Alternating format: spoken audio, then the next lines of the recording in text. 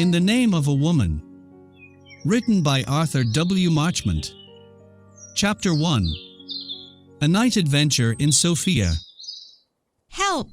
The cry, faint but strenuous, in a woman's voice, rang out on the heavy hot night air, and told me that one of those abominable deeds, that were so rife in the lawless Bulgarian capital, was in progress, and I hastened forward in angry perplexity trying to locate the sound. I knew what it meant. I had been strolling late through the hot, close streets between the park and the cathedral, when a woman closely hooded had hurried past me, dogged by a couple of skulking, scuttling spies, and I had turned to follow them. Across the broad cathedral square I had lost sight of them, and, taking at random one of the streets on the opposite side of the square, I was walking and listening for some sound to guide me in their direction. Help! Came the cry again, this time close to me from behind a pair of large wooden gates, one of which stood ajar.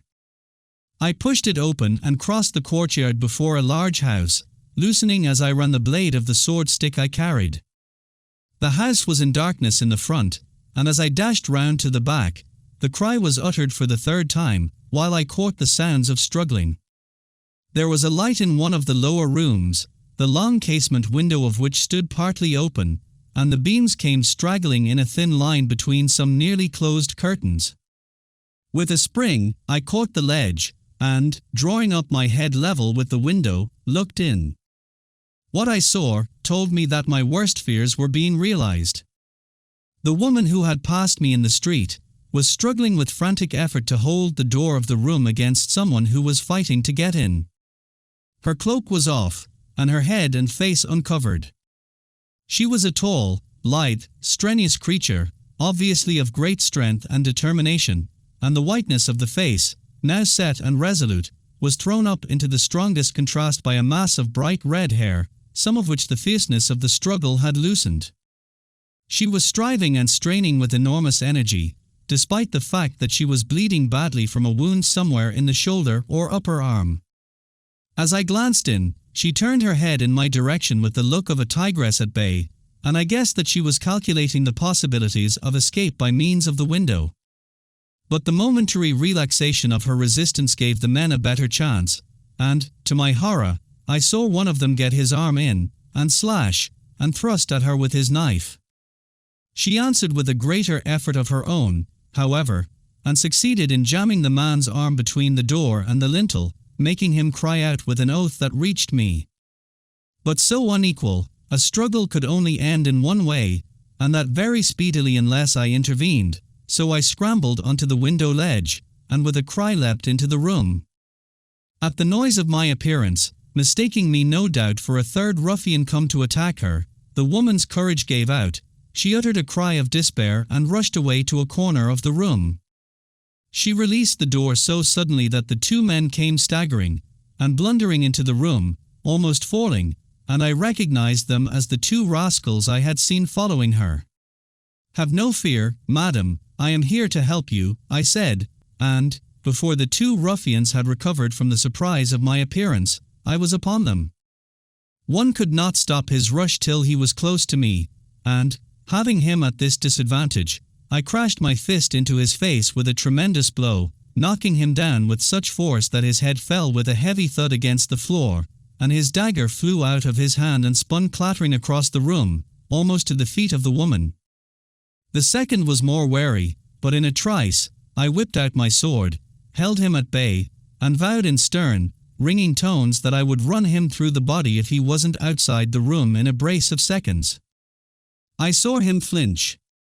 He had no stomach for this kind of fight, and he was giving way before me, when a cry from the man I had knocked down drew our attention. The woman, seeing her chance, had picked up the rascal's dagger, and with the light of murder in her eyes, was stealing upon the fallen man. Instantly I sprang between her and him. "No, no, madam, no bloodshed," I cried to her, and then to the men, "Be off, while your skins are whole." The words were not out of my lips before the unarmed man had already reached the door in full flight, and his companion, seeing I meant to act only on the defensive, and recognizing the uselessness of any further attack, followed him, though less precipitately. "Why did you stop me killing such a brute?" cried the woman angrily, her eyes blazing. "They both meant to murder me, and would have done it if you had not come. They had earned death. But I did not come to play the butcher," I answered somewhat sternly, repelled by her indifference to bloodshed. "Follow them and kill them now," she cried vindictively. "Do you hear? Kill them before they carry the story of this rescue to their masters." And in her frenzy, she took hold of my arm and shook it, urging me toward the door. "Better see to your wound," I returned, as I sheathed my sword. "Bar, you are mad, I have no patience with you." She shrugged her shoulders as though I were little better than a contemptible coward, and walked to the end of the room, and stood in the lamplight half turned away from me. The pose revealed to me the full majestic grace of her form, while the profile of her face, as thrown into half shadow by the rather dim light of the room, set me wondering. It was not a beautiful face. The features, nose and mouth especially, were too large, the cheekbones too high, the color too pale, but it was a face full of such power, and strength, and resource that it compelled your admiration and silenced your critical judgment. A woman to be remarked anywhere. But when she turned her eyes upon me a moment later, they seemed to rivet me with an indescribable and irresistible fascination. In striking contrast to the rich red hair and the pale skin, the eyes were as black as night. The iris almost as dark as the pupil, the white opalescent in its clearness, and fringed with lashes and brows of deep brown. She caught my gaze on her, and held it with a look so intense that I could scarcely turn away.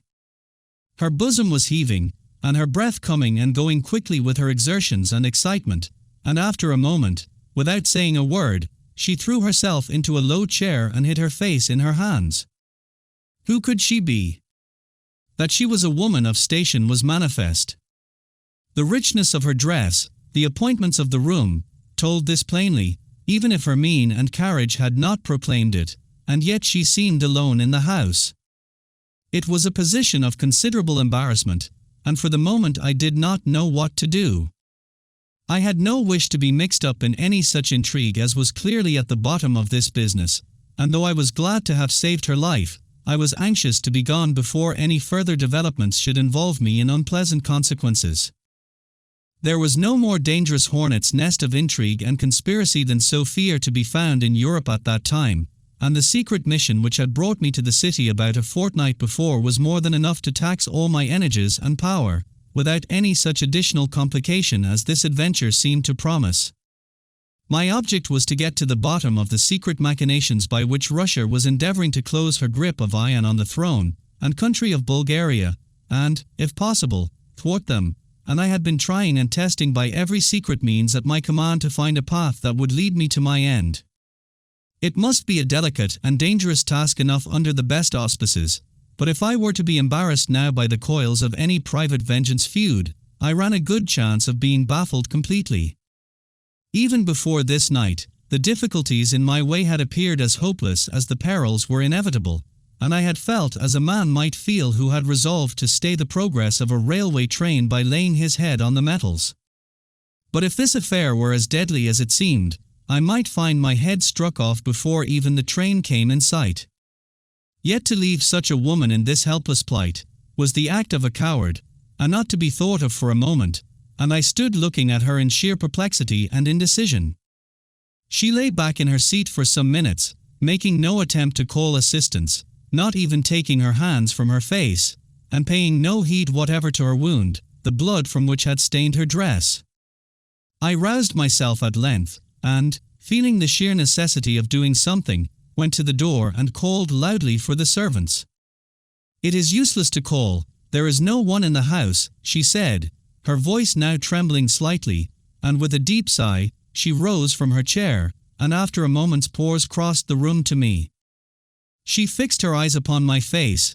Her look had changed from that of the vengeful fury who had repelled me with her violent recklessness of passion, to one of ineffable sweetness, tenderness, and gratitude.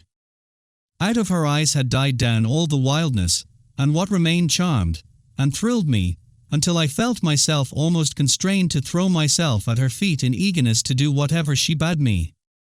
"You will think me an ingrate, or a miser of my thanks, sir, she said in a tone rich and soft, and yet, believe me, my heart is full of gratitude. Please say no more, I replied, with a wave of the hand, but tell me, can I be of any further service? Your wound, can I not get you assistance? She paid no heed to the question, but remained gazing steadfastly into my eyes. Then her face broke into a smile that transfigured it until it seemed to glow with a quite radiant beauty. Yes, indeed, you can serve me, if you will, but not only in the manner you think. The servants have deserted the house. I am alone tonight, alone and quite in your power.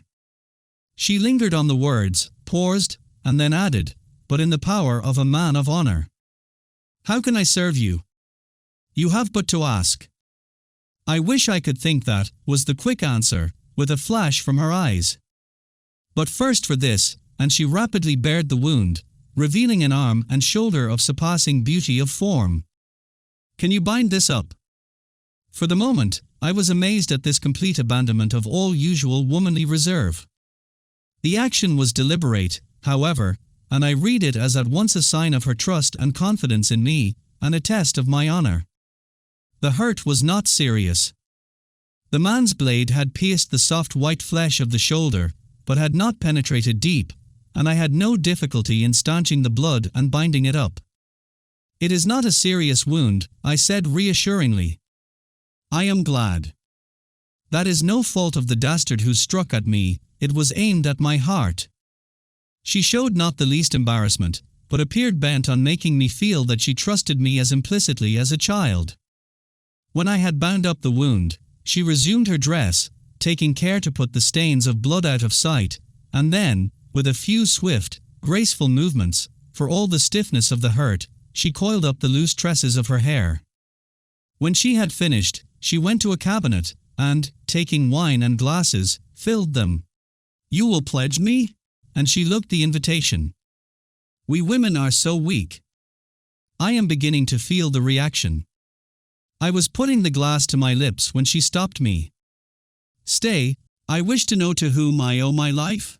So powerful was the strange influence she exerted that I was on the point of blurting out the truth, that I was Gerald Winthrop, an Englishman, when I steadied my scrambled wits, and, mindful of my secret mission in the country and of the part I was playing, I replied. I am the Count Bendroff, of Radover. She saw the hesitation, but put it down to a momentary reluctance to disclose my identity, for she answered. You will not repent having trusted me with your name, Count. Then, with a flashing, subtle underglance, she added, And do you know me? As yet, madam, I have not that honor, to my regret. Yet I am not unknown in Bulgaria, and she raised her head with a gesture of infinite pride. I am a stranger in Sofia, said I, in excuse of my ignorance. Even strangers know of the staunch woman friend of His Highness the Prince. I am the Countess Anna Bokhara. I knew her well enough by repute, and her presence in the house alone, and defenseless, was the more mystifying. Permit me to wish you a speedy recovery from your wound, Countess, and to cover the thoughts which her words started, I raised my glass. She seemed almost to caress me with her eyes and voice as she replied. I drink to my newest friend, that rare thing in this distracted country, a man of honor, the Count Bendroff, of Radover. As she set her glass down, she added, My enemies have done me a splendid service, Count, they have brought me your friendship. They could not have made us a nobler or more timely gift. The prince has need of such a man as you. I bowed but did not answer. You are a stranger here, you say. May I ask your purpose in coming? I am in search of a career. I can promise you that, she cried swiftly, with manifest pleasure. I can promise you that certainly, if you will serve His Highness as bravely as you have served me tonight. You must not think, because you see me here, seemingly alone and helpless, that I have lost my influence and power in the country. My enemies have done this, Russia through the vile agents she sends here to wound this distracted country to the death, suborning all that is honorable, debasing all that is pure, undermining all that is patriotic, lying, slandering, scheming, wrecking, destroying, working all and any evil, bloodshed, and horror, to serve the one end ever in their eyes, the subjugation of this wretched people. My God, that such injustice should be wrought! The fire and passion flamed in her face as she spoke with rapid vehemence. But it is, by such men as you that this can best be thwarted, can only be thwarted. I tell you, Count, the prince has need of such men as you. Pledge me now that you will join him and me. You have seen here tonight the lengths to which these villains would go. Because of my influence with the prince, and in opposition to Russia, I have been lured here by a lying message, lured to be murdered in cold blood, as you saw. You saved my life, I have put my honor in your hands, you have offered to serve me. You are a brave, true, honorable man. You must be with us, she cried vehemently.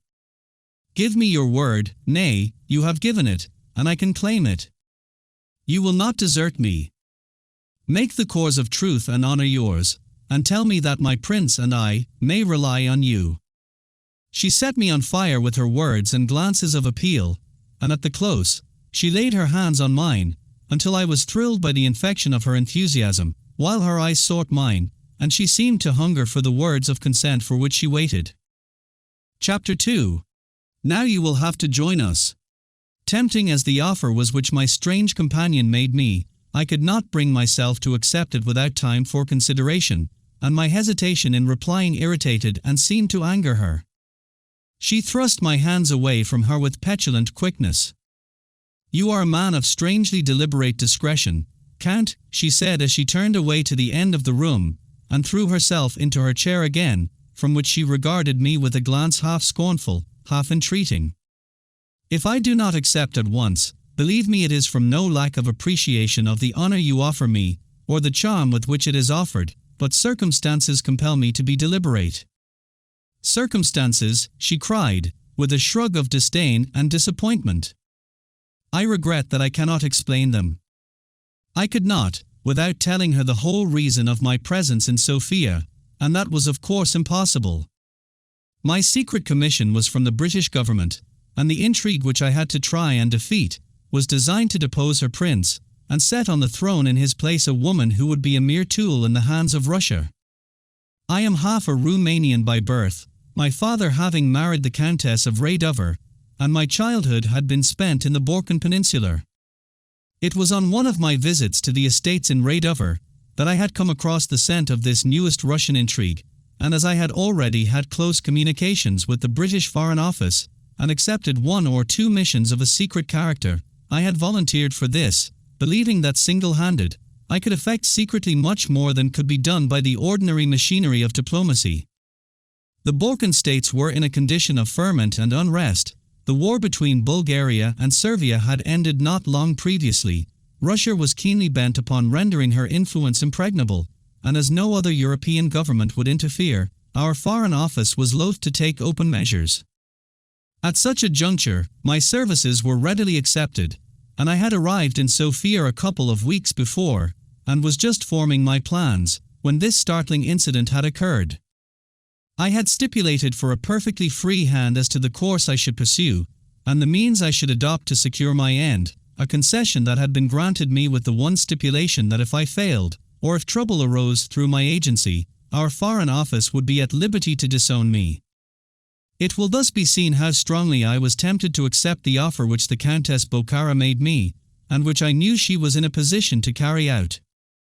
But still I hesitated, unwilling to commit myself definitely to either side prematurely, lest such open alliance with the one side should make me a mark for the hostility of the other. My instincts, sympathies, English associations and wishes, all prompted me to accept the offer, and throw myself heart and soul into the cause of the prince, but I had to walk by the cooler guidance of judgment, and it had before been in my thoughts rather to seek an alliance with the Russian party, and find among their ranks the men and means for a counter-intrigue to thwart theirs. I resolved, therefore, not to pledge myself to this witching woman, whose strange personality wielded such fascinating influence. Few as were the moments that sufficed for these reflections, they were too many for my companion's patience. "How came you here tonight so opportunely?" she asked, breaking the silence suddenly. You passed me on the other side of the cathedral square, and I then observed you were being followed. I followed in my turn, lest you should be in need of assistance. There are not many men in Sofia who would have dared to interfere in such a cause. But for you I should be dead now, she shuddered, and the prince would have had one friend the less, or may I not say, 2 friends. The prince will always have a friend in me, I returned guardedly. She made a movement of impatience. I want no general phrases. Then after a pause and in a different tone, she added, Tell me, what arguments are the strongest that I can use with you, my friend? You said just now you were seeking a career. Have you ambitions? If so, I can promise you a splendid fulfillment of them.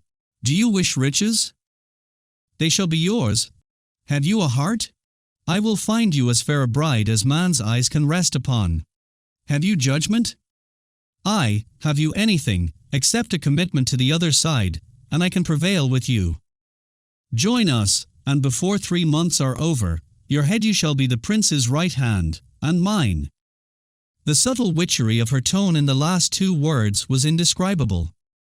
But I would not let her prevail, though her words and manner were well nigh dazzling enough to carry me out of myself. The magnetism of her mere presence was overpowering. You are not fair to me, Countess. A man cannot reason coldly in the presence of such charms as you exert, I answered, stooping to flattery, though telling the truth. She shook her head and tapped her foot on the ground. Say no, bluntly, if you will, but do not try to slip away with words of cheap and empty flattery.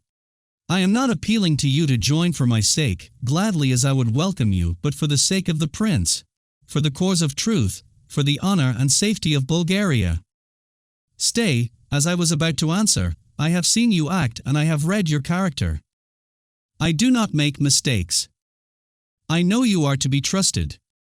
You have saved my life, at a greater risk than you may think, for you will be a marked man now, and I will do more than put my life in your hands, I will tell you everything. You will not reveal it, though, heaven knows, betrayal is the religion of most men here, she exclaimed bitterly. I would rather you told me none of your secrets, I said, but she swept my protest aside with a wave of the hand.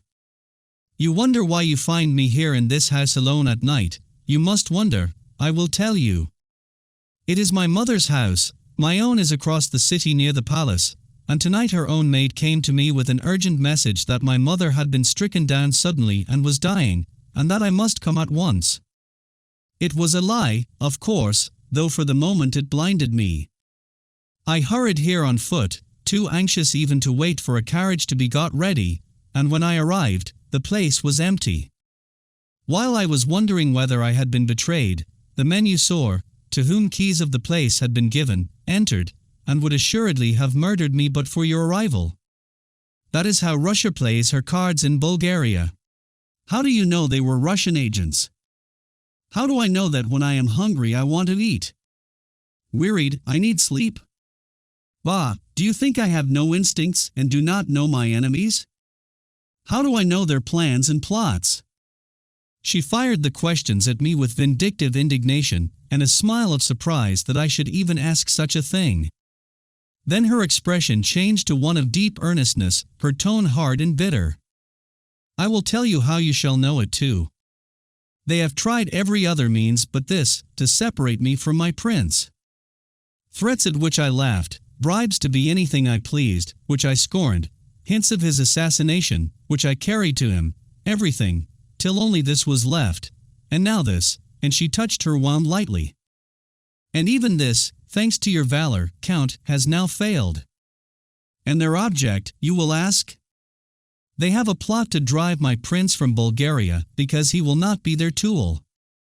You know he will not, all Europe knows it, and knows too that the only chance for Bulgaria's real independence is that he shall remain on the throne here. And remain he shall, I swear, by the great God they all profess to worship, in spite of all their crafty intrigue and bloodthirsty plotting. And yet, mark you, the worst danger lies not with them, but with the fools and traitors in Bulgaria itself whom they delude or suborn. There is not a self-interest to which they do not appeal, from the ambition of the fool to the corruptness of the knave. And God knows, both knaves and fools are plentiful enough here. And their scheme? I asked, moved by her intense earnestness. She looked at me sharply. Then you do wish to hear it? She asked, referring to my former protest. You shall. There is a woman, a seemingly innocent, soft-natured thing, all sweetness and grace, but a devil, with the beauty of an angel and the heart of a vampire, a devil. Her fury was instant, overwhelming, absorbing. Did they propose marrying her to your prince? I asked, making a shot. She darted at me a swift glance that might have been winged with hate at the mere suggestion. Then her eyes changed, and she laughed and said softly, You are the man for us. Calm as a sword and as sharp as the point. Yes, they dared even that, but I was in the way. In another woman's hands they thought he might have been won round. But rather than see him the husband of that fiend, Christina, I myself would have plunged a dagger into his heart, and they guessed this, I suppose, and changed the plan. She is the Princess of Orly, as probably you know, for I don't suppose you are quite as unknowing as you seem, and apparently is all for Bulgaria and the Bulgarians. Like you, she is a Romanian, and like you, if I read you right, she is driven from her country by the all-powerful Russian predominance, at least, that's what she says. Isn't that why you left? She asked, with quick shrewdness. The Russian predominance there is undoubted, I answered. She liked the answer and laughed. Good. You are cautious, and I don't blame you. For the lips that breathe out rashness breathe in danger, my friend. But now, will you join us? You can see the career that awaits such a man as yourself here, at the right hand of the prince. But if the Princess Christina is opposed to Russia, how does she threaten Bulgaria? And she laughed scornfully. There is another complication. The woman has sold herself to the Russians. She is betrothed secretly to one of the worst of them all, a man of infinite vileness and treachery, the Duke Sergius. And the plot is that as soon as this Christina is on the throne, the precious pair are to be married, and Russia triumphs in despite of anything Europe may say to the contrary. I see, and so in truth I did, for in a moment the kernel of the whole movement was laid bare to me, as well as the objective of all my work in Bulgaria. I remained some moments buried in thought, and all the time my companion's eyes were searching my face for a clue to my thoughts. It is very Russian, I said at length, equivocally, and at the word she made a quick gesture of impatience. You will not give me a sign, she cried, and jumped to her feet impulsively. But you will join us? She asked. She came close to me as she waited for the answer, and when I did not answer, she added quickly, Why do you hesitate? Before I could reply, we both heard a noise somewhere in the house. What can that be? I asked. You said there was no one in the house. None, that I know, and we both stood listening intently. Those rascals may have left the place open, and let in some of the thieves that infest the streets. Those are no thieves' footsteps, I answered, as quick steps were heard approaching the room. It may be another attempt on me, but I have a brave defender now, she said, under her breath. I had a revolver with me and took it out of my pocket, glancing to see that the chambers were all loaded.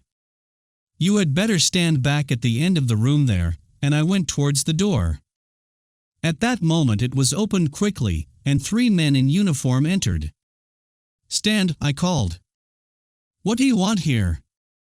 I am an agent of the government and hold an order for the arrest of the Countess Baccara, answered the leader, coming to a sudden halt when he saw me in the way armed.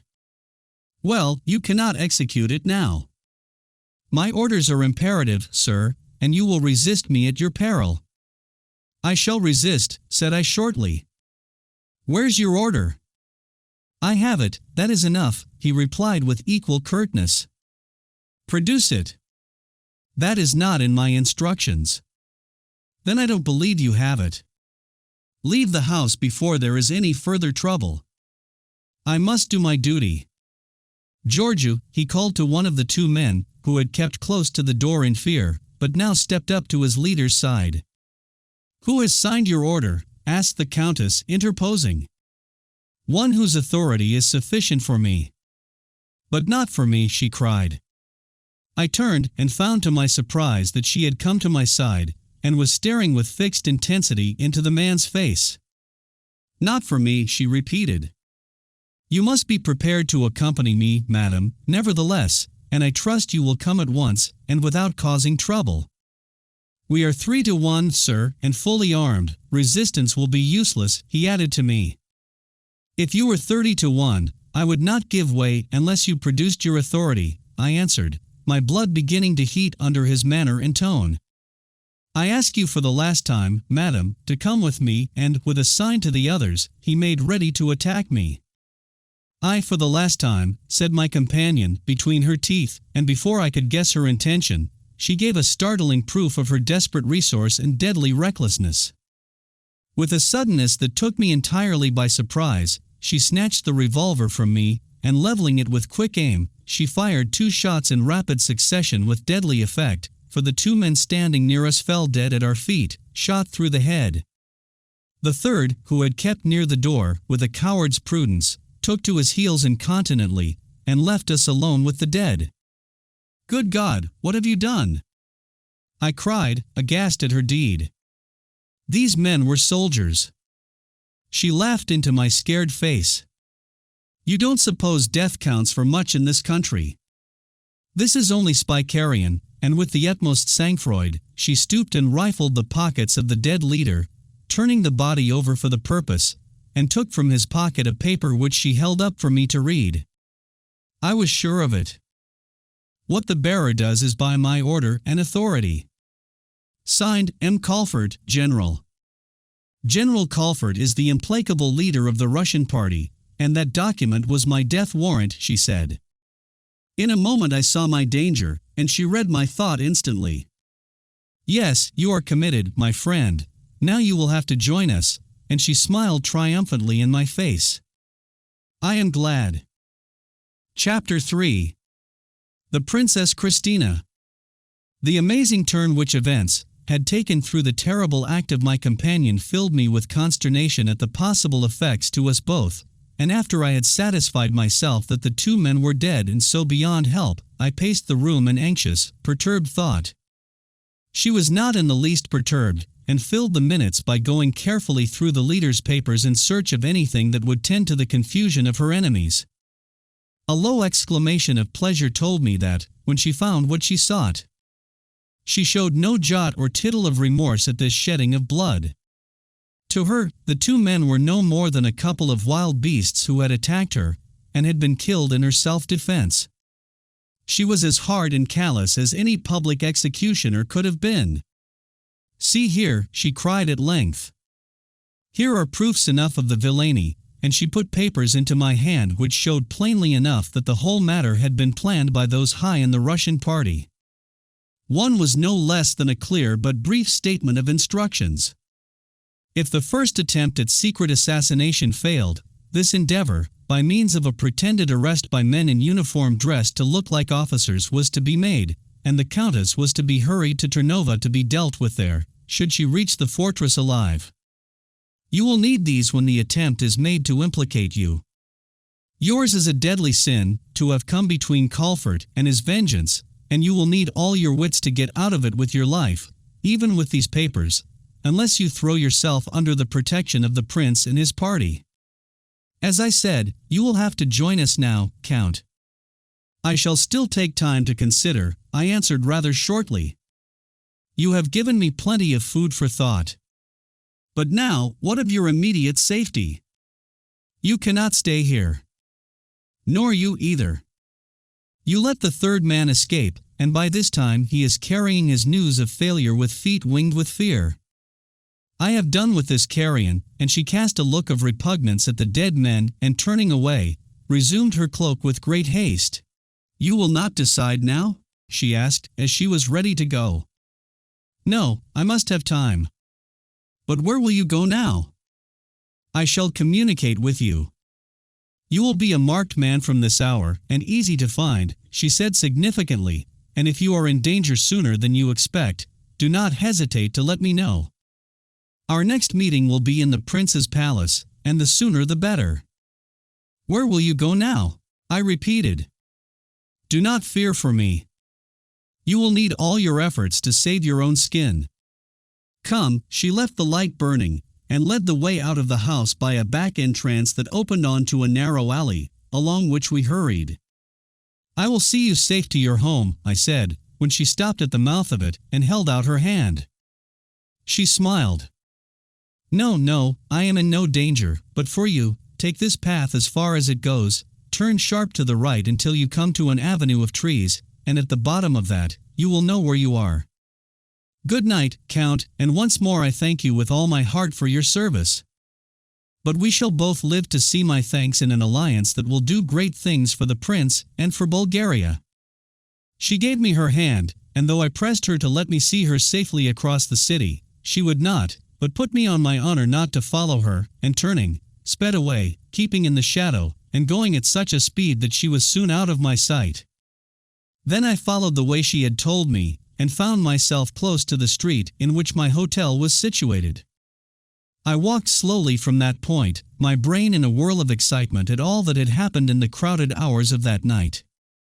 When I reached my hotel, it was only to pace my room in restless, anxious, brain-racking thought of the net of complications in which I found myself involved, and the 100 dangers which appeared to have sprung up suddenly to menace me. It was in vain that I threw myself on my bed. I could not sleep. If I dozed, it was only to start up at the bidding of some dream danger, threatening me with I know not what consequences. It was long past the dawn before I slept, and when the servant called me, I sprang up, thinking it was my instant arrest that was intended. But my wits were cooler and more collected for the rest, and when hour after hour of the anxious day passed, and nothing happened, I began to think I had exaggerated the risks of my position. In the cool of the evening, I rode out, and on my return ventured to find out and pass through the street of the previous night's adventure. Nothing unusual was astir. No one paid the least heed to me. I might have been an ordinary tourist without the least interest in anything but the scenery. So it was at my hotel. Nothing happened that evening nor on any of the 3 remaining days of the week, and I occupied myself with the business of preparing the large house which I had taken for my residence. Yet, even the lack of any consequences to me had a grim significance. It seemed a fearsome thing, indeed, that murder could be attempted openly, and 2 of the would-be assassins, shot dead in the effort, and yet the life of the city flow on without the least interruption and, as it appeared, with never a person to ask a question about them or show the faintest interest in the event. Truly, as my strange companion in the adventure had said, death counted for little in the grim game of intrigue that was being played in the country.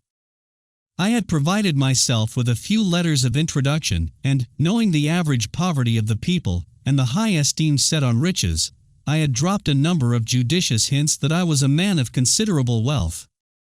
I had taken the largest house I could find in the city, and by these means had opened a way into a certain section of society. It had been my original intention to use such opportunities as would thus be afforded to carry out my original intention. But the adventure with the Countess Baccara would render this less necessary should I resolve to accept the offer of close service with the prince, which she had made me, and the few guarded inquiries I was able to make as to her influence confirmed completely my previous belief in her power to fulfill all she had promised. Several days passed, and I was in this condition of comparative uncertainty when, toward the close of the week following my adventure, an incident occurred which gave me startling proof that, for all the apparent quietude, I myself was, as she had declared, a marked man. I was sitting alone in a cafe one evening, my friends having left me, when my attention was attracted to the movements of 3 men, 2 being in uniform, at a table in a far corner of the place. They were busily occupied over some papers, and a constant succession of men kept coming to them, as it seemed to me, for some kind of instructions. As business was constantly transacted in this way at the cafes, I had at first no more than a feeling of idle curiosity, but when the thing had continued for an hour or more my interest deepened, and I watched them closely, although, as I thought, unobserved by them. At length, a message was given them which appeared to cause great surprise, and they paid their score and hurried out of the place. I followed them, still impelled mainly by curiosity, and as they were engrossed in conversation, talking and gesticulating, I had no difficulty in keeping them in sight as they passed through several streets, and at length entered a large house which filled one side of a small quadrangle, close on the street. I stood a while at the corner, scanning the house curiously, and made a mental note to ascertain to whom it belonged, and was in the act of turning away to retrace my steps to the hotel when a man came out of the house, glanced about him as though in some doubt, and then looked closely at me.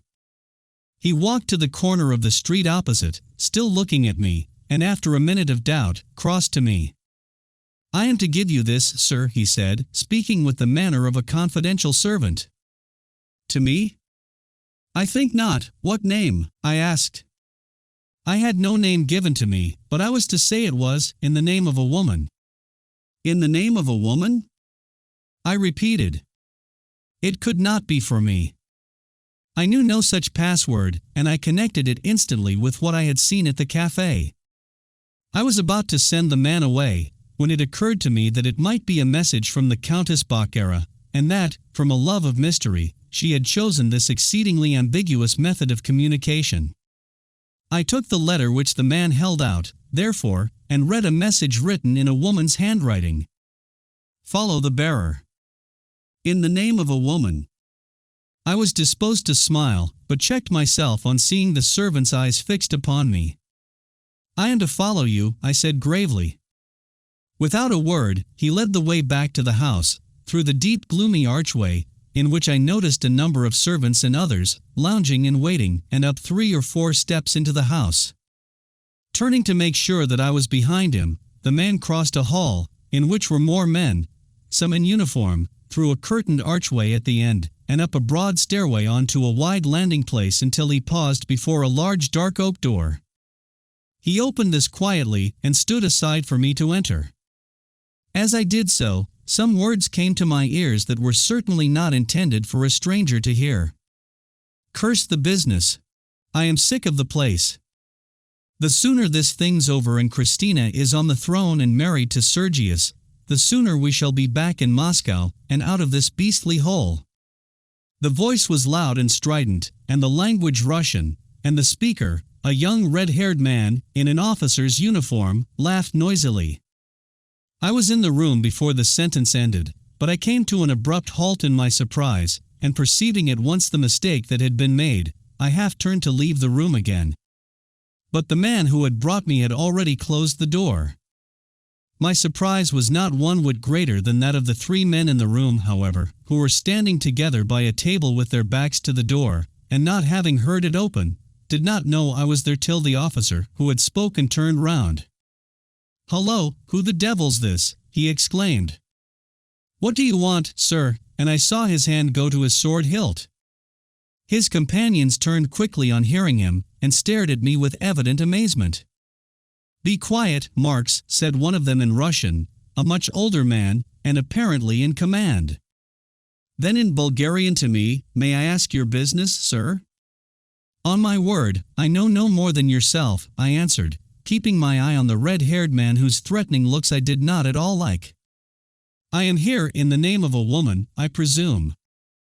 A messenger accosted me a few minutes since in the street close by, and gave me a written message to follow him. He brought me here, and that's all I know." "A cool devil, on my word," exclaimed the red-headed man, and whispered something to the third which I could not catch. "There has seemingly been some mistake," said the elder man suavely. "You have not been long in the room, sir?" "Certainly not, the door has but barely closed." "You are too much of a gentleman, of course, to intrude yourself upon us unannounced and listen to our private conversation." There was an ominous suggestion of threat in the words, and behind them I could detect not a little anxiety and embarrassment. One of the other officers gave a little sneering laugh. "You wish to know whether I have overheard anything?" I speak Russian, and as I entered, I could not help hearing what was being said. A look of concern showed on all 3 faces as I spoke. "You will have the goodness to repeat what you overheard," said the elder man, his voice hardening and deepening. I repeated in Russian almost word for word what had been said, and the man whose unguarded words I had overheard turned very white. An embarrassing silence followed. "And what meaning do you attach to the words, sir?" "I do not see that they concern me, or that I am called upon to give any explanation," I answered coolly. "By God, you shall answer," broke in impetuously and passionately the red-haired man, as he made a couple of strides toward me. His superior frowned upon him and muttered a word of caution. I began to feel glad that I had brought my sword stick with me. "One moment, excuse me," said the elder man, whose great uneasiness was now very manifest, and the three held a hurried consultation, in which I could see the red-haired man urging some plan from which the elder strongly dissented. Then the latter turned again to me. "I must press you to answer my question, sir," he said. "The words could have only one possible meaning," I replied, seeing no use in equivocation. The hope was expressed that Christina, presumably the Princess of Orly, would soon be on the throne and married to the Duke Sergius, in order that the speaker might be free to return to Moscow. I spoke very deliberately. "I told you so." "The fellow may be a spy and can't go free after that," exclaimed the fiery officer. "Have up the men at once and let him be secured until we find out all about him," and he went to the bell-pull to summon the servants or more probably soldiers. My next act surprised him and stayed his hand, however. I had observed a couple of heavy bolts on the door, and thinking that I had better have 3 men to deal with than 30, I shot them into their sockets, and setting my back to the door, said shortly, "There should be nothing in this which we cannot settle amongst ourselves, gentlemen, and with your permission I prefer to have no one else here until it is settled." This was too much for the 2 younger men. They drew their swords at once and came toward me. "You will stand aside from that door at once, or take the consequences," said the red-haired man. My answer was to whip my sword from the stick and put myself on the defensive. The door stood in an angle of the room, excellently placed for my purpose, as my 2 opponents would be much hampered in attacking me together, and I was not afraid of what either could do single-handed. Their anger at my resistance made them deaf to the protests and expostulations of their superior. The red man was the first to cross swords, and he was so indifferent a swordsman that I could have disabled him had not the second perceived his inferiority and made at me in his turn. A very pretty fight followed, but infinitely perilous to me. Even if I were successful, I could not see how possibly to escape from the house, which as I knew was swarming with men. But I went to work with a will, and soon had cause to thank the advantage I gained owing to the position of the door. The object of the less furious of the 2 was rather to disarm than to wound, and I noticed that he neglected more than one opportunity of wounding me. The other was a hot-headed fool, however, and was obviously dead bent on killing me, but a couple of minutes later I had an excellent chance of settling matters with him. He was fighting in a furious, haphazard, reckless fashion, when the second man stumbled from some cause, and was out of the fray for several passes. I made the most of the respite, and pressing the fight to the utmost, I ran my assailant through the sword arm, inflicting a wound which caused him to drop his sword. I kicked it behind me, and was thus free to devote my whole attention to my other assailant. I was cleverer with the weapon than he, as I perceived to my intense satisfaction, and was considering where I would wound him and end the fight, when my luck turned. I trod by mischance on the hilt of the sword at my feet, stumbled, and, unable to save myself, fell staggering at full length on the floor. It was all over, and I gave myself up for lost, when a most unexpected and infinitely welcome interruption came. A door at the other end of the room, which was hidden by the curtains and tapestries that covered the walls, opened, and I heard a woman's soft clear voice, in which vibrated a note of indignation and anger, exclaim, "Gentlemen, what is this brawling?" The others turned at the sound of the voice, and I scrambled to my feet in an instant, gripped my weapon again, and was once more ready against attack, though I stared with all my eyes at the lovely face of the queenly woman who had entered. "Put up your swords, gentlemen," instantly she said, and in obedience the man who still had his weapon sheathed it, and fell back abashed behind his superior officer. Intuitively I recognized the Princess Christina. Chapter 4.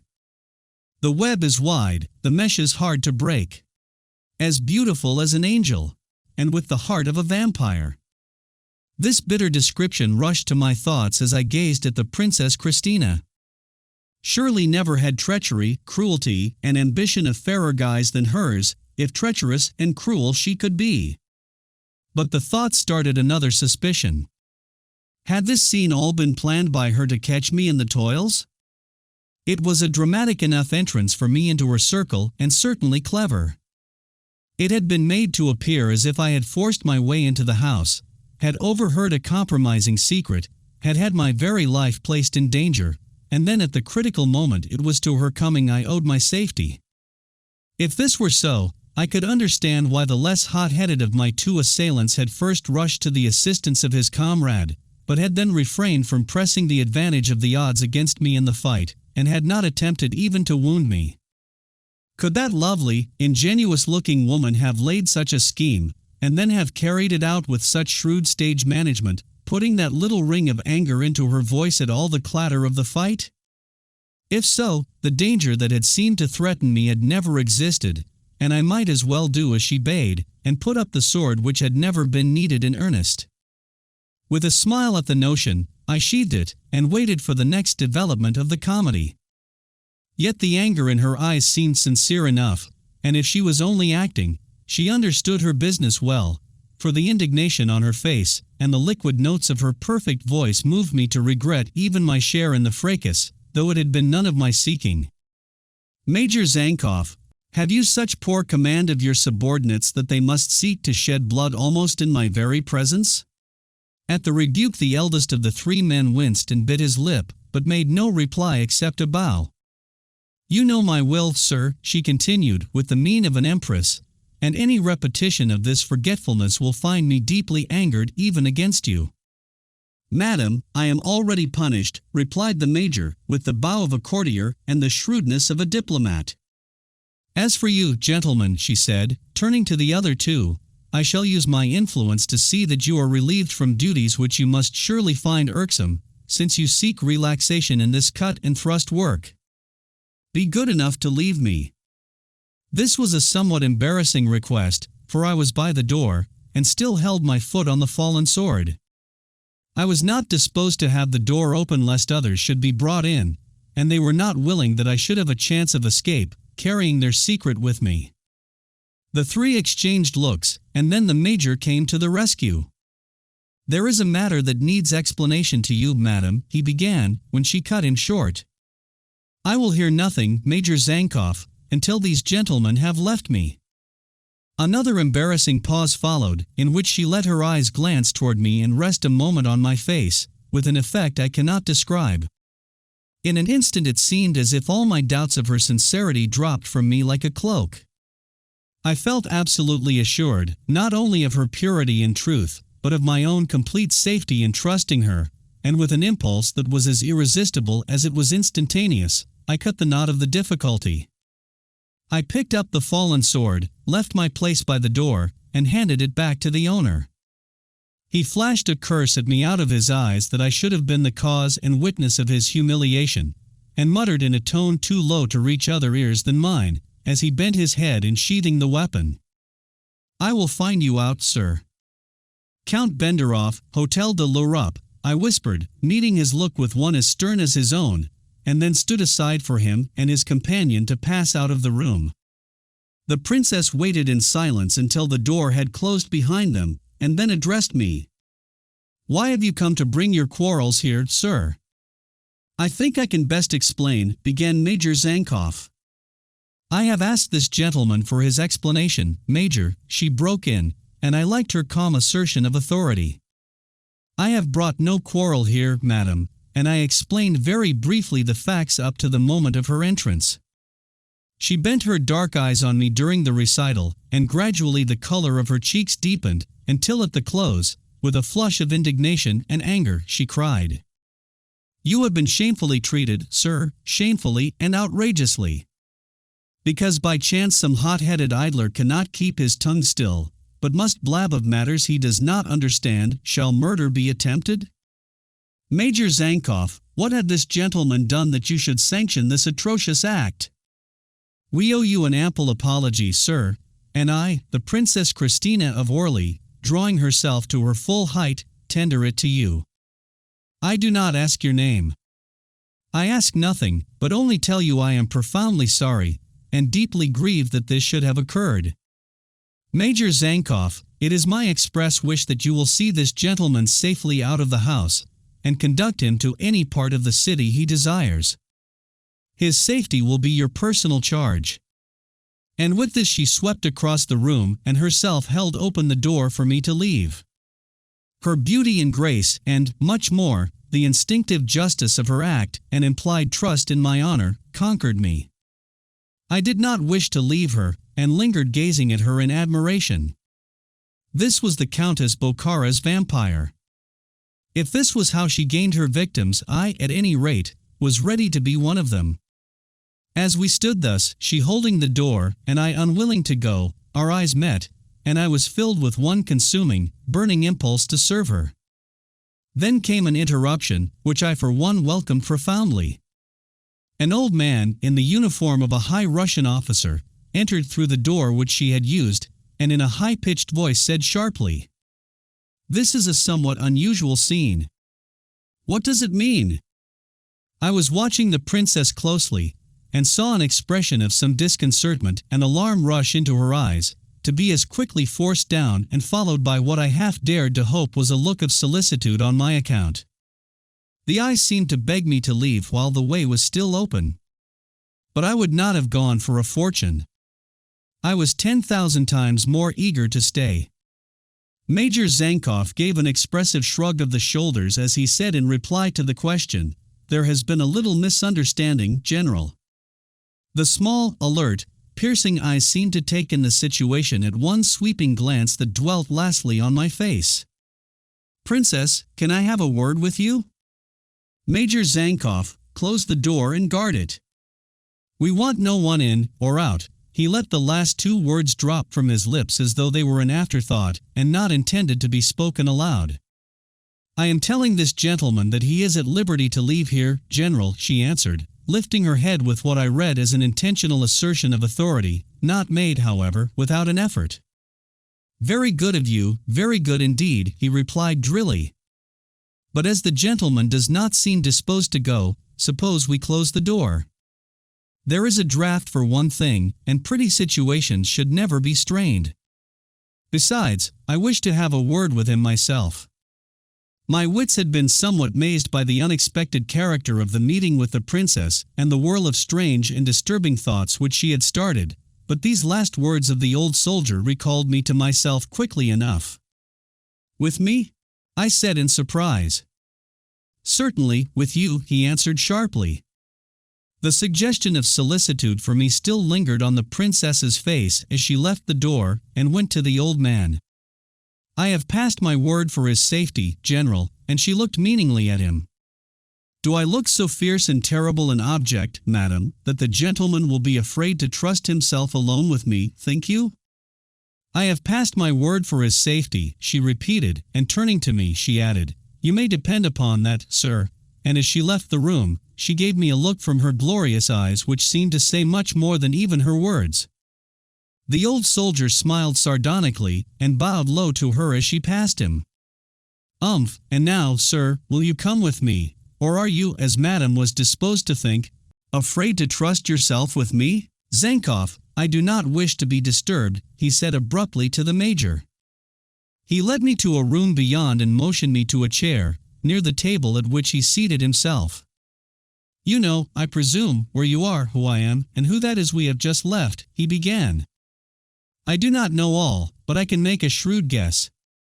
She is the Princess Christina, you, I presume, General Colfort, and this house, either yours or hers. As you say, a very shrewd guess, even for one known to have such quick wits as the Count Benderoff, of Redova." He intended to surprise me, as indeed he did, by the mention of my name, but I showed no sign of this, although he looked for it. "Why did you force your way in here, unless, indeed, you had an object which I shall only be too glad to welcome?" "I will make another guess," I answered. I came through your own contriving, General, and this time it was he, not I, who had to conceal surprise, for my guess was right. He looked at me and nodded his head. It is my business to know all newcomers to Sophia, he said. And you are too notable, and have started too much comment for me not to know of you. My agents serve me well, and I thought it was full time for you to declare yourself. There are only two courses open to a man making a career in this country, as you have said you intend to do. Only two sides, one of which a man must take. You must be either for or against the interests of Russia. Which is it to be? This was plain talking in all truth. I have been in the country too short a time to have weighed the considerations which must determine me. Good, evasive but politic, though not, of course, convincing. Yet true, said I shortly. Very well. We'll take it at that, and he looked at me as if he were pondering carefully the arguments he should use to convince and win me. Yet you've not been quite inactive, have you, although here so short a time? You mean? What should I mean? He asked, throwing up his hands with an indifference that was belied by the sharp glint of his eyes. Did he know of that night adventure, after all? If so, I had indeed walked into the spider's web. No, I have not been inactive, certainly not, I answered carelessly. I have had to find a house suitable for my position and my means. I am a man of some wealth, and the work has taken time and care. No doubt. But I did not mean that kind of activity, Count. My sources of information are many and secret. Few things are done in Sofia without my knowing them, as well as those who do them. Through your spies, you mean? He waved the term aside and passed over the question. We have had an accident lately, rather an awkward affair, which resulted in the death of a couple of our agents, but a third escaped and tells a strange story. Even your short acquaintance with Bulgarian affairs will tell you that the consequences may be serious for those concerned in their death. I can understand that. But with what object do you make me the recipient of such a confidence? I asked coolly. You have made some shrewd guesses during our talk. I will leave you to make another in that matter. It may be only a parable, or, on the contrary, a matter of life or death for those concerned. In any case, the person concerned is known to me. The threat was conveyed with unmistakable significance. I understood him well enough, and he knew that I did, but I answered lightly. I don't see that this affects me. I hope with all my heart that it never will, he said quickly, for nothing would please me better than to have you enrolled on our side. He paused to let this, his first argument, and appeal to my fears, have due weight, and watched me keenly to note results. Apparently, he was not too well satisfied with them. You have probably asked yourself why I am anxious, as I confess I am, that you should be with us, and yet if you reflect you will readily understand the reason. I have told you that there are but two courses open to a man who mixes in politics here. He must take a side. There is no possible alternative, no possible alternative. Well, I know much about you, more than you think, and I do not wish that a man who has shown such courage as you, on other occasions than today, he put in meaningly, who has those parts of head and heart that carry a man far in troubled times like these, a man wealthy, daring, shrewd, honorable, ambitious, resourceful, and bound to wield influence, should enter the lists against me. Such a man must make a leader, and these Bulgars readily follow when the right man leads. It is all against our cause that such qualities should be devoted to the service of a craven prince. You speak with great frankness. He smiled and raised his eyebrows, giving a slight toss of the head. I can be frank with perfect safety. You are in my power, Count. I have the word of Princess Christina. I do not mean in this house, I mean in this country, he interposed. If you do not know the reach of my hands, it is time you learnt it. No man crosses this frontier without my knowledge, and no one recrosses it against my will. Do not mistake me, I don't speak at random, nor am I uttering a mere empty boast. I am stating a plain fact. And the power which I wield you can share, if you will. It was skillfully turned and cleverly put, and for the moment I was silent. The web is wide, the mesh is hard to break, Count, and I brought you here that you might see how wide and how hard. You were right just now in that shrewd guess of yours. I did bring you here. First, for that little dramatic test of your courage, next, that you should see for yourself the glorious woman in whose cause we fight, and lastly, that you should understand the obstacles that lie in the path of those who would oppose us. You say you seek a career. Well, he paused here and looked most keenly at me as he added, Englishmen have done the same before. I could not repress a start of surprise at the thrust, and he stopped to enjoy it. Yes, Englishmen and Romanians. But it is very rare for a Romanian to combine the qualities which distinguish you, Count Benderoff. You perhaps know the English. If I mistake not, your father was an Englishman, and you may have met a certain Honorable Gerald Winthrop. I have such a man in my mind when I speak to you. I sat gnawing my lip, my brows knitted in thought, and had no reply, while he looked at me with a smile at my evident consternation. Then he gave a sudden and unexpected turn to the matter. Pushing his chair back, he rose and said in a frank and apparently friendly tone, I have taken you by surprise. Of course I know that, and do not wish to push the advantage unfairly. Don't decide now. I want your decision to be deliberate and the result of judgment, and not mere embarrassment. I will make you a fair offer.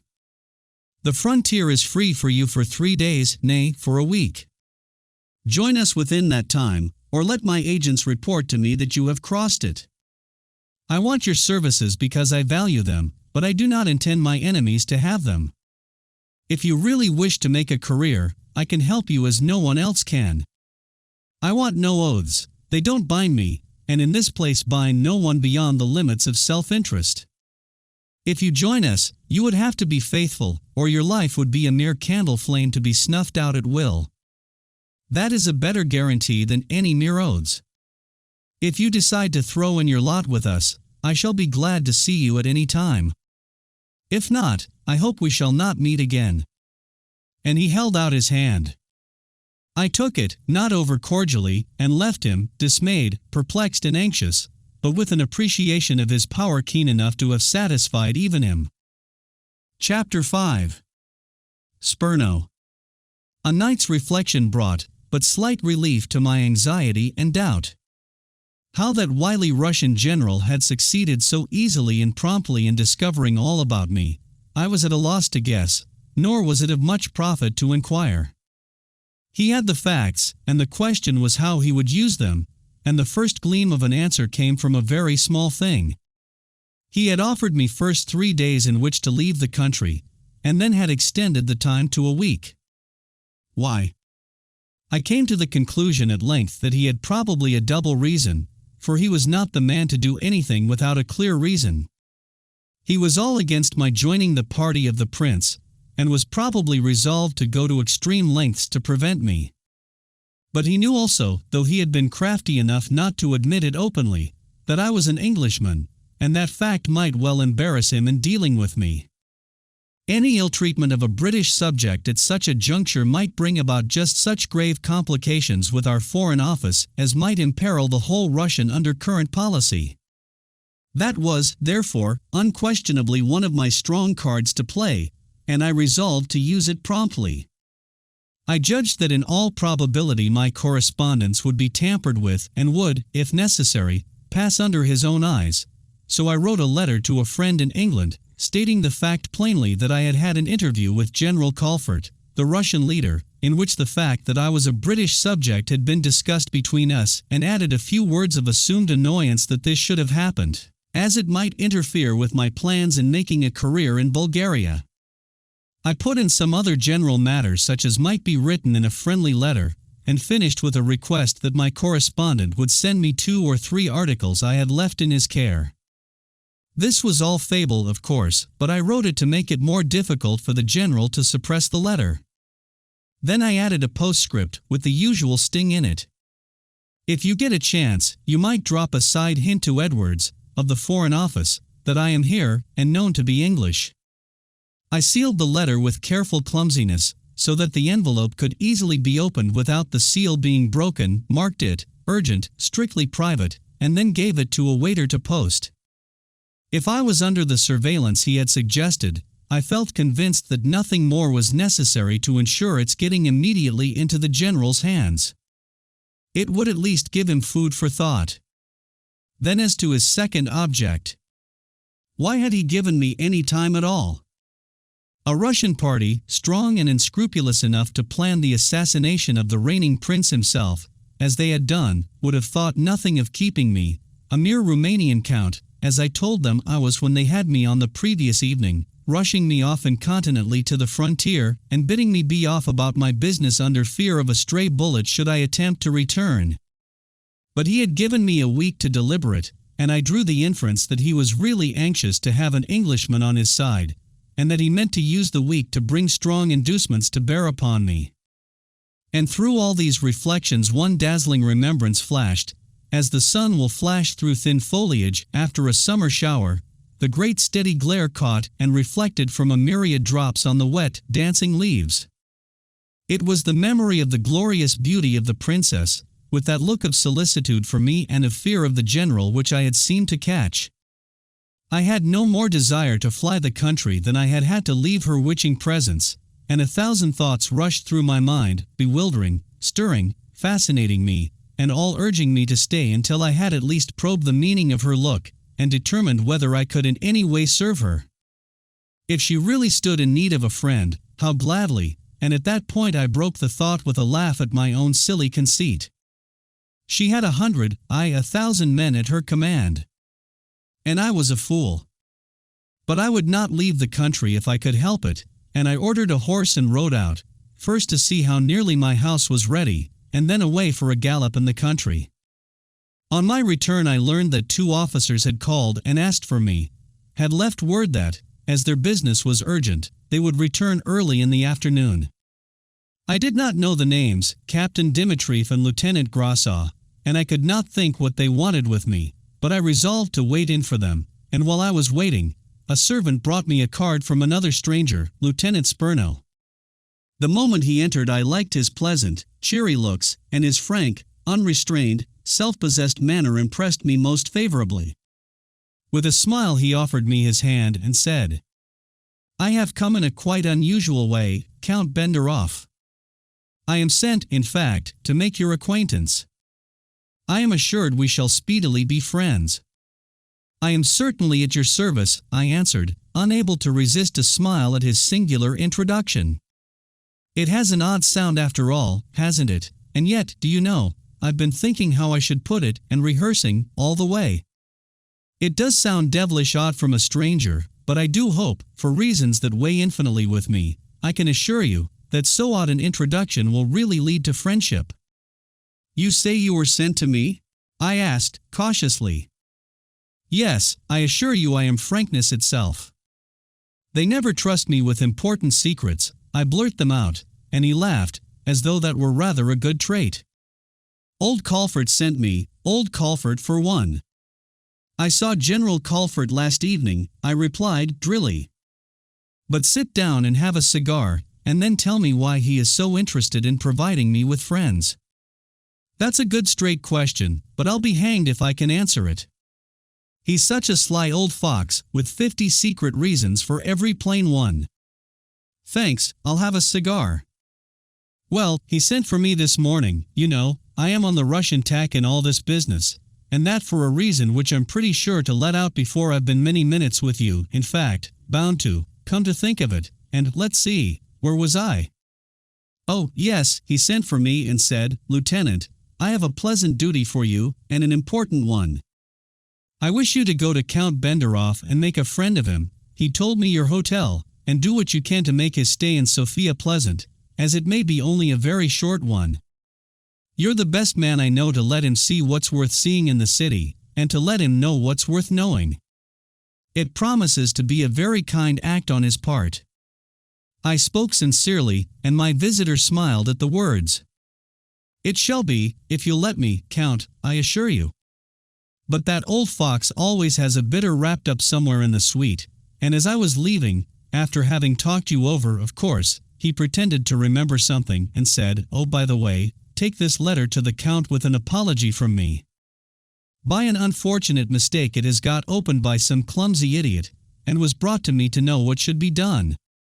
Tell the Count I'm very sorry, but perhaps he may not care to send it for a week or so, after all." "What is it?" said I, "of no consequence, but the little act will be an introduction for you." Then I saw it was one of those infernal things that are always being done in this country, an intercepted letter, and I felt inclined to fling it in his face, only I daren't. I let him have a word or two about choosing me for such work, but I brought it, and I'm afraid you'll think I'm a regular cad to lend myself to such a thing. But I'll tell you why I decided to bring it in a minute, and I hope I needn't assure you I don't know a word of what's inside. I accepted his word without hesitation, and believed in his expressions of disgust at the mission. I took the letter readily enough, and was indeed glad that my little ruse had succeeded so completely. Then I gave it a finishing touch. "I suppose he'll expect you to report what I said. Well, here's the answer." I struck a match and set fire to the letter, holding it until it was consumed.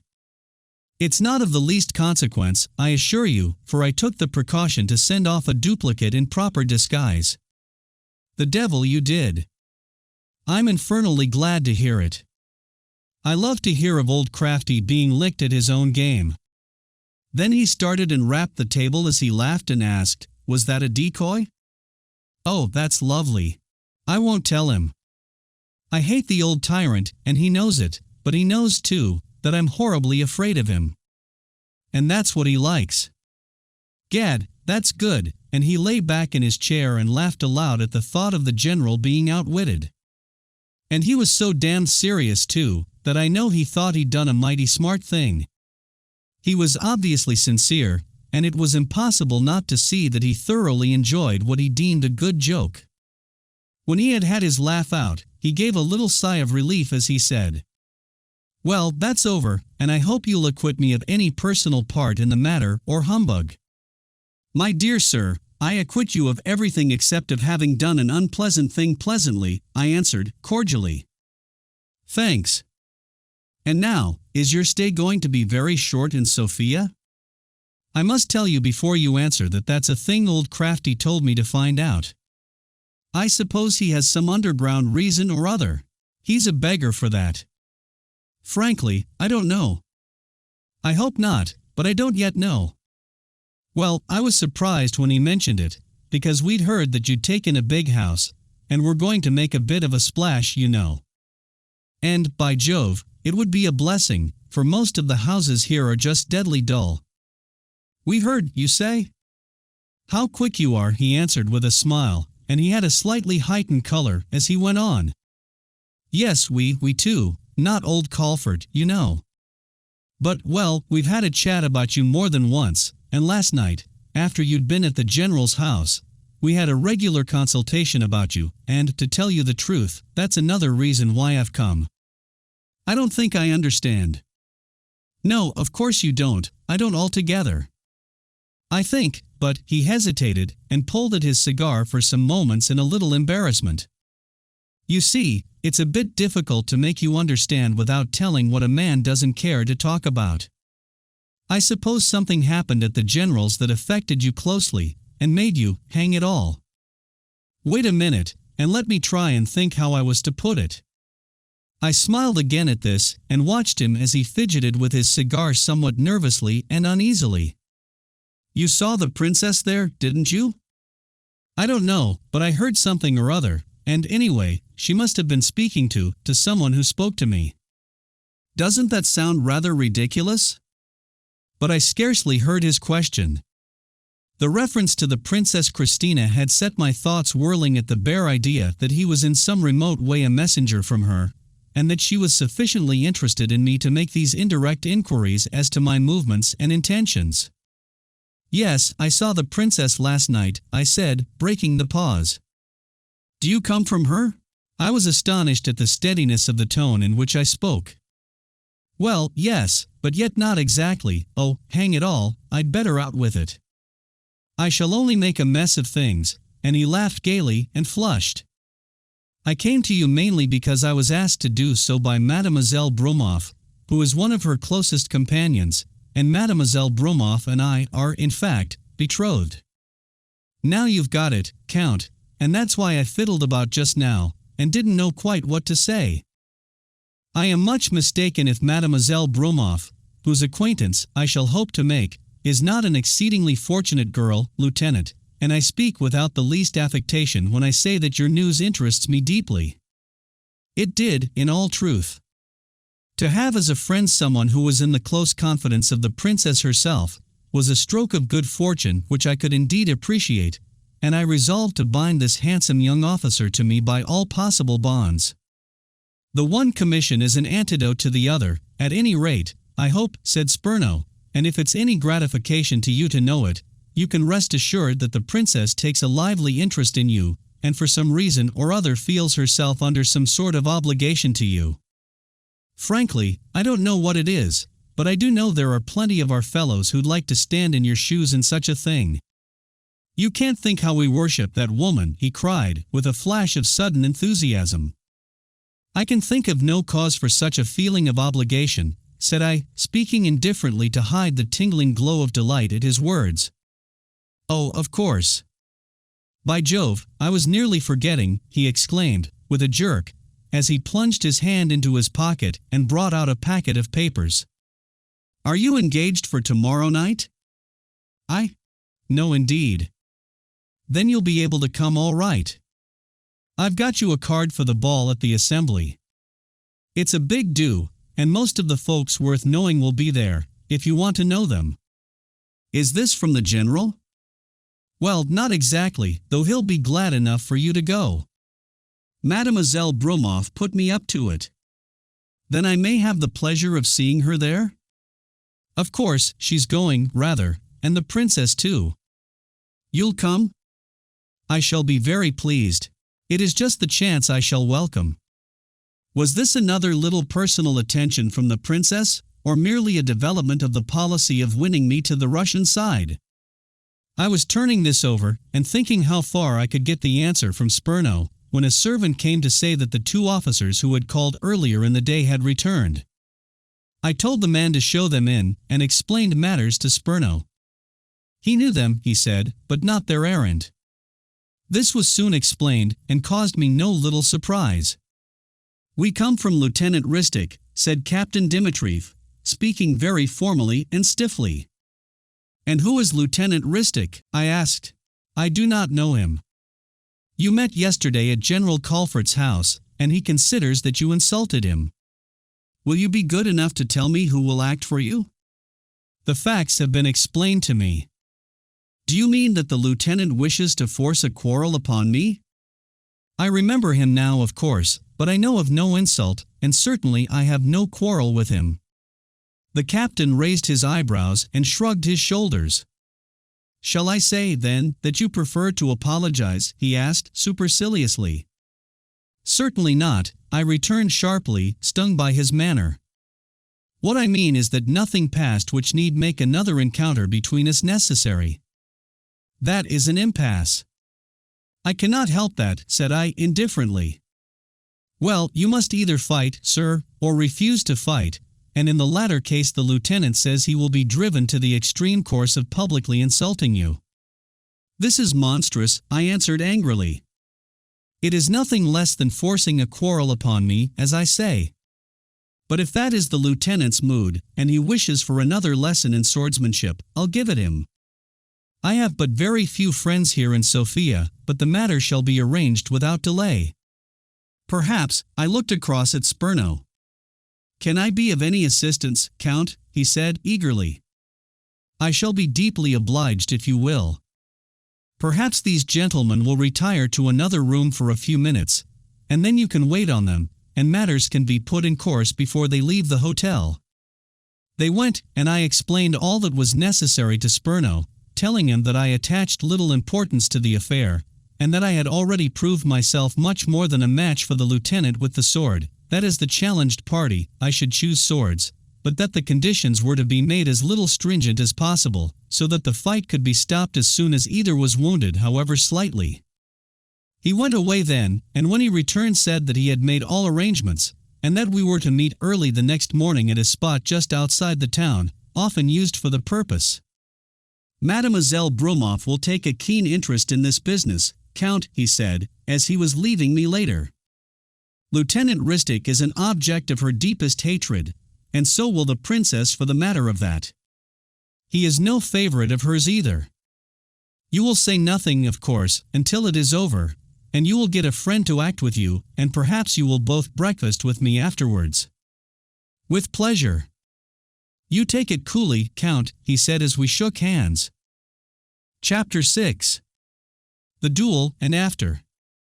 It was a glorious morning, the air crisp, fresh and clear, when I rose early, and found Spurno waiting for me in the courtyard of the hotel. He introduced his friend, Captain Zoiloff, who would act as my other second in the duel. I got Zoiloff to come because he's well up in these matters, said Spurno, and I'm not. He'll keep us right. I did not take the affair of the duel seriously. My bout with Ristic at the general's house had shown me my greater skill, and I had no intention of even wounding him seriously, and no fear whatever that he would be able to touch me. I said as much to my companions as we walked together to the ground. Ristic is very mad against you for some reason or other, said Spurno. And he's a harebrained chap, so I should look out. He is not much of a swordsman, put in Zoiloff, but he has one or two clever strokes that have served him well enough in other affairs of this kind, and he went on to describe them. But he found me a somewhat inattentive listener, and after a short time the talk turned to other matters. We were first on the ground, and Captain Zoiloff promptly set to work to choose the most suitable spot, and the positions which we should respectively take up. He displayed a manifest relish for the task, and was evidently an old campaigner in this sort of thing. He had scarcely concluded his work when the other party arrived, bringing with them a doctor. They saluted us formally, and without any delay the seconds consulted together, decided upon the ground, and selected the weapons. While they were thus engaged, Ristic and I stood apart, and I saw that he was very pale and moody-looking, glancing every now and again at me with patent ill-feeling and animosity. Ristic has got his marching orders, said Spurno to me, when he and Zoiloff came to explain what they had arranged. How do you mean? He is being sent back to Russia, and leaves today. I heard him declare he wanted to go, said I. Yes, but not in semi-disgrace. He puts it down to you, and that's what makes him so bitter. They tell me he raged like a fiend when he heard it last night, and he means mischief. I glanced across at him. He had thrown off his uniform, and I saw, too, that his sword arm was bandaged. Till that moment I had forgotten all about the wound I had inflicted. Stay a moment, I cried to my seconds. He is wounded. I can't fight a disabled man, and I told them what had occurred. That's his lookout, said Zoiloff, in a very businesslike tone. He is the challenger. I won't fight a cripple, I said resolutely, and at that they called the other seconds aside, and a long conference ensued, in the course of which Ristic was more than once consulted. I saw him explaining matters to his seconds, and flourishing one of the rapiers to show that he could use it quite well. He insists that the fight must go on, said Zoiloff on his return to me, and I really don't see that you can object. But it isn't fair, I protested. Under ordinary circumstances, and with the full use of his arm, the man isn't my equal with the sword, and, disabled in that way, the thing's absurd. His point is that he has to leave Sofia, and that, as he is determined to fight you, he will have no other chance. I shouldn't insist, Count Benderoff, if I were in your place. It will only cause talk. The doctor has examined the wound and says Ristic is fit to fight, and he has shown us, as you may have seen, that he has complete command of his sword. It makes me appear ridiculous to fight a wounded man, I urged. Try further protest, and say I will meet him anywhere at any time when he is well again. I will travel to Russia if necessary. I am afraid that we shall only get some sneering reply that you don't want to fight, or something of that sort. I would rather be sneered at for not fighting a wounded man than fight one, said I. I will take care of my reputation. and they went across to repeat the protest and deliver the message. It was as fruitless as the former one, and when Zoilov returned he was very angry. "I will not repeat his message," he said, "but it was most insulting. You must fight, Count. If we have any more conferences, we shall only have more duels. I think you have acted most honorably, but believe me, you can only press this further at great risk to your name." He spoke so earnestly, and Spurno joined with him, that I allowed myself to be persuaded, and threw off my coat and waistcoat and made ready. We took up our positions under the shadow of some trees, and when my opponent was close to me the look of hate in his eyes, as they rested on mine, confirmed what Spurno had told me of his intention and desire to do his worst. But from the moment when our blades crossed and the word was given us to engage, I knew that the issue must rest with me. Ristic attacked me immediately with great violence and impetuosity, in the hope of finishing the matter before his weakened strength should give out. I had no difficulty in defending myself, however, and had I been in the same vengeful mood as he was, I could have run him through. My object was not that. I wished merely to wound him slightly, or disarm him, and I tried 2 or 3 times to do the latter, though without success. I fought as coolly and warily as if we were in the school trying about with the foils, and this coolness aggravated my opponent intensely, so that he lost all self-control. Watching patiently for my opportunity, I found it when he had made one of his reckless, angry thrusts, and with a quick counter I drove the point of my sword into his shoulder. Then I drew back instantly and threw up my weapon off the guard. Whether he saw this or not, or whether his rage blinded him to his wound, and to all else besides, I know not, but instantly he thrust out his weapon with a blow aimed straight at my heart. I saved myself only by springing back, while a shout of indignation came from Zoilov. "A foul stroke! I call you to witness, gentlemen, a foul and dastardly stroke," he cried, excitedly, as he rushed in and struck up my opponent's sword. "Count Benderov has behaved splendidly, and if your sword had gone home, Lieutenant Ristic, it would have been murder. A most foul stroke." In a moment he was the center of a group, all as excited as himself. Ristic protested that he had not seen me draw back from the fight, that he had not felt that he was wounded, and that he was eager to continue the fight. But Zoilov would not hear of it.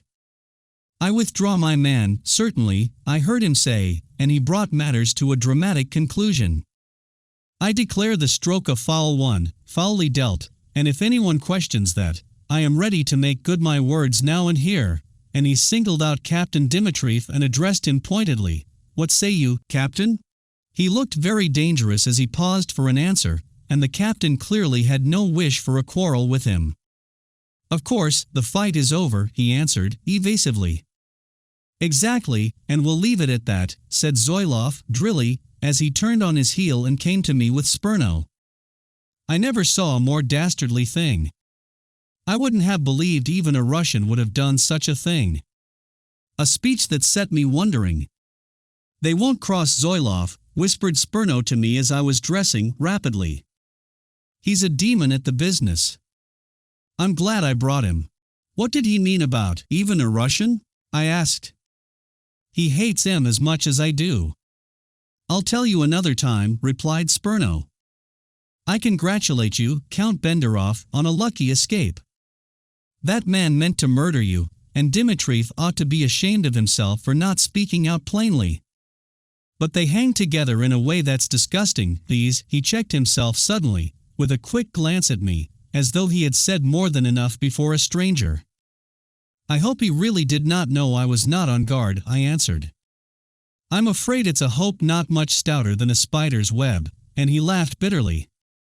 "The man meant murder, and was mad when he saw you could hold him so easily. You used the sword like a master, Count. I should like to try the foils with you." "Nothing would please me better than a few hints from you," said I readily. "I am a good deal out of practice." "Then I shouldn't care to play with you in earnest when you are in practice," was his deftly flattering reply. "If we are to quarrel, I'd better pray for it to be soon," and his taciturn face broke into a smile.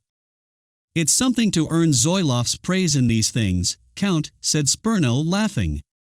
He's generally as chary of it as a coy woman of her kisses. You are both breakfasting with me, I hope, I said, as we moved off the ground. Then we can go round to the house. I am getting ready, and, if you like, I can have my first lesson in the shooting gallery which I am having fitted up there.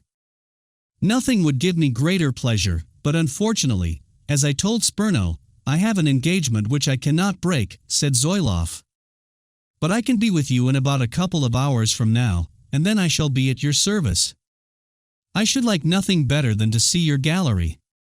And we arranged it so. While we were at breakfast, I asked Spurno to tell me, as he had promised, how it was that so much hatred of the Russians existed among the very men who were on their side. Such a fact, if it were one, might have considerable influence upon me. I am the worst hand in the world at explaining things, he answered. But it is quite true. We don't trust them, but we trust each other less, Count. That's about the size of it, I think. We must have some kind of steady leadership, and what is there here? Look at the men who are at the head of things, and what are they except a crowd of nobodies, risen from nowhere, and setting their course solely by the compass of self-interest. The needle points always in that direction, and all the rest goes running round it. But why trust Russia? Why not? So far as we can see, the one steady influence in this country is directed by her. We hate Russia, but we are afraid of her, and where else can we look for any hope of help? The prince, I suggested. He is as powerless as his poorest subject, and he has round him a crew that are after nothing but their own personal ends. They yell about patriotism and independence and all the rest of it, but would sell themselves tomorrow to the highest bidder. They only don't sell themselves because nobody thinks them worth buying. The only real power is wielded by Russia, and I suppose we think it's better to make friends in advance with what must be the controlling hand in the country. It's not a very high game, is it? But where's a better? Men like Zoilov would only too gladly jump at a chance of something better. And the Princess Christina? And his face lighted with enthusiasm. We do all but worship her, not only for herself, but because we have come to believe she will in some way do what we want to see done, draw out the best that lies in Bulgarian life. She is truth itself, and right, justice, and honor are the cardinal articles of her faith. I looked at him in surprise and began to see there was more in him than I had at first thought. You think more seriously of these matters than I had believed, I said. And he laughed. It does not do for us Bulgarians to let the Russians believe we take either our affairs or ourselves too earnestly. But some of us are sound enough in heart at least. Enough of politics, however. Why should I bore you with them? And he turned away to lighter topics, rattling off a dozen stories of the latest gossip and tittle-tattle about the society of the city. I did not check him, for it struck me that he was anxious rather that I should retain my first impressions of him than begin to look on him as taking a serious interest in the affairs of the country. After breakfast we went round to my house, and I showed him the alterations I had made.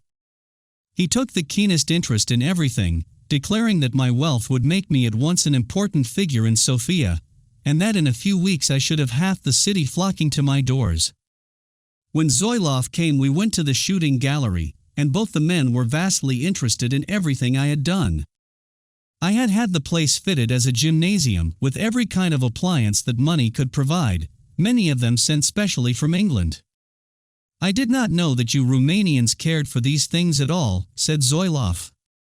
I have not done you justice. I am half an Englishman, I answered, purposely, for I had begun to alter radically the original part for which I had cast myself. If I was to stay in Sofia, I felt that I must wrap round me the protection which that magic formula, British subject, alone could give.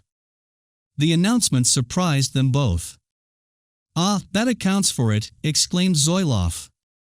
You English are a wonderful people. But why do you come to Sofia? Pardon me, I have no right to put such a question, he added hastily. I am also half a Romanian, and the freedom of Bulgaria is essential for the independence of that country. I turned away as I spoke, and pretended not to notice the swift, shrewd look which both men turned upon me. "I shall hope to know much more of you, Count Benderoff," said Zoilov, with so much earnestness that I thought my words had touched the chord in him I intended. "I think it is my turn to be surprised in you," said Spurno. "And I hope that we three may come to understand each other well." Were these invitations from them both to speak more openly? I thought so, but felt that for the present I had said enough. "Shall we try the foils?" I asked. "With pleasure," agreed Zoilov, and while he was making ready, he glanced round the spacious gallery and added, "What a magnificent hall you have here! There is room to drill half a company of soldiers, as well as train a band of athletes." "Yes," I answered with a laugh. "It would be a fine house for a revolutionary movement." And at this they both started, and again shot shrewd, searching glances at me, but I was busy selecting the foils. "You English are a wonderful people," said Zoilov again, but this time very drilly. We set to work then with our fencing, and to my surprise, and much to Zoilov's admiration, I proved slightly the better swordsman. He had not a spark of jealousy or envy in his composition, and when I had beaten him for the third or fourth bout in succession, he only laughed and said, "I am your first recruit, Count, and you are a master I am well content to work from and follow." "Good," exclaimed Spurno, "I will be the second, if you will have me, Count." "My dear Spurno, I could wish no better friends or comrades in any work than you two." At this answer Zoilov, taciturn and reserved though he was by nature, offered me his hand impulsively, and said with great earnestness, as I took it, "Now I am sure we understand each other, and shall work together for the same cause, Count," and the warmth of his hand grip told me that in him I should have a firm friend. Spurno was not nearly so skillful a swordsman, and knew it, but he was anxious to learn, and we arranged that we three should make a rule of meeting daily for such practice, and when we were separating, I said, "As you can see, I take a great interest in these things, and I should like you to do me the favor of bringing with you such friends of yours as you think would like to come, and would help us by taking an interest in the work here." Zoilov's dark eyes lighted meaningly as they held mine. "You would soon have a large circle of friends, Count." "Every friend of Bulgaria would be a friend of mine," I answered. "You mean all that that implies?" "I mean all that that implies, and the wider interpretation you give to it the better I shall be pleased. It should be a day of good omen for the country when your house is thrown open for that purpose. A party of really patriotic Bulgarians is no mere dream project, though they will be young men, mostly. By heavens, but I am glad Spurno induced me to go out with you this morning." When they had gone, I stayed to think over all the chances which this unexpected turn of matters suggested. It might yet be checkmate indeed to Russian plans, if we could find the means to form such a party of young ardent patriots from within the very ranks of those supposed to be devoted to Russian interests. There were possibilities calculated to satisfy the wildest ambitions and effect the most drastic changes. It would be a perilous task enough at the outset, for I could not doubt that, should the project get wind, as was most probable in that land of spies and treachery, General Colfort would spare no efforts and stop at no measures to crush it under the wheels of his enormous power. But it was worth the effort. To me it was infinitely more welcome than any secret countermining intrigue, such as I had had in contemplation. It would be a real sturdy stroke in the cause of freedom, and, if once successful, no man could tell how far or wide or deep its glorious effects might not be felt.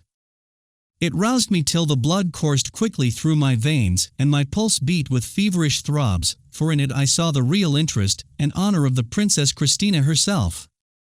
The men who had been with me were both pledged to the eyelids to serve her, I knew, and I knew further that every man they brought to the house to join us would have the same enthusiasm in her behalf.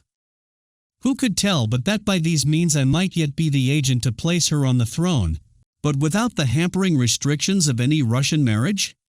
This thought was whirling in my head as I walked back to my hotel, there to receive another startling surprise. Someone was waiting to see me, had been waiting for 2 hours, on important business.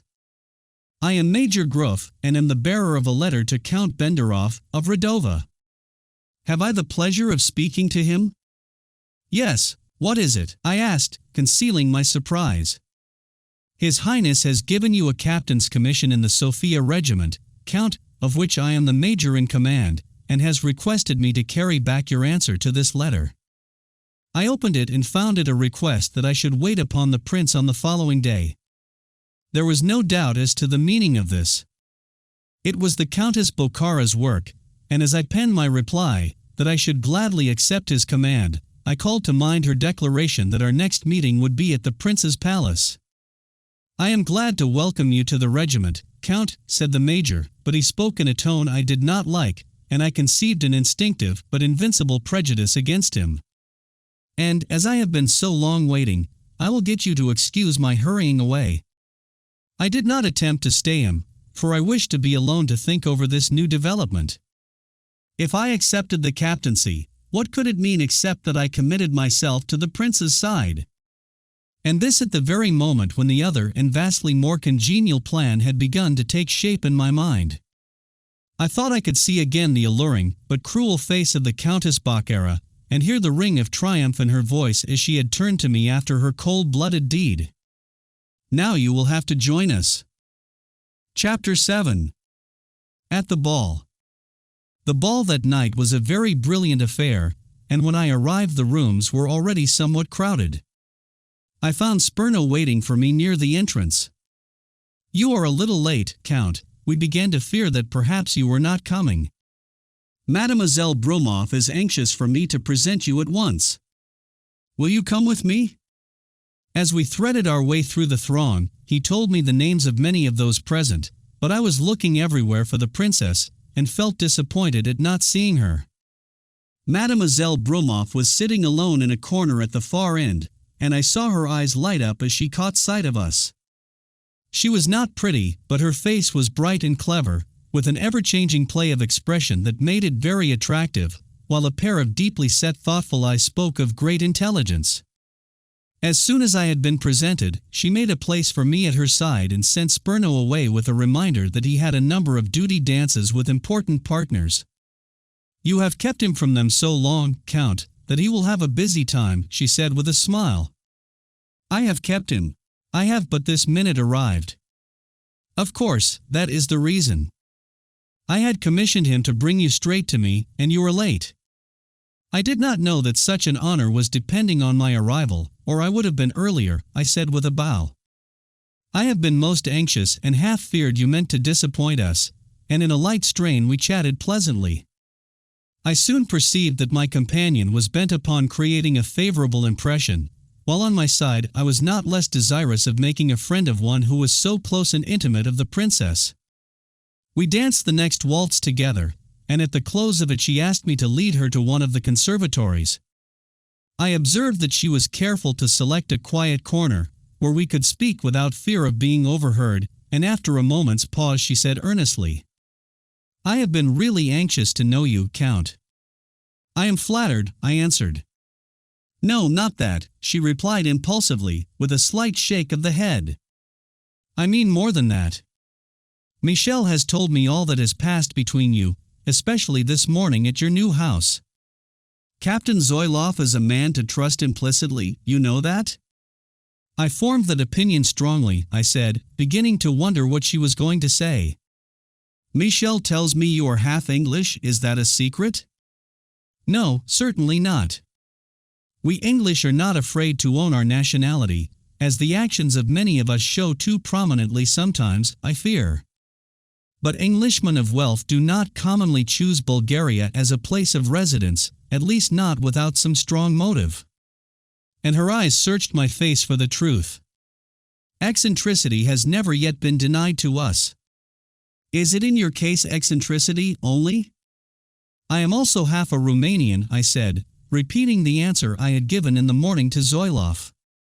And the Romanians are all but Russians.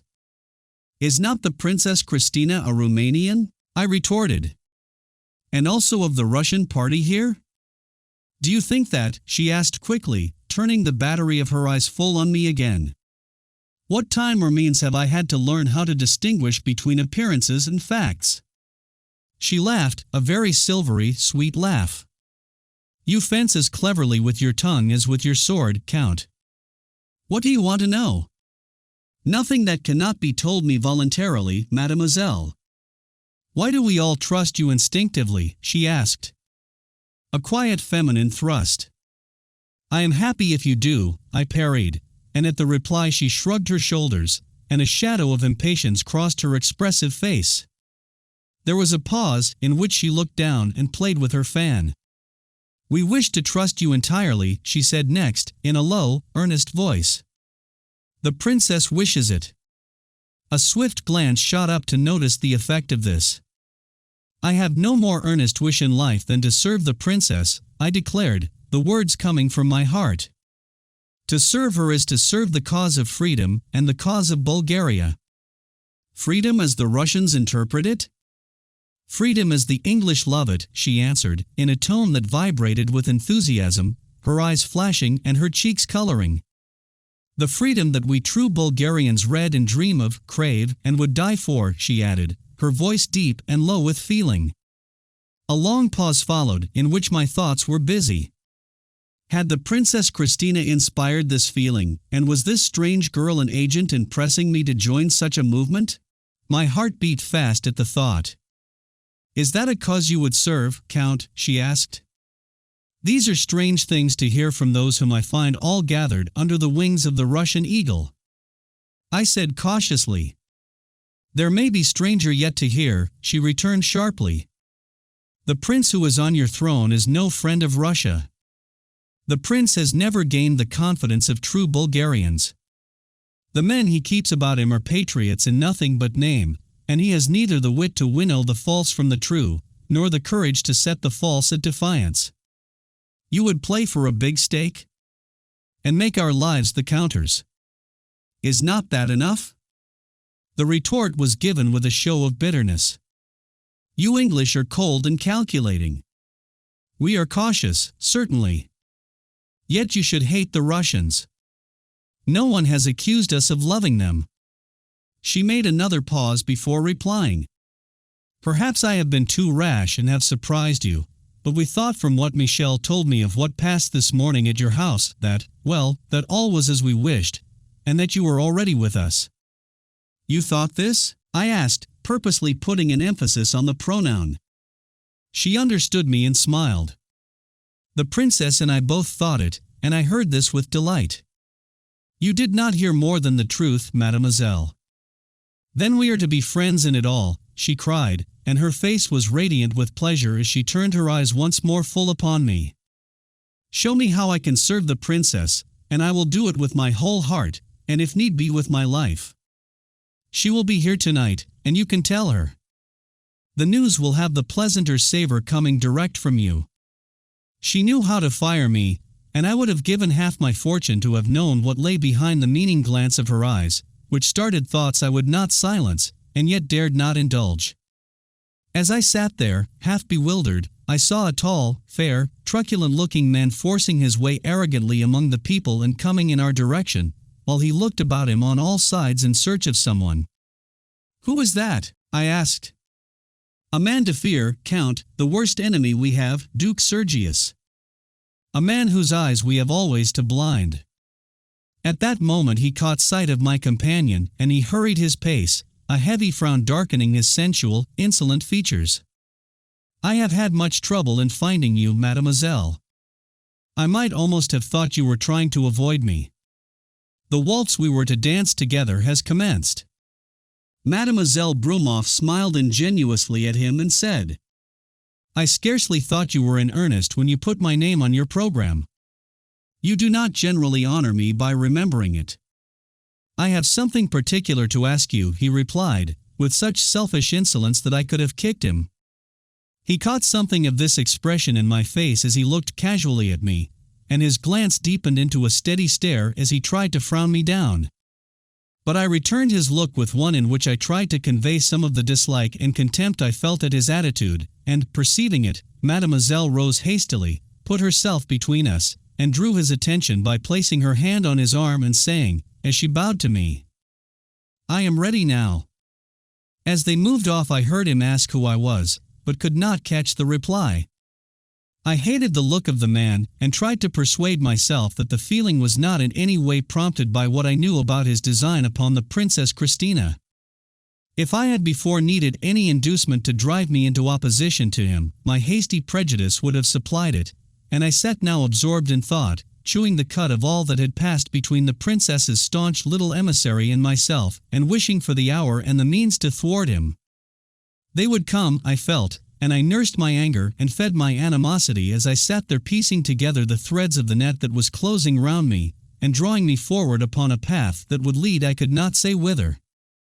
Spurno's voice roused me. "You are not dancing, Count.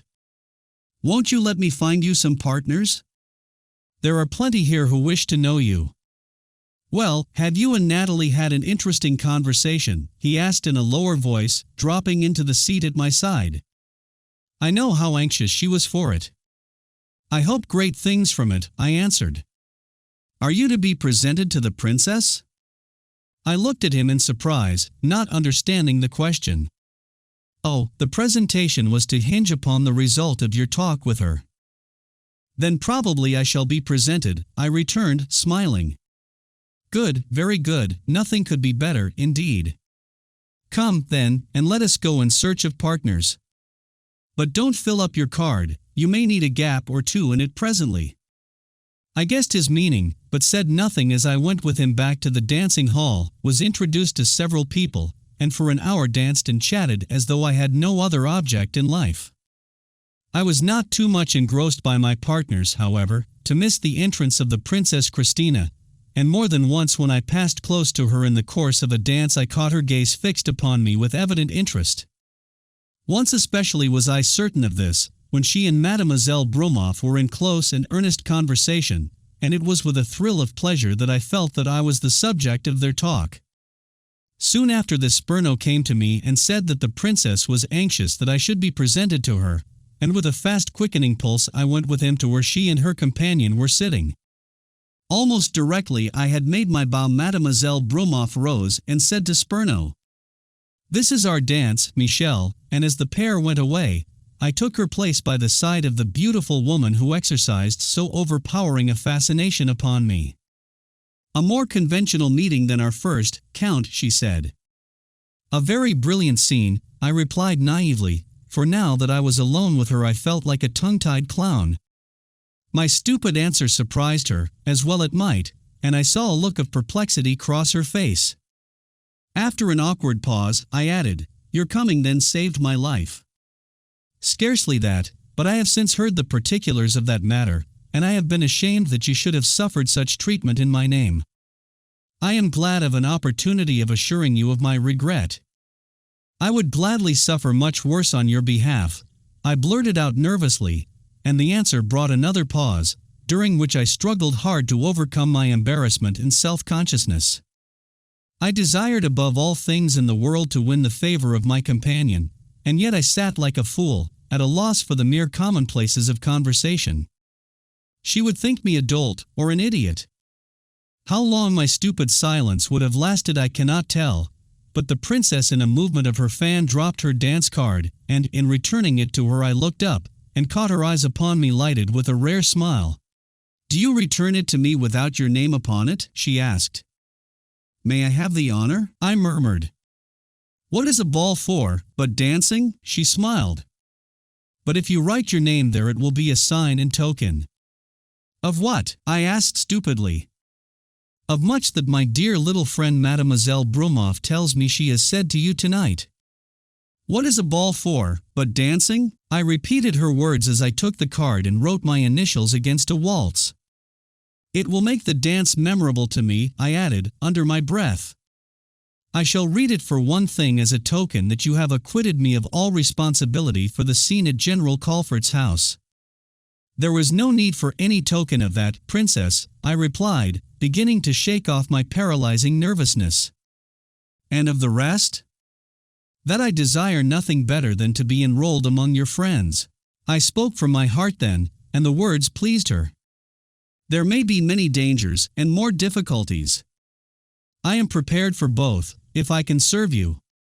I looked straight at her for the first time, and her eyes fell. I could have no more welcome friend, she said softly. This time the pause that followed was due as much to her embarrassment as to mine, and I noted this with a touch of delight. You had a long conference with General Colfort? She asked, a minute later. Yes, he threatened me with all the power of his enmity if I did not decide to ally myself on his side, and gave me a week in which to do so or leave the country. And your decision? She asked quickly. Has been made tonight. To do what? To devote myself without reserve to your interests. I am glad and proud. No answer that she could have made could have filled me with more supreme pleasure. I had feared a quite different result from news which reached me today. You know your affairs are pretty freely discussed just now. What news was that? I heard that you had received a captain's commission in the prince's own household regiment. Is that so? It was unsolicited by me, and I learnt it only today. I have not yet accepted it. I am to see His Highness tomorrow. You will find him a good man, but sorely distracted by doubts and fears. All willing to serve Bulgaria, but afraid of Russian influence, and unable to choose good advisers here. His nerves have been shaken by the plots against his life, and his judgment shattered till he cannot appraise the men about him. Were matters different, he would be an ideal ruler for us.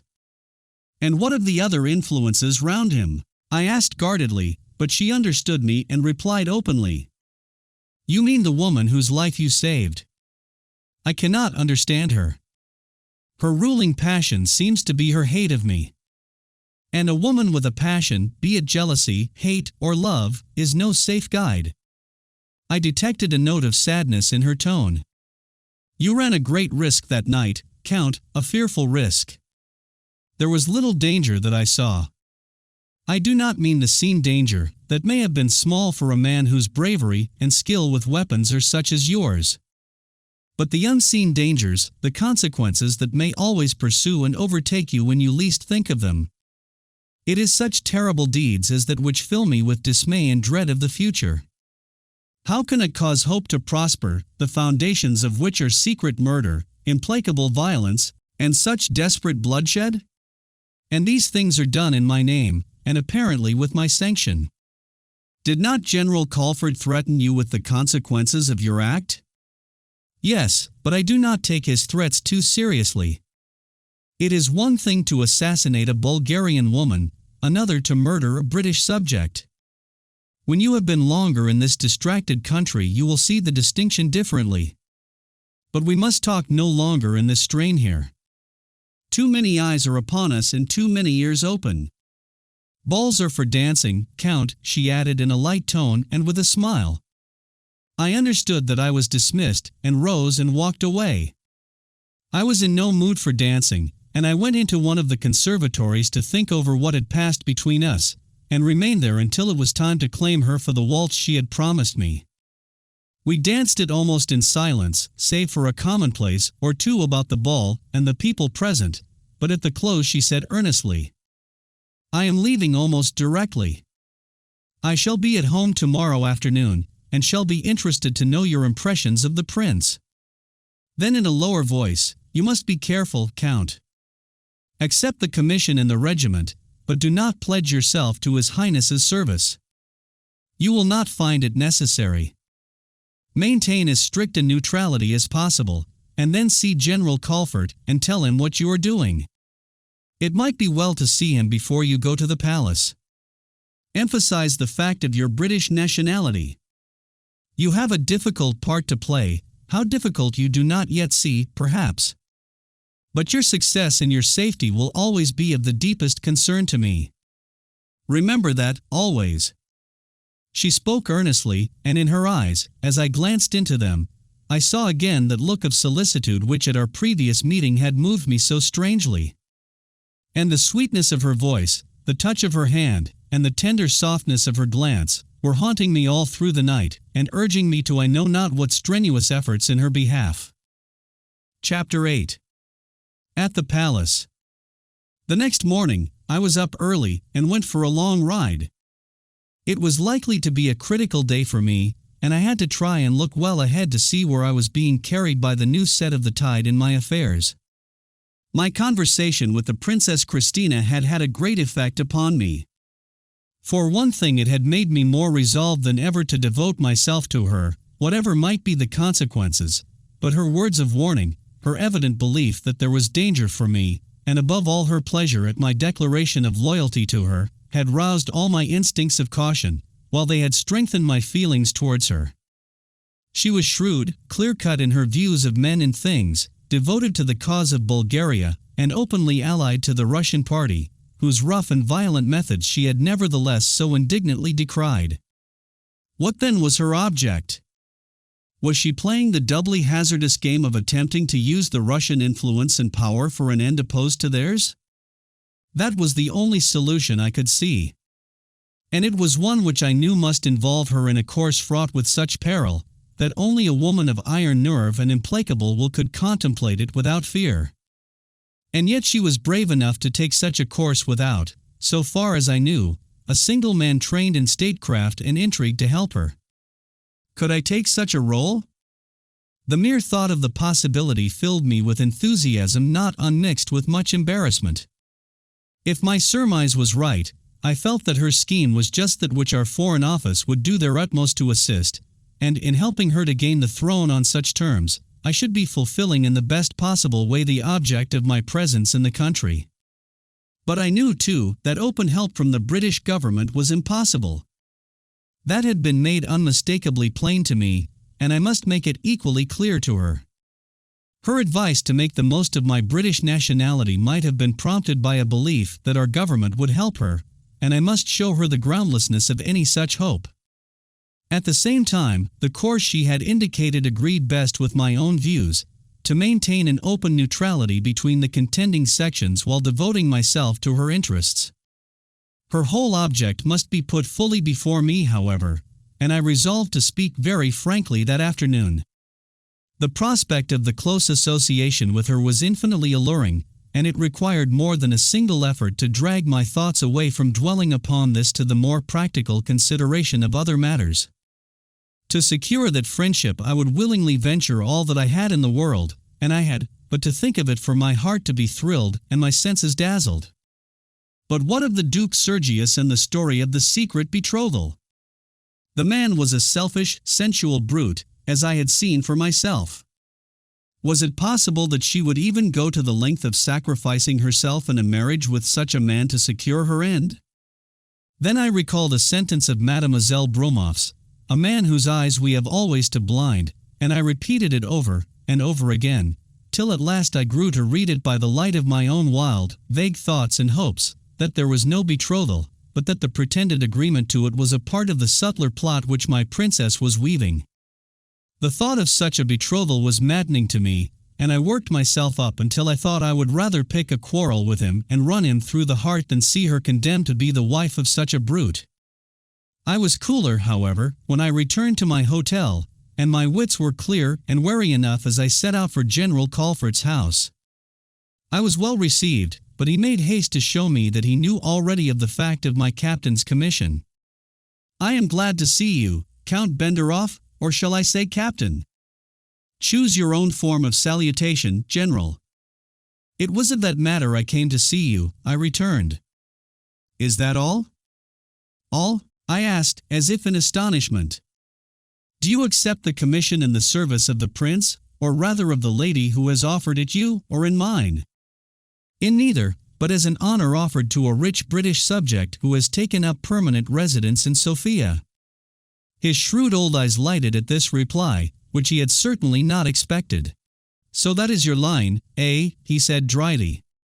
"Considering that they know nothing of the Honorable Mr. Winthrop's existence, they have acted a little by accident in honoring a British subject.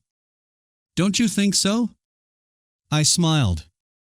"At any rate they have made me the offer, and I have decided to accept it.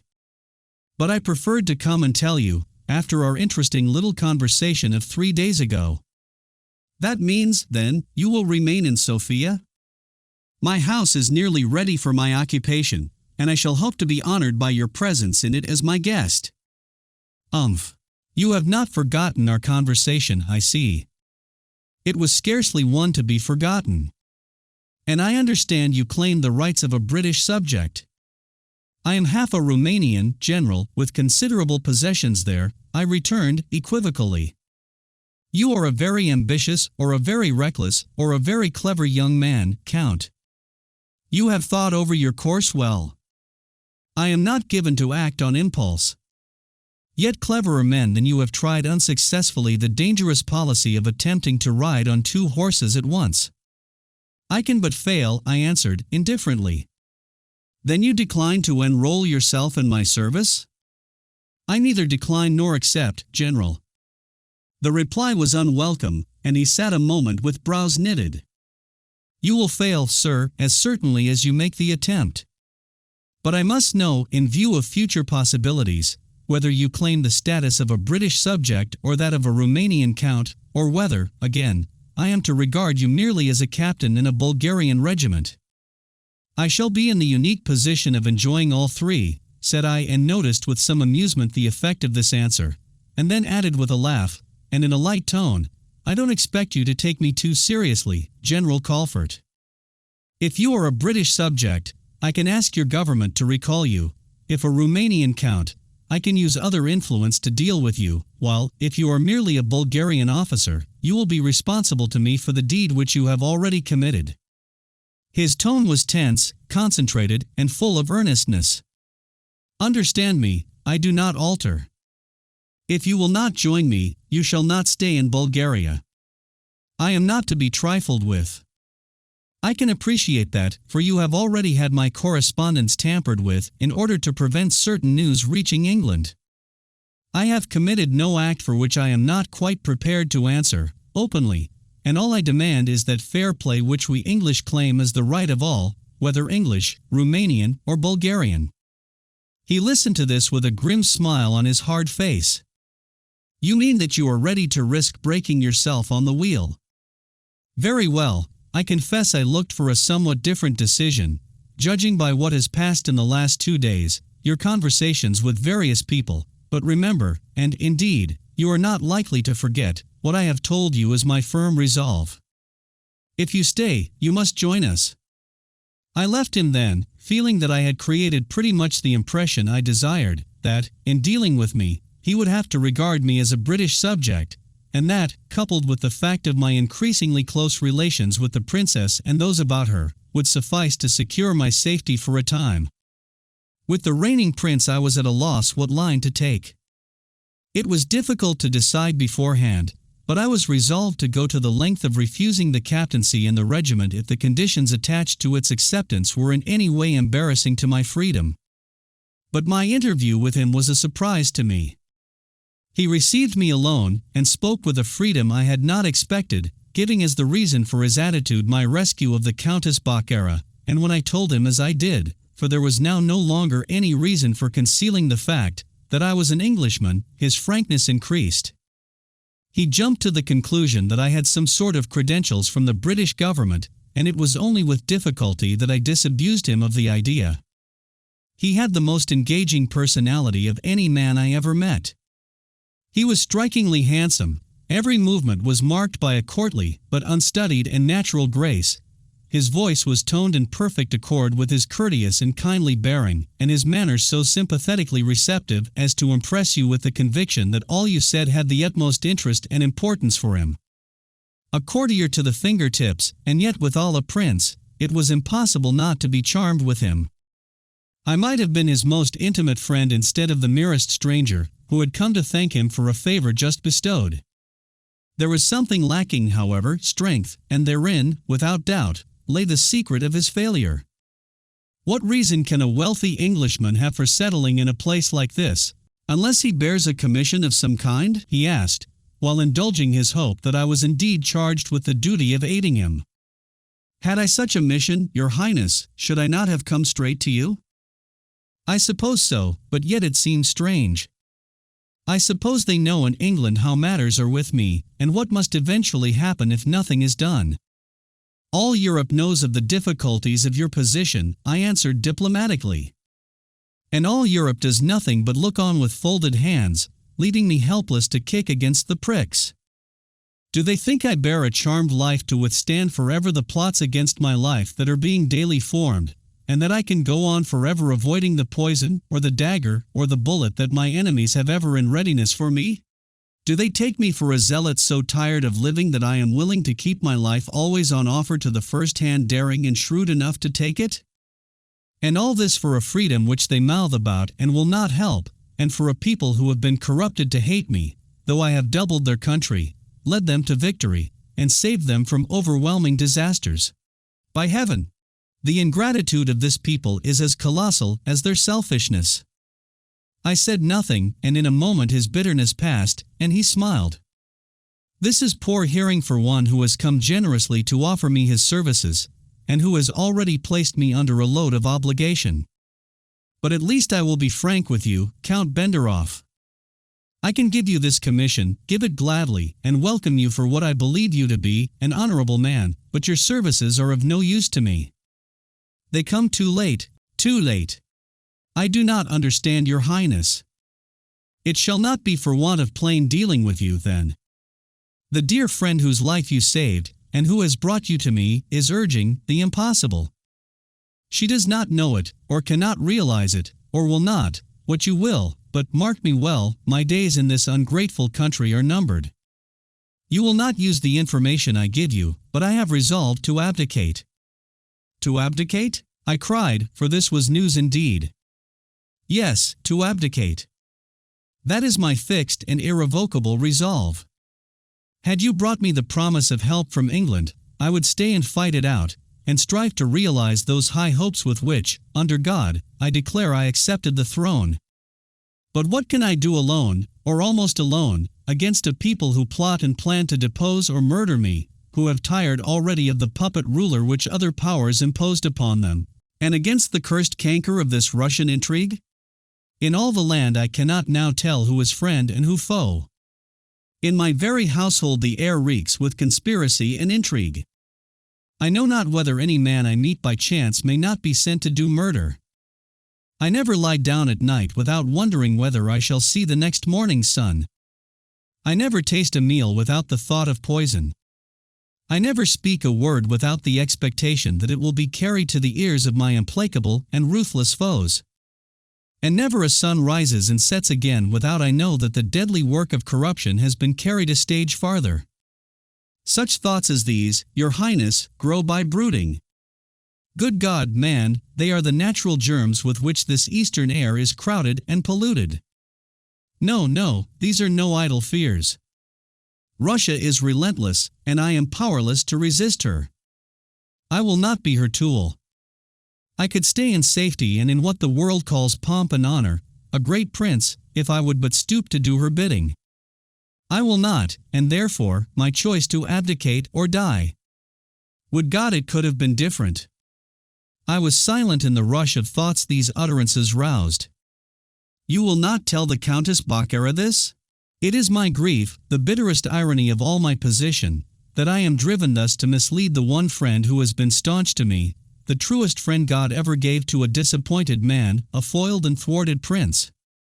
I have told you, it will, indeed, be public knowledge in a few weeks from now, and Europe will reap the crop which her vacillation has sown, that you may not be buoyed up with false hopes from this grant of the commission. It would be a Greek gift, indeed, did I not tell you the truth, that you have nothing to hope from it. I can guess, of course, what the result will be. You will be drawn to the Russian net. That is a vortex which sucks in everything. What is that? I turned like a needle to the magnet as I heard the ringing tones of the Countess Baccara, who had entered the room unknown to us. Who will join the Russian party, you, Count Benderoff? She cried eagerly, almost fiercely, as she came quickly forward.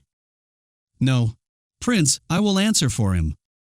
He dare not, she added. How much did you hear, Anna? He asked rather uneasily.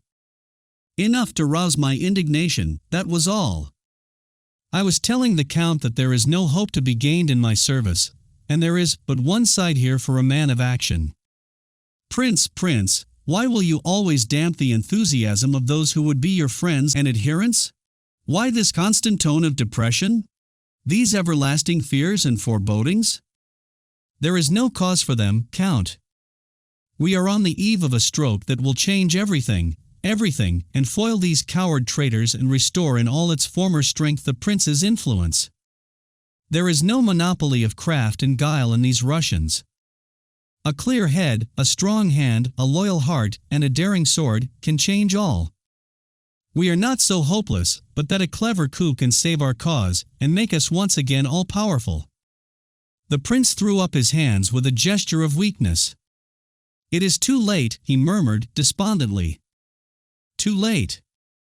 It shall never be too late while I live, she cried desperately. It shall never be said that you were beaten by a woman. Force her from the path, by fair means or foul, and forced she shall be, and all the flimsy superstructure of this clumsy plot falls like a shattered dream.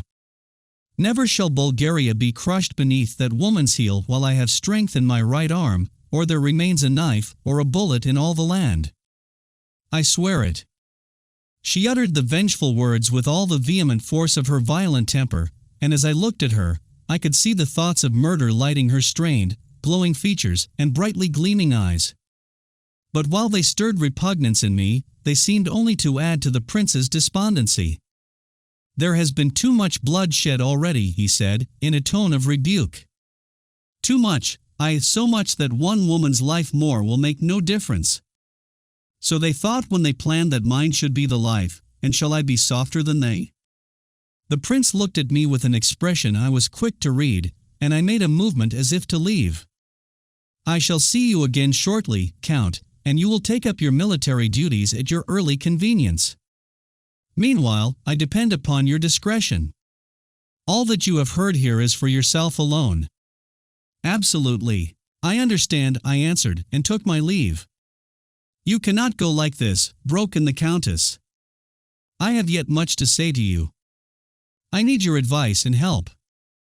Madam, I have urgent matters that call for attention immediately, I replied, and the prince thanked me with a look. And are not these matters urgent? She cried indignantly. The Count has my permission to retire, said the prince with sudden dignity. When do you return, sir? Asked the Countess. I must see you at once. I cannot brook delay. I am on fire when I think of all you must help me to achieve.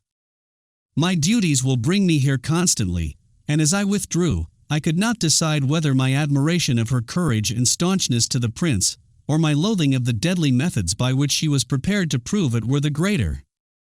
Admirable as a friend, she was hateful as a woman, and as she watched me go, she appeared like a beautiful dangerous fiend, till her face turned to the prince and her eyes glowed with the intense love for him which was the inspiring passion of her strange, reckless nature. Chapter 9. I have unbounded faith in you.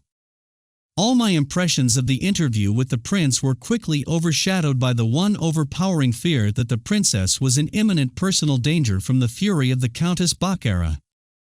The princess was regarded by her as the central pivot on which the whole Russian intrigue turned, and to take her life was the openly avowed object of that dangerous woman's passion.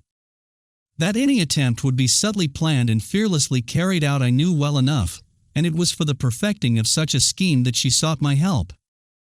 This was indeed the crowning irony of the situation.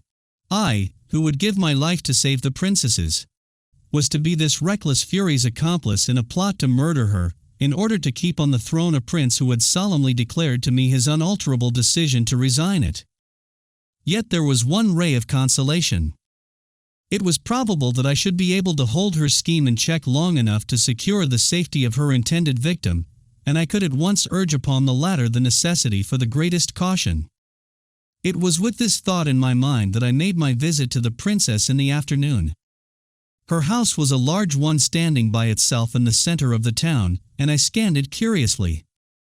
I noticed with satisfaction that great precautions had been taken. All the windows in the lower part were barred heavily, and the defenses might have been planned with the express view of preventing just such an attempt as was in contemplation. The Russians had obviously done the work, knowing the need for guarding jealously the woman on whom so much depended. On that score I had no apprehensions, therefore, and I resolved to question the princess closely as to the state of affairs within, and whether she was absolutely sure of those who formed her household. She received me very graciously. "Your interview with the prince has made you thoughtful, Count," she said, after a few minutes. "Was my forecast right? And what have you done?" "I have accepted the commission in his regiment, but I have not pledged myself to support his cause. Indeed, he said that I should probably find myself bound in the end to commit myself to the Russian party. It is singular that a man who showed himself so brave, and at first so capable, should be unable to read what is as plain as a book to other people. His reading is that the one possible future for the country is for it to pass into the power of Russia. I know that. It is his besetting weakness." She said this very thoughtfully, and then her face and eyes lighted as she added with vehemence, "And it is wrong, utterly and wholly wrong. The merest counsel of despair. By the help of heaven, we will live to prove it so, and if I have not counted on you in vain, you shall help us in the glorious work." She turned her eyes upon me with a look that infected me with her enthusiasm. "You will help us, will you not?" "With everything I possess, even to my life." "I know it, I am sure of you. Would to heaven we had more men like you with us. I am going to trust you, put perhaps our lives in your keeping, for I know well enough the dangers of the work. But I trust you, absolutely." She held out her hand as she said this with an air and tone of implicit confidence, and I carried her fingers to my lips. "Show me how to help," I said, my voice unsteady with emotion. "Openly we are all allied to the Russians in a scheme which is to make me the reigning princess, independent of all Russian influence. This is the veil which hides their real intentions. Secretly there is an engagement that I shall become the wife of the Duke Sergius, admitting him to a half share of the throne, and thus Russianizing it completely. To make sure of me, it is arranged that we be married secretly, the union only to be announced after my accession. The object for this is of course to bind me irrevocably to them beforehand, and it is expected that while I am seemingly independent, all that is national and patriotic in Bulgaria will be rallied to my support. We should thus get a firm hold of the throne and of all classes of the people without the suspicion of too great Russian predominance. Do you see that?" I did, and my look showed that I did not relish it. "It is a shrewd scheme, no doubt," I said. She gazed at me steadily, almost reproachfully, I thought. But I did not like the scheme, and would not pretend that I did. "Is it a plan you will help?" she asked. I was silent and cast my eyes on the ground. "Is it a plan you will help?" she repeated. "You place me in a position of great difficulty, Princess," I replied, slowly. "Will you help me in it?" she repeated. "With such powerful influence behind you, you will not need my help that I can see," I returned, ungraciously, for the scowling brutal face of Duke Sergius was in my thoughts. Her eyes were still bent steadily upon me, and a side glance showed me their expression had changed. "You are not frank with me, Count Benderov," she said, after a pause, and at that I looked up and said bluntly, "If I offend you, I am sorry, but I will not stir a finger to help the man you mean, the Duke Sergius." Her face was breaking into a smile, when she checked it, and I saw a faint wave of color rise to her cheek. "What do you know of Duke Sergius?" she asked, again a pause. "Little or nothing, madam, but I will not serve in any cause where his interests are to be advanced." "Why do you not like him? You knew I was betrothed to him?" She seemed suddenly bent on rousing my temper against the man. "I had heard of it. Yet, knowing it, you have not hitherto refused to help me." Was she playing on my passion, that she persisted in her questioning? "You must have some reasons," she continued, when I remained silent. "What are they?" And to my astonishment the smile which she had before checked now passed beyond control and lighted her face rarely. "You must not press me for my reasons," I said quickly, and the light in her eyes may have reflected the thought behind it, for again the color mantled her cheeks. "Then you will not help me?" she said in a low voice that witched me. "You, with my life." The passion in my tone made her cast down her eyes, till, with a still deeper color on her face, she lifted them and said gently, "Forgive me, I was but testing you." And if you blame me, think what store I may set upon an assurance of fidelity that is purely personal to me. Call it caprice if you will, a mere woman's caprice, that I should thus seek to probe your real thoughts and resolves. There was no need to test me where you were concerned, I replied, and again the earnestness of my tone appeared to embarrass her. In the short silence that followed I sat with but the loosest rein upon the hopes and thoughts that were so much to me. No, the Duke Sergius does not come into the scheme as we plan it, she said, and I thought indeed that what Mademoiselle Brumoff told you would have made you understand this. I would do much for this country, and if it were necessary that I should marry him, which, thank God, it is not, I might force myself to go even to that extreme. But in my life, there can be no thought of marriage. I should be baser than the base if, having taken this charge upon me, I should ever turn from it by any thought of myself. She spoke in a tone of lofty exaltation, a strange contrast indeed to what she had termed her mere woman's caprice, and I held my peace. Our plan is this, she resumed, to use the Russian ladder, and then kick it over. To make them pledge themselves before Europe to support me on the throne, and then to use the power of the throne for rallying the Bulgarians to defend themselves and their country against their real enemies. You have mapped out a dangerous counterplot, Princess, but I like it, and if I can help, I will. How will you prevent the secret marriage? We shall have to leave that to be disposed of when the time comes. As you were warned, he is a man whose eyes we have ever to blind. Are you sure of the people about you? Of some, indeed, of many, but it is in that you can be of such help to us. I have heard of the suggestions you made so guardedly, that your house shall be the rendezvous of the movement to which those shall be brought who are known to be true to the country, and can be trusted. Such a meeting place will be invaluable, especially where, as in your case, there is a plausible excuse for any such gatherings. You mean? We propose to form a kind of gymnasium club, at least, propose that you should form it among the young men of the city whom we can ascertain to be faithful. Of these men you will necessarily become the leader, so you see you will have an important part to play, my friend. It is shrewd, I said, perceiving at once its many possibilities, as I recalled Zoilov's words. But how far are your plans advanced? Time presses. Much farther advanced than you think. We have been working all the time this Russian scheme has been in progress, so that we should be ready when that reaches its climax. But matters will move faster now, and in a few weeks, all should be prepared. It is a strong point that the very craft of General Colford itself has helped us. We have, as it were, a free hand for making our preparations. He is as anxious as we are that those Bulgarians who are opposed to the prince, and would help me, but fear Russia, should be secured to us, and this has given us just the cover for our work that we needed. We shall triumph, Count, for the cause of truth is ours, and Bulgaria shall be free, and her voice rang with earnestness. I sat silent in thought for some moments. You have thought of the dangers to yourself? I can but die, and where could one find a nobler end? Her face shone with the light of willing martyrdom. You think the general has no suspicion? He cannot have as yet. There will come a moment when his eyes will be opened, no doubt, and then the danger may be real enough. But I am prepared to face anything for the cause. I thought of that moment, and my heart feared for her, but I knew of the other danger from that wild woman, the Countess Baccara, and I must put her on her guard.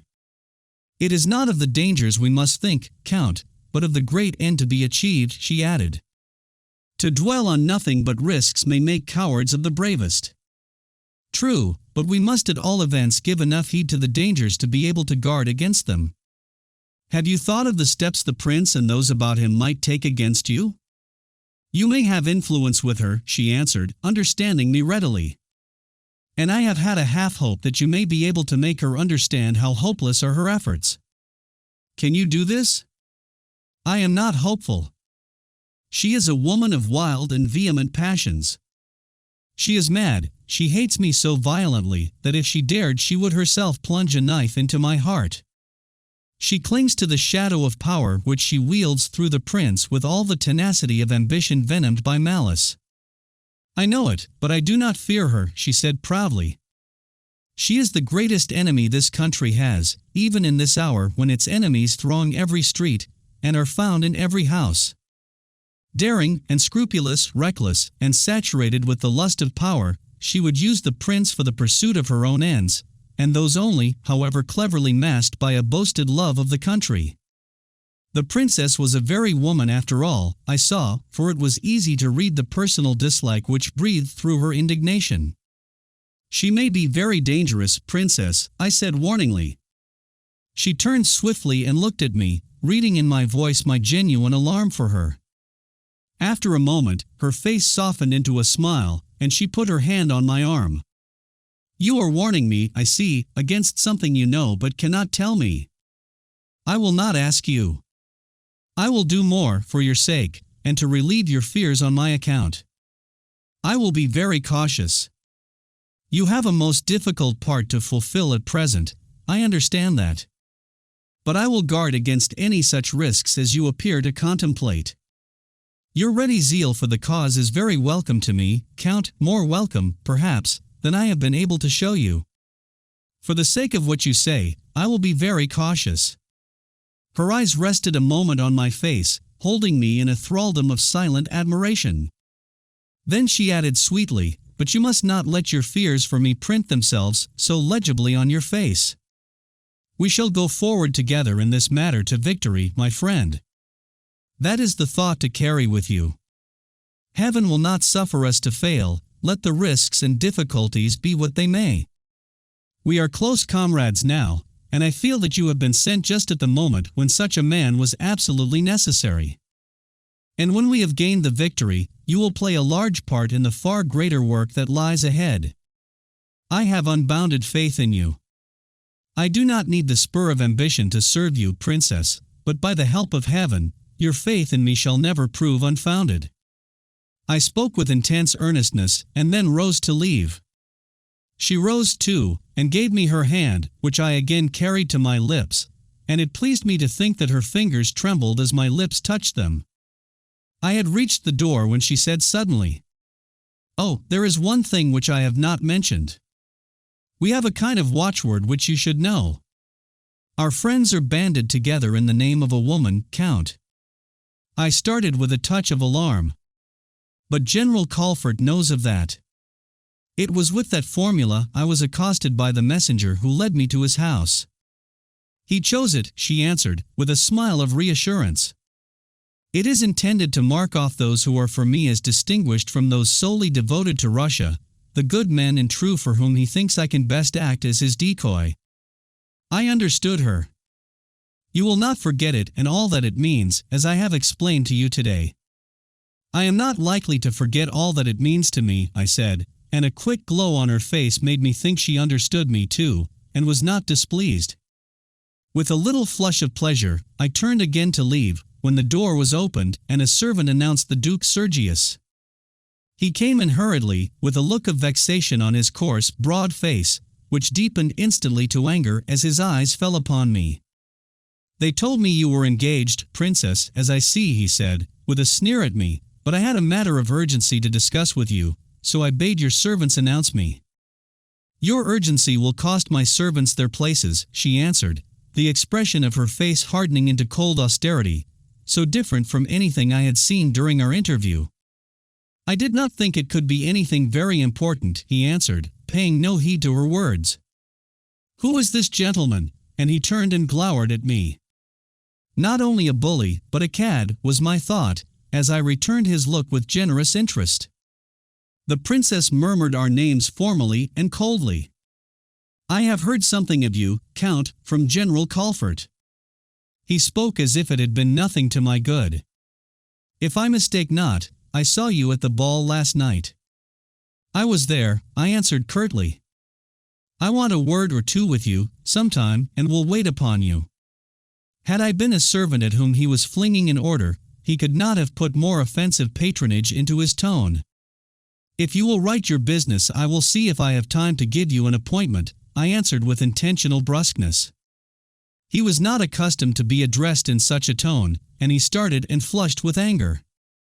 I took no notice, but with a bow to the princess I murmured, "I have the honor to wish you good day, madam," and, ignoring the Duke entirely, I went away, leaving him staring angrily after me. "I hate the brute," I said to myself as I went into the street, and in truth, I seemed to find a special cause of offense in the fact that I had had to leave him alone with the princess. "I wish to heaven he'd quarrel with me," I muttered, and indeed, the wish was to have a fulfillment that at the moment I had no cause to anticipate or hope. Chapter 10. In the Name of a Woman. The result of my interview with the princess will be readily understood. It made me more devoted to her than ever. The sweetness of her manner, the charm of her rare beauty, the loftiness of her aims, the faith and confidence she had shown in me, and the many signs of her reliance upon me had enslaved me. In a word, I was in love with her. She was far above me, and there was no hope that I could ever win her for my wife. There were 1,000 obstacles in the way. But there was nothing to stop my loving her. So far I had never met one to touch my heart and kindle the myriad flames of inspiring passion which throbbed and thrilled in me now with such ecstasy at the mere thought of this rare and wonderful pearl among women. I gave heed to no thought of consequences, never paused to think what the end of such a passion might be, nor where it might lead me. She had changed every habit of my mind. Usually cautious, calculating, and self-reserved, I heeded nothing now but the delicious knowledge that I loved her and could serve her and help her to gain the high and noble end she had in view. And serve her I vowed I would with every faculty I possessed, and, if the need were, at the cost of every drop of blood in my body. I flung every other consideration to the winds and dizzied my brain with dreams of the delight it would yield me to feel that I could be the means of helping her. That she depended upon me and trusted me was in itself a delirium of pleasure, and, come what might, I would never fail nor falter in her service. Others might have their aims and objects in this wild business of the intrigue. I would serve Christina, and Christina only, in the name of a woman. Whatever it should be to others, to me it had a real and inspiring meaning, and for me it was destined to be no mere watchword or formula, but the guiding principle of every act and thought and the lodestar to determine my life. But I would guard my secret jealously. It should be mine and mine only. The fire must burn, but it should be down in the center of my heart, and on the surface no prying eyes should pierce the mask of reserve with which I would conceal my passion. All this came to me clearly in the frank self-communing of the night, and with it a full admission of the real cause for my hatred of the Duke Sergius. It was not so much the man himself I detested, detestable though I believed him, but the future husband of Christina, using and defiling that fair shrine for the sordid purpose of his selfish policy. He and those in league with him would use the rarest and fairest of God's women as a tool for their own base ends. The mere thought of it was an abomination of desecration. But they would have to reckon with me, and in my new love madness I piled up oath upon oath that I would spoil their plans and thwart their designs against her. "I have unbounded faith in you." The words rang in my ears like the strain from some angel's song, and filled me with such enthusiasm that I longed for the moment of action, and could scarce find patience to wait through the lingering hours of darkness that I might begin my work, and I lay, my brain simmering with plots and plans against the two men, Sergius and Colfort, who were thus leagued against Christina. By the morning, however, I was cooler, and in a fitter frame of mind to face the 1,000 difficulties of the position. Spurno was with me early, and I had my first lesson in the necessity of keeping my feelings out of sight. He had heard of my interview with the princess, and came eager to learn the result. I knew very well by this time that very shrewd little Mademoiselle Bromoff was at the bottom of his eagerness, and I was on my guard. I told him that the princess had convinced me of the soundness of her policy, and that I should do all in my power to help her. "Is she not all I said of her?" he asked. "She is a woman with a mission," I answered somewhat coldly.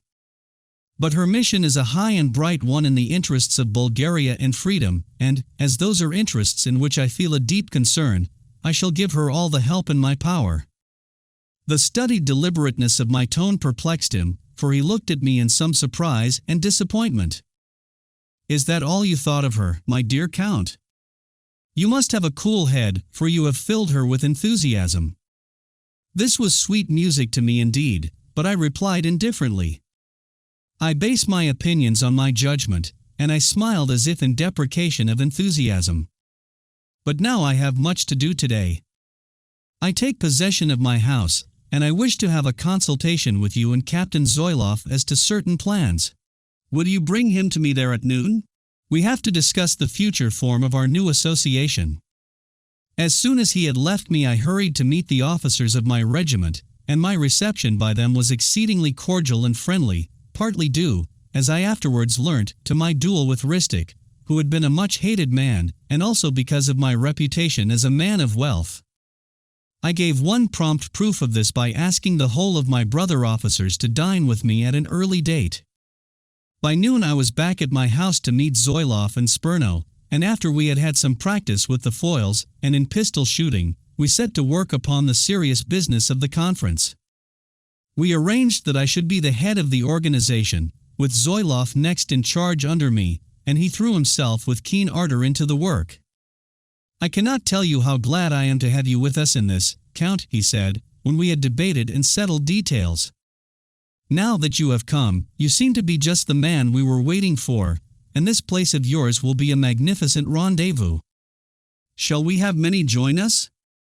We do not want too many, but all will be carefully picked, and every man will be one wielding influence over others. How will General Colford view the scheme?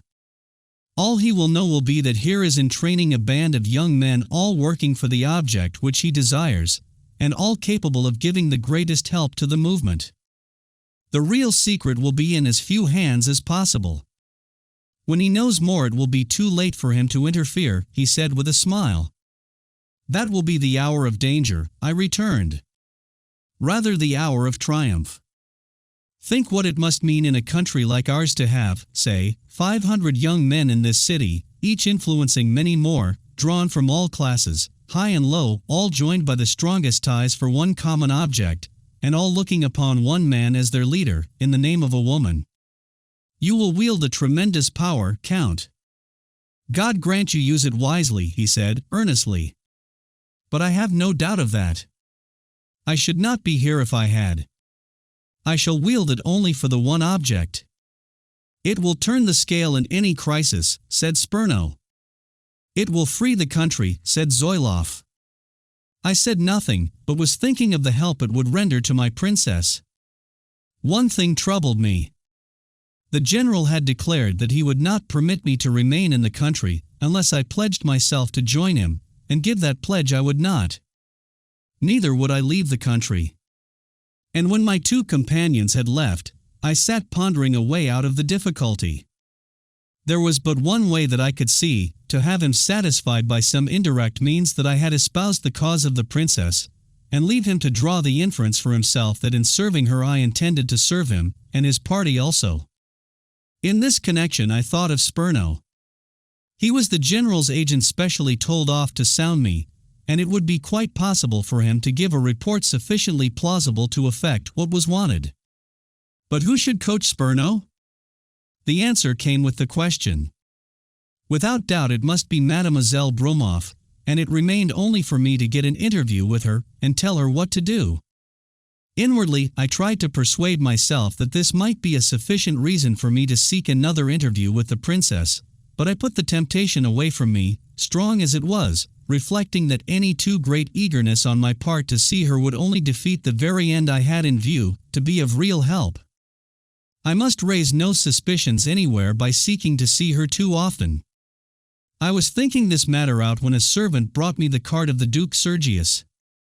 I started as I saw it, and for a moment was inclined to send an excuse. But reflecting that I must now take my share in helping to blind his eyes, I went to him. I have not adopted the somewhat roundabout way you suggested yesterday for having an interview with you, Count Benderoff, but have come direct to you. I am accustomed to go straight to a point. Yes? My tone was curt. You and I must understand one another a little better.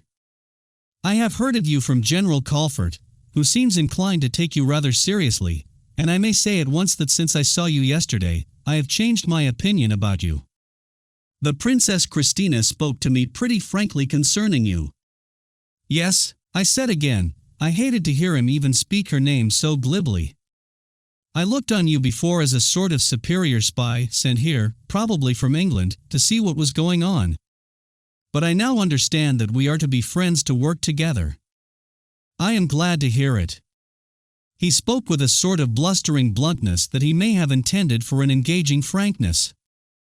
I do not know that I am much concerned what opinion you take the trouble to form about me, I answered, coldly. Hang it all, man, can't you see I have come in a friendly spirit to talk over together the things we have in common? Why do you receive me like this?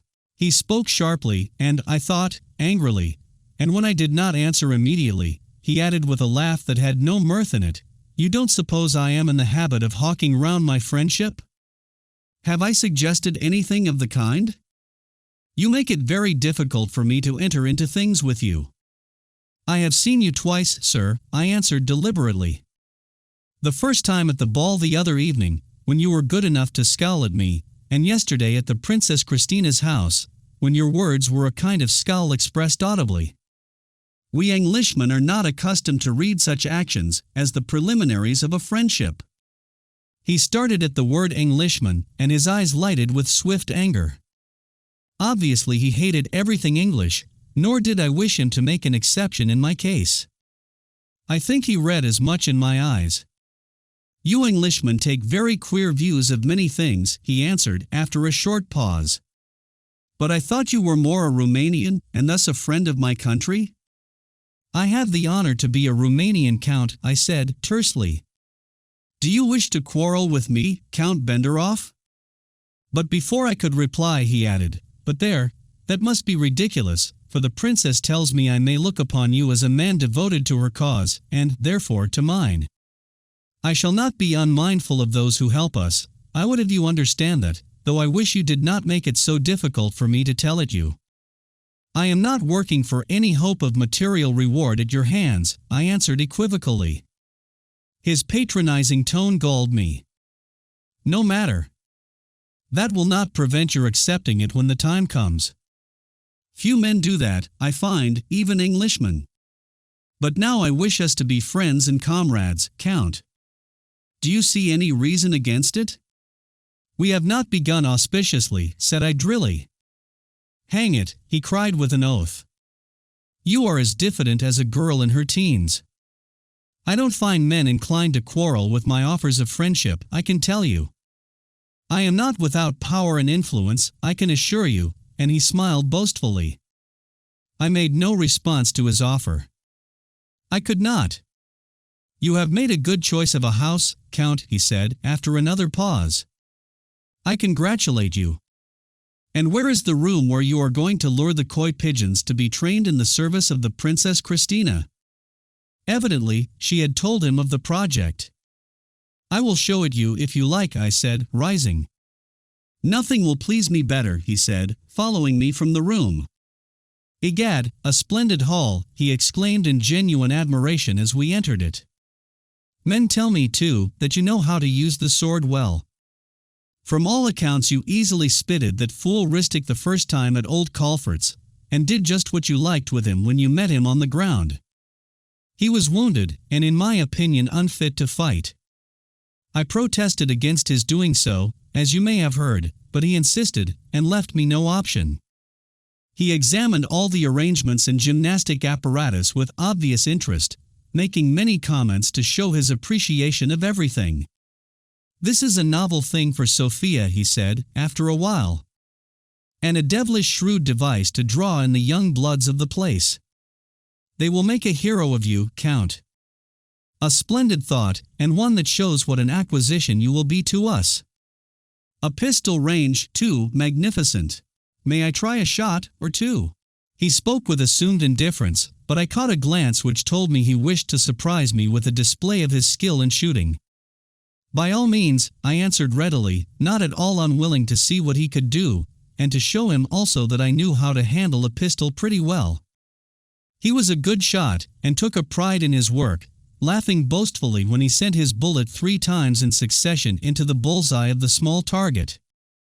I'm strange to the pistol, of course, but that's not bad for a first attempt, eh? I'm a bit out of practice too, for I haven't a place like this to keep my hand in." There was a sneer at me in this. "Come to the further mark," I said, putting him half a dozen paces to the rear.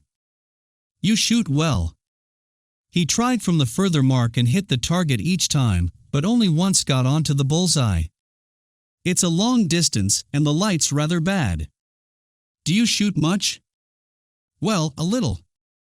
I have only had 2 or 3 shots here, and I picked up a revolver carelessly." "I am sorry you found the light bad." I turned, then leveled the pistol and fired half a dozen shots in rapid succession. "You have missed," he cried, laughing gleefully. "I think not. You will find the 6 bullets in a ring round the bullseye. I never miss." I spoke with intentionally boastful swagger. He went up to the target and examined it, and then turned to me. "By the Lord, you're a wonderful shot. Where did you learn that trick?" The unfeigned surprise and admiration in his tone pleased me. He would know now, at least, that I was not a man to be trifled with. From that moment his manner towards me changed, and his bluster and swagger decreased. "I am very fond of pistol practice," I answered quietly. He went up to the target again and stood before it, scrutinizing the marks of the bullets as though I had performed a miracle. "I never saw anything like it." "It's wonderful," I heard him mutter to himself. Then in a louder tone to me, "I should like to come here for practice, Count." But I had no mind for that. It would not do, I am afraid. If we are to make this business a success, I must be as slightly associated with you as possible. "Yes, that is true, and shrewd enough. You will want recruits if you can teach them to do that," pointing to the target. "And are you equally clever with the foils?" I could have found it in me to laugh at the change in his manner. He was like a man who had come to bully, and had unexpectedly been whipped. "No, a long way from it." "Would you like to try?" But he declined on the plea that he had no time. His refusal surprised me, for I had heard that he was a splendid fencer, and was somewhat curious to see how far he was my superior. I concluded that he was unwilling to show me how really skillful he was, and had to content myself with the evident impression my skill with the revolver had produced. He left me soon afterwards, expressing another hope that we should be friends, but I was as guarded in my reply as I had been before, and certainly no more cordial. I was glad of the visit, however. He had solved the difficulty which had been perplexing me. It was evident that the princess had said enough to lead him to think that I was working on his side, and I was convinced that he would say as much to General Colfort, and thus unwittingly render me a service. That our dislike was mutual I had no doubt. He had come resolved to patronize and, perhaps, to ride roughshod over me in his swaggering, overbearing way, and his performance with the pistol had been intended to intimidate me, by proving that he was as dangerous to quarrel with as he was powerful as an ally. But my display had changed all that, and in a degree had humiliated him in my eyes at the very moment when he was keen to appear most formidable. He was a man to take such a rebuff badly, and for the future I felt he would be no friend of mine. Whether he would dare to be an enemy depended upon his skill as a swordsman, and that he had carefully kept hidden from me. Nevertheless, he had cleared one tangle from the skein of my difficulties, and I was therefore glad of the visit. Whether he would seek to show his enmity openly I did not trouble to ask myself. Chapter 11. Betrayed. The next few days were crowded ones for me.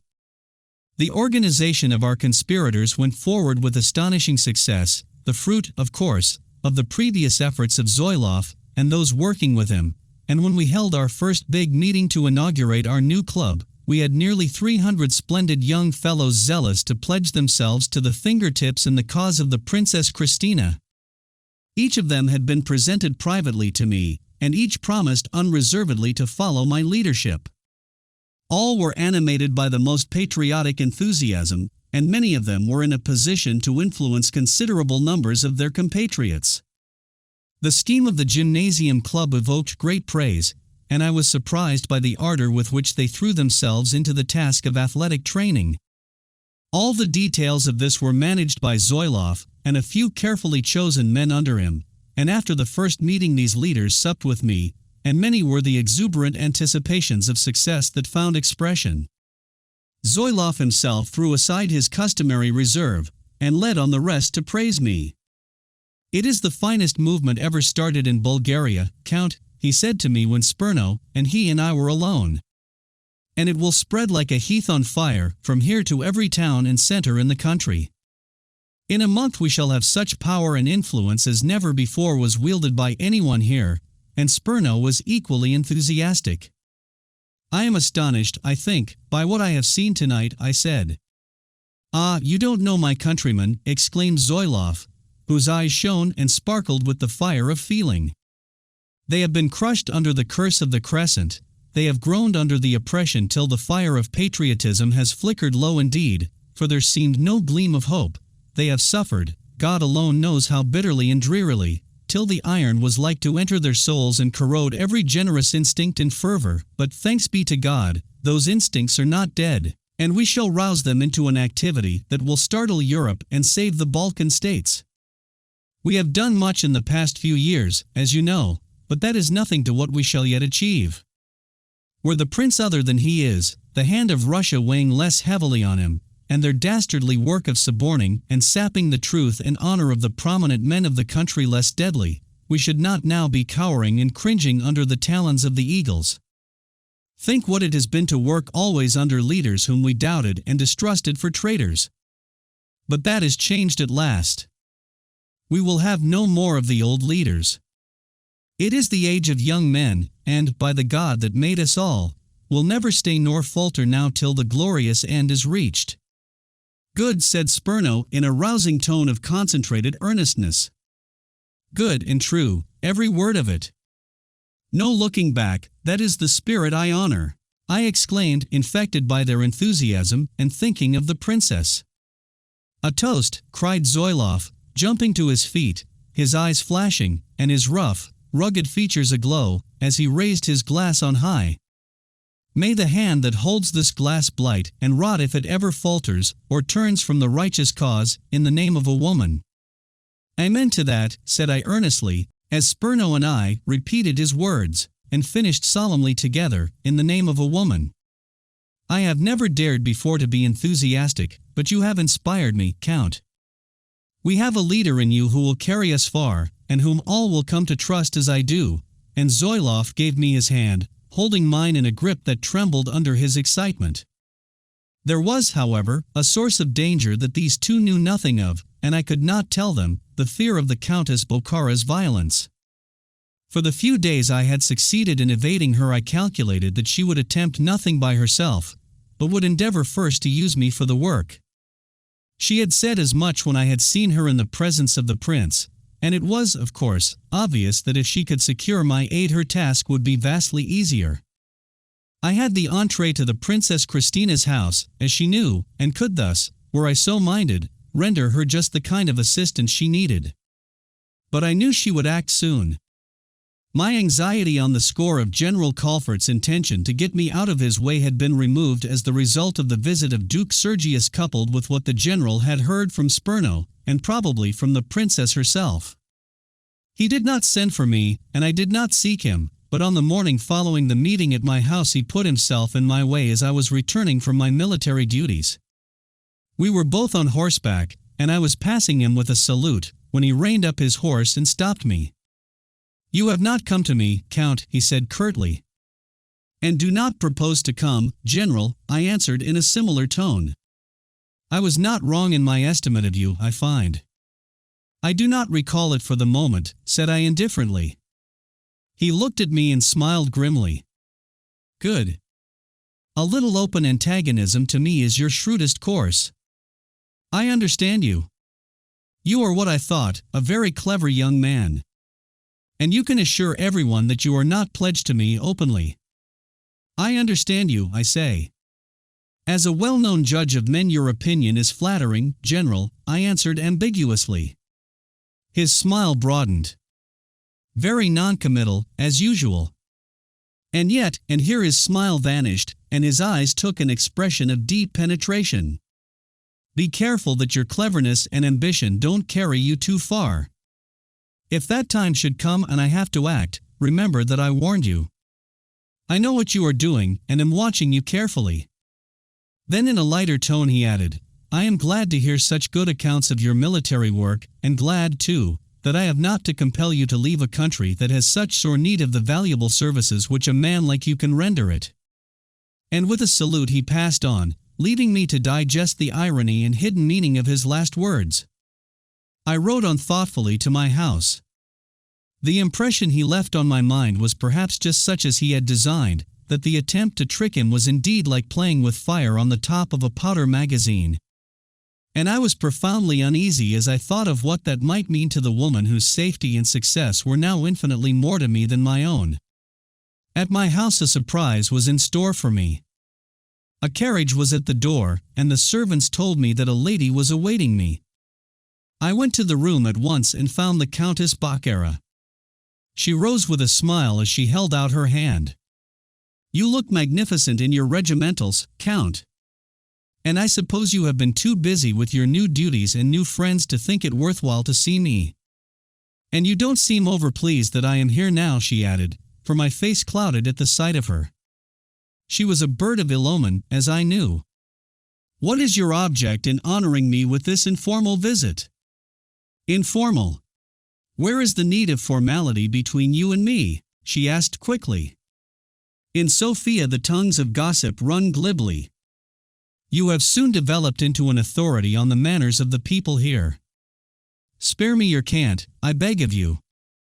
What do you suppose I should care if all the old gossips in the city talked me over till their tongues ached?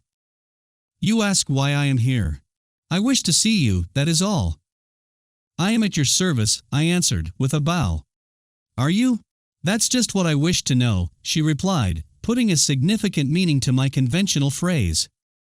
"You have not given much evidence of it as yet. I should rather think you have even forgotten your promise to serve me. I am, at any rate, ready to listen to you." She looked at me piercingly during a rather long pause. "If I thought," she began, but checked herself abruptly. "Your thoughts are always shrewd," I returned. At the reply she looked up and laughed, with such an expression of malignity that it made her face hateful, for all the beauty of her eyes. "You little know how shrewd this time, Count Benderoff, or you would drop that insipid conventionality, I promise you. You are pleased to speak in riddles." "Yes, because you act them," she retorted, almost fiercely. "But I promise to be plain enough before I leave you. I will drop the one if you will drop the other, but there, you'll have to, as you'll soon see." "I do not pretend to understand you," said I. "Well, then, I'll try to make you. You are not generally dull. Tell me plainly, if you can, on what side are you in all these matters? The question is merely to give you a chance of being frank with me, for I know much. I seek the same object as yourself, the freedom of Bulgaria." "I, in the name of a woman, you mean? You think I do not know your canting phrase." I was on my guard now, and did not let her see my surprise at her words. "I have the honor to bear a commission in the prince's own regiment, as you know," I answered evasively. "The commission I got for you." "Of course I know. But what do you mean by that empty answer? Are you for or against me? For heaven's sake, try to speak frankly. Nothing else will serve either you or me in this."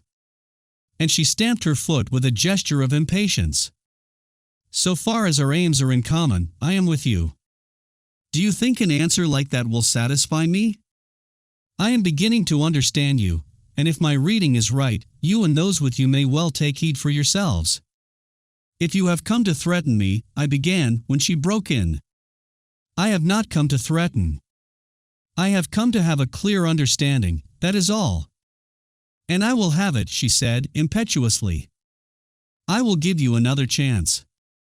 What did the prince say to you when you were with him?" "I do not know there was anything." "For the love of heaven, man, drop this conventional cant and speak as plainly as you can if you wish. What did he say to you about this mad intention of his to abdicate?" "Intention to abdicate?" I echoed, as if taken by surprise. Which means that he did tell you, and you would now pretend that he did not. And, yielding to a sudden storm of passion, she broke out into a torrent of indignant reproaches of what she termed my breach of trust in not telling her. I did not interrupt her, and gathered that she had only just heard from the prince what he had said to me. I understood now the cause of her visit, and the reason of her passion. As His Highness told me in confidence, I could not betray it, I said as soon as I could get a word in. He no doubt told you that he laid a charge of secrecy upon me. And you did nothing to dissuade him, nothing to stop him from a madly suicidal step. You who pretend to pose as a disinterested friend of Bulgaria devoted to him and to me. And do you think, knowing me as you do, for all your flippant lip service to the jargon of conventionality, that I will let this thing be? Do you think that I am so powerless a fool that I cannot stop it? Oh, I am a mad woman when I think of it, she cried desperately. It can be stopped and must be, do you hear? Must, and you must help me. I cannot see how I can help you. She had risen from her chair, and was pacing the room in her anger, and now came close to me, and in a tone of concentrated energy and fierceness said, "The death of that woman Christina will stop it, and in that you can help, aye, and you shall help me." Her face was ablaze with rage and hate as she uttered the princess's name. "The prince himself is opposed to any more bloodshed," I said bluntly. "The sentiment does him infinite honor, and I share it." "You dare to say that to me? To set me at defiance? To go back upon the pledge you gave? Are you a coward, Count Benderoff?" "I will be no party to the assassination of the princess," I answered sternly. "You defy me?" And, laying her hand on my arm, she stared into my eyes for some moments in silence, and then, her lips curling and her face so hard and set that the nostrils dilated with the vehemence of her anger, she added, "I could kill you." Clearly it was to be open war between us, and I prepared for it. I drew my arm away and answered coldly, "I think, madam, this interview has lasted long enough." She started as if I had insulted her, and I looked for another passionate outbreak. But it did not come. Instead of that, her expression underwent a complete change, and she laughed. "Poor fool," she cried in a bantering tone. "Do you know where I shall go straight from here if you turn me away? Wait a moment, and I will tell you." She paused, paying no heed to my gesture of anger. "In the name of a woman, This excellent house, this sumptuous display of wealth, this clever, shrewd Englishman, with his hatred of plots, this attractive idea of a gymnasium club, what does it all mean?" And she leered at me with a look infinitely cunning. I kept my face quite impassive as I met her eyes. "Would you like to tell me the inner secret, or shall I tell you?" I know everything." She paused again, but I gave no sign, and then the rage began to return to her face, and her tone grew vehement again. "It is a lie, and a lie against the man whose eyes I can open with a word. You are working and plotting for the princess in the name of a woman, are you not? And these Russian fools and dolts think you are working for them at the same time. But I know your real intent. To fool them up to the moment when you can throw off the disguise, to put this precious princess on the throne, and then to snap your fingers in the face of the old dotard, Colfort, and obey only the princess. This marriage, on which he counts so much, is never to take place, but when you have rallied and organized these members of your club, as you call it, you reckon you will be strong enough to throw over the Russians and declare for what you call Bulgarian independence.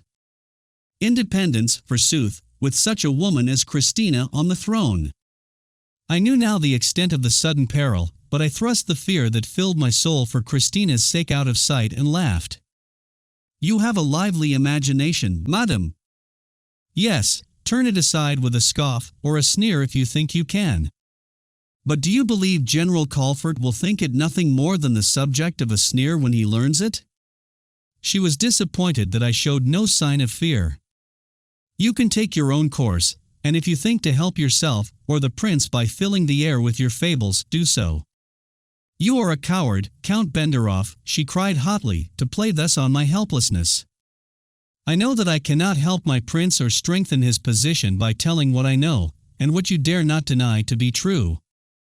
But if I cannot help my cause, I can at least revenge myself, and I will. A word from me and where will be all your plots and plotters? Your club will exercise then in the yards of the jails, and behind the walls of Ternova fortress. I tell you, you dare not play me false. I knew the grip she had on me now could tighten in a moment into strangulation, with the ruin of every man and woman among us, but I maintained my impassive, stern expression. If you choose to spread these tales, I cannot stay you, I answered. Will you help me to my revenge upon the woman Christina? What do you mean by revenge? Death, she cried fiercely. I would slay you with my own hand first, I answered, the passion in me rushing to utterance. She laughed again vindicatively and hatefully. So it is true, then, she has bewitched you. I might have known it. I told you and warned you that she was a vampire using up men's lives with the unpitying remorselessness of a wild beast. And you are her latest lover, I suppose. The slander suggested by her words maddened me. I can hear no more, madam, I said sternly. She threw up her head with a gesture of pride. Do you order me to leave your house, knowing the consequences? I was in sore perplexity. She was a devil and she looked it as she stared at me, her lovely eyes glowing with rage and hate and menace. If you have more to say it must be at another time, when you are in a different mood, I returned. She seemed about to burst forth again in her wild, vehement way, but as suddenly changed her mood and said, I understand. You wish to find a bridge over as dangerous a chasm as a man ever yet had to cross. I will see you again, but next time it will be to hear from you that you accept my terms. You are not a man to walk open-eyed to sheer ruin. I will go. And as she left me sweeping out of the room, with a challenging, defiant, triumphant smile, I could almost have found it in me to kill her. Chapter 12. The Spy. As soon as the door closed behind the Countess Baccara, I threw myself into a chair in a condition of unspeakable dismay, rage, and chagrin at this most unexpected turn. It spelt ruin to everything and everybody concerned in our scheme. I had seen and heard quite enough of General Colford to know full well that the merest hint of such a plot as ours would drive him instantly to desperate extremes. He would put in force every engine of the powerful machinery at his instant disposal to crush and punish us. And that he could crush us as easily as he would pinch a fly between his fingers there was not a doubt. His power was practically absolute, and he would use it mercilessly, like the man of iron that he was. Nor was that the worst. There was a traitor somewhere in our midst, a recreant who had carried the secret in hot haste to this vengeful woman. I could not hazard even a guess as to whose was the treachery, but that it threatened the future of the scheme, should even she herself be silenced, was as patent as the fingers on one's hand. Yet what to do I could not see, plague and rack my wits as I would, as I sat alternating between moods of consternation, rage, and searching reflection. In the afternoon I had a horse saddled and rode out of the town for a gallop in the country, in the hope that some solution of the problem would suggest itself, and the ride cooled and sobered me. Two things were imperative. We must find the leakage and blind the traitor as to our real intentions. Our future safety rested on that being done without delay, and for this purpose I must see Zoiloff and consult with him. As soon as we discovered the Judas among us we could take measures to deal with him. If possible, that should be done by cunning, but failing that, averse as I was to bloodshed and violence, force must be used. But an idea occurred to me by which he could be effectively hoodwinked, and I stored it by for use should the occasion come. As to the Countess Baccara, there were two courses. One was for me to appear to play into her hands and so gain time for our own plans to ripen, a line of action vastly repulsive to me, with all its necessary paraphernalia of deceit and lies. The other, to kidnap her and put her into safe keeping until the crisis should be past. I knew that I could lure her to my house, and that then the necessary measures could be taken, but the cowardice of the plan made me entertain it only with disgust. In the case of a man, I would not have hesitated for a moment. Indeed, I would never have let him leave the house that day. But with a woman I could scarcely bear the thought of it, although this woman was vastly more dangerous than many men. I sought keenly for some other scheme, and for a moment entertained the idea of going to the prince himself, telling him all frankly, and begging his aid to deal with her. But I abandoned it. I remembered he had said he would stand by the throne if he could make sure of efficient help, and I calculated that his vacillation would cause him to turn now and claim the help of our party in his defense. A worse than useless effort, as I knew, owing to the impossibility of rallying to his cause the men who had been turned from him by his weakness. Not only could we do no good for him, but we should imperil the great patriotic rising for no purpose. I was therefore driven back upon the distasteful course of duping the woman who had thus threatened us. Would to heaven she were a man! And each time the thought broke from me in involuntary utterance, I pictured how easy it would then be to act. As I was riding back, moody and thoughtful, I met the carriage of the princess. She caught sight of me when I was still at a distance, and her lovely face was wreathed with a radiant smile as she checked her horses and greeted me. Mademoiselle Brumoff was by her side, and her keen, sharp eyes were quick to read trouble in my face.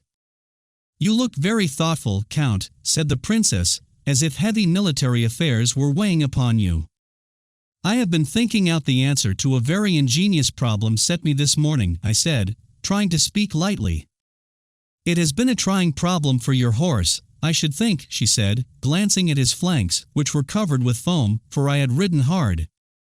"Not more so than for his rider, I assure you. I hope it has not distressed you as much." "The Count carries the sign of that in his face," said the little Brumoff, earnestly. "I hope it is no more than a military problem." "All problems in Bulgaria have their military side," I answered gravely. The princess's eyes showed concern. She understood. "We must not let your horse stand while he is so heated with his problem, Count. If you would like to see me, I shall be at home in an hour from now." "With your permission, I will call," I said, and saluted her as she drove on. "I will have the searchlight of her woman's wit on the matter," was my thought as I rode home, and, despite the grave and critical reason for the interview, I was yet half disposed to be glad of it, so much store did I set on the opportunity of being in her presence. I could scarcely wait with patience for the minutes to run out until I could start for her house. Mademoiselle Brumoff was still with her when I arrived. "You have news of some kind for me, Count," said the princess. "Unfortunately, I bring you bad news, madam. It could not come by a more unwilling messenger, I am sure." "On my honor, that is true," I said earnestly, touched by her gentle thought. "And half its sting will be blunted since I hear it from you. What is it? Tell me frankly." "Its sting cannot but be sharp enough to wound. I fear we have a traitor somewhere high up in our ranks," and with that I told her what had passed in my interview with the Countess Baccara. "It is ugly news indeed," she said at the close, profoundly moved. "And as dangerous as it is ugly. What think you of it, Natalie?" Mademoiselle Brumoff had turned pale with sudden consternation. "I cannot think. It is too dreadful. What does the Count propose?" The princess turned eagerly to me for my counsel. "We must either blind the Countess Baccara, or get her away to a place of safety until we have had some time to act. But the leakage must be traced."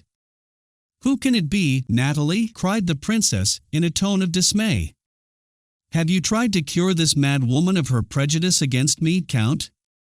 "I have had as yet no opportunity. Since my first meeting with her, I have seen her only once for a few minutes in the presence of the prince until this morning, when she came to confound me with this news, and to urge me to join her in assassinating you." "She chose her companion curiously," said the princess, with a smile of confidence that went straight to my heart. "I hope my safety may never be in less trusty hands than yours." I did not trust myself to answer with more than a look, and as I turned my eyes away I caught the little Brumoff eyeing us keenly. Then the princess startled us both. "I have made up my mind, I will see her," she said. Christina, it is impossible, cried Mademoiselle Brumoff quickly. She would murder you with her own hand. The Count will guard against that at least, and he will arrange the interview. Will you not? I would do much to serve you, but this would be a hazardous step, and one that can scarcely lead to any good. You can have but the faintest idea of her hatred of you. Then I can learn it for myself. I will see her, and her tone was decision itself. I continued my attempt to dissuade, but without success, and she would not rest until I had agreed to arrange a meeting at my house. One stipulation I insisted upon, that I should be present. I should wish that, she assented. I do not mean to run any risks, and I should feel safe only if you were there, Count. The words were sweet enough to my ears, but they did not allay my alarm on the score of the interview. I yielded all against my judgment, and arranged to try to get the Countess Baccara to my house on the following afternoon. When that was settled, I lingered on, inventing pretext upon pretext for my stay that I might steep my senses in the charm of her presence, the light of her eyes, and the music of her voice. Nor did she seem unwilling for me to stay, as I noticed with rare delight. But under all the pleasure of this fascinating dalliance a current of earnest thought was running in my head, and when I left her I had already formed a plan, for which I proceeded at once to make preparations. I had no hope that the princess would reap any benefit from the coming interview, for I could not see a possibility of any good resulting. But I resolved that if she failed I would have my own plan in readiness. If the Countess Baccara came to the house, she should not leave it again except to pass into some place of security until our plans were complete. I sent at once in quest of Zoiloff, therefore, and having explained everything that had happened, outlined my scheme. You are sure that she really knew, and was not merely making a shrewd guess? He asked. I cannot think of any man among us who would turn blabber. But if I find him, he left the sentence unfinished, but the threat was the more expressive. Yes, there are 20 ways of dealing with a man, said I, but a woman is different. A traitor is a traitor, never mind the sex, and I see no cause for mercy for one more than another. He growled into his beard, his look very set and stern. But what is your plan? That we prepare a couple of rooms here in my house, and keep her until we can find some other place equally safe and secret. Is this secret? Are you sure of your servants? May we not look for the leakage among them? Spurno found them for me, was my answer. Would you change them? Every man and woman tomorrow, if you can fill their places. I can do that, he assented quickly. Wait, better, can you let me see them all? I may spot the traitor, or at all events separate the sheep from the goats. I rang the bell and sent for my steward.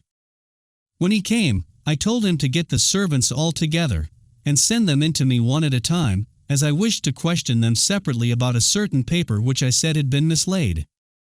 They came in one by one, and we so arranged the position that each stood in a strong light for Zoiloff to be able to watch them as I put a short string of questions. He put a black mark against 3 whom he regarded as suspicious. The rest, he declared, were above question. My opinion is that one of those 3 men is false and a spy, presumably in the service of this woman.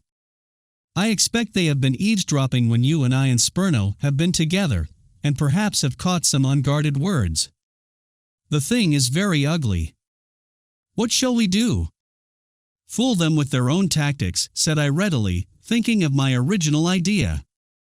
Let us have a hurried meeting of men whom we can trust, have it tonight, explain the position hurriedly, and pretend that we are disclosing to them the real object of the plot, to work nominally for the princess, but really for the Russian party, and have these suspects so placed that they can hear what is going on. Then catch them in the very act, and send them packing with this new version of the thing in their minds, after a pretty good fright, and under oath not to reveal the story. Yes, it will serve, but it will want adroit management, said Zoiloff. You say my steward is a man to be trusted? Absolutely. I know him well. Good. Then leave that part to me, while you hurry off and bring in about a dozen of our men. Let their arrival be a little dramatic, to give color to the drama, so that the spies may think the meeting too important to be missed, and I will answer for the rest." As soon as he had gone, I called my steward and told him plainly that there was a spy in the house, and that we suspected one of the 3 men I named. Then I outlined the arrangements he was to make, to get as many of the other servants out of the house as he could without creating suspicion, and to give those who remained work to do in other parts of the house, so that the 3 should be free to spy upon us, that then he should set them separately some light kind of work close to the room in which I directed the meeting was to be held, of which he was to drop a hint. He was a shrewd fellow, and entered readily into the matter. "One of them is no traitor, sir," he said, naming him. "I can answer for him with my life. I have known him for many years, and I am sure of him. The others I do not know and do not like. Never mind, test all 3, and as the clock strikes 11 be at hand to watch them and await my orders." He went at once to do as I ordered, and that he did the work shrewdly the sequel showed. Zoilov returned very soon with Spurno and another man, and I received them in the room which had been prepared as the stage for our little drama. When the others came, I noticed with a smile that each was cloaked, and in all we made a party of 14. We smoked and had wine until I calculated that the spies would be at their posts, and then, speaking in a tone lowered but sufficiently distinct to reach any eavesdropper, I told them that the hour had come when we thought it necessary to make a most important disclosure of our plans. While working apparently for the princess, we were, in fact, Russian agents pledged to the Tsar, and bent upon putting the princess upon the throne solely in His Majesty's interests, and I went on to declare that the hour had come to strike the blow, and so on. A discussion followed, in which objections were raised and answered, while I kept my eye upon the clock until the hand was approaching the hour of 11, when I rose and declared that this was the moment when each man must declare himself. My rising was, in fact, an agreed signal, and Zoilov, Spurno, and another man stole noiselessly to the spots where I knew any listeners would be sure to post themselves. As the clock was on the point of striking, the 2 doors and a window opening to a conservatory beyond were flung open, and one of the spies was caught in the very act of eavesdropping. "We are betrayed, Count," cried Zoilov in a voice of thunder, dragging in the man, who, shivering and white with fear, wriggled and struggled to free himself from his stern-faced captor. A solemn hush fell on the room, while the trembling, panic-stricken wretch was placed in the midst of the men who closed round him. The silence was grim enough to have tried stronger nerves than his. "What is the meaning of this?" I asked sternly, breaking the silence. "I was not listening, my lord, indeed." "Don't lie to me. What did you hear? Quick, speak the truth, for your life hangs on it." "I heard nothing, I swear I did not. I was only—" "Silence," I thundered, "if you have nothing but lies to tell." He threw himself at my feet and begged for mercy. "Speak the truth, then," I said. He glanced all round the ring of stern, hard-set faces and threw up his hands, and then clasped them before his face in despair. "Gentlemen, you have seen for yourselves. What say you?" I asked. "There is but one punishment for such an act, death," cried Zoilov, in such a ringing, merciless tone that the rascal's heart may well have sunk within him. "Death, if he will not speak." "Death, if he will not speak," echoed the rest. At this Zoilov drew his sword, and at the clash of the steel in the dead silence the wretch moaned. "Will you speak, or die?" I said, after a moment. "I heard only a little," said the man after a struggle, his lips so dry and parched that he could only speak with an effort. "Tell it." I thundered again, and word by word he told us that he heard me declare that we were Russian agents, and all that followed. His fear of the death that he believed imminent was sickening to behold, and made me anxious to close the scene. "You have heard this wretch's confession, gentlemen, what say you?" "He must die," cried Zoilov. "In the name of the Tsar I claim his life. Every Russian interest in the country is in peril while he lives." "You will vote, if you please," I said. And we went through a form of writing each man's decision on paper. "The verdict is unanimous," I said, glancing at the paper. "You must die. I would have spared your life, but I am powerless against all present. At that he clung to me, clutching at my hands and at my coat, praying, beseeching, imploring, and vowing that he would never say a word of what he had overheard. "Whose spy are you?" I asked. "I am in the service of the Countess Baccara." "Wait," and I left the room, wishing to confer with my steward as to the other two suspects. The steward assured me that he had found them just where they had been directed to remain. I went back to the room, and the wretch broke out again with cries and wailings and prayers. I could bear no more of it, and put an end to the scene at once. "Gentlemen, I have heard some strange reports with regard to this man. We will, with your leave, postpone his punishment, and I will be answerable for his safe custody." "Deal with him as you will, Count," said Zoiloff. Calling in the steward, I gave the man into his keeping, and they left the room together. The meeting broke up soon after, and Zoiloff remained only a minute to exchange congratulations upon the success of the ruse. "We have the spy, and tomorrow we will deal with his employer," and his look was as black as a thundercloud as he spoke. Chapter 13. Face to Face. Soon after Zoiloff had left me I sent for the spy. It was part of the scheme that he should be liberated at once, in order that, if he pleased, he should carry the news that he had heard to his employer. The interview was short. I told him I had determined to spare his life and set him free if he would take a solemn vow never to reveal what he had heard, and to leave the country at once. There was no mistaking the genuineness of his terror, and he was eager to take any oath I wished to impose. As I dismissed him, I said, with all the sternness I could concentrate into my voice and looks, "Remember that from this hour you are a marked man. Every Russian agent in this country will know you, your every action will be watched, and every word you speak will be noted. One breath of treachery, one single suggestion of further deceit, and you are a dead man. Your life hangs on the thinnest of threads. And if ever you feel tempted to break your oath, recall this night and the stern faces of the ring of men who voted that you should die. Go." He staggered out of the room, reeling like a broken-witted drunkard. After my regimental work on the following day, Zoiloff came to me, looking worn and wearied. "I have been at work all night," he said, "but I have done good. I have found a place where this woman, Baccara, can be held in absolute safety for 10 years if necessary, if once we can get her there."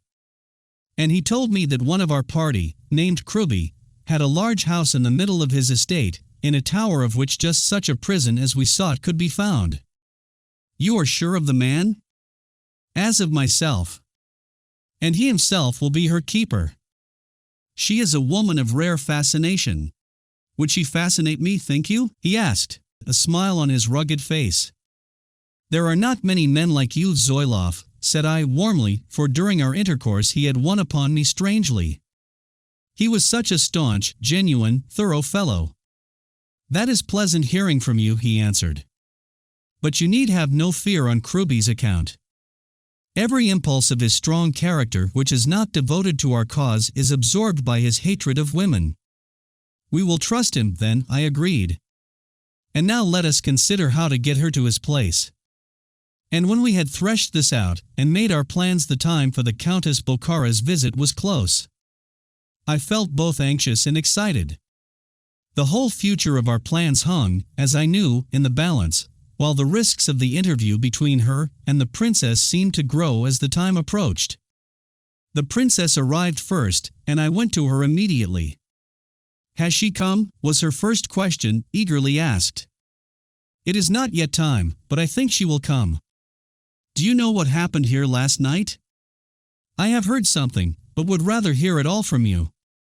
"It was good news, I believe, but it was sure to be, you are so zealous in my cause," she said. "Tell me everything." I told her, and she listened, deeply interested, her eyes watching my face as I spoke. At the close she smiled and said, "One would think from your telling, Count, that you had been merely a bystander instead of the prime mover in it all. Captain Zoiloff did more than I, for it was he who detected the miscreant. The rest was simple enough. Then should I keep my feelings and words of thanks for him, and think of you as one who serves me, as it were, by routine? We are all devoted to your service, Princess, I said. No one more faithful than the others? None less faithful than myself, I hope. I like that standard. Pray heaven that you are right, for then I am a lucky woman indeed, and her eyes shone with a light that was like to dazzle me. You will be on your guard this afternoon with the Countess Baccara, said I, after a pause I found embarrassing. I am always on my guard, except, I think, with you, she added, musingly. I mean, you will not let her approach too close to you. I know her to be a dangerous woman, capable of any madness. You will be there, she said, with an accent of trust in me which I read with delight. But still she must not come too near you. Infinite mischief might be wrought in a single unguarded moment. You think she may even try to murder me in your presence? I believe her capable of any desperate deed, that is why I urge you, I cried, very earnestly. She smiled, let her eyes rest on mine with a look that seemed as tender and warm as a ray of summer morning sunshine, while a faint blush tinged her cheeks. I will not cause you a moment's needless anxiety. You have had too many on my account already, she said gently, and in the pause that followed a servant entered to say that the Countess Baccara was waiting to see me. We had arranged that I should see her first alone, and I found her in a mood of jubilant and boastful confidence. I knew you would come round to my views, Count, though I confess I did not think the effect of what I said yesterday would be felt quite so quickly. I was disposed to give you at least 3 or 4 days, but I like you better for your promptness. She spoke exultingly. I am not so confident as yourself that our interview will end to your liking, I answered. I am confident and have even more reason for it than you at present dream. You may prepare yourself for great news. I am not good at riddles. What news do you mean? That I do not consider your help so necessary as I once thought. That there was some new danger beneath her words I was certain, but what it was I could not guess. I do not understand you, I said shortly. A child could see that. I like the look of perplexity and fear on your face, and she laughed in a hard, sneering tone. You have been very useful to me, after all, though you do not know it. What you showed me yesterday gave me the clue, and I have been merciful, in a way, very merciful. Death is ever sweetest to a woman when it comes, or seems to, from the hand of one she loves. You have a pleasant wit, and your laugh fits it well, I said drily. A jibe moves you more quickly than a threat, my friend.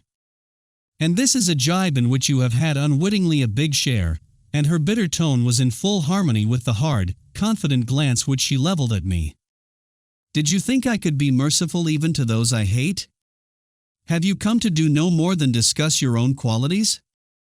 I have not come to be your dupe, she retorted fiercely. You have discovered my spy, I find, and I congratulate you on the clever stroke with which you have blinded his eyes. But it is too late, Count. The man was caught last night in the very act of spying, and narrowly escaped with his life. He confessed you had employed him. She waved her hand, as though the matter were nothing. He had served his turn, let him go. I have no longer need of him, and of course, you would have killed him had your last night's meeting been anything but a clever ruse. But you scared his poor wits out of him, not a very brilliant or difficult achievement perhaps, and by now he is off to the frontier as fast as his shaky legs will carry him. But that is nothing. Tell me, Count, what would you do if within an hour you were to hear that your princess had fallen dead? Probably I should seek out her murderess and kill her, I replied hotly. Good, then I was right. You do love her, eh? Then listen. She trusts you, of course, trusts you blindly and implicitly, and if you sent her a little pretty gift, a little gentle act of courtesy from so gallant and faithful a servant, would she prize it, think you? I don't wish to discuss such matters with you, I answered, but in my heart felt glad indeed that the princess was safe in my house at that very moment. You don't wear your heart on your sleeve, you mean? Men of your sort always think they do not. And yet the knowledge of the love of such a man would be precious to many women. That is how you have been useful to me. Now can you read the riddle? I thought I could, but made no reply. Yesterday, when I was here, you showed me what you could not hide from my eyes, that this woman had drawn you to her, as she has drawn hundreds of others. But this time she has dared to draw you from allegiance to me, this with a touch of sudden passion, which passed instantly as she continued in a tone of exquisitely modulated softness, suggestive of the purr of a tigress. When I left you I saw how I could use the secret I had surprised. By now I have done my work, so I may speak frankly. I shall not want your aid now. Thinking that the princess might be pleased with a little token from her latest lover, you need not wince, it does not matter now who knows your secret, I sent her in your name a little emblem of your devotion. And what more fitting emblem could there be than a rare and beautiful rose? It was an unwarrantable liberty, madam, I cried, with a flush of anger. She laughed at my indignation. But it was more than an emblem of devotion, for it carried in its soft, sweet petals the essence of instant death. You know these things are common in this East of ours.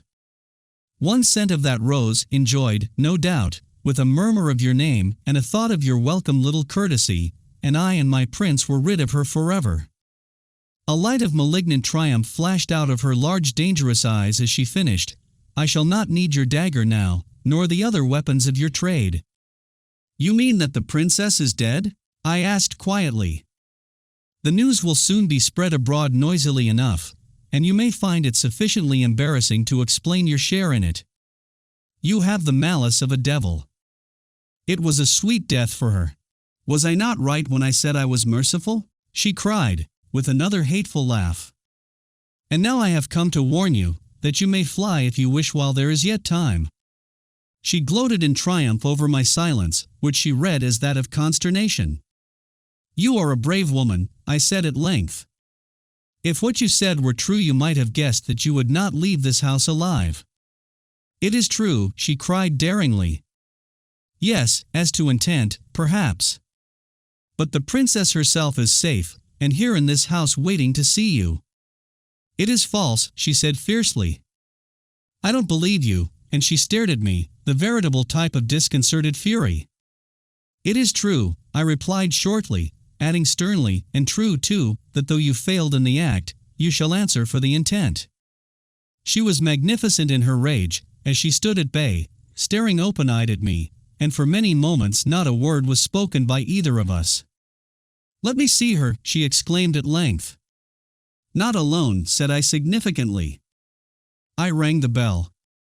Tell the Princess Christina we will wait upon her, I said to the servant, and a minute later the two were face to face, while I looked on, all anxiety and apprehension as to the result. They stood for a moment looking at one another, the princess calm and dignified, in an attitude of queenly grace, her speaking, lustrous eyes alight with the hope with which she had sought the interview. But the hope was quickly clouded with a dash of anticipative disappointment, caused by the Countess Bokhara's vehement passion and hate which envenomed her fiery glances, and spoke in every straining movement of her lithe sinuous body. Your Highness surely does me great honor in this reception, said the Countess scornfully, breaking the short silence. I am sorry we have not met before, was the mild, temporizing reply.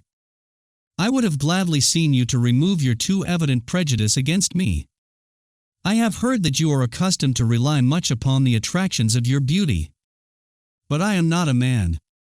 I am desirous only of disarming by mutual understanding so powerful and, as I have too much reason to know, so bitter an enemy. Tell me, Countess, why are you so bitter against me? The tone was very gentle, almost solicitous, but I could see that the other's sneer had gone home. Why should I tell you what you must know full well? If people speak truly of you we have assuredly the same end in view, the welfare of Bulgaria. I am not half a Russian, and the tool of tyrants. Am I? And the princess's eyes flashed. Your agent has discovered our real designs and carried them to your ears. You know now our cause is the cause of freedom, and that we are no more the tools of Russia than you can be. Why, then, say this? And why, my enemy? I was astonished and not a little dismayed by her frankness. Your conversion has been rapid. It is but a few nights since your friends, impelled by zeal for you and for your cause, tried to murder me. That was not done with my knowledge. God knows I would not spill a drop of blood. What would your death profit me, or the end I have in view? Do you think I am so mad as to wish the country to believe I desire to rule by terror, the sword, and the secret dagger? They do believe it, cried the Countess in a tone of hate, and they do not wish you to rule at all. Who has called you to take the place of the prince, to plot against him, and to drive him from the throne? What are you doing but nurturing and fostering the villainous ingratitude of the people, that by this act of double treachery you may mount the throne? You forget, the prince is himself resolved to abdicate, I interposed. And why? She asked hotly, turning upon me. Why, but that the plots which the princess here, and those in league with her have organized against his life are driving him away? This is no work of mine, Countess. Before my name was ever mentioned, before the thought of my ever taking the throne was ever suggested, the prince's position had become untenable. Because your allies, these hateful Russians, had made it so in preparation for your coming, or the coming of some other tool. But now that you know I am acting not for, but against, them, the cause of your enmity, if this be the cause, is removed. Do you wish me to join you, then, to swell the train of your slaves? I wish to disarm your hostility. To suborn me from my allegiance to my prince, you mean? Her answers were growing in bitterness and vehemence each time she spoke. Your Highness mistakes me. I am no traitor to my sovereign. But the prince is bent on abdicating. Because you and others are driving him to it. You ask, why am I your enemy? This is the reason, or one that will serve. You have others. Yes, I hate you. Is that what you wish me to say? I hate you. Is it as musical for you to hear it as for me to speak it? I hope it is. I hate you, and thank my God that I have a chance of telling you the truth to your face. Her passion, only lightly held in restraint, broke its bounds now, and her eyes flamed, and her lips quivered with the rush of it. What have you ever done in regard to me that has not earned that hate? Where are the men, good and true to the prince and myself, that you have lured away from me? What are your actions, one and all, but those of deadly antagonism to me? Am I a craven sheep that I shall see my friends alienated, my prince threatened, my cause destroyed, and my very life attempted, and only bleat a few bywwords of thanks to you for your gracious thoughts of me?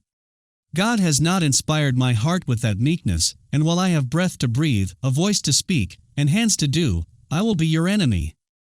Is that enough, your Highness? She spoke with such furious vehemence that at the close she was breathless, and she clenched her hands, and glared with hate at the princess. I have not done the things you say. I could not do them, said the princess, in a tone whose calmness did not hide from me the ache of disappointment in her heart. It is easy to deny. It costs but a breath, was the sneering answer. But you ask me, will I cease to be your enemy? She added, her eyes flashing dangerously. I will, on one condition. What is that? One that will at least test your sincerity. Give up this enterprise of yours, cease to persecute my prince, and I will cease to be your enemy. She put the conditions with a leer of malice, and stood waiting for the answer with a curling lip and insolent mien. I am not persecuting the prince, and from my heart I declare that if Bulgaria could be freed by him, I would serve him only too gladly. I think no good can come of prolonging this interview, I said, for I could not bear to hear the ring of insult in every word which the Countess uttered. But my interposition was ill-timed and unfortunate. Turning partly toward me, the Countess said, in a tone of simulated submission, the irony of which was maddening. Your Highness's newest and most faithful adviser would spare your ears the blunt utterances of truth from my rough lips. A renegade is always solicitous to temper the wind for his latest mistress. I drew a deep breath of rage at the insult, and the foul slander insinuated with such devilish adroitness. The Count is right, madam, I must admit my defeat, said the princess haughtily. I must ask you to withdraw, Countess, said I sternly. She laughed with wanton insolence. I am no servant of yours to be bade to do this or ordered to do that. I came to this interview to please you, I shall leave it to please myself, and she drew herself up to her full height in defiance. Then she laughed again, a loud, ringing laugh, forced, of course, but a clever parody of spontaneous merriment. Upon my word, this is a pretty scene, and I have vastly enjoyed it. I have, alas, no weapon with me save my tongue, or there should have been a different ending, I do assure you. But that I can use. You have shrunk from the truth today, as the Count here shrank yesterday, when I discovered the secret of his warm allegiance to you. Silence, madam, I cried hastily, fearing what her rash tongue would say. Is he not earnest, your highness? Is he not a man to be proud of? To warm a woman's heart? I told you just now of men you had won away from my prince and me. Here stands the latest of those renegades, a man who loves you. She uttered the words with an accent of assumed sincerity. I congratulate you, princess, upon your conquest. I cannot hope to regain for my prince a man who is aflame with a newborn passion for you. This is monstrous, I cried, my face flushed with anger and concern. If you do not leave the room, I shall summon my servants that they may remove you. She faced me unflinchingly. You dare not, she said. Then be silent and end these ill-timed jibes and leave the room. Jibes? Is that a jibe? And she raised her arm and waved it to where the Princess Christina stood, her face covered with deep ruby blushes. An unconventional love avowal, at any rate.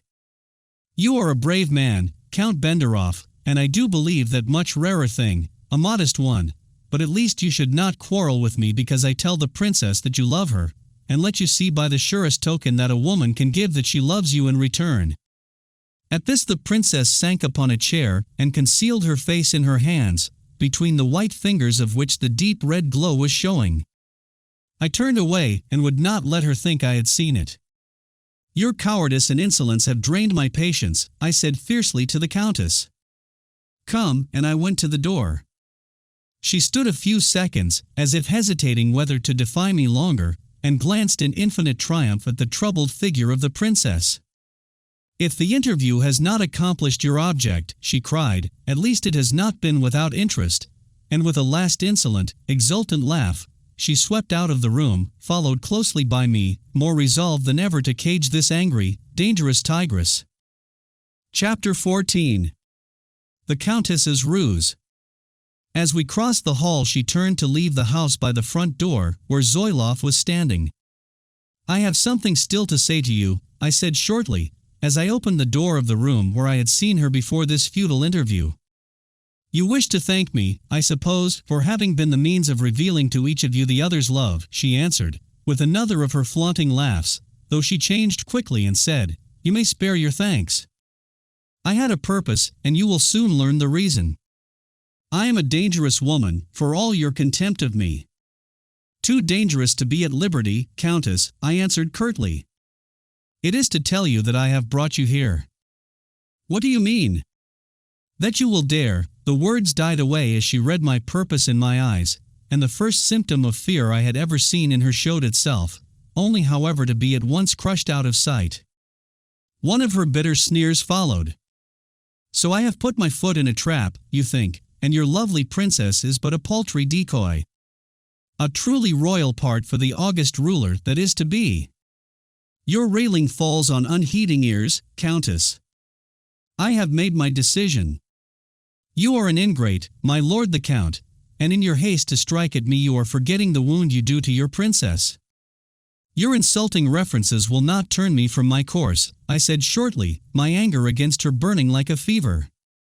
Then shall I say you honor yourself and the woman you love by imprisoning me for discovering and revealing your love's secret, and that you give proof of your courage by keeping me here that you may stay and gloat over your victim?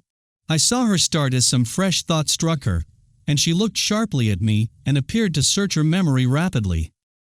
Then she smiled the same exultant smile that I had noticed before, while a dangerous light came back to her eyes. I will not attempt to escape. It will be useless, the house is sufficiently guarded, and we have prepared for your reception. I am content if you but give me your company, for you are a man on whose feelings it is a delight to play, and should make a pleasant jailer. I shall not be your jailer, but you will be in safe hands. I have only to warn you that any effort to escape my custody will be useless. You probably know me well enough by this time to be sure of that. I am sure of one thing, you will not keep me here. Let me give you my reasons." There was again a sudden but complete change in her manner, as she spoke in a calm, collected tone. I distrusted her every mood, this calmness as much as any. "I can't stay to listen. I wish you merely to understand that it will avail you nothing to beat against the bars of your cage." As I spoke, I turned to leave, and with a quick rush, while my eyes were off her, she was at the door as soon as I put my hand to it to prevent her opening it, and to my chagrin she locked the door herself and put the key in her pocket. I have that to say to you which cannot wait even to suit the woman you love. If I must stay here, so shall you. And she walked to the other side of the room and threw herself into a low chair, from which she looked at me defiantly. This maneuver perplexed me vastly. I was all unwilling to remain, and yet I could not leave now without either a struggle to get possession of the key or by summoning assistance to have the door broken in.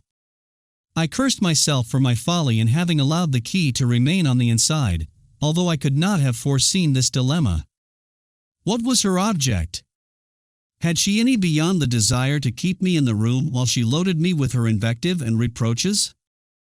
What had been the thought which had struck her, and which had seemed to lead to her sudden assumption of calmness?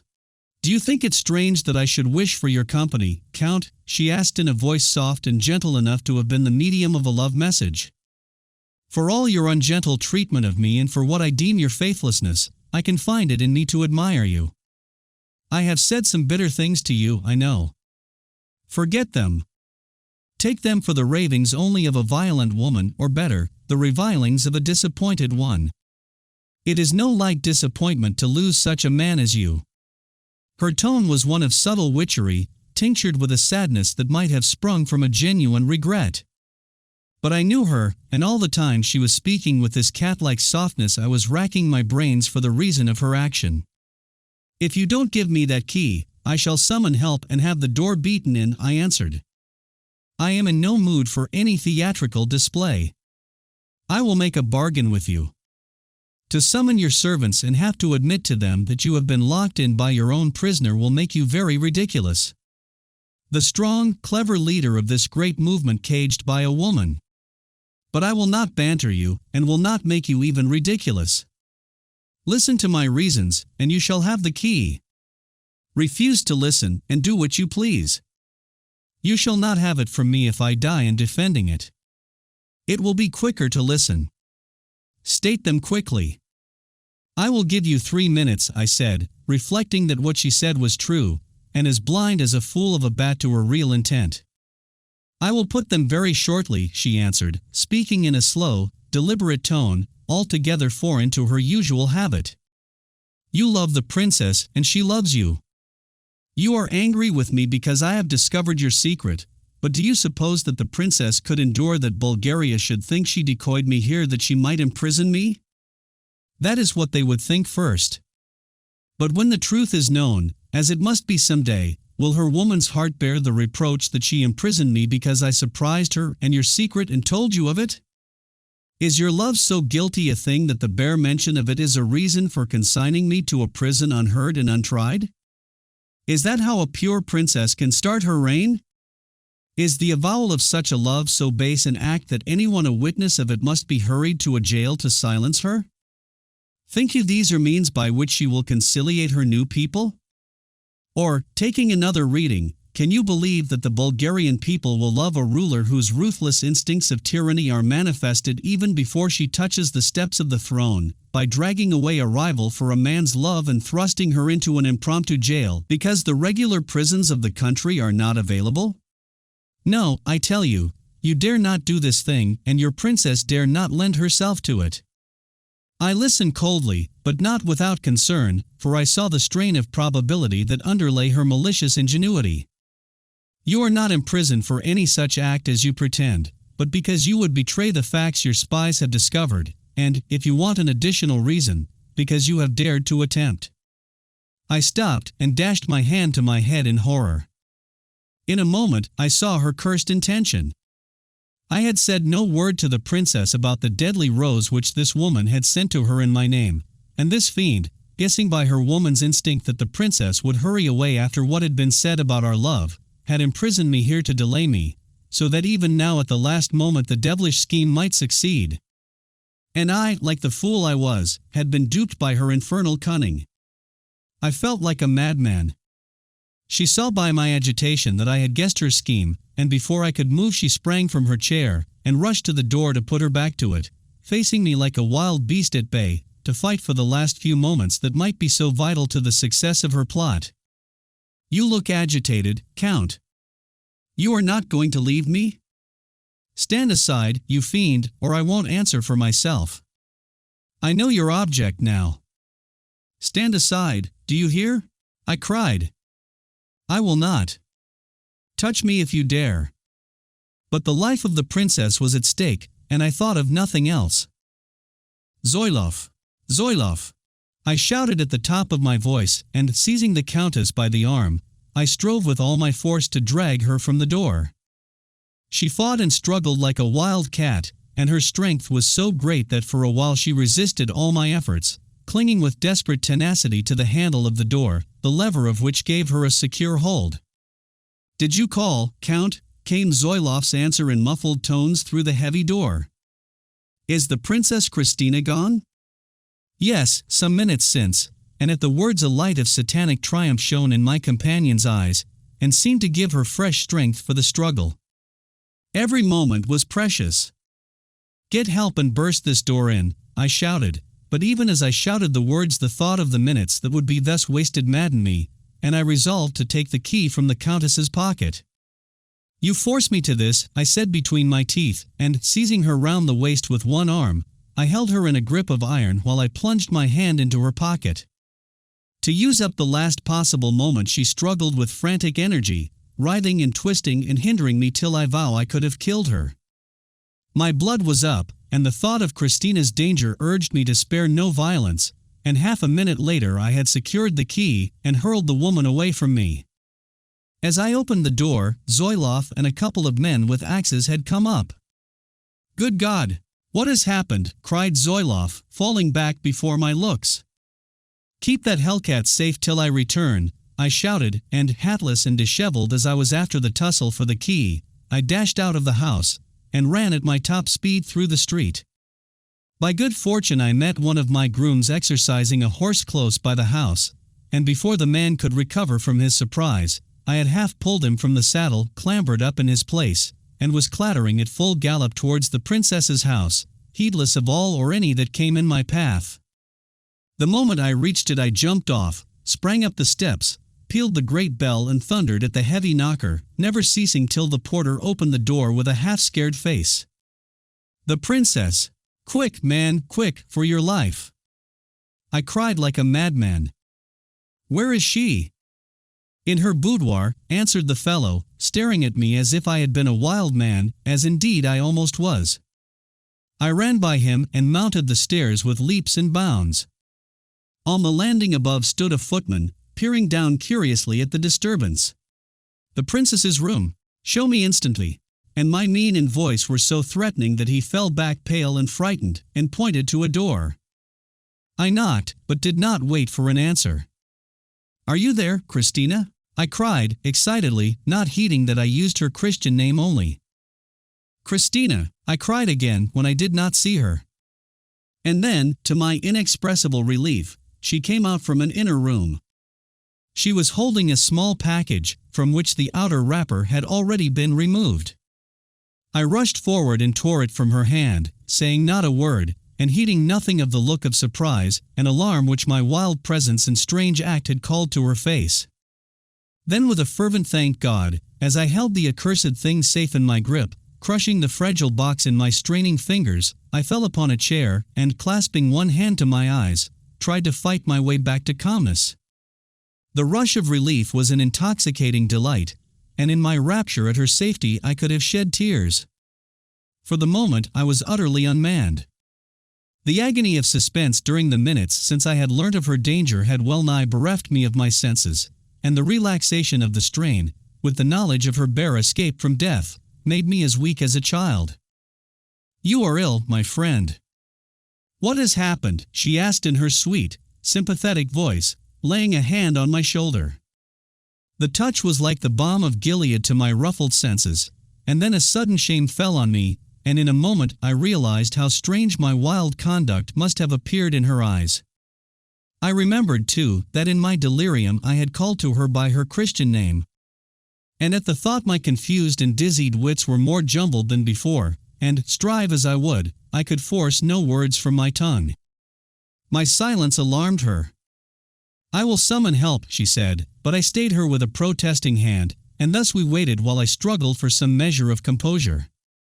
Many moments passed in this strained, embarrassing silence, till I was sufficiently master of myself to make an effort to speak to her. I rose, still holding the crushed little package as fiercely as though it were a thing of life. She looked at me with a smile, intending it to veil her alarm and anxiety. "Princess, I crave your pardon."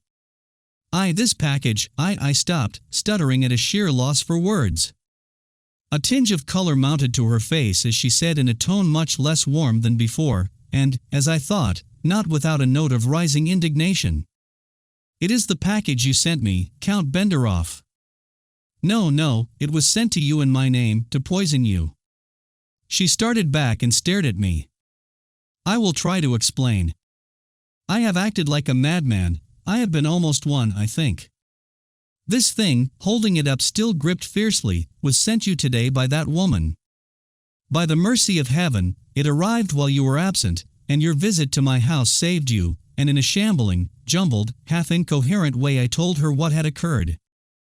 The color in her cheeks flowed and ebbed as I spoke, and I saw an ever-varying light in her eyes as they were bent upon me, now in indignation, again in horror, and yet again in gratitude mingled with feelings which now I almost dared to read as my heart dictated. When I finished my disjointed narrative, she thanked me very simply, though her agitation, heightened color, and tender glances told me how deeply she was moved. Leaving me for a moment, she returned with the wrapper of the package and a card of mine, on which were scribbled my initials in a handwriting much like my own. "This was with the packet," she said, giving me the card. "But I have never seen your handwriting." I saw in a moment that the spy in my house could easily have stolen the card for the Countess Baccara. "Could your servant identify the messenger who brought it?" "For what purpose, when we know who sent it?" "It is a case with which the courts could deal." No, she cried hastily, shaking her head. "I could not do that." "Well, it does not matter. She is in safe keeping, and I can mete out the punishment myself. I will keep this evidence for future use," and crushing packet and card and wrapper together, I pushed them into my pocket. "What do you propose to do, then?" asked the princess. "She cannot be left at liberty with our secret in her possession." Till I had uttered the words I did not see their double meaning. But the princess did instantly, mistaking me indeed, and her face grew so crimson that she turned away to hide her confusion. "I mean the knowledge of our plot," I made haste to add, awkwardly, the explanation serving only to accentuate my clumsy blunder, and add to our mutual embarrassment in the pause that followed. I was mad with myself for the slip, and yet delighted at what it helped to reveal to me.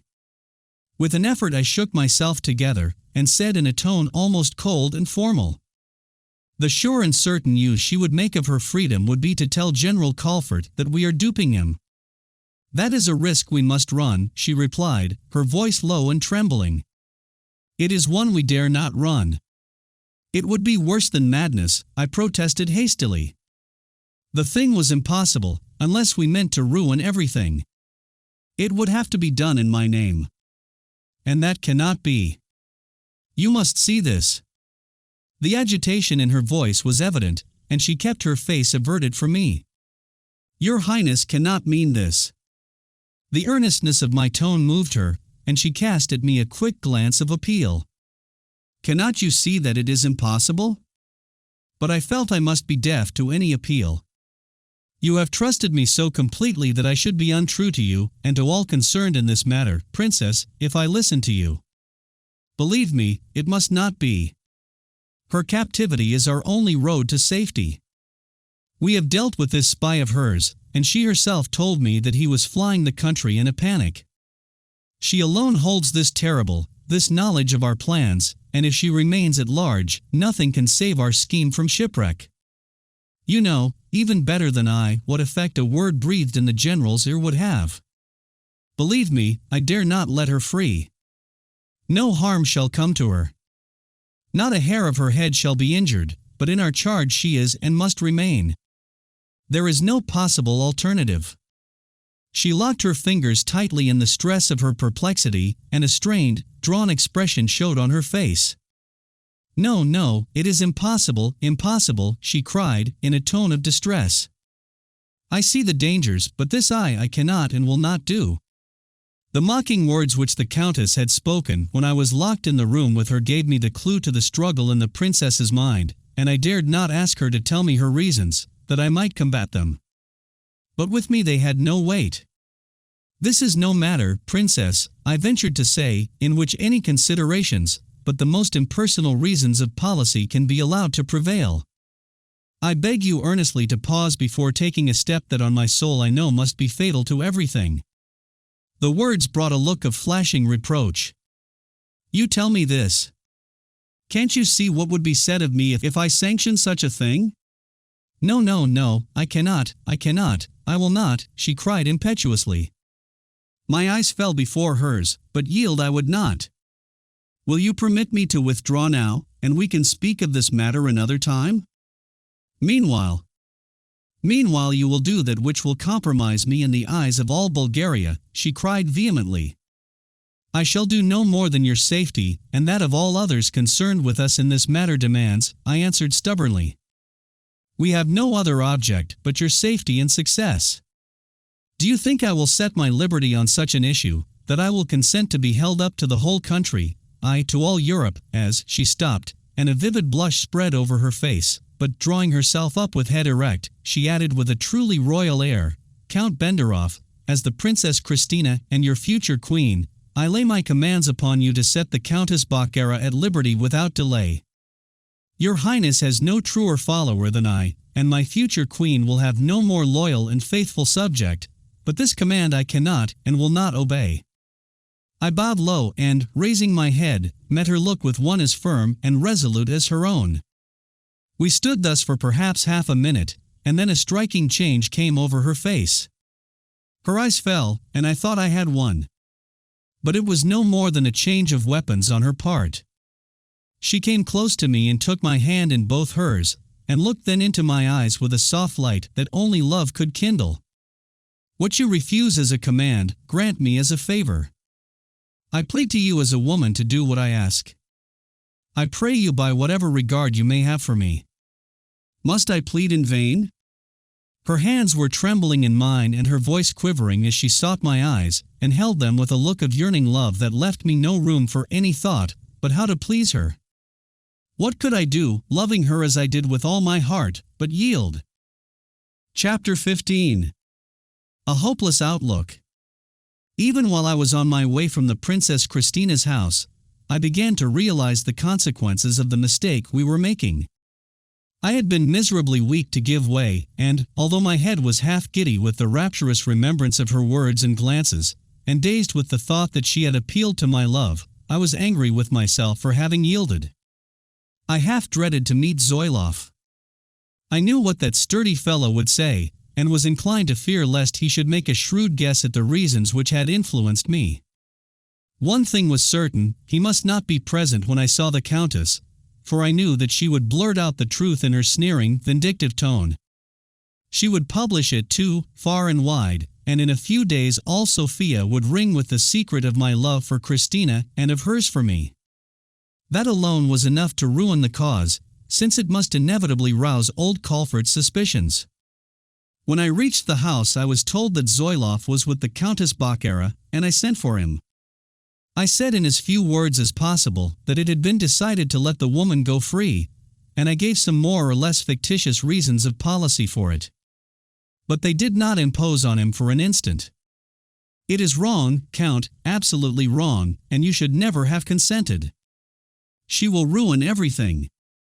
I propose that we just ignore the princess's wish and keep that fiend close all the same. I have passed my word, Zoilov. I am very sorry to hear it, but I haven't, and there's nothing to prevent your setting her free and my taking her again.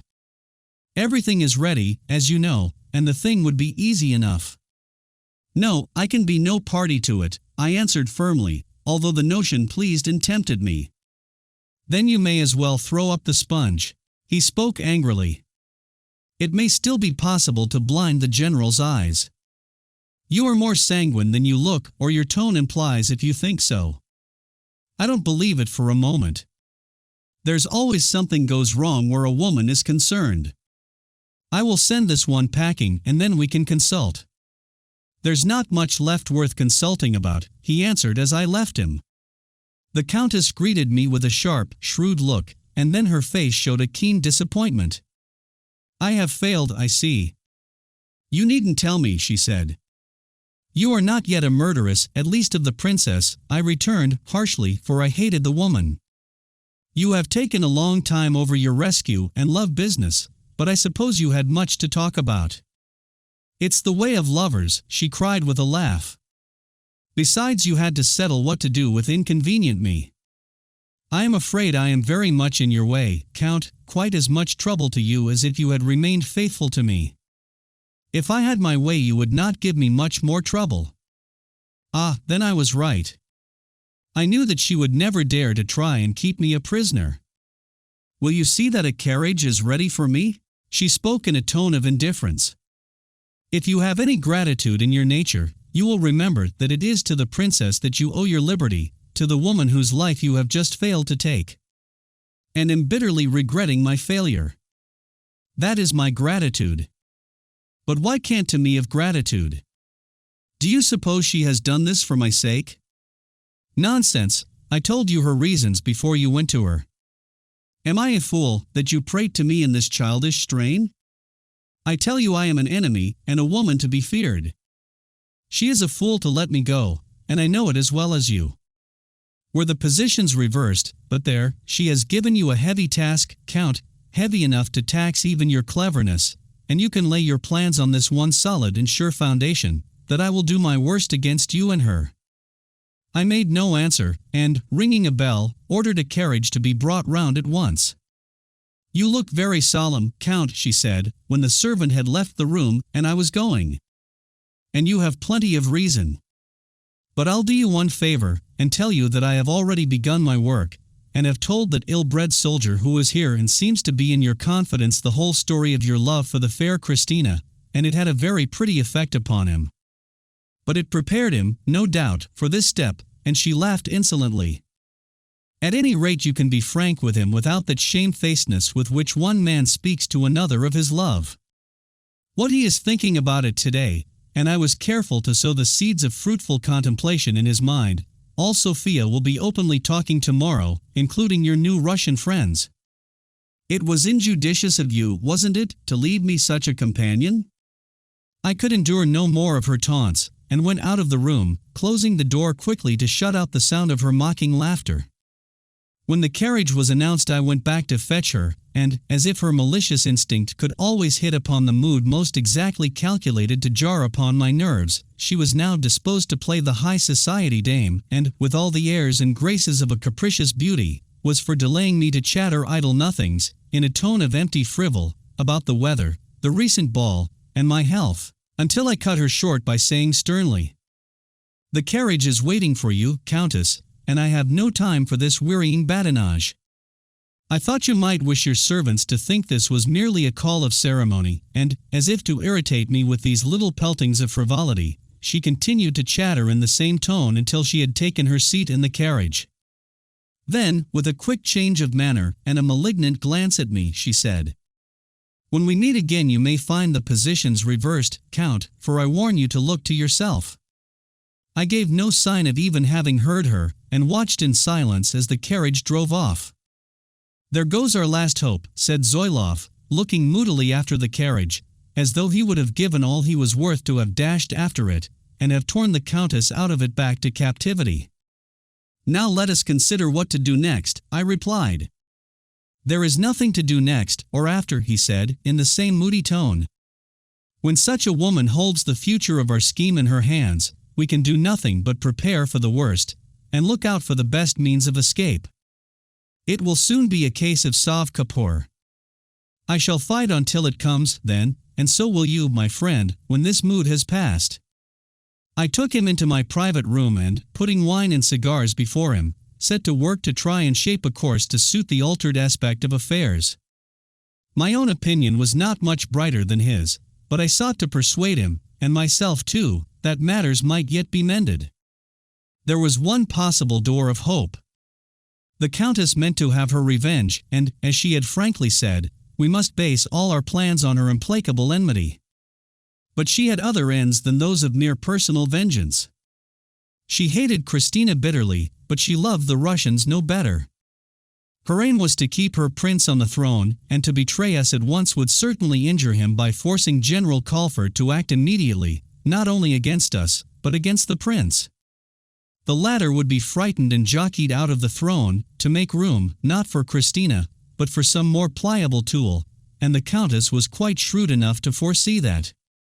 I am inclined to believe, I said, after we had discussed the position at great length, that she will seek her ends first by other means than by betraying us to Colford, some scheme or other against the princess or myself personally, perhaps, but something which may take time to work out.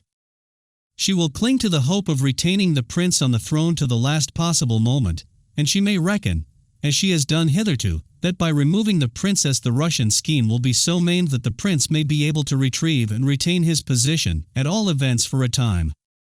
She may now include me in some such plan of assassination.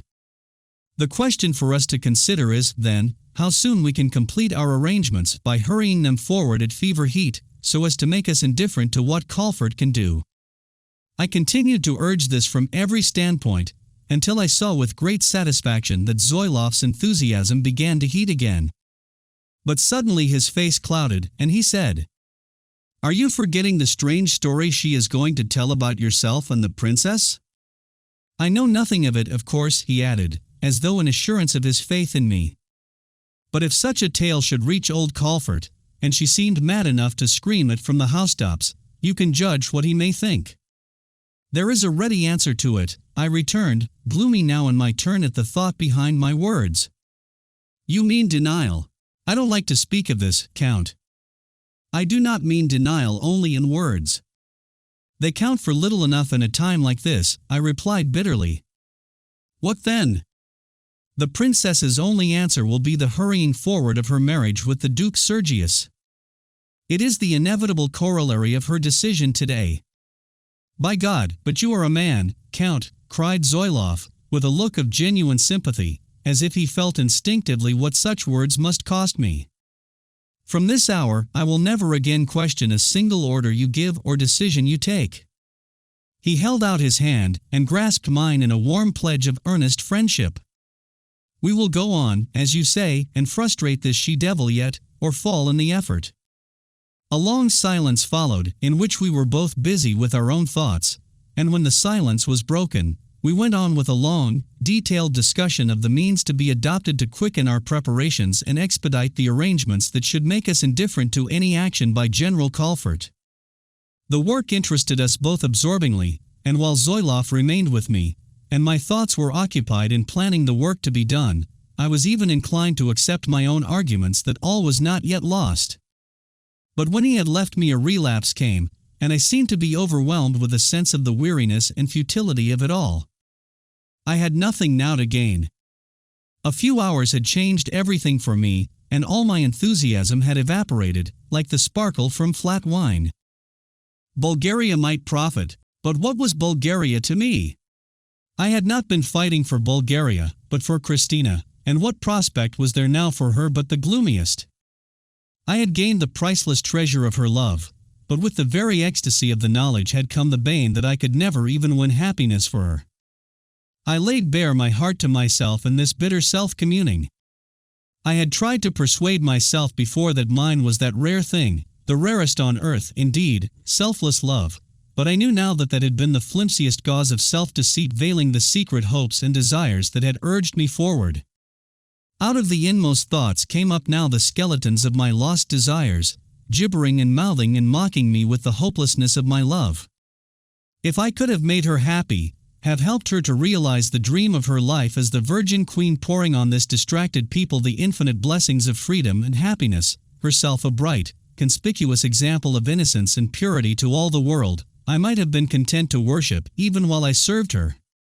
But to think of her as the wife of the sensual brute I detested, forced to submit to his loathsome endearments, and to smile and frown upon him in his humors, was like a very torment of hell to me. And for her it must be 10,000 times worse.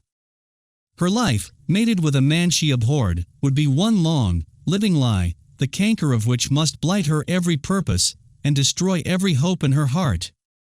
And yet I, loving her and beloved by her, was to help her to this life of fair-seeming misery and honored dishonor. I could not and would not, I cried in my heart, and yet I knew I must. There was no escape now from it. As I had told Zoilov in my despair, the hastening of the marriage was the one possible means of averting that instant ruin in which the power of the at present all-powerful Russian agents could involve us all. Harder than all else to bear, however, was the thought that I myself must pass that inexorable sentence upon her. She had made it essential by her shrinking woman's fear of how her act would be read in the eyes of Europe, but it was left for me to show her the full consequences of what she had done. In my frenzy I was tempted to regret that I had saved her from the infinitely more merciful fate of death. Deeply as I loved her, I would vastly rather see her dead than the wife of the man whose wife she was now inevitably bound to be. For a moment a wild thought rushed through my mind, that I should induce her to fly the country with me. But the thought was as great a treachery to her as the act would be treacherous to those whose cause she championed with such pure-souled enthusiasm. I recalled with the iciness of a lover's despair her declaration that she would even become the wife of this man, if no other path were open, rather than abandon the cause she had espoused. There was no escape, and when at length I threw myself on my bed, brain-wearied with the long wild fighting against the inevitable, it was only that the torture of my waking thoughts should be reproduced with all the grotesque horrors of oppressive, sickening dreams. I awoke with the dawn, dreading the coming of the hour that would bring with it the ordeal of the interview. For myself my course was soon decided. I would keep my word, and go through with the task of leading the movement to such a successful issue as we could yet snatch from the dangers surrounding and threatening it. But the hour that saw her safely seated on the throne should be my last in the country. I was revolving these gloomy thoughts over an untasted breakfast when Spurno came. "You look ill, Count," for the struggle had written its effects in my face. "Yesterday's doings have upset you." "It is nothing worse than a headache," I answered carelessly. "I hope your nerves are not unstrung. You will need a clear head today, unless I have read things wrongly." What next? I felt that nothing which could happen now would either interest or trouble me. I had lost the one thing which I desired, and life itself might go for aught I cared. I was at a house last night and heard something which you must know at once. It concerns you closely, and spells danger. What was it? Feel interested I could not, feign it I would not. The Duke Sergius has resolved to force a quarrel upon you. He has some deadly grievance. I heard it incidentally, but why, Count, what is the matter? He might well be astonished. The news was the one thing on earth that could have changed me, the one thing that might yet change everything. In an instant my lassitude and despair fell away like a cloak. My blood warmed, my heart beat fast, my cheeks glowed again, and life was worth living and risking. Even if I were destined to go straight to my death at the hands of the rival I hated, I should have a moment of real enjoyable life, while, if my hand were true and my skill what I believed it, and I killed him, I could not stay to think, but in my eager hope that the news might be true I plied Spurno with question after question, testing his story, till he might well have deemed me insane. "Of all the gifts and riches of the earth that you could bring me, Spurno," I cried in my vehemence, "there is none I would have in preference to this news. By heaven, man, but you have made me live again." Chapter 16. If I Were a Woman. We had been together about half an hour, discussing eagerly the news which Spurno had brought, when Zoilov arrived. His face showed that he too had passed anxious hours since we parted. I received him with a laugh and rallied him upon his looks, and then told him the news. He had not the same intense personal interest in it that I had, and he received it very differently, though his friendship made him understand my feelings. "It is her first step," he said, gravely. "We must act warily." "A necessity for others besides ourselves," I retorted. "It is not certain what form his hostility will take. He may not care to quarrel openly with you, Count, although, if he does, you know he is not a swordsman to be taken lightly." "He would serve me no ill turn were he to send his sword through my heart," I answered, and meant every word I said. "That would be an ill enough turn for us, though. Let us go to the gallery and see. I have scarcely closed my eyes all night, and when Spurno came he found me hipped and down. It will be a good test for my nerves. If I can hold my own against you under such conditions, we need not be doubtful about this other affair." In a few minutes we were busy with the foils, and I told Zoilov to try with all the skill at his command to beat me. For myself, I tried to make myself believe for the moment that he was the man whom I might have to meet, and I put forth every effort. I never fenced more skillfully, or with more spirit, now limiting myself only to defensive measures and now forcing the attack with vehement and even fiery impetuosity. "I cannot hold you, Count," said Zoilov, at length. "I have not touched you once, except that graze on the leg, and you have had me 3 times badly. If this were in earnest, I should be a dead man. But remember, you know my work now, and that I am not the Duke's equal with the sword. I must take that risk, and shall not take it without pleasure, I assure you. But that's not the only risk to be taken." "You are in a despondent mood, my friend," I said, for I knew he referred to what General Colford might do afterwards. "Let's meet them one at a time.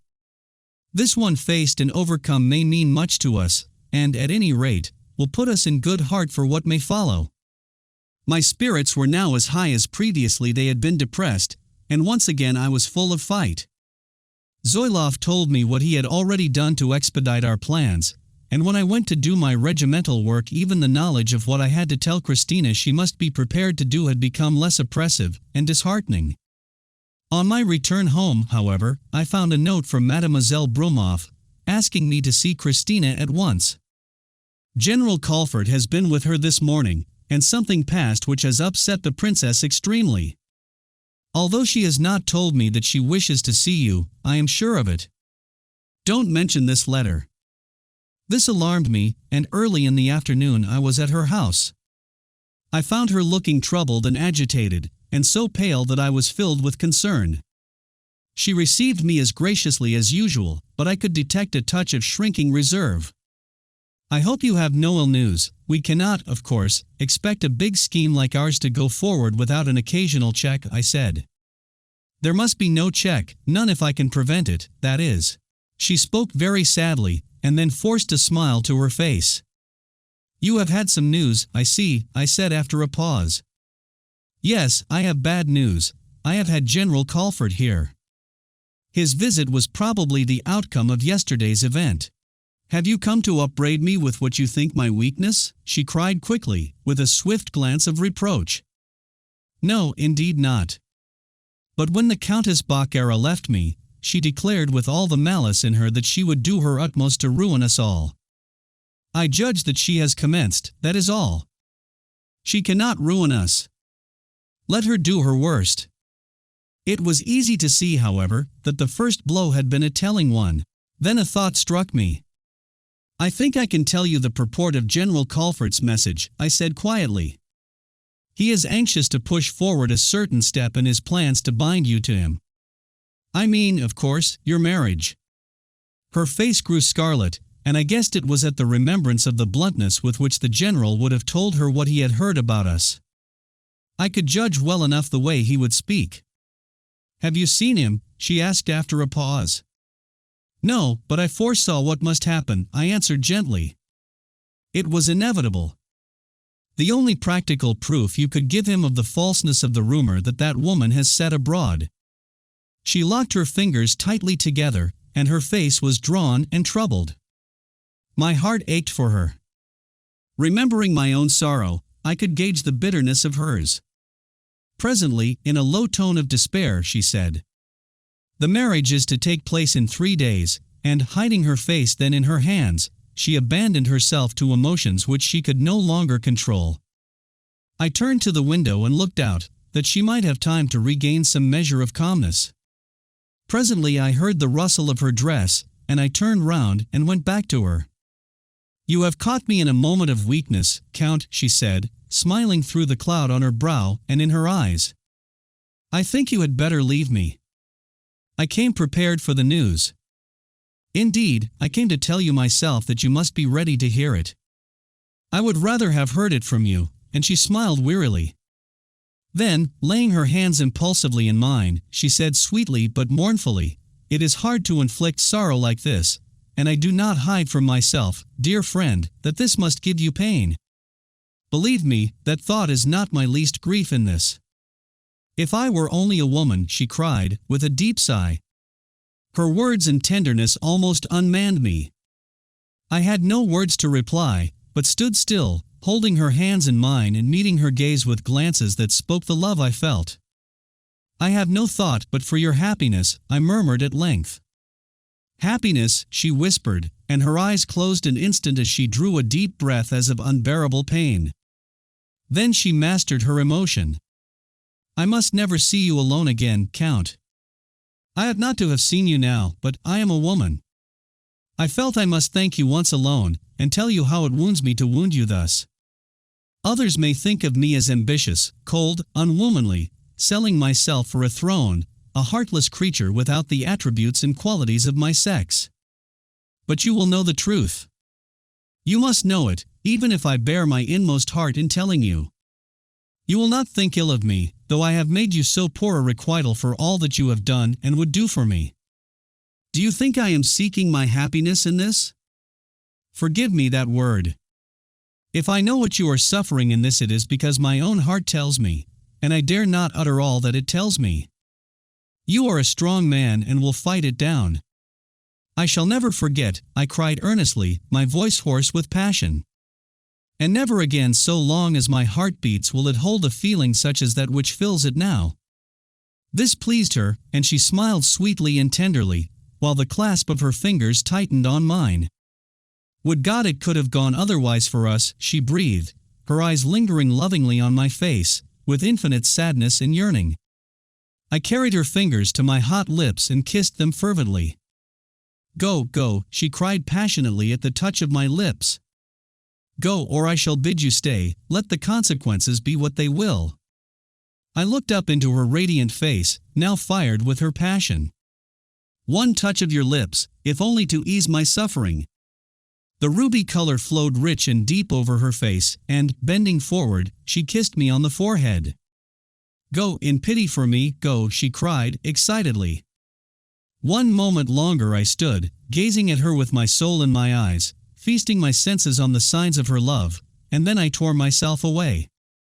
A last glance as I left the room showed me that she had thrown herself back in her chair with her hands clasped in front of her face. I rushed back to my house, my head bewildered and dizzied with the sweet delirium of her avowed love, and I sat like a crazy loon for hours, running over and over again in thought all the incidents of the scene.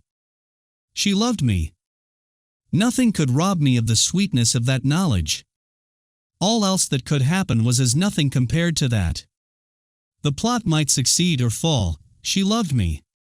Bulgaria might be free or enslaved, she loved me. The Russians might triumph or fail, she loved me.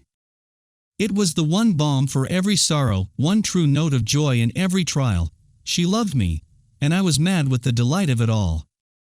In the early evening Spurno came to me, and then I remembered with an effort, for all memory was swallowed up in the one delicious remembrance of her love avowal, that I had promised to go out with him. I did not care whether I went or stayed, what I said or did, all was alike indifferent to me, but when he urged me, I dressed and went with him. As we drove along he said something, however, which brought my intoxicated wits together. "Duke Sergius will be here tonight, Count. We shall see what he means to do." I laughed so loudly that he looked at me in surprise. What cared I for the Duke Sergius? I carried a charmed life, for Christina loved me. He might marry her, but it was I had her heart. If he killed me, he could not alter that. And whether I lived or died mattered nothing now. I hoped he would quarrel with me. To be married in 3 days. Marriages are not made with the dead, my Lord Duke, I thought, and laughed again. If he wants to quarrel he will find me ready enough, I said, boastfully and noisily, but before I entered the house I had put a restraint upon myself and wore my usual reserve, covering up that mad, wild, whirling passion that was heating every vein in my body. I soon saw, too, there was a cause to be wary. His friends are in strong force here, muttered Spurno, as together we entered the room, and were greeted by our host, a man named Metzler, who led us forward chatting pleasantly about nothing. There were about a dozen of us in all in the room, and the first glance showed me that it was intended to be a wet, wild night. 3 or 4 of the men I knew to be daredevil scapegraces, hard drinkers and harder players even for that city of hard drinking and high gambling, and it was easy to see by their faces that some of them had made haste to begin, for they were already flushed and excited. It was the kind of party where an empty glass was considered a sign of discourtesy to the host. The Duke was gambling, but saw me enter, and when I approached him gave me no more than a surly nod in place of his customary rather effusive greeting. I augured well from this, but was careful to be particularly courteous. In a few minutes Spurno and I were seated at a table playing some silly card game or other for fairly high stakes. I felt no interest in it, and cared not one jot whether I won or lost. I staked moderately and drank very sparingly, finding my amusement in watching the flushed eagerness of the men about me, the noisy laughter when they won, and the muttered oaths when fortune went against them. I glanced now and again at the other tables, and I noticed that the Duke was in much the same mood as myself, and twice caught him scowling angrily and darkly at me. Each time I laughed in my heart and smiled pleasantly with my lips. "Fortune with you, Duke," I cried the second time. "My turn is coming," he answered, with an expression that in a dog or a wolf you would call a snarl. "Well, don't be afraid to back it when it does come." "I'm winning," I said with another smile, as though cards were the one absorbing thought in my head just then. But he seemed to put his own interpretation on my words, for he answered in a surly tone, Your luck may change," and he turned to his game again. After an hour or two a halt was called for supper, and I observed that the Duke scrupulously avoided me. I noticed, too, that he had begun to drink much more freely, and while I chatted with the men about me, I kept a close watch upon all that he did. As soon as supper was finished, the glasses were refilled, and the gambling began again. "Thank heaven that's over. Now we can settle down to business," said one of the men near me, who had been a high player and a heavy loser, and that voiced the thoughts of most men in the room. An hour later I noticed that Spurno was infected with the mania for high play. He was staking large amounts which I knew he could not afford to lose, and he was losing them. I gave him a warning look or two, but he would pay no heed, and to create a diversion I declared that I had played enough. It was all to no purpose, however. It did not check him, and it irritated the men about us. For that I cared nothing, but it brought the crisis for which I had been waiting. The men were urging me to continue, and I was refusing, when I heard the Duke say to a man at his table, in a voice intentionally loud enough to be heard by all, "Nothing like cards to test a man's pluck," and he accompanied the words with a sneer and a shrug of the shoulders. I would not take the words to myself, though I knew, as did the rest, that they were flung at me. "I would rather not play again," I said to those about me. "I don't suppose we are to stop, gentlemen, to please one man's caprice, or cowardice, or whatever you call it," said the Duke insolently. "You will not mind if we resume, Count," said our host, nervously, trying to fill the awkward pause that followed the words. "Not in the least," I answered, pleasantly, for all the anger that began to stir in me. "I will look on." "No, no, Metzler," cried the Duke noisily. "I object to that. Lookers-on can see too much and can make use of their knowledge. If Count Benderoff is too careful of his money to play, you should ask him to retire." "That is the third unpleasant thing you have said about me in as many minutes," I said, turning pointedly to him, but speaking coolly. "Is it?" and he laughed insolently. Well, you're doing a deuced unpleasant thing, and I suppose I may express my opinion. This time 2 of the other men sniggered. I have merely expressed a wish to play no more. And you do it with an air of a highly virtuous priest with a mission to teach us how to behave ourselves. We don't want you Englishmen or Romanians, or whatever you please to call yourself, coming here to set up any canting standard of morals. We can look after ourselves, he sneered, his face flushed and his eyes glittering angrily. The situation was fast growing serious, and every man stopped to watch us too. I have done nothing of the kind, as you and these gentlemen know quite well. It seems that you wish to insult me wantonly. Do you mean to say that I don't speak the truth, Count Benderoff? He cried, rising and coming towards me.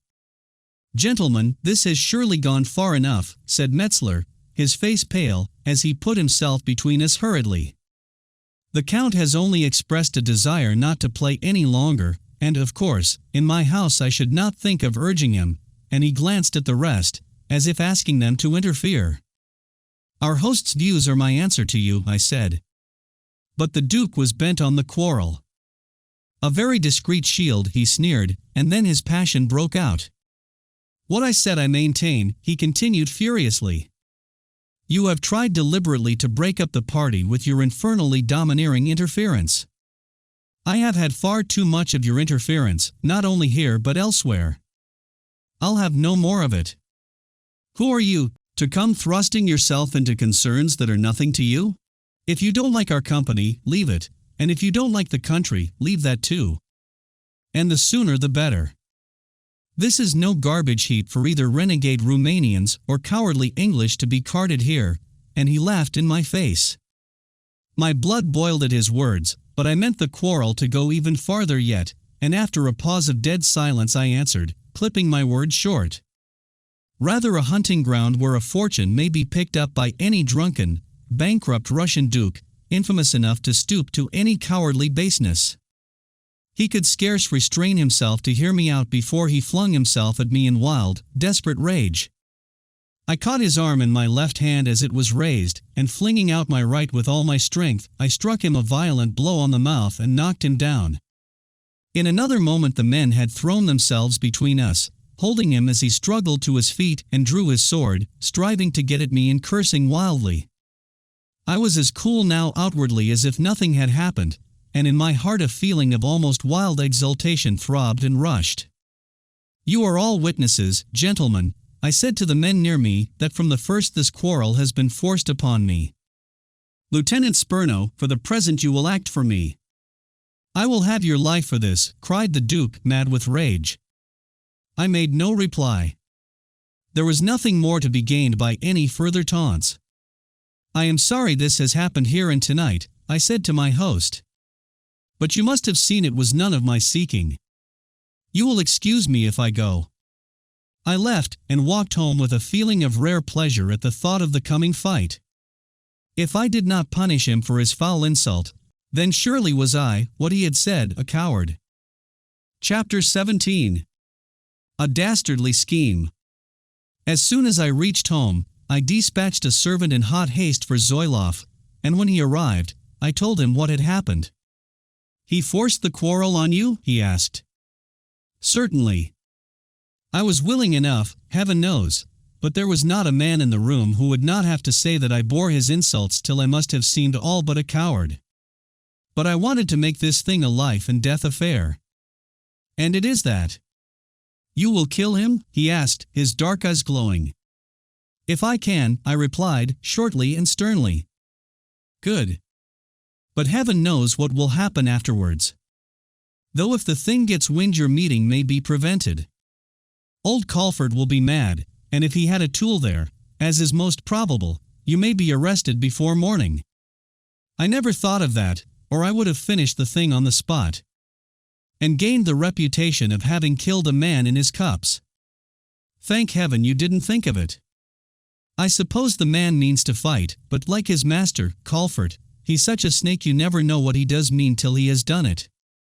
No man who spoke as he did could hope to escape a fight, I replied, growing uneasy at his words. What do you suspect? After a blow, too, he must fight. He's the sort of man who'd be capable of anything. He might insult you openly like that, send the challenge, and then have you seized secretly and shut up, and when you didn't appear on the ground in the morning, post you for a coward. I know him. It would be an infernal move, I cried hotly. It would be reckoned a smart Russian trick, said Zoilov drily. Then we'll checkmate it. We'll have enough men here to make my arrest impossible, or, better still, perhaps I'll pass the night somewhere else. You and Spurno can arrange all the preliminaries of the meeting, and appoint a meeting somewhere tomorrow morning, but not fix the actual ground until that appointment is kept by him and his seconds only. I will be where you can readily fetch me. Good. Yes, we'll do that. You'll have choice of weapons. What shall they be? I should choose pistols. You're sure to kill him. He shall have a chance to save his life. We'll have swords. But mind, the fight is to be to the death. No stopping for a trickle of blood. That's the spirit I like, cried Zoilov bluntly, and then we discussed the plan I had suggested. He told me where I could sleep and he and Spurno could find me in the morning. I should be off at once if I were you, and mind, get a night's rest. You'll need all your skill, even if we succeed in bringing him up to the scratch. I'll go the moment Spurno arrives. Then take my advice. Let your people have a horse saddled at once and kept in readiness close to some back way out. I know these Russian dodges. I adopted the suggestion at once, and, sending for my head groom, Markov, told him to saddle my horse and his, or to station himself, and to be prepared to be away with me for the night, and, lastly, to hold his tongue. After that I changed hurriedly into an undress uniform, got together the 1 or 2 things I should need, and joined Zoilov. I don't like this long wait, he said impatiently. I seem to smell something wrong. Why do they keep Spurno like this? I should go, Count, if I were you. I can't go till I know the man's making a show of fighting at any rate. Picket 1 or 2 of our fellows, then, to give us warning. The house may be surrounded before we know anything has happened. It isn't necessary. The place is like a rabbit warren. There's an underground passage that lets out 100 yards away, and it's there I've told the man to have the horses. Half a regiment couldn't keep me in if I wanted to get out. Some infernal spy or other may have found that out, and then, to satisfy him, I sent out half a dozen men to keep watch. A quarter of an hour later, Spurno arrived, but not before Zoilov's patience had long given out. Spurno explained that the delay had been caused at the other house, and not by any fault of his own. Did anyone leave before you? Oh, yes, the meeting broke up soon after the Count left. Good night, Count, cried Zoilov instantly. Don't lose another moment. The fight is to come off? I asked eagerly. Of course, said Spurno in surprise, not guessing our suspicions. Then good night. Zoilov will explain everything, and as I turned to leave a servant came hurrying in, pale and excited, to say that a number of men, some in uniform, were approaching the house, and had tried to detain him. The next moment a furious summons at the front door told us they had arrived. Before the noise had ceased to reverberate through the house, I was in the underground passage, hurrying at full speed to the place where the horses were awaiting me. Zoilov's suggestion that General Colfort might know of the secret passage gave me a twinge of uneasiness, and as I paused to open the little door of outlet my fears were more than verified, for I heard the cries of men as they entered the passage from the house end. I held a revolver ready as I slipped out into the night, and at a little distance to the left I caught sight of a couple of men, just perceptible as shadows in the gloom. Guessing that they were after me, and had not known quite where to lie in wait, I ran swiftly in the opposite direction, fortunately to the spot where I should find my horse. Once in the saddle, I did not fear pursuit. They saw me, despite all my precaution, and raised a shout, while one of them fired a pistol, presumably as a signal, and then I heard them come clattering after me. The shot was answered by others, and the place seemed alive with men. But I was near to the horses now, and could see them in the little clump of trees where I had told Markov to wait. "Have you seen any horsemen about?" I asked as I sprang into the saddle. "No, sir," replied the groom, but at that moment the sound of galloping came from both directions. There was going to be a tussle after all, it seemed. "You have your pistols. If anyone tries to stop us, you have my orders to fire, but only at the horses, mind. Follow me close."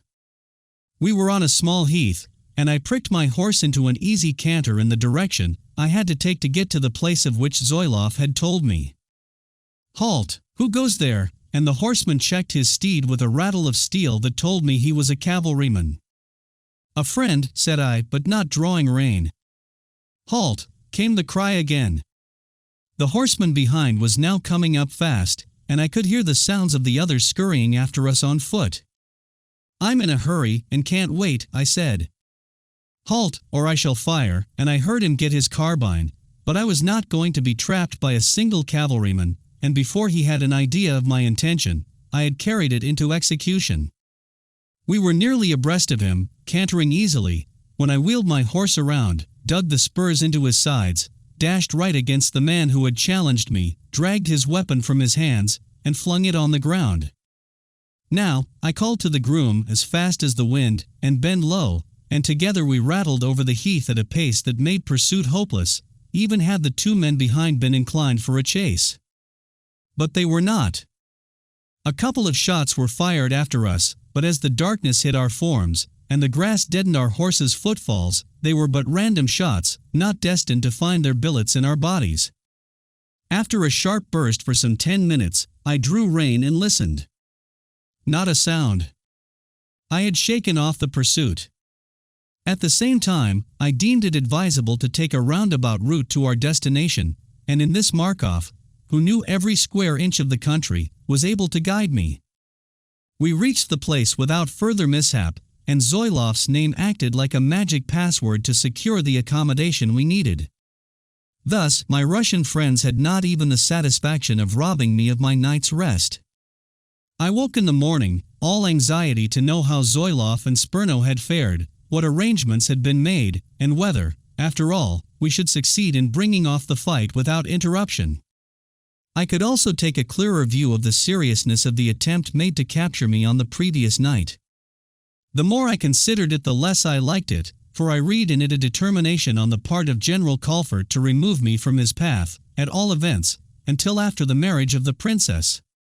He had viewed the fact of our love as a possible stumbling block in the path of his policy, and was resolved to deal with it in his usual drastic way, and it was easy enough to see that even after the duel he would continue to pursue me.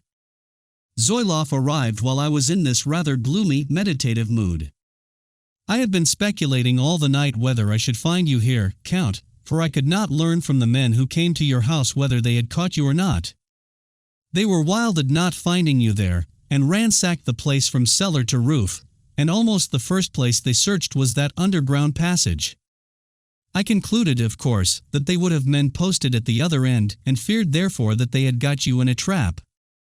How did you escape?" I told him briefly what had happened, and that only his forethought had saved me. "And what of the duel?" I concluded eagerly. "All is right, so far, I'm glad to say. Of course, the Duke couldn't appear to back out in the least, and his men represented him as full of fight. We had a bit of a tussle over the conditions, but I wouldn't give way. They wanted me to fix the time and place at once. But I told them pretty plainly that to do that might be doing no more than giving an excellent appointment for making the arrest that had just failed, and, in short, that it was impossible. In the end they had no option but to agree, and we are to meet at a little village about 5 miles north of here at 9 o'clock, and then settle the ground. What I propose is that you should ride on about a couple of miles further. I know a splendid place for a meeting there. Your man will probably know the ground, and if I find no treachery in the wind, I'll bring them on. If there is anything wrong, I'll fix another spot and let you know somehow. But I think it'll be all right. The men acting for him are perfectly straight." "Yes," I assented readily. "It's an excellent plan. But what about afterwards? If you kill him, there will be the deuce to pay, and I should think you will have to fly the country for a while at least." "No, I shall go back to Sofia and face it out. Men have been killed in duels before. The fight was forced upon me, and everything's in perfect order. Why should I run away? Russian dukes are not often killed in duels, especially when so essential to Russian schemes, he answered drily. I shall take my chance of the consequences. We're not so feeble that they can do what they like to me. I shall face it out. How would it be to stop short of killing him? My dear Zoilov, if you had said to you what was said to me, you would view the thing as I do, I said sternly, and he made no reply. I called in my man then, and Zoilov gave him precise instructions which way we were to ride, and where to wait, and soon afterwards he started to meet the Duke and his seconds. I mounted within a few minutes of his departure, and as I rode at an easy pace I was very thoughtful, though exultant at the prospect of the encounter. It was a glorious morning. The sun was hot and bright, but a fresh, invigorating breeze was blowing, and the country looked beautiful. The hardy, stalwart peasantry, men and women alike, were at work everywhere in the fields, toiling with that industry for which they are famed in all the East, and, save that here and there were to be seen the ruined homesteads which told their grim story of the fearful struggle of a few years previously, the landscape seemed redolent of the new blessing of content which the better rule of the prince had brought in its train, and full of the promise of prosperity, if only the ban of political intrigue could be removed. Certainly a land of promise with a great future under a ruler with such high ideals and motives as Christina. As I thought of it, she seemed farther removed from me than ever. She loved me, and the knowledge was ineffably sweet, but it was a love that could have no fruition, and my face darkened as I thought of the man who was to come between us, not only to thwart our love, but also to stand between her and the realization of the dream and hopes of her life for these people. My heart was as iron towards him, and the bare thought of his foul treachery and this dastardly attempt to have me branded as a coward, for I did not hesitate to accept that theory of his act, filled me with an irresistible impulse to take his life. I recalled his burning words of insult and contumely, and dwelt upon them till they stabbed and pricked and stung me to a madness of passion and loathing. We reached the little village in good time, and halted at the trysting spot to wait for news from Zoilov. This was so long in coming that my patience was ebbing fast, until I saw Spurno approaching at a hand gallop. All is arranged, Count, he said, after I had greeted him. You are to ride back about half a mile along the road I have come. There is no sign of any interference. But I have something for you. He drew a small note from his pocket and handed it to me, and turned away to speak to my servant.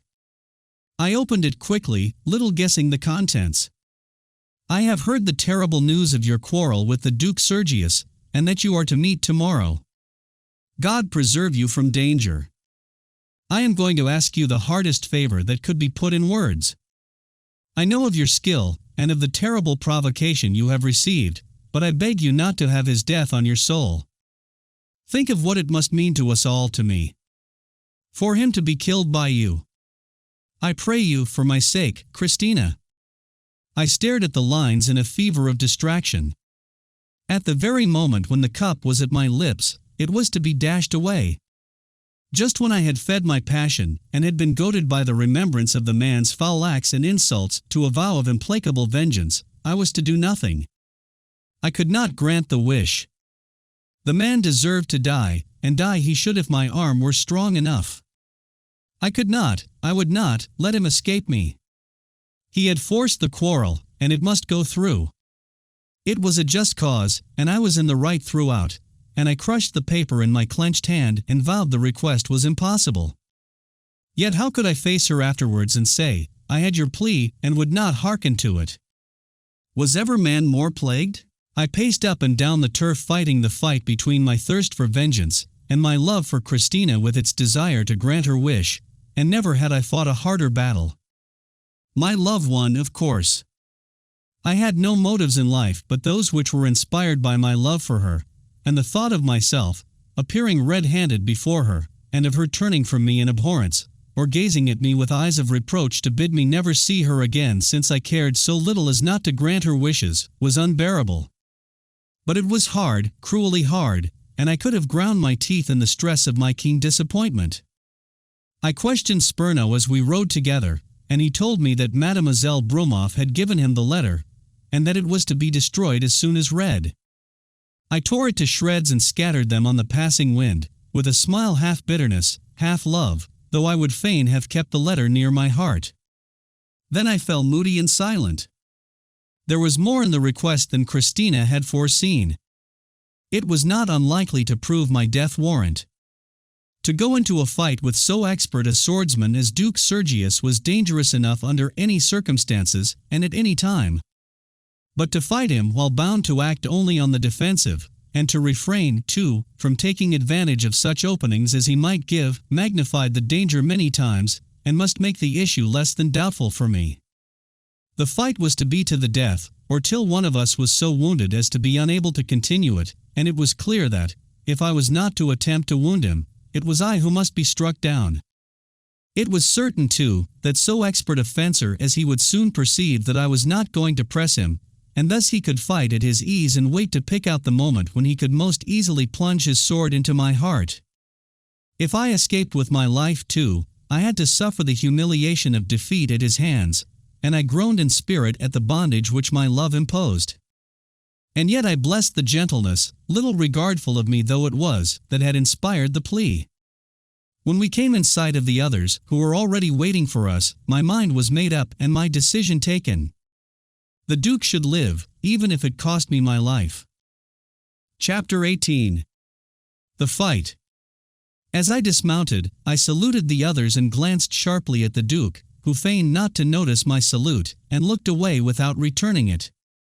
I hoped I could detect an expression of genuine anxiety on his face, as if he did not at all relish the turn things had taken, and purposely I assumed as dark and stern an expression as I could force into my face. Though I was debarred from killing him, I would at least act as if I meant to. It did not take much time to select the place and complete the necessary preliminaries, and while I was making ready, I drew Zoilov aside. "I must have a last word with you, my friend," I said earnestly. "Matters have taken a strange turn since I saw you. I have had an urgent request from the princess not to kill the Duke, and I don't hide from myself that I am now going probably to my death. If I am to act only on the defensive, I can't carry on the fight indefinitely, of course, and, if I fall, I charge you on your honor to let the princess know that my last thoughts were of her." He saw instantly how grave the prospect was, and was more moved than I could have believed. "We have arranged that it shall be to the death, Count.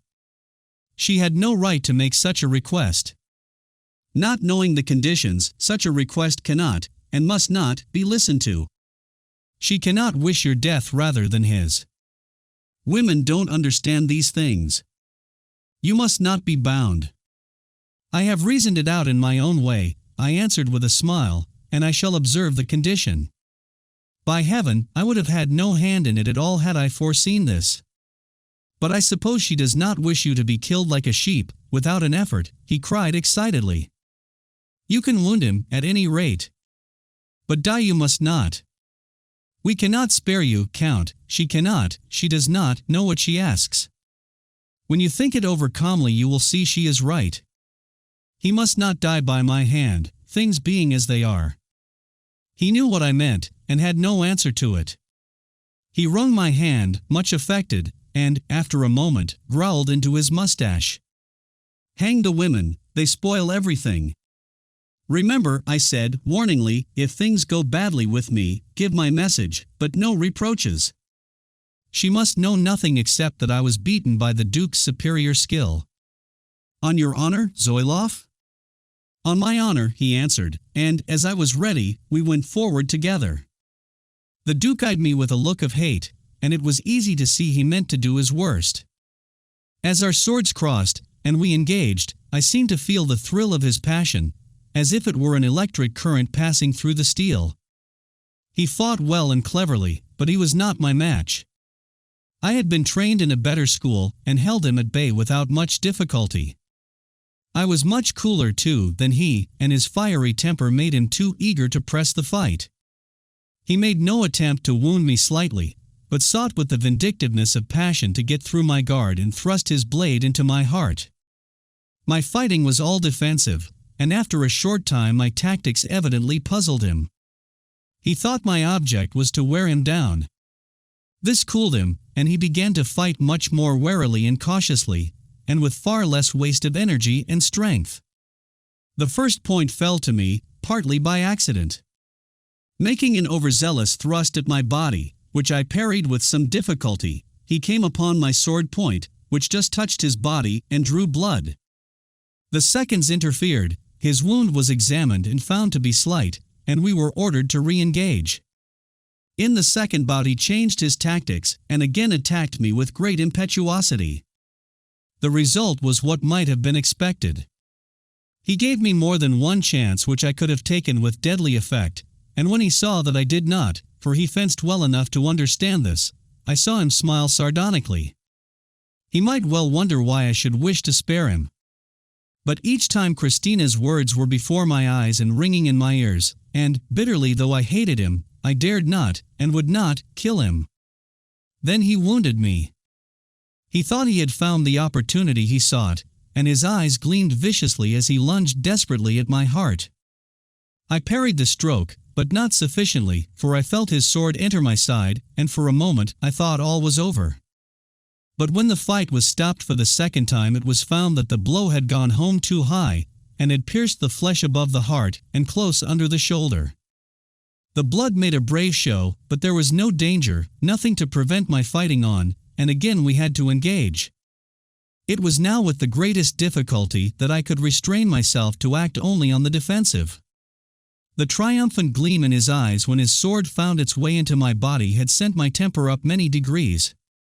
A man of honor, having such skill of fence as he possessed, and seeing that I was making no effort to attack him, and was, indeed, actually letting pass the openings he gave, would have refused to continue a fight on such unequal terms. But he grew more murderous the longer we fought, and more than once made a deliberate use of my reluctance to wound him by exposing himself recklessly in order to try and kill me. He did it deftly and skillfully, with great caution, step by step, as if to assure himself of the fact before he relied and risked too much upon it, but having satisfied himself, he grew bolder every minute. It was no better than murder, and, strive as I would, remembering Christina's words and seeking to be loyal to her, I could not stop my rising temper nor check the rapidly growing desire to punish him for his abominable and cowardly tactics. As the intention hardened in my mind, so my fighting changed. My touch grew firmer, more aggressive. I began to press him in my turn, and to show him the dangers that he ran. He read the thought by that subtle instinct which all swordsmen know, and, as my face grew harder and my eyes shone with a more deadly light, I saw him wince, and noted the shadow of fear come creeping over his face and into his eyes. He began to fight without confidence and nervously, dropping the attack and standing like a man at bay. I pressed him harder and harder, my blood growing ever more and more heated with the excitement of the fight. Christina's words were forgotten, and springing up again in my breast came that deadly resolve of the previous night to kill him. He read it in my face instantly, and it drove him to make one or two desperate and spasmodic attempts to get at me, though I noticed with a grim smile that now he was cautious not to expose himself as before. I defeated his attempts without difficulty, and was even in the act of looking out for an opening to strike, when the remembrance of my pledge, and of what my love would say to me if I killed him, shot back into my mind, and at a stroke killed all the desire to kill. The change of mood must in some way have affected my fighting, as we know it will, for I left myself badly guarded, and like a dart of lightning his blade came flashing at me. I was wounded again, but, fortunately, malice or fear, or too great glee, made him overconfident, so that his aim was awry, and, instead of piercing my heart, his sword glanced off my ribs, inflicting another flesh wound, but barely more than skin deep. "This can't go on," growled Zoiloff in my ear, during the pause. "You could have killed him half a dozen times. We shall be here all day." The absurd bathos of the speech made me smile, despite the grim situation, and the smile was still lurking on my face when we crossed swords for the fourth time. A glance at my opponent's face was enough to kill any smile, however, and almost as soon as our blades touched, he commenced again to force the fight as though he meant to finish it off quickly. So vehement was his attack, that for a while I needed all my nerve and skill to defend myself, but I contented myself with defensive tactics, for the interval had cooled my temper until, by a little dastardly, unswordsmanlike trick, he tried to catch me at a disadvantage. In an instant my passion flamed up beyond restraint, and before there was time for me to regain control of my temper, an opening came in his guard, and, unable to stay the fighting instinct to take advantage of it, I ran my sword through his neck. The blood came gushing out in a full crimson stream from the wound and through his parted lips, dyeing his shirt front. He staggered back, his sword dropped from his nerveless grasp, and he fell to the ground with a groan. I looked on more than a little aghast at my work. If he should die, and at the thought the picture of Christina's face as she would meet me flashed before my eyes, and for the moment I would have given all I was worth to have called back that laggard thrust. Zoilov and Spurno came and stood by me, as I waited, sword in hand, to know if the fierce combat was to go on still further. Then his chief second crossed to us, and in a formal tone said, "My principal can fight no longer." "Is the hurt dangerous? Will he die?" I asked, and the man glanced at me in evident surprise at the concern in my tone. "Not necessarily. The wound is severe, but the doctor says the artery has not been touched." Then after a pause he added, as if an involuntary compliment to the skill I had shown, "It is surprising that the fight lasted so long, Count Benderov. I can bear witness that he owes his life to your forbearance." And with a bow as formal as his tone he went back to the others. "We may go," said Zoilov, and I handed him my sword and then dressed. "I am glad you wounded him. I feared you were going to let him kill you." "He tried his utmost, and you had one very narrow escape," said Zoilov. "But now, where are we to go? I should like first to make quite certain about the nature of his wound." "Will you question the surgeon yourself?" "Spurno and I will wait by the horses." "What of your own wounds? Won't you have them dressed? Better run no risks." I had almost forgotten them in my excitement, but I agreed, and as soon as the surgeon could be spared from his attendance on the Duke, he came and dressed them rapidly. The one was a mere scratch, and the other not by any means serious. I had been lucky indeed to escape so lightly. A couple of days' rest for the arm would be enough, declared the doctor, who was inclined to be garrulous about the affair until he found that I made no response. When he had finished with me, however, I questioned him as to my opponent's condition. He gave me a learned and technical description of the exact character of the injury, and then in simple and intelligent language told me that in all probability, if the wound healed as it should, the Duke would be a prisoner to his room for 2 or 3 weeks. If it healed badly, it might be as many months. But he put his estimate at not more than a month. "There is no danger of his death?" I asked. "Not the least, unless he is imprudent.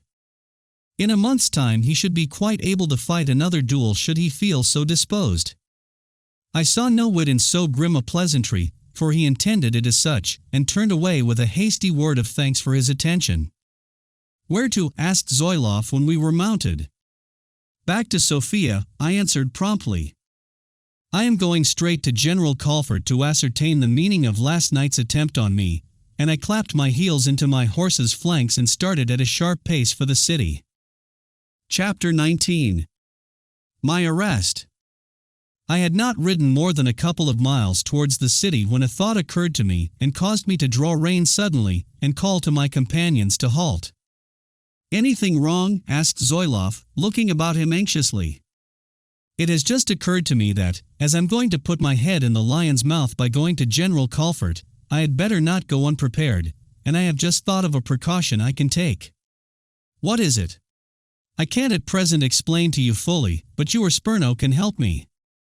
I must find some place before I enter Sofia where I can write for an hour or 2. "Where can I go?" He thought a moment and said, "The safest place would be back to where you passed the night. I am sure of those people, and they know how to hold their tongues," and, changing our direction, we set off for the house at a brisk trot. My intention was to write out a full report now for the British Foreign Office, giving a detailed account of the position of matters in regard to the Russian scheme, of the part one had played in it, and of what I believed to be the Russian designs against me. I did not forget the condition that if I failed the Foreign Office were to be at liberty to disown me, and that the whole and sole responsibility of my present action lay with me, let the consequences be what they might. But I calculated that so far, I had kept aloof from committing the government in any way, and could thus claim the protection of the Foreign Office should any personal violence be contemplated by old Colfort. I thought out carefully what I had to say, and when we arrived at the house set to work with a will. I gave a clear description of the princess's counterplot, and then added my reason for believing that, although it was likely to fail now, it could yet be used for the advantage of Bulgaria and the Balkan states generally. The prince had decided to abdicate, and if measures could be taken from Downing Street to have a successor to him ready, whether that successor should be Princess Christina or another, and the abdication so timed as to fit in with such a plan, it would be perfectly feasible to checkmate the Russian move. My own opinion, I declared, was in favor of putting the princess on the throne, thus apparently acting in cooperation and concert with Russia, while at the same time taking secret measures to prevent any marriage on her part with a Russian ally.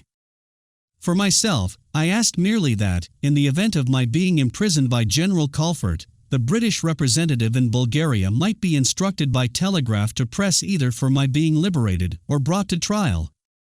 No more to be done than would be done in the case of an ordinary British subject.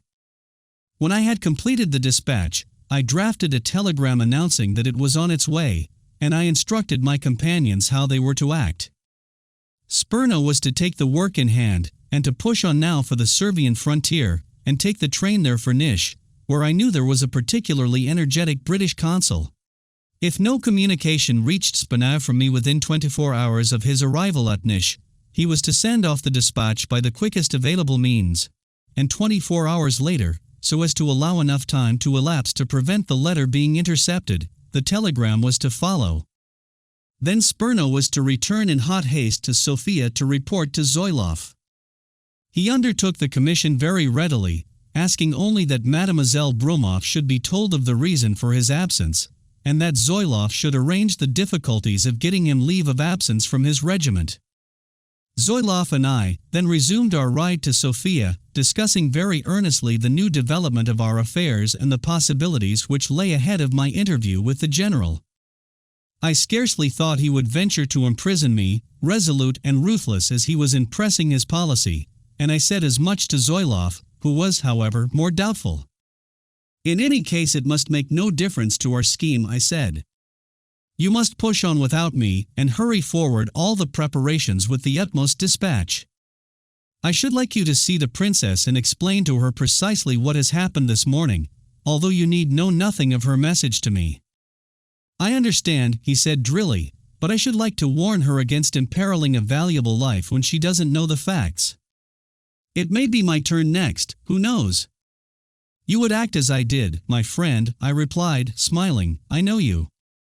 Well, the conditions would never be the same, he said bluntly, and I did not pursue the point any further. When we reached Sofia, we parted. How shall I know what happens at the general's, he asked.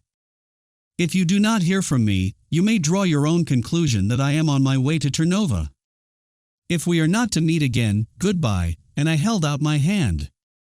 He grasped it warmly, and with a ring of true stalwart friendship he said, if they shut you up it'll go hard with me if I don't find you. And if they kill you, you have my oath on it you shan't go unavenged, if I have to shoot that infernal old ruffian with my own hand. It shall be life for life. And without another word, as though he did not wish me to see how much he was moved, he clapped his heels into his horse's flanks and cantered off. I avoided my own house purposely, lest some of the general's agents should be waiting there for me, for I wished it to be unmistakably clear that my interview with the general was by my own choice, and I did not draw rein till I had reached the courtyard of his house. Then, telling Markov to wait for me with the horses in the street, I entered the house and asked for General Colfort. I could see that my visit caused surprise, and observed that one or two of the soldiers present made haste to post themselves so that my retreat would be impossible. I was shown upstairs into the room where I had first seen the general and where, as usual, one or two officers were lounging. I was kept there about half an hour, quite long enough to irritate me, and then a messenger ushered me into the general's room. He looked even harder and grimmer and sterner than ever as he glanced up from his desk and fixed his eyes on me. "What is your business with me?" he asked curtly. "That is the question I have come to put to you," I retorted, quite as shortly. "Why to me?" "Because I have heard, not quite incidentally, that you have been sending to my house to inquire for me. You appear to have been called away suddenly." "Driven away, I should say rather," I retorted. "May I ask why you have dared to make such an attempt?" "Dared," he returned, with a flash of his eyes at the word. "Dared," I repeated. "I am not answerable to you for the steps taken in the exigencies of state." "Exigencies of state you term it?" "A singular name to describe an act which in plain terms means that when one of your chief men has forced a quarrel on me and challenged me, you would shut me up to prevent our meeting, so that he might have an opportunity of branding me as a coward." "I do not think you a coward," he answered slowly. "Nor does your Duke Sergius now," said I. This touched him, for he asked with evident interest, "What has happened this morning?" "A good deal may turn on your answer." "He is not dead, if that's what you mean, only badly wounded," and I gave him a brief description of the fight. He listened closely, but without a sign of his feelings on his face. "You seem to suggest that you could have killed him," he said with half a sneer. His own second said as much to me, and offered to bear witness to the fact that he owed his life to my forbearance. A very tactful forbearance. "And why did you spare him? From what I hear, there is little love lost between you, at least, in the common sense of the term," he added drily. "I had my reasons, and they are my own, if you please." "But now will you tell me the reason for your conduct?" "I do not consider it safe for you to be any longer at large." The answer was given deliberately, and after a pause. It showed that his intention was to imprison me, but I would not let him see the unpleasant effect of the decision. I smiled and shrugged my shoulders. "And your reasons?" I asked. "I am not accustomed to discuss reasons with prisoners." "Yet you will have to state them in my case. Englishmen can't be packed away like herrings in a barrel to suit even your convenience." "You are no Englishman, Count Benderoff." "On the contrary, I am a British subject, General Colfort, and am resolved to claim my rights as one." He waved the words aside as though they were of no account. "I warned you when you first came here." "When you lured me here, you mean," I corrected. "That you would have to choose in which character I was to deal with you. Had you chosen then to stand on your British nationality, which, by the way, I question entirely, I should have known how to deal with you. Instead of dealing frankly with me, you chose to remain in Sofia, mixing yourself up with intrigues against me, and doing other ridiculous things, until I repeat I cannot any longer allow you to remain at large. I shall send you to Ternova, that you may have time to cool your inconvenient passions and clear your head." "Very well, I am content to go. It will be an excellent illustration for the guidance of Europe as to Russian policy in the Balkans." "When Europe hears of it," he returned significantly. I blessed my prudence as I thought of the dispatch I had sent by Sperno, and at the thought a smile flitted across my face. He stared at me in some doubt, not understanding my confidence. "I am afraid you think I am only a short-sighted fool, after all, General. I have not formed a very high opinion of your foresight. I know you to be brave and hold you to be clever in your way, but a little longer foresight would have shown you that such an ending as this was inevitable when you decided to meddle with politics here and to act as my secret opponent." I began to wonder how much he knew of our plans. "I did not so lack foresight as to come to this meeting unprepared, at any rate," said I significantly. "And if you throw me into one of your confounded prisons, the news will soon be buzzing in every foreign office in Europe that Englishmen must be deprived of their liberty in order to prove Russia's devotion to the cause of freedom in the Balkans." I threw the words at him recklessly, and all his self-restraint could not help his showing that the blow went home. He had not expected this. "I don't believe you," he said bluntly. "So much the worse for you, but if you were a younger man, General Colfort, you would not dare to say that to my face," I added sternly. "You will find it no easy task to get your news out of Bulgaria." If I had not known it was already safe across the frontier, do you think I should have been fool enough to come here? And I laughed and shrugged my shoulders, enjoying his embarrassment. Then I pushed my advantage. But now, I am ready for your men. Where are you sending me, Ternova? And I got up as though the prison were immaterial to me. He didn't relish the piece of bluff, and sat silent and uneasy. You can sit down again, he said after a pause. I threw myself carelessly into my chair again, crossed my legs, glanced at my watch and said, lightly, Ternova's over 120 miles as the crow flies, and if you have any regard for my health, which, by the way, may be an important matter to you by and by, we'd better make a start. I'm wounded, and a long journey might have a very bad effect upon me. He threw me a glance of baffled rage. I saw his lips move, and guessed that a pretty little oath had slipped out into his mustache unchristened. If you mean to brave me out, your journey may be a much farther and a much quicker one, he said after a pause. Mistakes have been made before now, and explained afterwards. Mistake and murder are both spelt with an M, I said recklessly. But a murdered Englishman is not by any means easy to explain away. A long tense silence followed.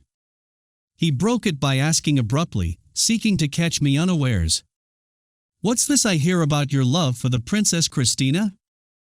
How on earth can I know what your spies or my enemies tell you?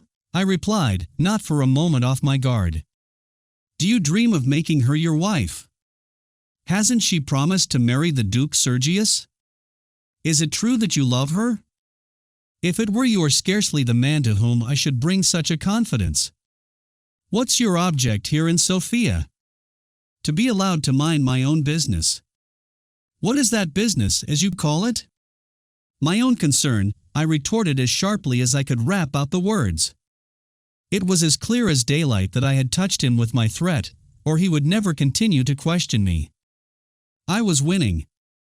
What does your government want? He asked, after a pause to recover from his chagrin at my former replies. How should I know, except to have their subjects left unmolested?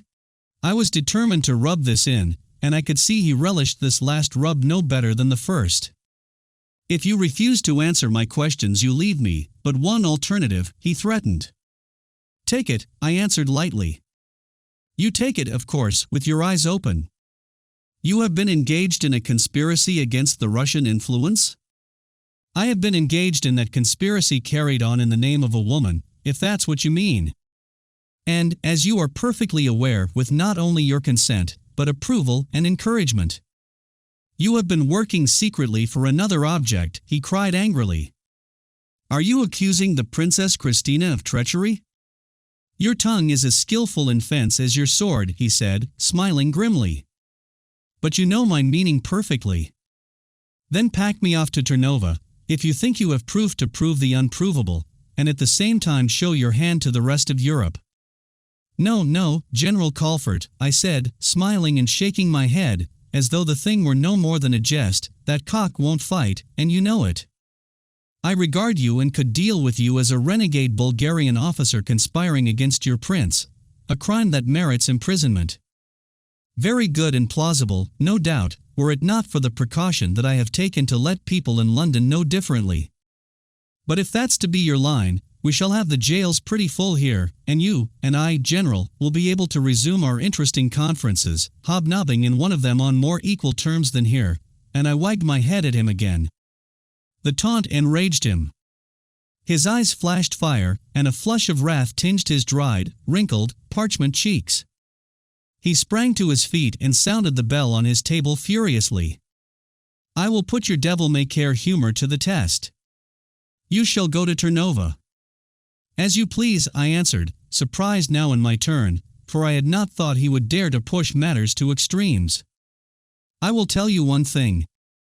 My arrest will be the signal for that dispatch to be forwarded.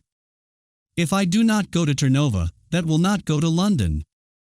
I care nothing for your government, he exclaimed, all self-control gone in his anger. They dare do nothing, even if they would. At that moment an officer entered in response to the bell. Arrest the Count Benderov, cried the general, pointing at me a finger that trembled with rage. Give up your sword, sir. You are a traitor, unworthy to bear it. I shall do nothing of the kind, I said desperately. The man who lays a hand on me may look to himself. Call in your men, Captain. If he resists, shoot him, said the stern old man grimly, and in the moments of waiting we looked at each other in silent defiance. Then came the tramp of men and the clash of arms in the room without, and a file of soldiers marched in. I must ask you for your sword, Count Benderoff, said the officer, quietly and courteously. You will see resistance is useless. For a moment I still resisted and refused. I beg you to save trouble, he said again.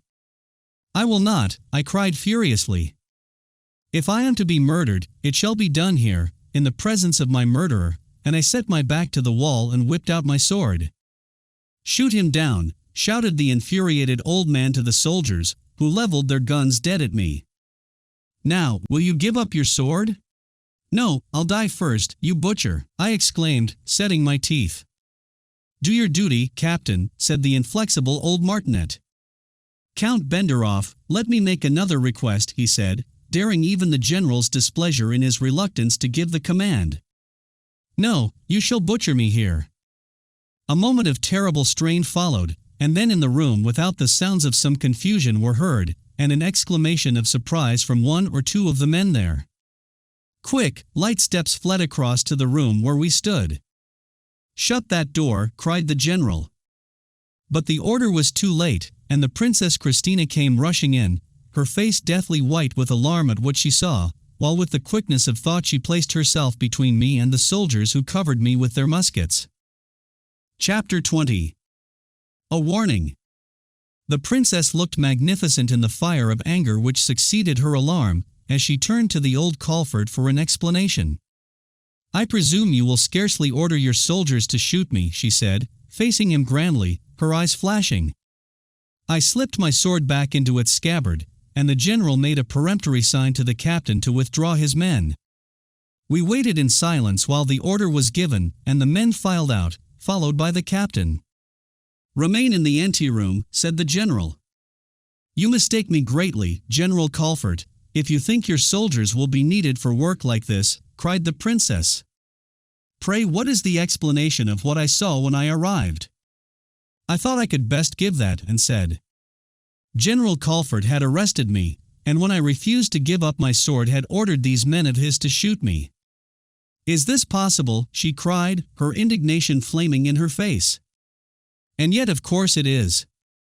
I have heard within the last few minutes of what was done last night, and of this visit of yours, Count Benderoff, and I hurried here, fearing mischief. Thank heaven, I arrived in time, but I did not dream such an infamous act would ever be attempted. Infamous is a strong word, princess, said Colford sternly. I use it because I can find no stronger, was the quick, spirited retort. By what right, and in whose name, do you contemplate such an outrage? The general declared that I was a renegade officer plotting against the reigning prince, and that I therefore deserved imprisonment in the fortress of Ternova. The general himself being, of course, so zealous a loyalist, the thought that anyone should so conspire was naturally repugnant to him. I threw as much irony into my tone as I could, and ended with an intentionally aggravating and somewhat insolent sneer. I wished to put as ugly a complexion as possible on his conduct.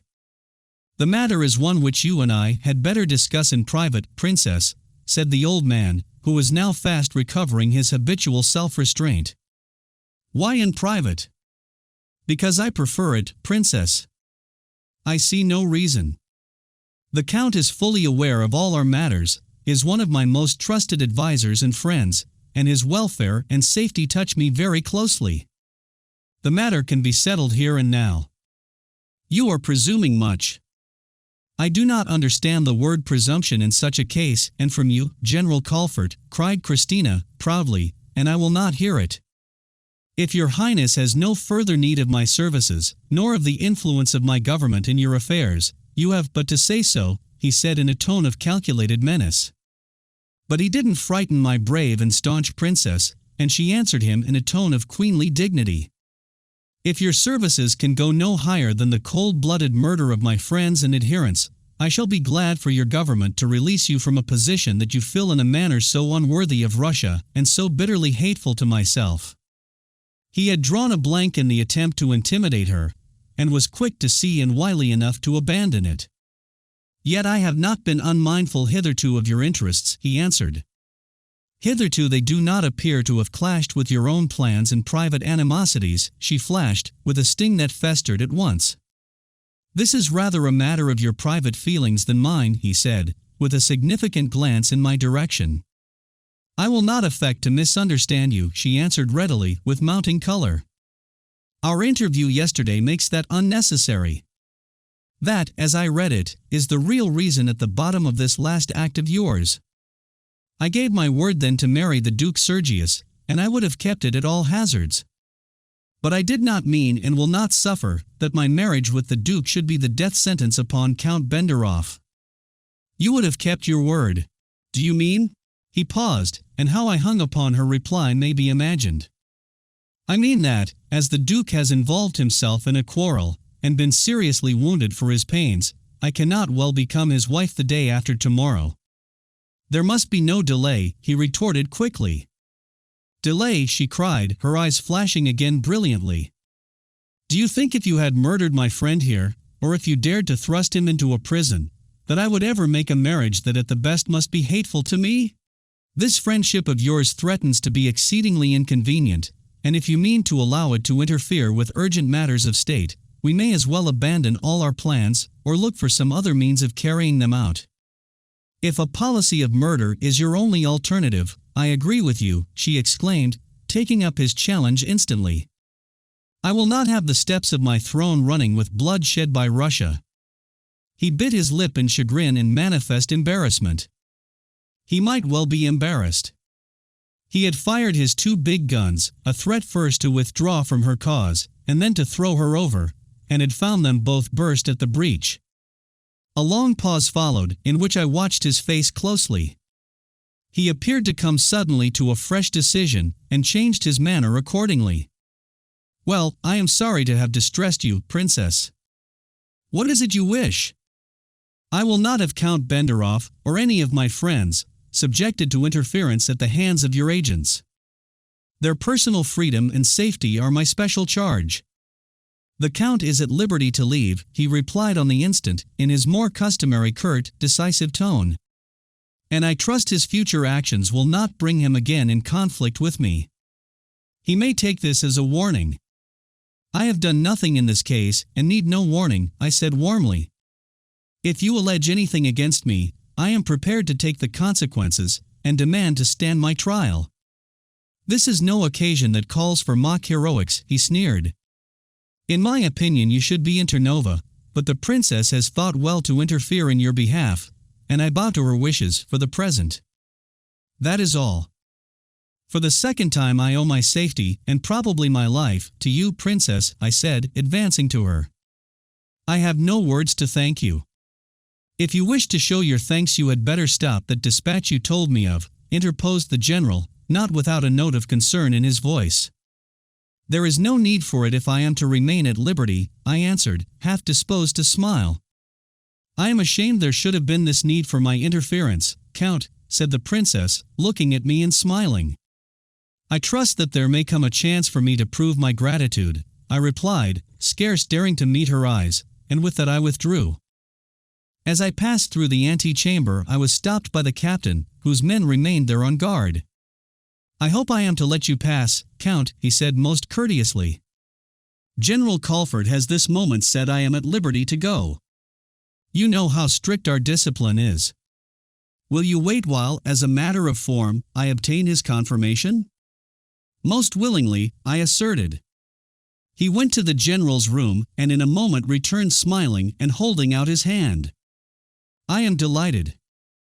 I know of you, of course, and, believe me, I have never passed through a more embarrassing minute in my life than that in his room." His manner was so unaffectedly frank and friendly that I shook his hand cordially, and he came with me down the stairs and out into the street. "I heard an account of last night's proceedings from one who was at Metzler's house, Count. I hope you do not judge us all by such an instance. I have just heard also what occurred this morning, and in his tone and manner he contrived to convey a genuine compliment to my skill. "The Duke is well punished." "I shall be glad to hear how he progresses," I said, as my man brought my horse up. "I hear that you have an excellent shooting gallery at your house, and that you are a remarkable shot. Will you care to come and see it?" "Immensely, and perhaps to try the foils with you," and his face lighted, as though I were granting him a great favor when I asked him to dine with me. I rode off, thankful indeed that I was still free, speculating whether I could in some way attach this Russian to me, and, what was still more important, wondering what lay behind the sudden change in old Colfert's manner, and whether he was concocting some further subtle plan against me. Before I reached my house I had resolved on an important step, as the result of these later developments. After I had sent to Zoilov to let him know what had happened, I wrote a fresh dispatch to send to London, embodying much of what I had before written and giving a brief description of my treatment at the General's hands. I urged at greater length and with more insistence the desirability of steps being taken immediately on the lines I had suggested, declaring that there was necessity for immediate action, that I believed a complete change of front was contemplated by General Colfert, that the Foreign Office must be prepared instantly with a successor to the reigning prince, otherwise a coup d'état would be carried out, which I was convinced would result in Russia being left the complete master of the position, and that the one key to the situation would be found in timing the prince's abdication with the finding of a successor who would not be Russia's tool. And I declared strongly in favor of the Princess Christina. As soon as I had finished it I sent for my servant Markov, who had been away with me the previous night, and explained to him that he was to carry it to Nish and place it in the hands of the British consul there, and at the same time deliver a letter, which I wrote to Lieutenant Spurno. This note was to tell him to destroy the first dispatch. "When you leave Nish," I added, explaining the next step, "you will return to the frontier by train, and from there to Sofia you must organize relays of horses at distances of from 10 to 12 miles, avoiding the main road where possible, so that at any moment I can make sure of a quick, clear journey from here to the frontier. Spare no money in the effort to do the work well and quickly. You must have it complete in 4 days at the outside, 3 if possible. Choose your agents with great care, and give no hint for whom the work is being done. If questions are pressed, you can say it is in connection with a wager between Russian officers. I trust you implicitly, Markov," I concluded. "And if you serve me well, I will give you such a reward as will make you independent for life." He assured me earnestly of his attachment to me and said that, as he came from that part of the country, he knew just the people who would do what was needed. Then he added a characteristically Bulgarian touch, "They know me well in those parts, Count, and they hope that someday I shall settle among them. I am looking forward to being able to buy a small farm that I know of there and marry." I took the hint. "Do this for me well, and I will buy the farm for you." "My lord is generosity itself," cried the fellow, his face radiant with glee, and I knew I could depend upon a man of his kind when his personal feelings and self-interest were running in double harness. My object was, of course, to prepare the means of flight should that become at any moment imperative, and such a contingency grew more probable the more closely I reflected upon what had passed at my interview with the general. And I explained my views to Zoilov, who came hurrying to me on the receipt of my letter, and told him what I had done. The Russian officer, Captain Wulisky, dined with me, and we spent an hour together in the shooting gallery. I did my utmost to create a favorable impression upon him, and appeared to be very successful, for he expressed a warm wish that we might see more of one another, and we parted on particularly friendly terms. I was careful, of course, to avoid any reference to political matters, but he himself let fall enough to show me that his work in Sofia was exceedingly distasteful, and that he had little sympathy with Colfert's policy, and none at all with his methods. Russia must, of course, dominate the Balkans, that is the law of nature, he said once, but I detest a roundabout way of going to a mark when a straight road could be cut with ease. That's old Colfert's way, however. He's just like a man grubbing in a cellar for coals, and will insist on having every little bit of rubbish through his fingers and storing and binning it for future use, as if he expected the day to come when rubbish would be worth more than coal, whereas one vigorous use of the shovel would give him all the coal he wants at once. I was far from displeased to find him out of conceit with the general, but said nothing. "What could have been more abominable and disgusting than his treatment of you today?" he exclaimed, when my wine had begun to heat him. "It's that sort of barbarism that brings us Russians into such ill repute. I know what would have happened. He would have given that order to shoot you without turning a hair, and then would have drawn up some bogus report or other about you having made a desperate attack upon his life, and have called upon me to witness it. I suppose he hates you for some reason, and that's at the bottom of it. There are plenty of black pages in his past, I can tell you." "You had better not," I answered, smiling. I did not wish him to have the after-reflection that he had been talking too freely. If he were inclined to give me his confidence, he should not lack opportunities, and I pressed him warmly, therefore, to come and see me frequently. He came the next day when Zoilov was with me, and again on the following day, when Spurno had returned, and we encouraged his intimacy in every possible way. Zoilov, in the meantime, had made guarded inquiries about him, having at first been disposed to distrust him as a possible spy acting in General Colfert's interest. He had found out that he was as genuine as he seemed, a man with no family influence to push his interests, of no means of his own, and constantly standing in his own light because of his scruples, and a blunt, rugged way of expressing them. "A man not to be bought, but to be won," declared Zoilov. "And, once won, to be trusted. He may be valuable to us," and so indeed the event proved. On the occasion of his fourth visit, I noticed that he was reserved and seemed preoccupied, and while we were all going through our practice in the gallery, he joined in it with small zest. We three were even more jubilant than usual. We had been pushing forward our preparations with the greatest energy and activity, and Zoilov had declared to me his belief that in another 10 days or a fortnight we might venture to make the coup towards which all our efforts were bent.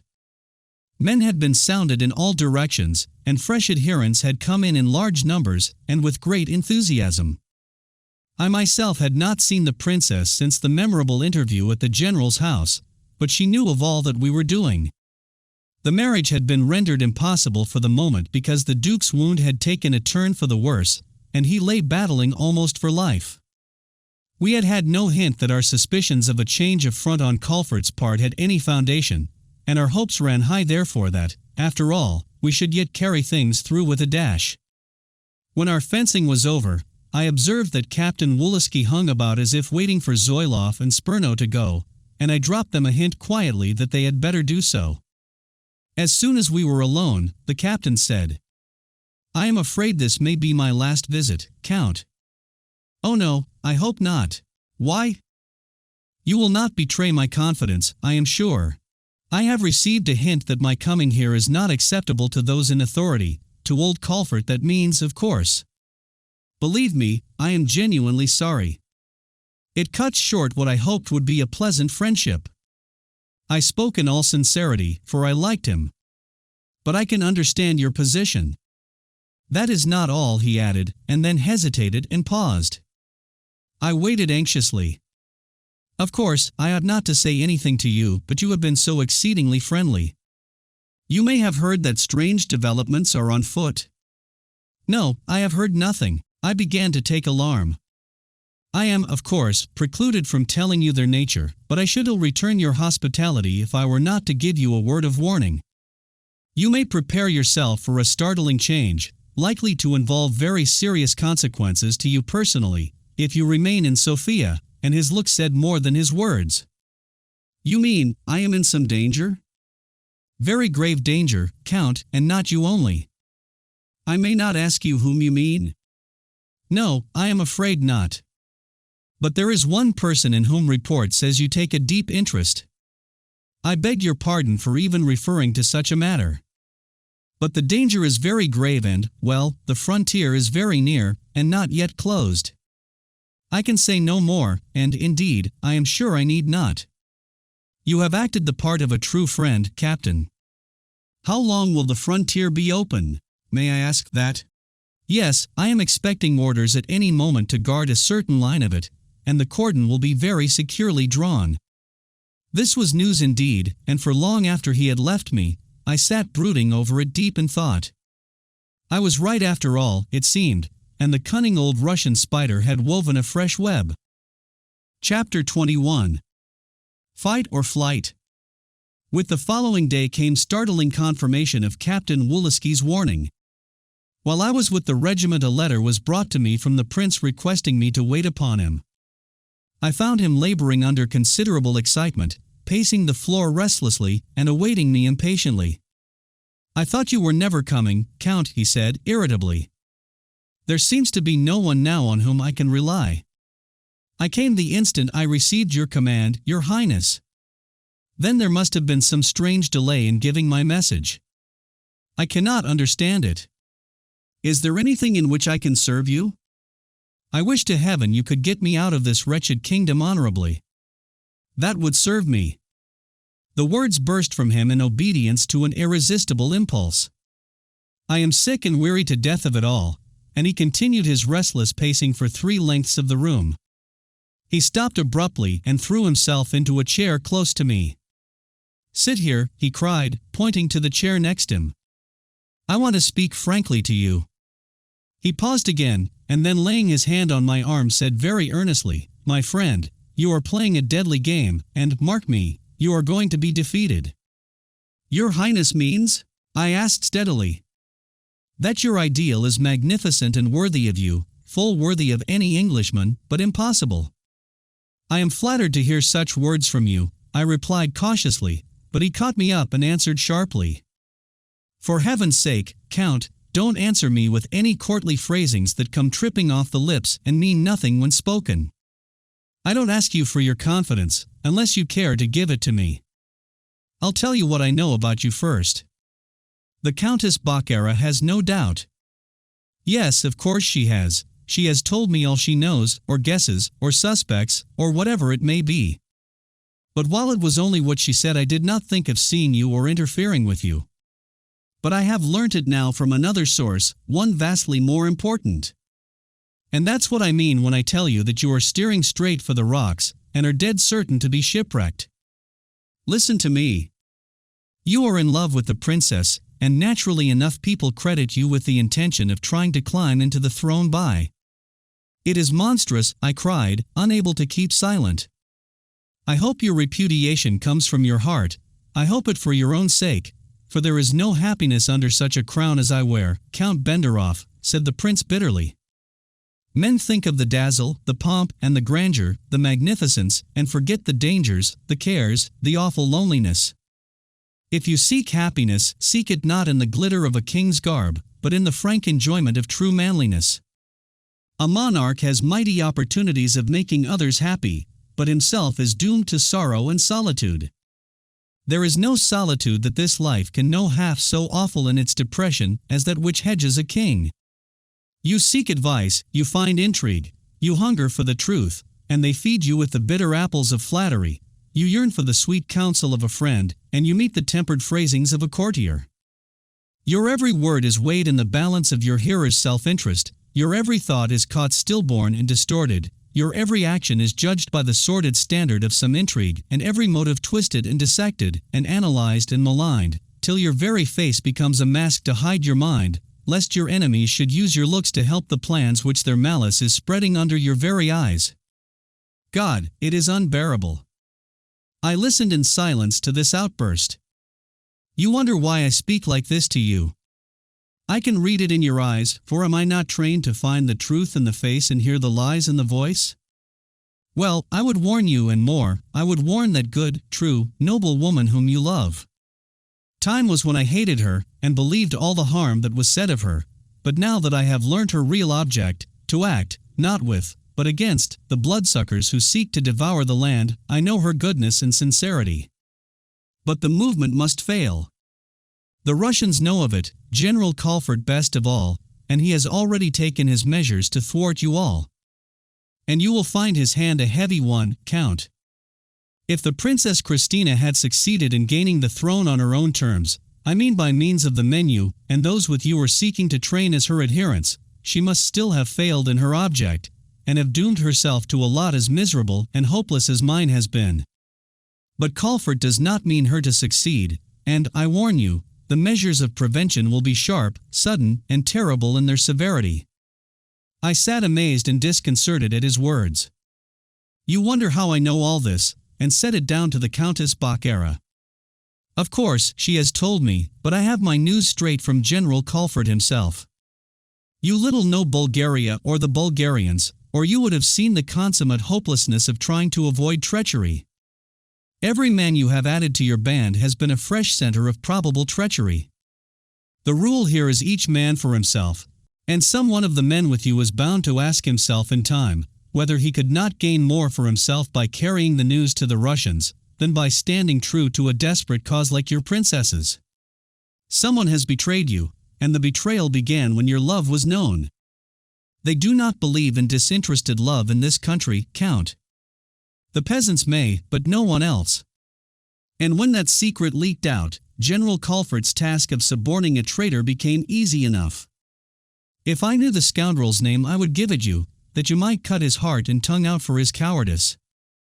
But believe me, everything is known, everything. And your knowledge of that grim Russian leader may tell you what to expect." He spoke with all the earnestness of a troubled friend, and I could not doubt him. "When did your Highness learn this?" I asked after a pause. "Yesterday. 3 days ago, the general came to me with proposals that showed he had some fresh plans in mind. He was all for my remaining here as reigning prince, and offered to concede more than half the conditions of freedom of action I had before demanded. It was a pity to disturb the country by a change of rulers.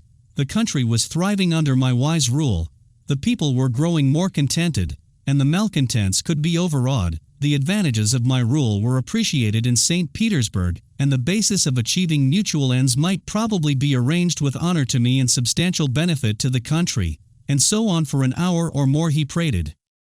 I asked the reason for the change of tone, and he hummed and hesitated, and, in a word, lied. I said I must have time to think, and he gave me till yesterday. Last night he came with his tale prepared, that the princess was conspiring for an end hostile to both my aims and those of Russia, that you were her right hand and had been set on by her to fight and kill the Duke Sergius, but had succeeded only in wounding him, that your plot was to use the Russian influence to gain the throne and then yourself marry her and reign as her consort.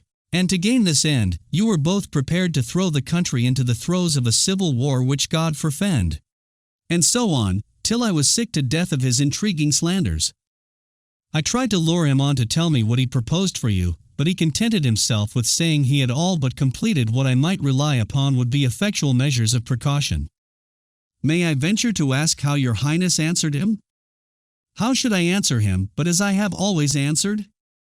That I would never bend the knee to Russia, that I did not believe St. Petersburg would ever sanction any such arrangement as he outlined, and that if what he stated of the objects of the princess were true, I would be the first to abdicate in her favor and join with her in her efforts, shouldering a musket if need be, in the ranks of the men to fight for her, and that would I, Count, if I saw the faintest gleam of a hope of success. But there is not a chance, no jot or tittle of hope. Now that we have been betrayed, that is. Before the betrayal the chances were not 1 in 100, now they are not 1 in 1,000,000. There is but one course for you and for her, flight, and at once. She will not desert the men who have stood by her. Nor shall I answered firmly. As you will. The Russian preparations are all but complete. Russian troops are being hurried to the Black Sea. The slightest sign or movement on your part will be seized on as the pretext for measures as drastic as Russian measures commonly are, and you yourselves, you two in particular and all associated as leaders with you, will be treated you can guess how.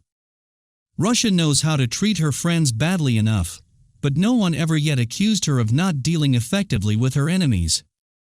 You have been blind, Count, but then a man in love is seldom anything else. It was useless to pretend that I was not vastly affected by what the prince told me. I read in it ruin and worse than ruin to everything, and my heart sank at the prospect before Christina. Your warnings and more, the kindly motives that have prompted them, have moved me deeply, your Highness. They had better move you out of Bulgaria. But that is your personal affair. I have told you because of the service you rendered to one who is now, I regret, your enemy. Your Highness knows of the attempt on the Princess Christina's life, I asked. To my shame and sorrow, I do. She must not think that I would have countenanced such a thing for a moment, he said in tone of deep pain. She does not, I assured him. That you thwarted it is another service you have rendered me, which adds to my eagerness to help you both to safety. But even on the throne here I am powerless to help my friends. I and even my friends are driven to inflict deeper wounds upon me than my enemies. His manner was that of a weak, hopeless, dejected, sorrow-broken man. You have spoken of that deed, and I will tell you. Since I knew of it, I have refused to see the Countess. I cannot see her again, and I learned that in the mad hope of helping my fallen cause she has been in communication with Colfort, leading him to think that I could be induced to remain here. And I declare to you, Count, I do not pass an hour, day or night, that is not care-ridden by the fear of some yet more desperate deed she may attempt, the consequences of which must fall on my head. Every step she takes adds to either my danger or my disrepute. And I can do nothing. He wrung his hands in weak, unavailing despair. I rose to leave, and, looking up half-eagerly, he asked, "And will the British government do nothing?" The question was so absolutely inconsequential, and suggested motives behind it so utterly at variance with his attitude and words, that I was surprised. At one moment he was declaiming against the miseries of his position, and yet now he was clinging to the throne, like a drowning man to a spar, with a vague reasonless hope that even England would risk a war with Russia to maintain him upon it. I have not the remotest right to say a word on that matter, Your Highness, but personally, I do not think for a moment that any interference can be looked for. Then all is indeed lost, he exclaimed, throwing up his hands, and sighing heavily. Farewell, Count, let it be farewell, and do your utmost to snatch that brave girl you love from the ruin that threatens to overwhelm her. I needed no words of his to spur me to such an effort, and as soon as I left the palace, in grievous trouble at all that I had heard, I sent a message for Zoiloff to come to me at once, and hurried home to try and strike out some line of action to meet this most dire emergency. My impulse was to fight, to strike our blow without a day's delay, to take the prince at his word, if he had meant it, to get him to abdicate on the very next day, and have the princess proclaimed ruler in his stead. Our preparations were not ready, and the coup would be much less effective than if we could have had time to complete everything. But then neither was General Colfort. He had not openly abandoned Christina's cause, and might be half afraid to oppose her, if once on the throne, and without the aid of the troops which the prince had told me were being hurried up to his support. For him to cause a civil war was to take a step in the face of Europe which might cost him dear, and force the other powers to interfere, the one step that Russia dreaded. Unprepared as we were, and much as we had to gain by a few days' delay, Colfort had much more to gain. When once his grip had tightened in the way he projected, there would not remain a vestige of hope for us. Clearly, then, if we meant to fight, we must do it at once. It must be fight or flight. In regard to the latter, I found Markov had returned, and he assured me he had carried out my plans to the letter, had even improved upon them, for he had told me he had arranged for the last stage of the journey to be by a very slightly known route to the frontier. I did this, he explained, because I heard rumors of certain changes as to the guardianship of the frontier roads, and I thought it well to choose the route which would be the least difficult in case of trouble. You have done well, Markov, and have earned your reward, I said. You will let me stay with you to the last, my lord, he asked. I wish it above all things, for I need faithful men about me. When Zoiloff came I explained my views, putting bluntly the alternative of fight or flight, and he was all for fighting. But he shook his head gloomily at the chances. We have left to the last the most hazardous work of all, he said, and yet in some respects the most important. I mean the winning over of some of those men, the politicians, the men of tongues not deeds, whose names are most before the public. They are the most dangerous of all to meddle with, and yet without them I fear for the result. And we cannot draw them to us until we can show that the army is on our side. And what of the army? We have done all that human effort could achieve in the time, but we could not do impossibilities. On the troops in Philippopoli, I believe we can count surely. General Montkarov is Bulgarian to the core, and where he leads the majors will follow. He has been sounded and will act with us. But here in Sofia there is not a regiment, except that to which I and Sperno belong, which would not turn against us. This disposition of the troops has all been arranged by Russia and the traitors who are Russia's friends. The risk is tremendous. There is no alternative but flight, remember. And fly I will not. Come what may, we will strike. If the princess will, said I, we must see her at once. And in this mood, we started for her house, Zoilov urging me on the way to see her alone. You have more influence with her than all of us put together, he said quickly. I will remain at hand, and you can call me in if you cannot prevail. But you are right, Count, and I am with you hand and heart. We must either strike an imperfect blow at once or abandon everything. Chapter 22. The Hour of Indecision. My anticipations of the interview with Christina were a mingling of pleasure and apprehension. I was longing to see her. I had not set eyes on her for 4 days, and, busily as the time had been filled, my thoughts had been constantly with her. I recalled, too, with a feeling of mixed tenderness and pain, how she had then said we must not meet again alone, and at the recollection my pulses thrilled again with the sad sweetness of our acknowledged, but never to be avowed love. The knowledge of her present danger moved me deeply. I had to tell her the ill news myself, and, in telling it, to urge her to take the course which I knew must put an impassable gulf between us.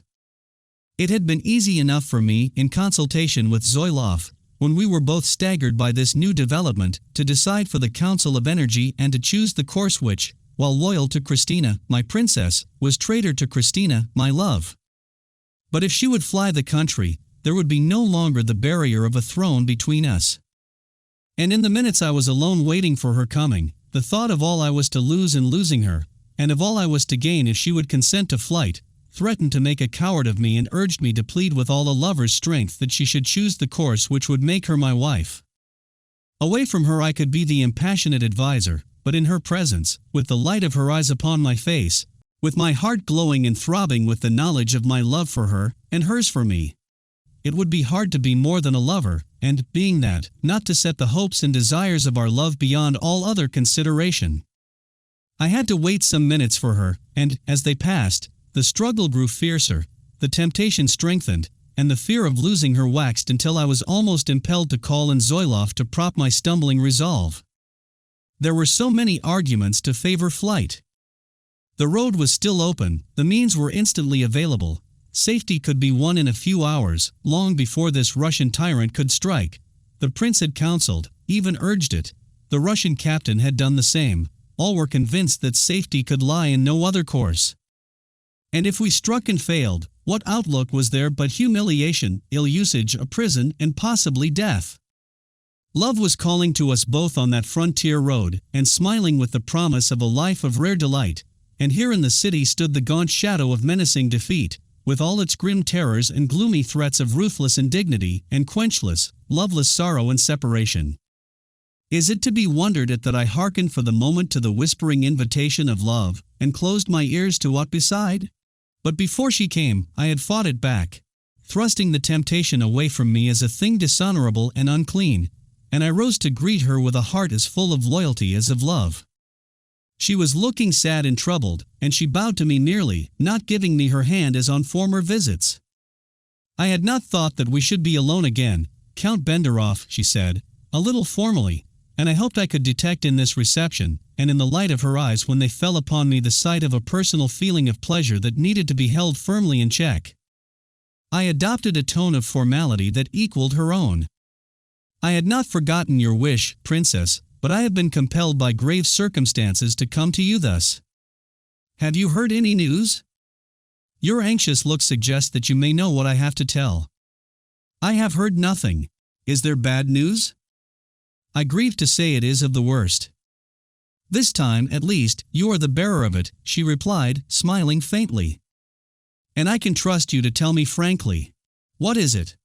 I told her plainly everything. First, the warning which the Russian officer, Captain Woliski, had given me on the previous evening, and his strong advice that she should fly before it was too late.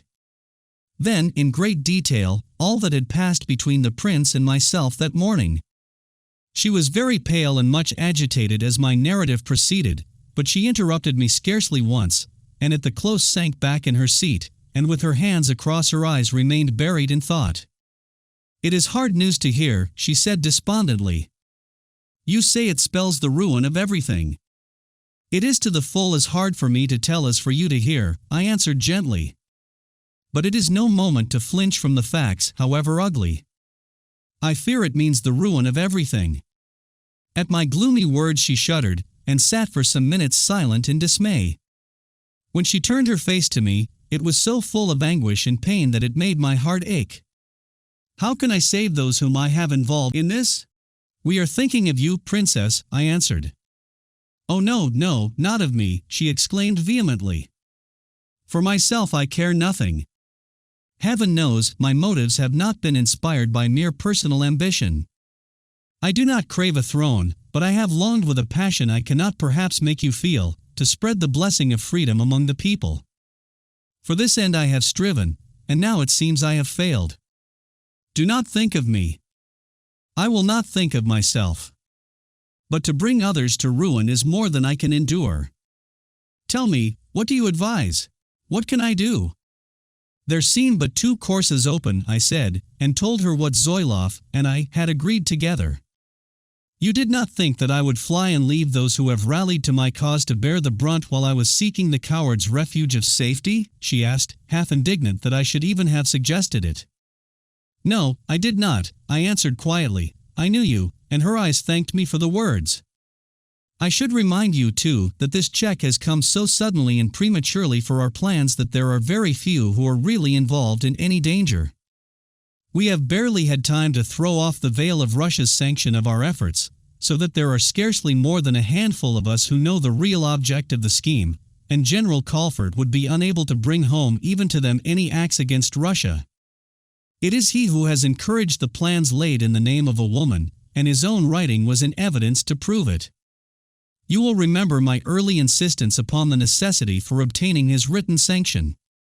In the face of that I do not see that he could produce proofs to convict anyone except our trusty Zoiloff and Spurno, and say 2 or 3 others. But yourself," she cried, in a tone of quick alarm. "I do not regard the consequences to myself as very serious, princess," I said calmly. "I shall not run away," she said, taking what I said as an argument in favor of her seeking her own safety, and she paused again to think. "Could I go myself to General Caulford, give up everything on condition of his visiting it all on me? I am responsible." It was a true woman's offer, and a noble one, but I shook my head. "I fear it would be hopeless.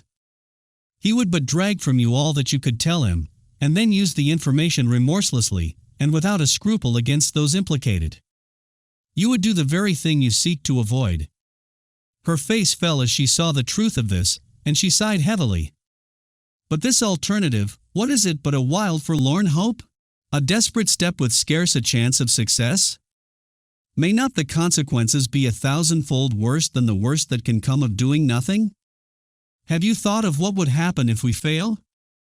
You said just now that so far only a few are openly embroiled, but should we not be forcing each man to declare himself, and would not each be marked out plainly as a target for Russian malice? There is the hope of success, even if it be forlorn. There are many of us who think it better to fight and fail than not to fight at all. I do not like it, I am afraid of it. The chances are so few, the risks so enormous to others, I dare not sanction it. We are men, the cause is a noble one, enthusiasm has spread everywhere, and a lesser spirit has ere now led a feebler movement to success. There is not one of us, I believe, who would stand back in fear. There may be bloodshed," she cried. "Much blood has already been shed in the cause of oppression. We must think of the ends, not the means. A bold stroke here will bring the army in the south to your standard, and that may do everything. It is a momentous decision to have to make. I cannot make it. I must have time to think. Every hour that delays the decision may turn the balance between success and failure. If I thought we could triumph, she cried, her eyes flashing and her cheeks glowing for a moment. But she paused, the light died out as quickly as it had come, and she shook her head mournfully. I must have time. Let me send for Captain Zoiloff. Hear him. Do you think he can persuade me where you fail, Count? She asked, her eyes burning again, but with a different emotion.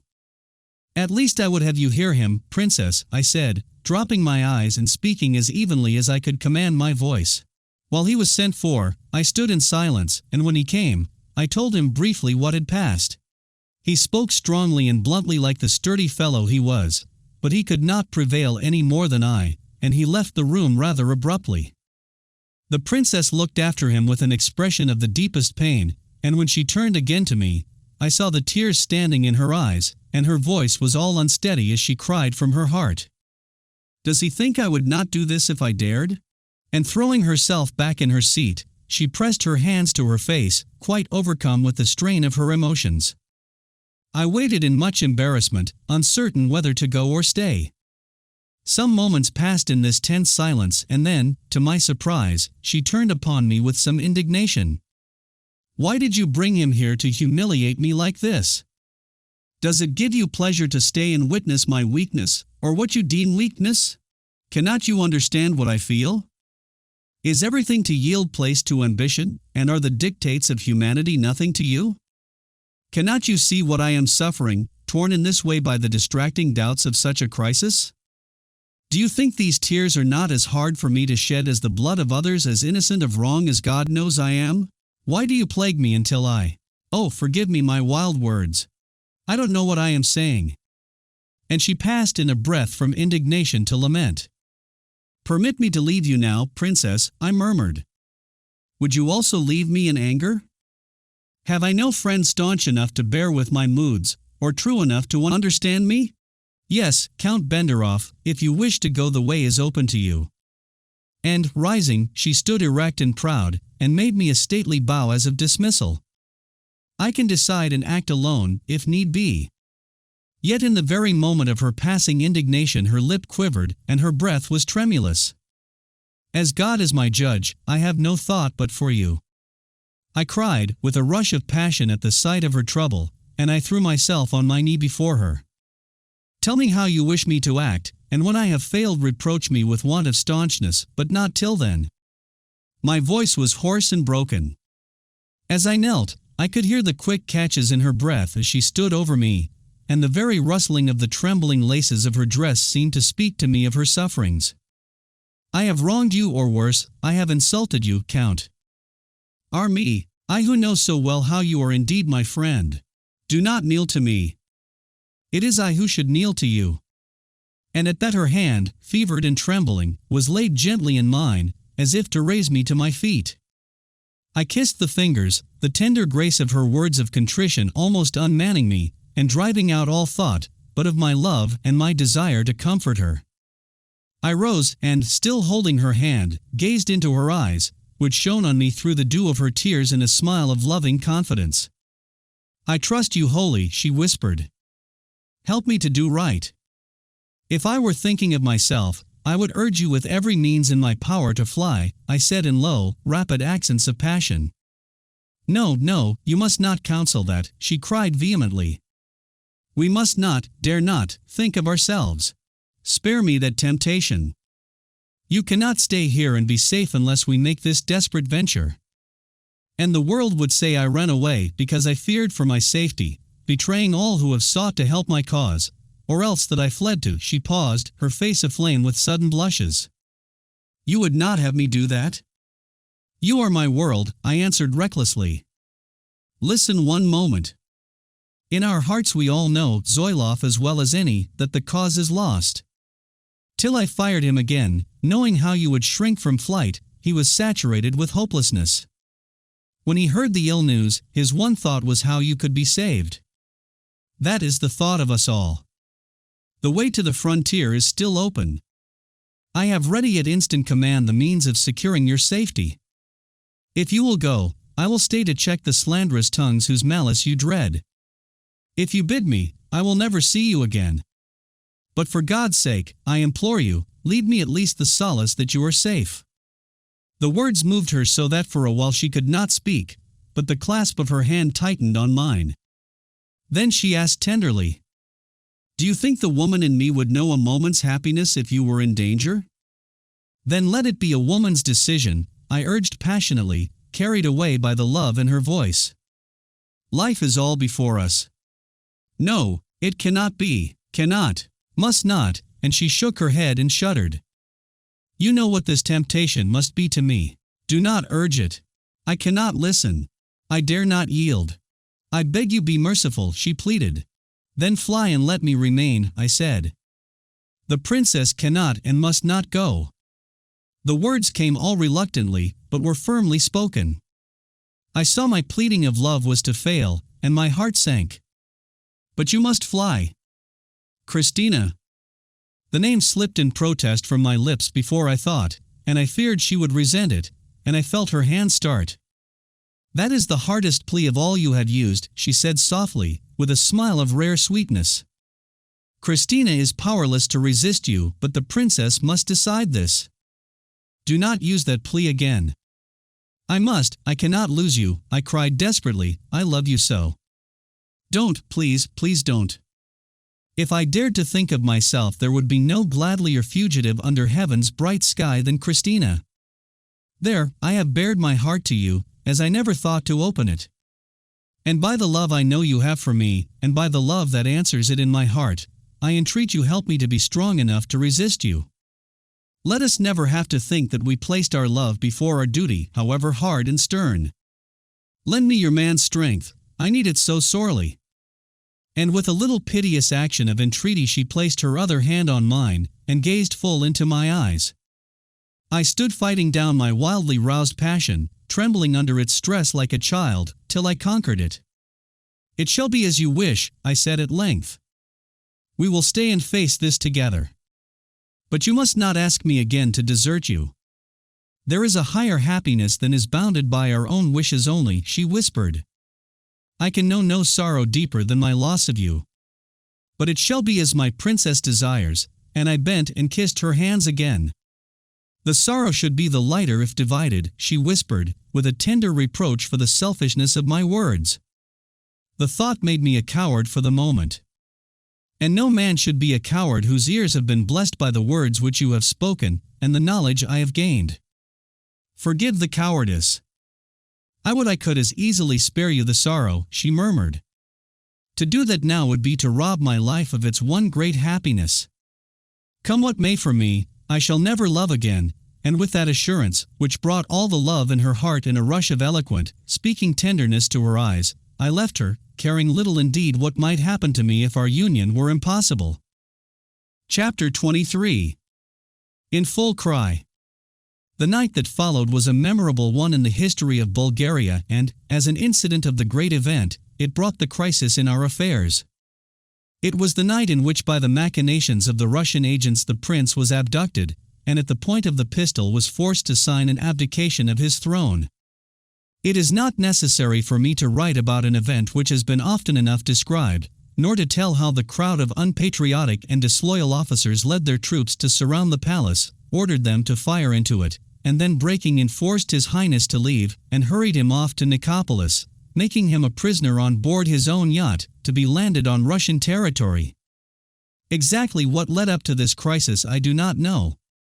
My opinion is that General Colfert's offer to maintain him on the throne on certain relaxed conditions was genuine, and would have been fulfilled, but at the same time the alternative plot was already in progress, and this scheme was hastened forward on the prince's refusal of the Russian terms. Had our own preparations but been a couple of weeks more forward, the issue would have been different, but, as it was, that coup set the final seal on our failure. The event took us absolutely by surprise. I had retired for the night wondering what the morrow would bring forth, when my household were roused by a loud summons at the door.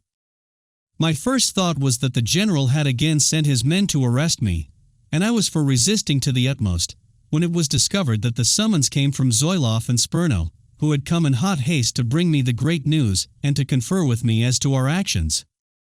The perilous nature of the crisis was obvious, and my first thought was naturally for the princess, with a deep and bitter regret that she had not done what I had urged so strongly, used the means we had to make a dash for the frontier. Choosing half a dozen of my servants on whom I knew I could rely implicitly, we armed them fully, and set out on foot for the princess's house.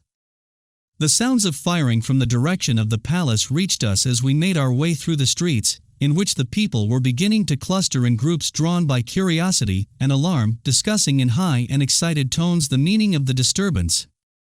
No one stayed or questioned us on the way to the princess's house, but when we reached it we halted in amazement. Every window was dark, not a light showing anywhere, while the gates and doors and forecourt were thronged with armed men.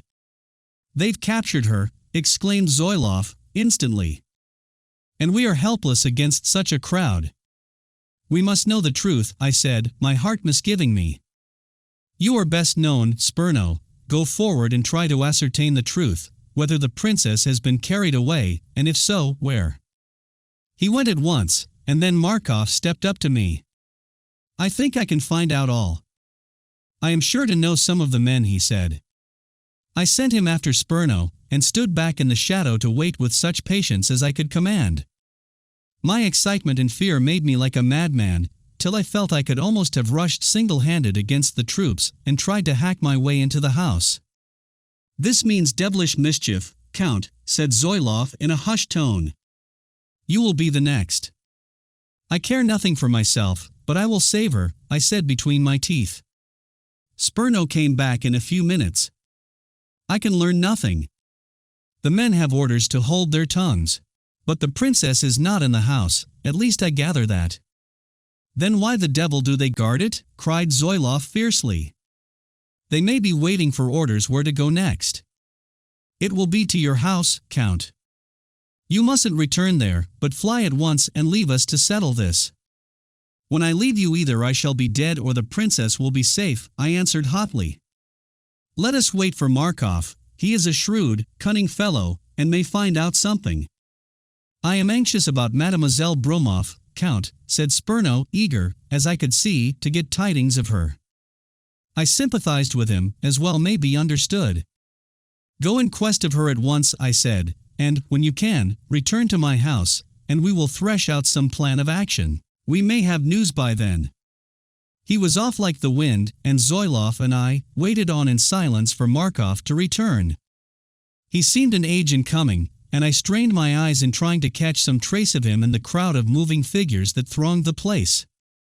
I gave a deep sigh of relief when at length I saw him come out of the gate, stand idly a moment glancing up and down the street, and then, as if sauntering away in obedience to the merest curiosity, cross the road to us. "Well?" I asked eagerly.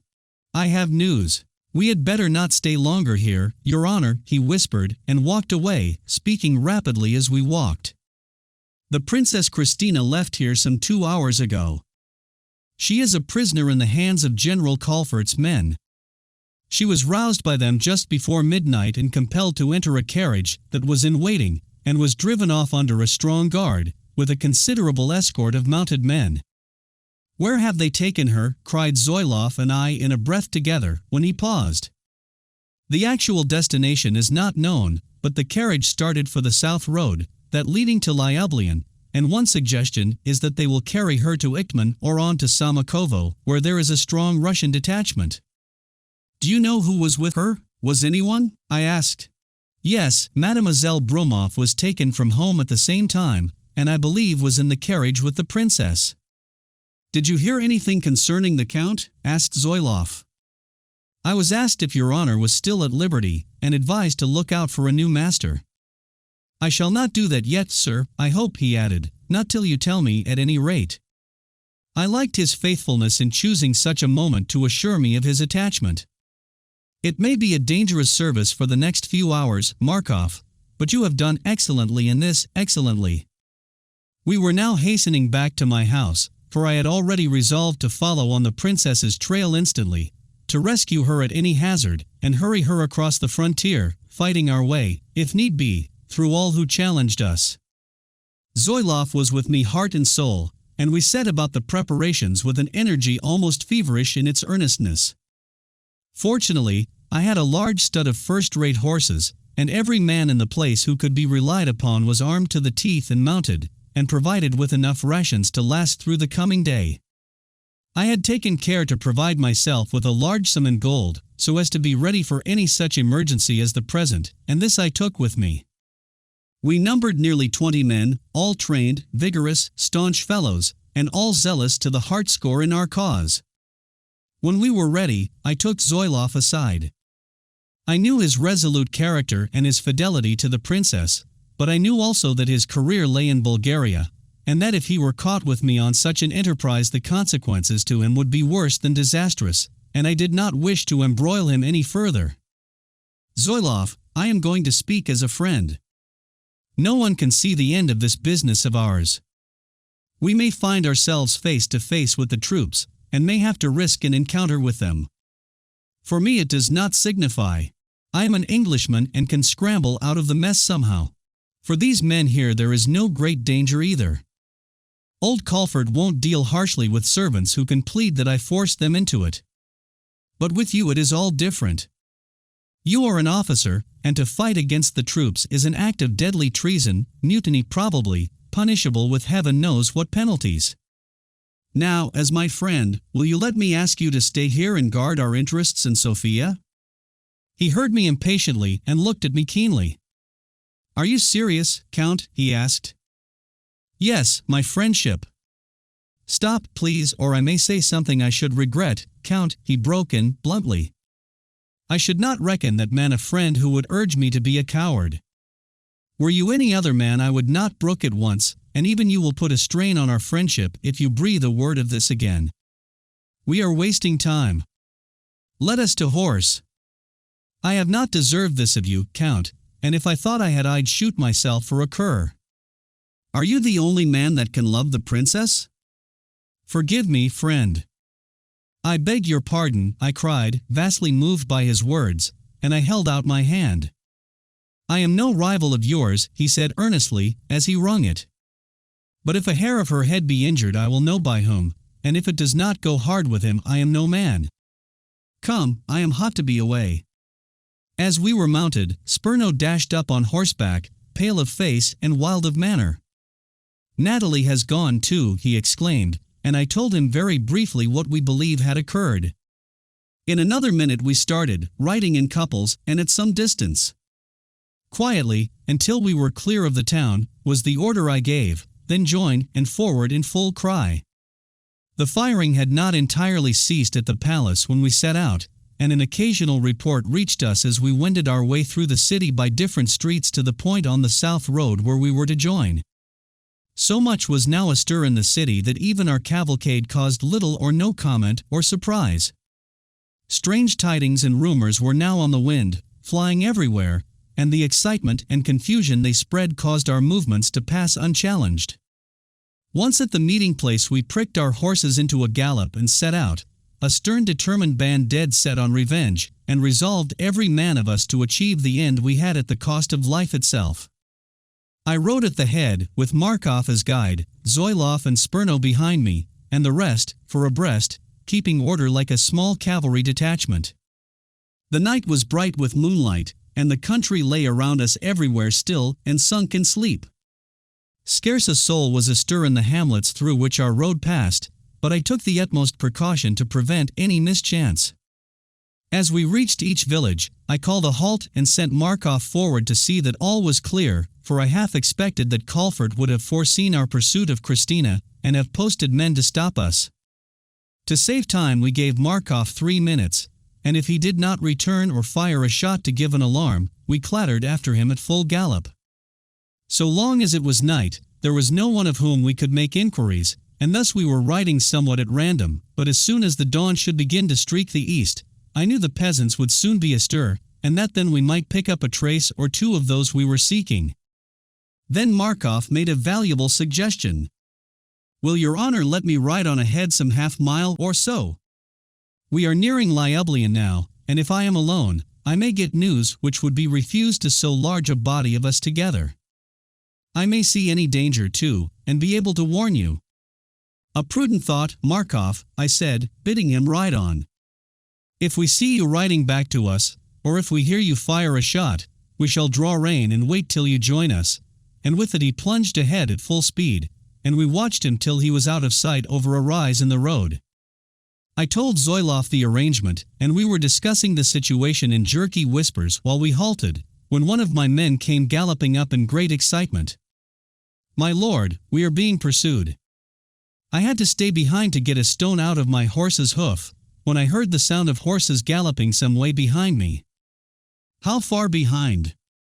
"I cannot say, the night is very still. Perhaps half a mile, or maybe a mile." "Ride on at once and overtake Markov, and warn him to draw into cover." "Off with you. We must find out who the horsemen are and their strength," I added to Zoilov. "There is a small wood there, which will do for cover, Count," he replied instantly. "Let the men ride there and take our horses, while you and I stay on foot to watch the newcomers." I told Spurno to post the men in the covert, and Zoilov and I lay down in some bushes to wait for the pursuers. It was an anxious moment, and we lay close together, whispering in hurried conference. We had not long to wait. "I hear them," whispered Zoilov, gripping my arm. His ears were quicker than mine, but a moment later I, too, caught the clatter of horses' feet, and then the clash of accoutrements. "Troops," I whispered, and we both peered between the bushes, straining our ears, through the grey twilight of the dawn. As they reached the foot of the rise near the top of which we were concealed, the party slackened speed, first to a trot, and then to a walk, to ease the horses. "I hope to heaven none of our horses neigh," whispered Zoilov earnestly. I made no reply. I was too anxious for speech, for such a chance might ruin everything. I almost held my breath as the first of the horsemen came into view, and then my companion gripped my arm again in a spasm of irresistible excitement.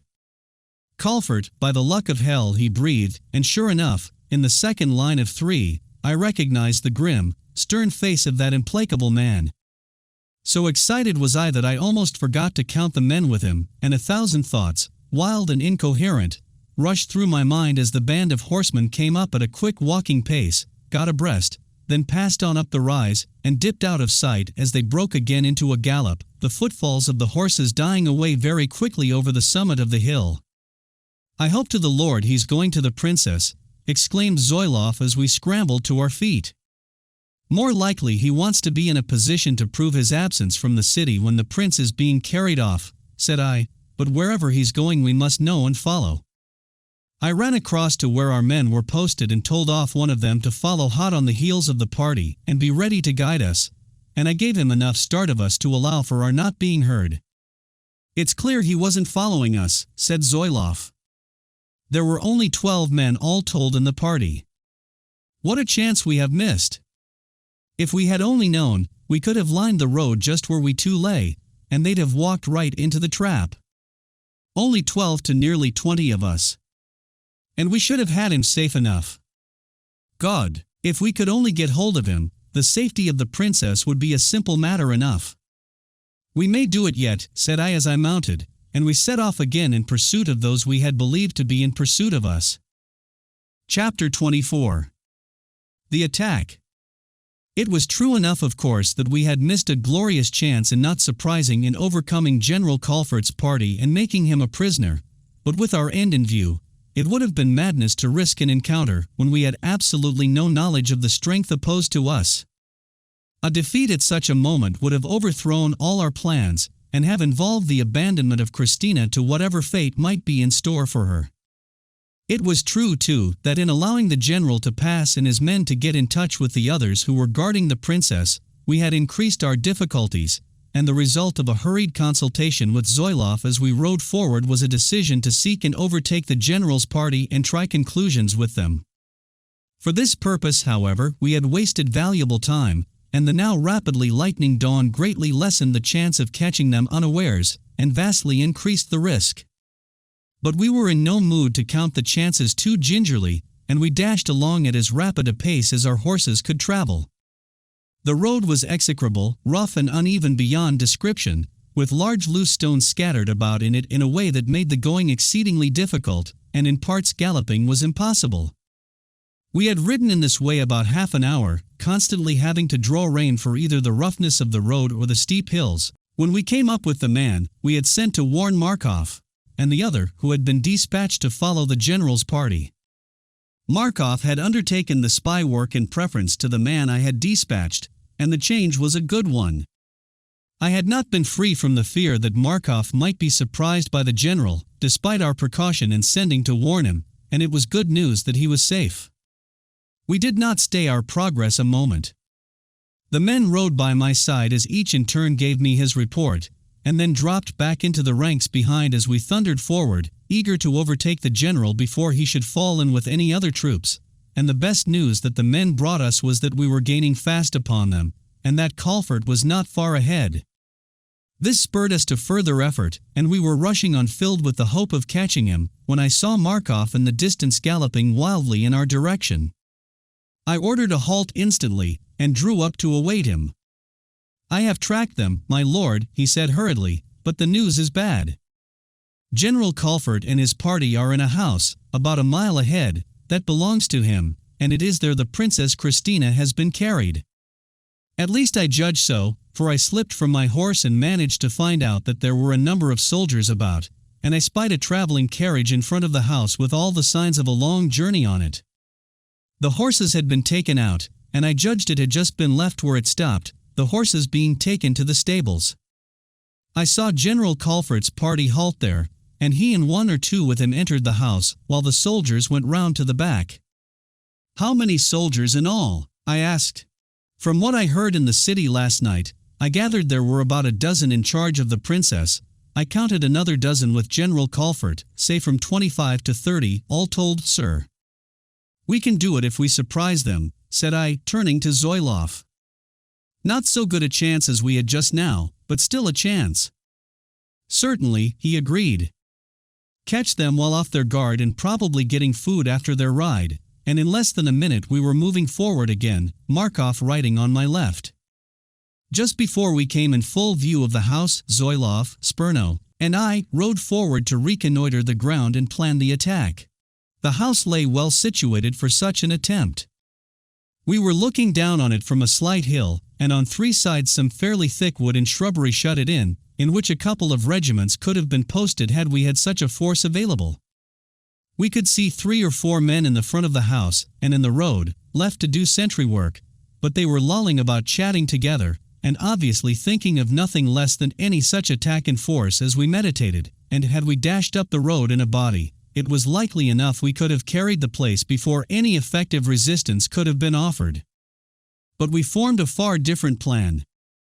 Markov led us along the ridge of the hill fringed with trees to a point from which we could command a view of the rear of the house, and then I observed something that gave me an idea and made my heart leap with exultation. Preparations were going forward quickly to give the soldiers their breakfast, and I saw all the things being carried from the house to a low building across a wide yard that looked like a barn. The soldiers were chaffing the women and helping to carry the food and vessels, and in a moment my plan was ready. "We shall catch them like rats in a trap," I cried to Zoilov, as I pointed this out to him. "The place is made for us and couldn't be better. We'll time our visit when the men are just at breakfast yonder, and, if a couple of our fellows can steal up unseen, that big door can be slammed, and there won't be more than half a dozen left for us to deal with about the house. We shall cage the old fox to a certainty.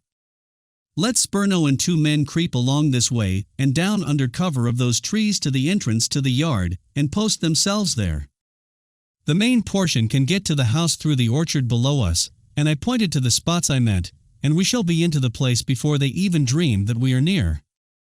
Once we get close to the house, do you and half a dozen make for the front and settle with anyone there, making an exit from the house impossible. I'll enter by the back with the rest of us and square accounts with anyone inside. The horses must be left up here in the woods, tethered. We can't spare a man to stay with them." We discussed the minor points of the attack, fixed the moment, and left it that Spurno's closing the door upon the troops at breakfast should be the signal. If things went wrong with him and the men escaped, we settled that Zoilov should, as arranged, rush round to the front, but that I and the men with me should hasten to Spurno's assistance and attack the men there. We went back to the rest of the party, led them all into the wood on the hill from where we had made our observations, had the horses fastened over the hill and well out of sight of the house, and then, with arms all ready, crept back to the edge of the wood to wait for the moment to commence. The movement and bustle of preparation were going on briskly below. The maids and the men were hurrying and scurrying in all directions, and there was such stir in life that it threatened to be impossible for us to creep down unseen. Gradually there came a change. Things grew quieter, and presently the servant girls went into the house, and did not return. We saw the soldiers, laughing and joking, cross in couples and threes to the barn. Two of those who had been on guard in the front came running round, rested their muskets against the wall of the barn outside and joined their comrades within, and the place was quiet and unguarded. I gave the word to advance, and a moment later we began to wend our way stealthily down the hillside, closing gradually on the house. Not a word was spoken, and not a sound betrayed our presence. When we reached the point where Spurno was to leave us to get to the other end of the yard, I whispered to him to take an extra man in case of emergencies, and then at the head of my men I threaded my way up the side of the orchard, with Zoilov close in attendance. All went well. We reached a low mud wall that parted the orchard from the homestead yard, and halted there until Spurno should give the signal by slamming to the great barn door. By peering through the branches of some fruit trees, I could see the spot where he was to post himself. Just when all was about in readiness, and he and his 3 men were standing at the end of the barn, round the corner of it fortunately, one of the soldiers came out, picked up one of the muskets leaning against the wall, and stood a moment laughing and chaffing with those within. He was one of the sentries, and called to those within to be quick. Then, whistling carelessly, he shouldered his weapon and moved away. Moments were growing precious now. Would Spurno wait for the man to disappear round the front at the risk that others of the soldiers would finish and come out, or would he act while the man was in full view, and take the risk of a shot? He was in dire hesitation, and I could see him peep round the corner of the barn and peer anxiously after the man. Then something seemed to decide him. He told me afterwards he heard the men in the barn beginning to move, and with quick, stealthy steps he and his men rushed to the great door, slammed it to, and secured it. The soldier was attracted by the noise, turned, saw what had happened, raised an alarm, and was in the act of firing at Spurno when one of the latter's men shot him, and he fell to the ground. At the same time Zoilov called his followers and dashed for the front of the house, while I, seeing that all was well with Spurno, rushed to the back door. It was slammed in my face, but a blow from our guns smashed it in, and after a short delay we gained the passage. All the house was in wild alarm, and the soldiers in it put themselves in my way, offering a stubborn resistance. But we outnumbered them by 3 to 1, and after a scrimmage that was hot enough while it lasted, we overpowered them, struck their weapons from their hands, bound them, and thrust them into a room in the custody of a couple of men with strict orders to shoot if any nonsense was attempted. Our surprise was in that respect completely and triumphantly successful, but in regard to one of the chief objects it failed. The way which we had chosen for Zoilov to make his rush to the front of the house was blocked by some outhouses which we had not seen, and he and his men had had to return and run round to the other side. The delay caused was not long, but it was fatal, for the first thing he saw on reaching there was General Colford in company with a couple of attendants, presumably officers, spurring at topmost speed in the direction of Samokovo. He came rushing into the house, his face black in his deep disappointment, and told me the ill news, just as we had finished our scrimmage with the men inside. I saw at once pursuit would be hopeless. I should not have dared divide our little party even had there been a good prospect of overtaking the fugitives, and to send them on a wild goose chase would have been worse than madness. Moreover, our horses were away on the top of the hill, and already somewhat spent with the fierce ride. But it took some moments to get Zoilov to see the uselessness of such an attempt, moments that could ill be spared, seeing all that we had yet to do. But I was firm, and he gave in at length. Take our men and secure those fellows in the barn, or we shall have them breaking out. Find the best horses you can too, and have them into the carriage as quickly as possible, and I will see the princess, and tell her to be ready at once. We dare not waste a minute, or all will be lost. I dashed up the stairs, and after searching a couple of empty rooms found one with the door locked. "Are you there, princess?" "It is I, Count Benderov," I cried, turning the key and partly opening the door. She answered me and I entered. She was calm but pale, with the little Brumov at her side, very agitated.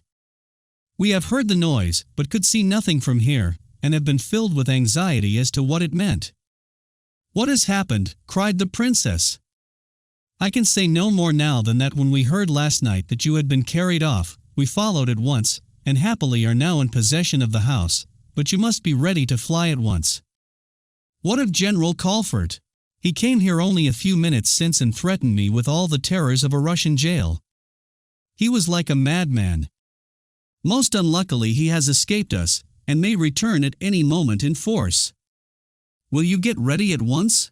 Our only hope is to make for the frontier before we can be pursued. I am ready now, she cried, throwing on her traveling wraps. Come, Natalie, come, the Count has saved us. The girl was dressed almost as quickly as the princess, and together we went down to the front to wait for the carriage. Have you had anything to eat? We have a long journey before us. I could not think of food. Without a word, I got some milk and cakes and bread, and put them in the carriage, to which Markov was already harnessing horses. Then I described in the fewest possible words what had happened, and they both listened in breathless interest. And Michel? Asked Mademoiselle Brumov eagerly. Is safe, I answered, with a smile, and has behaved splendidly, like the magnificent fellow he is. As soon as the carriage was ready, I told Markov to draw out into the road in readiness to start, and I ran through to call off our men. Zoilov met me excited, hot, and breathing hard. We have secured them all right. I filed up the men, and when we threw open the door the caged men were met with a line of muskets. They had no fight in them, for they had no arms. We have bound every man, and to make pursuit impossible I have had every horse in the stable shot. A cruel job, but necessary, and I have brought away the men's arms. We may start, Count. Our men are already away for their horses, and will meet us at that bend in the road above. Good, said I, but I wished he had brought the horses with us for remounts instead of shooting them. Good, yes, but much better if that wily old devil, Colfort, hadn't slipped through my fingers. What is the route, Markov? I said, going out to him. We dare not return to Sofia. How can you reach the nearest point on the frontier road where we can get fresh horses for the carriage? We must go back to within 3 miles of the city, sir, and then I can pick a way round and strike the west road there. Don't keep on this road for a yard longer than is absolutely necessary. It is dangerous, but do your best. Push on with all speed. We shall overtake you. As I finished speaking, Spurno came running from the house and rushed to the carriage window. I let the carriage stand half a minute that he might exchange a word or two with Mademoiselle Brumov, who I knew was very eager to see him, and while they were speaking the princess looked out of the window, beckoned Zoilov, and gave him her hand and a word of hearty thanks for all he had done in her behalf. It was a thoughtful, gracious act, and I was as glad as Zoilov himself, who stood aside with a flush on his stern face to let the carriage pass when I gave the word to Markov to start. The fairest and best of all women on earth, he said, enthusiastically, as we three watched the carriage dash up the hill that led from the house.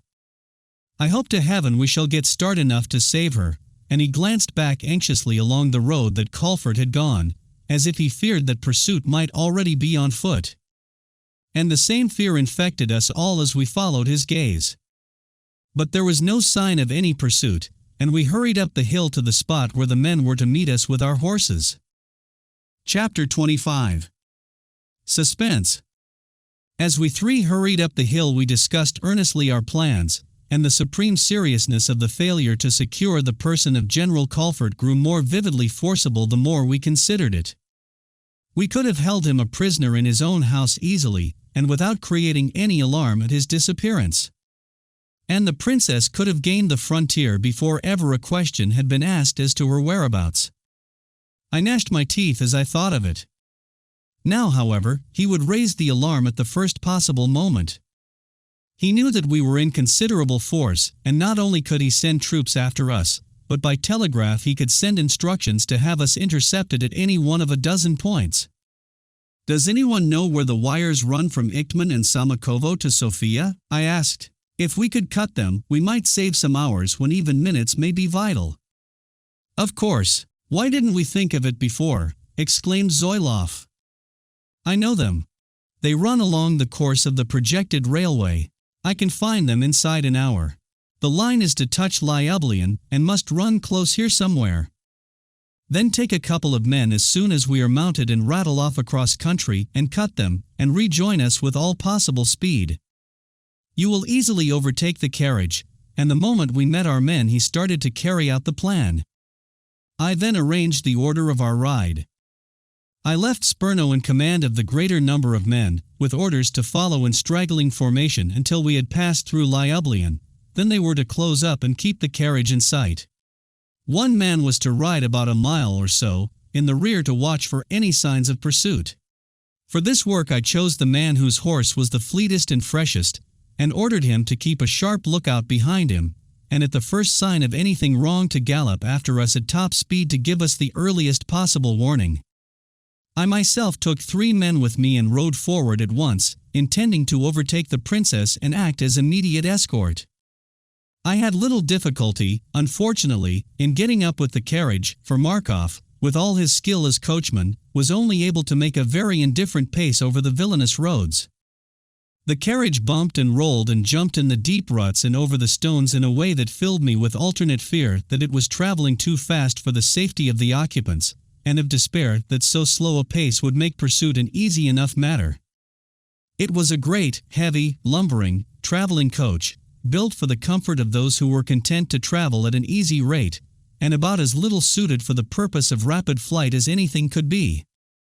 I could have cursed it, as it lumbered along groaning, creaking, straining, threatening to topple over at every other lurch, and distressing the horses, powerful though they were, until the sweat lathered on their flanks and dripped on the rough, cruel road.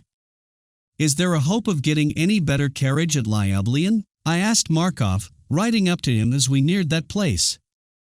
"We shall never reach the frontier in this thing. An open cart would be better. Try if you can't get something. Steal it if you can't hire or buy it."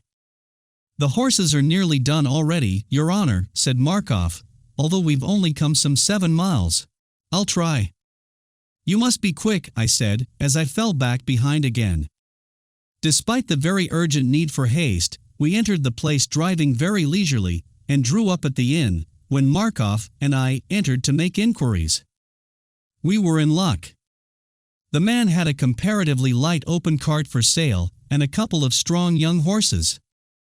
A few minutes found the bargain struck, and while my men were refreshing themselves the horses were put in, and Christina and her companion left the great ugly, cumbersome carriage to take their places in the cart. "Could we get peasants' clothes?" suggested Mademoiselle Brumoff. "Any kind of disguise might help us." It was a happy thought, and the ever-resourceful Markov acted on the hint directly, and procured cloaks and headgear. "Better put them on when we are clear of the place," I decided, as Markov put the bundle into the cart. "I am afraid you will find the road to safety very rough, Princess," I said as I helped her into the cart. I had not spoken to her since leaving the general's house. "I am causing you all sore trouble," she answered, smiling sadly. "How shall I ever thank you enough? We shall have our reward when we see you safe in Servia." "Ah, I ought to have done what you advised yesterday, and have gone then. All this would have been spared us. We could not foresee what old Colford had planned for last night. I thought the road would have been as open today as it was yesterday. It is like you to lighten the blame, but it is my fault." "We are ready, Your Honor," called Markov. "Forward then," I said. "Cautiously out of Lyublyan, and then press on with all the speed you can make." I mounted, and was in the act of starting when a horseman was seen riding hard up the road we had come. It was Zoilov, and I welcomed him gladly. "I've done it," he said exultantly. "I don't know whether there are any other wires, but I've cut the main ones, and that will probably cause some delay." "But how came you to halt here?" he asked anxiously. I explained the change of vehicles, and we rode on after the princess. "You passed Spurno?" I asked. "Yes, and left my men to follow with his. He tells me he is to join you as soon as he is clear of Lyublyan. He should be near now, and he glanced back as I thought with some anxiety. "We have done well so far. It was a stroke of luck to get rid of that lumbering old carriage," said I. "True, but we have already been a long time covering very little ground, and must press forward. Our pursuers won't sleep on the road. I'm surprised we haven't heard from them before now." It was unlike him to meet alarm halfway in this fashion, but I made no answer except to urge my horse to greater speed, so as to close up the distance between us and the princess. Markov was now driving at a very rapid rate, the road was much better, and I felt my spirits rise as we covered the ground quickly. Every yard gained safely made the prospect of escape more hopeful. "Spurno should have joined us by now," said Zoilov again presently, as we were breathing the horses up a steep hill. "We have been traveling much faster since we changed conveyances, and his cattle may be a bit stale," I replied, trying to reassure him. "I'm afraid something's going wrong with him. It's not like him to play the laggard in this way. Can he have been overtaken by Colfert's men and surprised?" "Scarcely that. We've got a picket thrown out behind, and he'd have warning. If there was any sign of danger, I told him to close up with us at once, so that we could make a stand together. One or two of the horses may have given out." "I don't like it," said Zoilov, and when we reached the top of the hill we turned and looked back along the white road, searching eagerly for some sign of Spurno's coming. We saw nothing, and the doubts which made Zoilov's face so grave began to affect me. "I am inclined to go back," he murmured. "We can't spare you, Zoilov," said I quickly. "If anything is wrong with him, you alone can do no good, and if anything is to go wrong with us, we are too few already for safety. I could find out what it means. Or be cut off yourself," and with that we resumed our ride, my companion's face unusually gloomy and thoughtful. "How far are we from Sofia, Markov, and when do you turn off?" I asked, riding up to him. "About 5 miles from the city, Your Honor, a little more than 2 from the branch road I am making for." "We've only a few minutes more on the main road," I said, falling back to Zoilov, "and, once away from it, our chances will be 50 in 100 better. It's this road I've feared." "Ha! Here comes news," exclaimed my companion suddenly, a few minutes afterwards, turning in his saddle and looking back. "And bad news too," he added. A single horseman was dashing down a hill behind us, and as we turned a number of other horsemen reached the crest and came streaming down the hill after him, the sunlight glistening through the cloud of white dust as it fell on their arms. "That should be Spurno and our men," said I anxiously. "It is Spurno, but they're not our men." I feared it meant mischief. "They are troopers, and I can count a dozen of them. Tell Markov to drive like the wind. They're after us." A bend in the road at that moment cut off our view, and almost directly afterwards Markov turned away to the left into a narrow lane, putting his horses to the gallop. "We shall have to fight for it, Count," cried Zoilov. "There didn't seem more than a dozen troopers that I could see, and, with Spurno, we shall be 6. We can hold them at bay in this narrow lane, and perhaps drive them off." At that moment a loud shout of dismay came from Markov, and we saw him pull his horses up in a scramble. "What's the matter?" I called, riding up. "I've taken the wrong lane, Your Honor, cursed fool that I am," he cried in sore distress. "I know it now, there is no outlet. I should have driven on for about 500 yards farther," and he backed his horses as if to turn them. It spelt absolute ruin. "There's no going back, Markov," I said decisively. I was calm enough now for all the trouble. "The devil!" exclaimed Zoilov. "Well, we must make a fight of it. Stay a moment. Where does this lane lead, Markov?" "To a peasant's homestead, with no outlet anywhere." "Forward to that, then, at a gallop. We can hold the house against the men with far better chances than here," I said to Zoilov.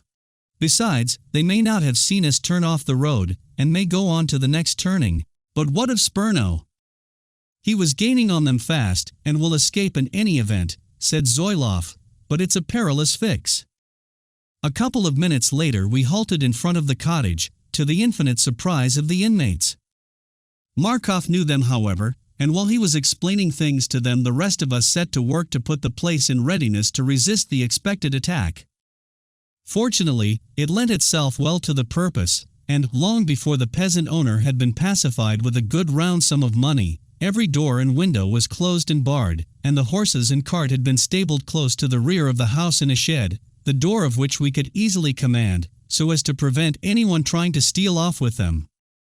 The princess and her companion were placed in an upper room, well out of the danger of stray bullets, and, though we were breathless with our exertions, we were quite prepared to give our visitors a warm reception before a sign of the soldiers or of Spurno was visible. Both Zoilov and I kept an anxious lookout from a window in the roof of the cottage which gave a view of a considerable portion of the lane that led to the homestead, but the minutes crept on until a quarter of an hour, half an hour passed without a sign or trace of either our friend or our enemies, and, indeed, until we grew as anxious to see the former as to know we had escaped from the latter. What could it mean? Zoilov and I exchanged many an anxious question and hazarded many futile guesses. I was inclined to hope that the soldiers had not seen us after all, and that in our little hiding place we had not only escaped them, but had been overlooked by any other parties that might have been dispatched in search of us. At the end of an hour, I sent Zoilov down to see that food was prepared both for the men and for our horses, and when another hour passed without any sign of disturbance, the hopes of all of us began to rise. The one thing that had caused me more anxiety than anything else was the obstacle which daylight presented to a successful flight, and when noon came and passed, and the afternoon shadows began to lengthen, I was glad enough, for every hour that passed diminished the risk and increased our chances of getting to the frontier unseen in the darkness of the night.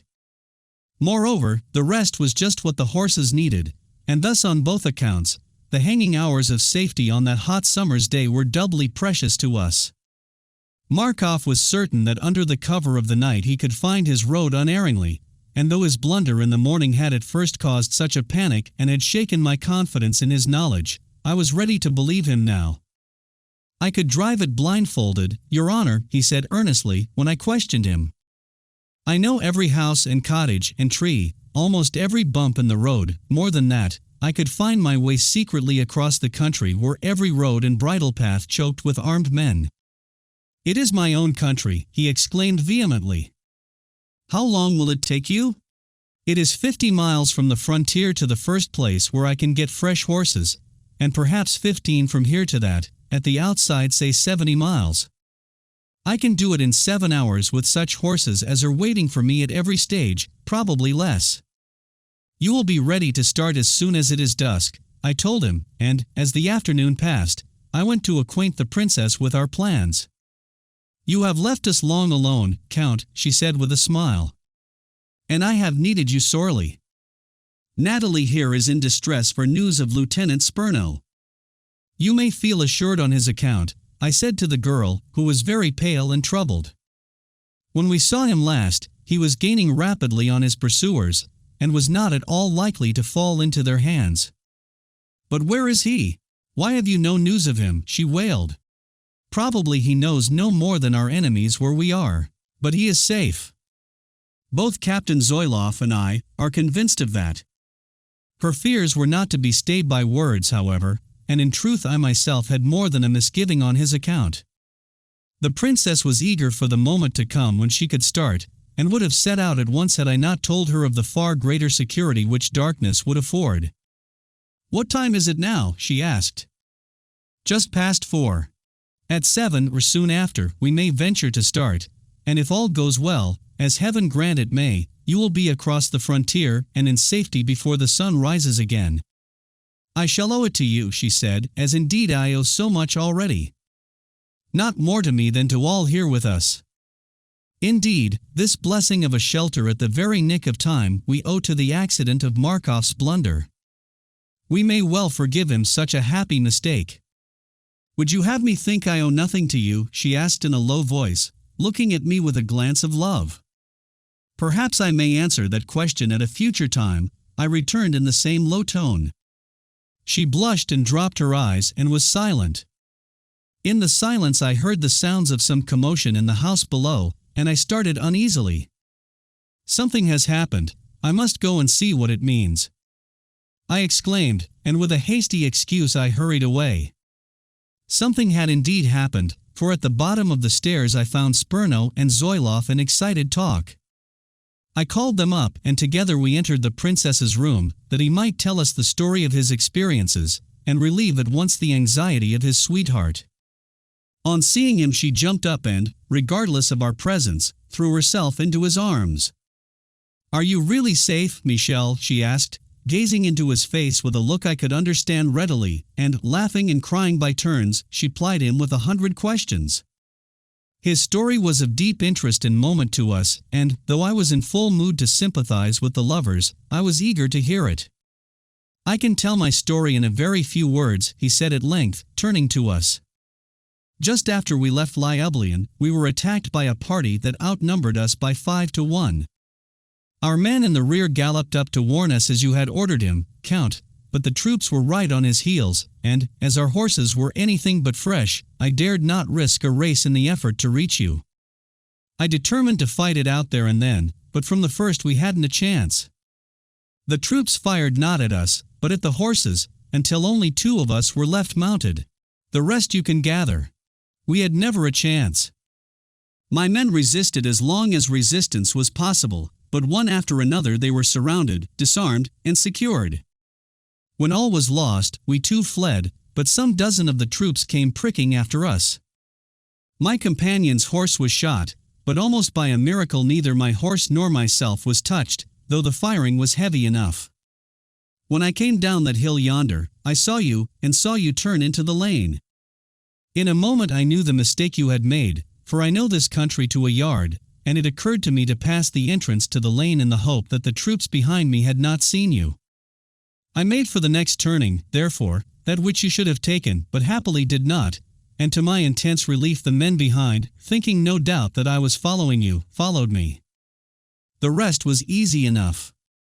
My horse was fleeter than theirs, and I led them a dance at a rattling speed for some 10 miles. Then I dismounted, and, giving my horse a whack with my hand, sent him on without me, while I slipped into some bushes and waited for the men to pass. They did this, swearing prettily, as you may imagine, and as soon as they had gone by, I set off across country in a bee-line for this place, thinking it not unlikely that you would take refuge here for a while. And here I am, and that's all." Our congratulations poured upon him, and then Zoilov and I went away, that he and the little Brumov might be together. It was the best reward we could make him just then. "Those men will try back when they find he's fooled them," said Zoilov, "and we had better be ready." "They'll have to come soon," said I, "or they'll find the nest empty and the birds flown."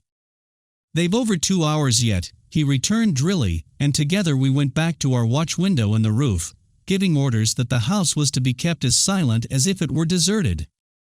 The minutes were weighted now with the old fears and suspense, and scarce a word passed between my staunch friend and myself. And when we spoke it was in a whisper, as though the men had already come. For an hour more nothing occurred to disturb us, and once again the flame of hope began to kindle. But it was only to be ruthlessly quenched. When a glance at my watch told me that an hour and a quarter had gone by, we saw that which made us start and draw breath quickly.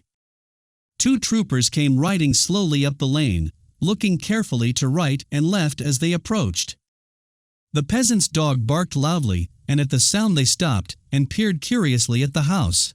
Then they advanced until they stood close to the yard gate, and both stared at the house and spoke together. We held our breath in suspense. The closed doors and shutters puzzled them, and after a few moments one of them dismounted, handed the reins of his horse to his companion, pushed open the gate, and walked up towards the house. At that moment fortune served us a scurvy trick. Down below a roar of laughter broke out among our men, loud enough to reach us. The soldier heard it too. We heard him strike a lusty summons on the door panels and call to those within. Then everything was as still as the grave. The man knocked again, and when the door remained unopened he went back to his companion, mounted his horse, and, giving some instructions, set off up the lane at a quick canter. The second man drew back into the shade of a tree and waited, keeping his eyes warily upon the house all the while. "We may as well get the men posted," said Zoilov. That fellow will be back in a minute with all there are with him. We're in for a scrimmage." He went down at once to give the necessary orders, while I stayed to watch. I had not long to wait. In a few minutes I heard the advancing footfalls of horses, and a number of troopers came swinging up the lane at the trot. I counted 13 in all, and thanked heaven there were no more. But it meant fight, and I saw the man in command of the party taking his observations, and giving his instructions to those under him to surround the house. There was no need for me to watch longer. There would soon be plenty of other work on hand. Chapter 26. A Forlorn Hope. I left the window and hurried down to tell the princess the bad news. Spurno was still there, sitting apart, exchanging love confidences with Mademoiselle Bromoff, and they all started up at my sudden entrance. "The troops have found us out, princess, and there will probably be some trouble before we get rid of them and shake them off. I wish to impress upon you the necessity for you to remain close in the corners of the room for fear of mishap. Spurno, will you go to Captain Zoiloff? He is below with the men." The princess took the news very calmly. "Do you think they will attack the house?" she asked. "I fear so, or rather, I hope so, for, if not, we shall have to attack them, and I would rather act on the defensive." "There will be danger for you," she said earnestly, looking into my eyes. "You will be careful, for my sake," and she laid her hand on mine. "I hope it will not be serious, and I will be careful," I replied smiling. "But we must not be beaten. I trust no blood will be shed, no lives sacrificed. I cannot bear the thought of that." "We can have no thought but your safety." "But can we not be of some use, Natalie and I?" "I fear not, at present. But if there is need, depend upon it I will not fail to ask you. Come, Spurno." "Michel, let me have a gun. I would rather be by your side than cooped up here in suspense," cried the girl with great spirit, holding her lover's hand. "Now that you are with us I am not afraid." "We have not come to that yet, mademoiselle," I said, liking her spirit and courage. "You need not be afraid. We are quite strong enough behind these walls to cope with the few men against us. But we must go." Christina pressed my hand again, and her lips murmured a prayer for my safety. Zoiloff had been busy enough with his preparations, and when we reached him had posted his men. He had done a shrewd trick on leaving General Colfert's house, and had brought away with him the men's carbines with a quantity of ammunition. These were now distributed in the rooms from which the work of defense was to be carried on, and he explained that his object was to create the impression that we were a much more numerous party than in reality. "We can fire volleys from the different windows in very rapid succession, and they'll think the place is alive with men," he said. "But the main work must be done from the windows of each room on the floor above us. There are 2 in the front room and 1 at the back, and we can from there command the approach to the front and back doors, and could hold the place against 4 times the number." We went to the front room and looked out. The soldiers were taking matters very leisurely. Evidently, they were confident that they would have no serious difficulty in carrying the house, even if we were inside, of which they still seemed to have doubts. The leader was only a non-commissioned officer, a troop sergeant, and he appeared to be at a loss what to do. He was consulting with the 2 men who had ridden up first, and all 3 were gesticulating freely as they pointed to different parts of the house and yard. The longer they debated, and the more time they wasted, the better for us. If they would only let the afternoon steal away and twilight come, we could in the last resource make a sally, have a brush at close quarters, and then trust to our horses to save us. "Zoiloff, I have a plan," I said, as an idea struck me. "That man has made a fool's mistake. Every horse there is in full view, and can be picked off easily. Let our first volleys, when it comes to firing, be for the horses. Before the men even guess our intention, every horse will be killed or disabled, and not only will the men be unable to follow us, but prevented from riding for help." "Good," he cried. "We'll have every man at these 2 windows, and each man shall pick out his own target. A couple of rounds well aimed and the thing's done. But someone must keep a lookout at the back." "Natalie will do that," said Spurno eagerly, and he went at once to ask her, while the men were brought into the room and their orders given to them. We waited, watching closely for the commencement of hostilities. "They don't like the look of things," whispered Zoilov, smiling grimly, "and don't know what to do or how to start. Ah, now they've settled something," he added as the leader came towards the house, knocked at the door, and called in a loud voice for it to be opened. No answer was given, of course, and after he had repeated his summons he called, "If the door is not opened, we shall break it in." Getting no reply, he returned to his men, and sent 4 of them round to the back of the house. Then one of the men called his attention to something at the side of the yard, and 8 of them went and picked up a heavy balk of timber lying there. "They're going to use it as a battering ram," said Zoilov. "We must stop that." "Wait," I said quickly. "When they are in position I'll warn them, and through the open windows we can then shoot the horses.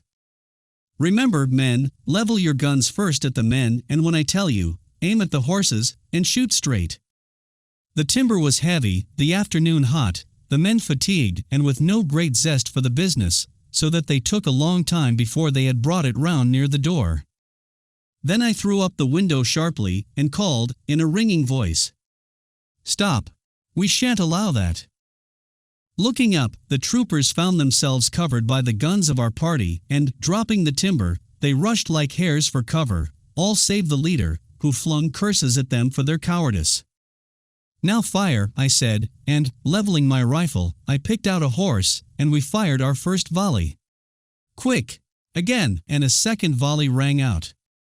The effect was indescribable. 5 horses fell at the first round, and the rest stampeded and plunged so violently that any accurate aim the second time was very difficult.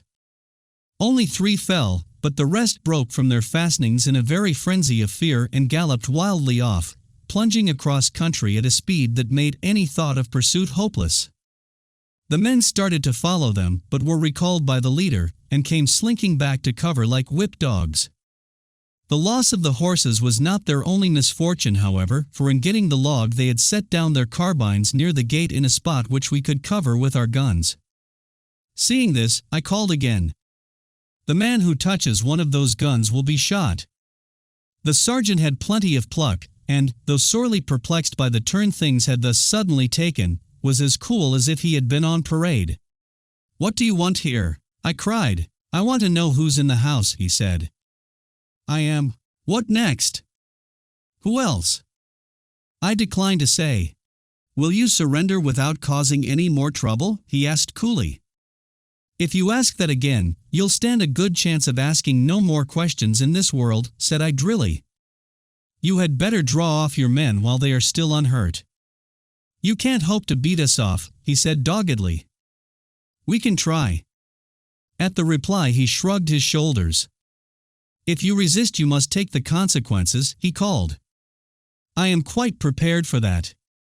He turned away then as if to walk back to his men, but I saw him start, and then he did a really plucky thing, like the daring devil he evidently was.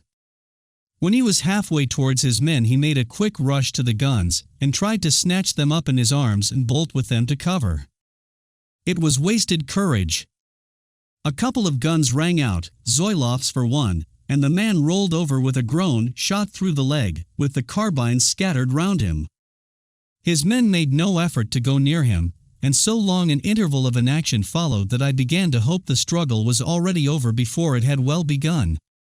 "Lucky we shot those horses, or we should have had half the scoundrels bolting for reinforcements," muttered Zoilov.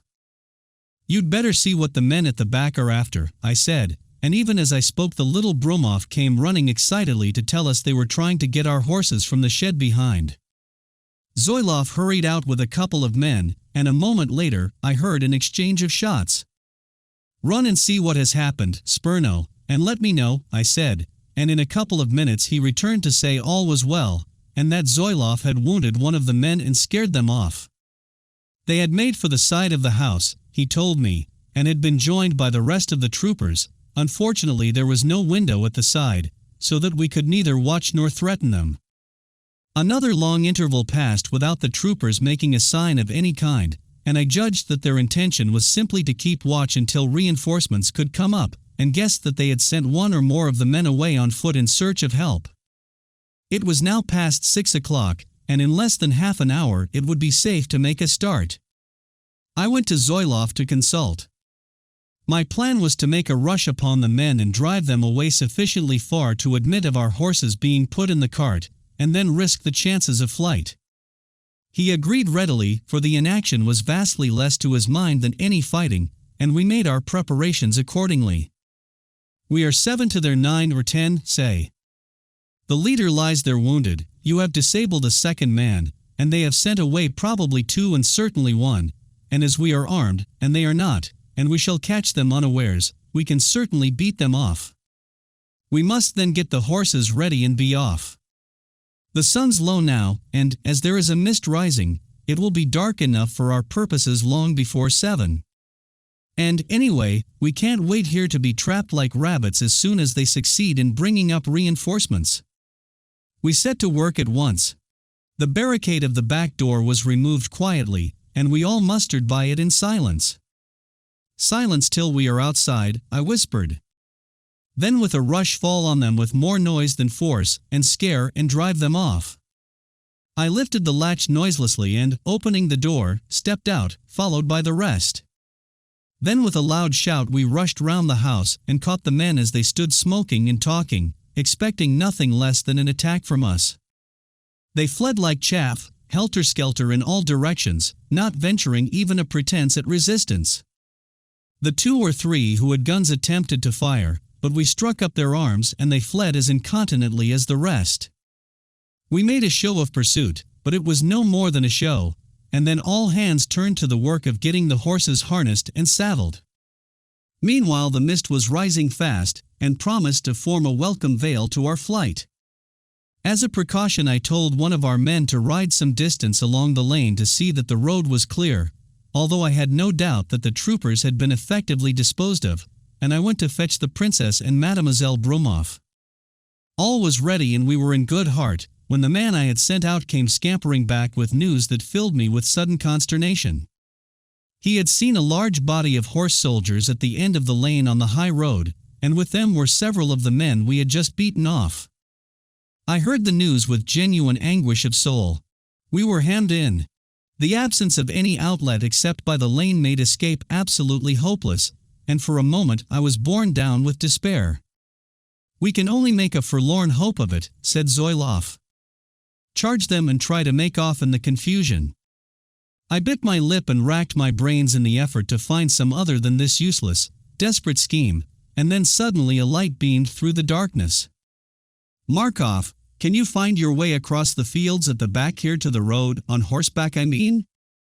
"Yes, certainly, Your Honor, but with the cart."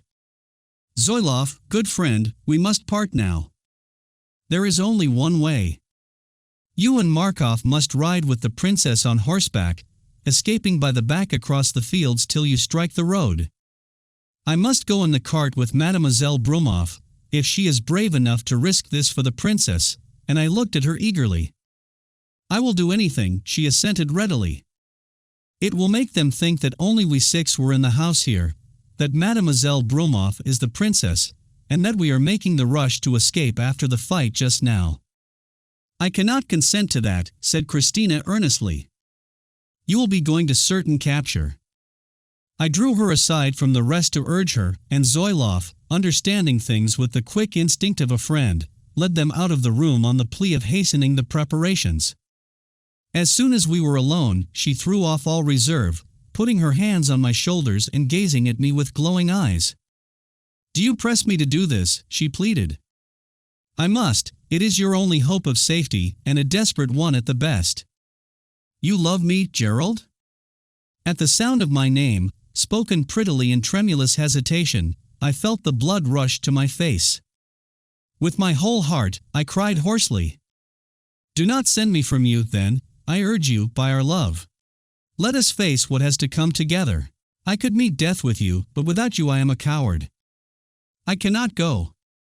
"You must go, Christina," I said in a low voice, and scarcely steadier than her own.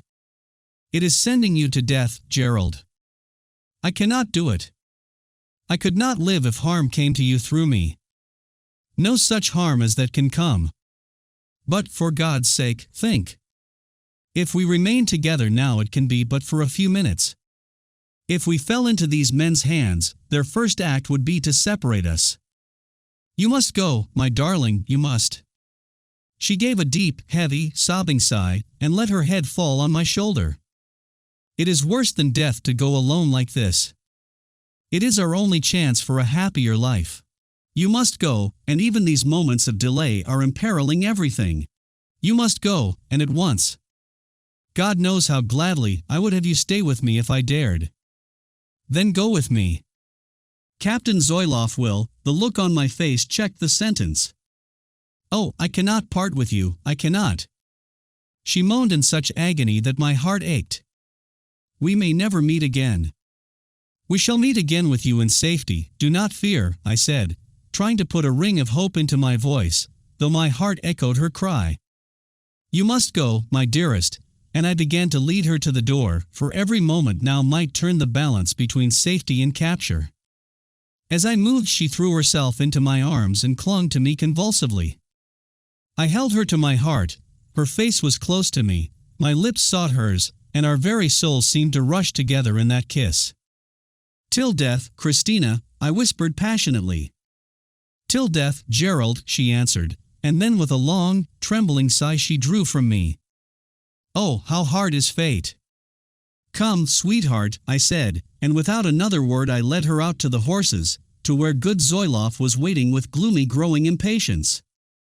I lifted her tenderly to the saddle, and with a last yearning look, and a lingering pressure of the hand I turned away, sick and sad with the sorrow of it all. Zoiloff was mounted by then, and I wrung his hand. Guard her with your life, friend. With my life, he answered to the full as earnestly as I. The plucky little Brumoff was already in the cart, with Spurno close to her, and in another moment I was by her side. There was still no sign of any troopers, and as for my scheme, it was necessary that they should see us. I led my party round to the front. When you hear the sound of our wheels, steal off at once, and make across the fields there for the road, I said, as a last word. You will be out of sight in the mist before the men have a thought that we are not all together. Goodbye, and may God speed you.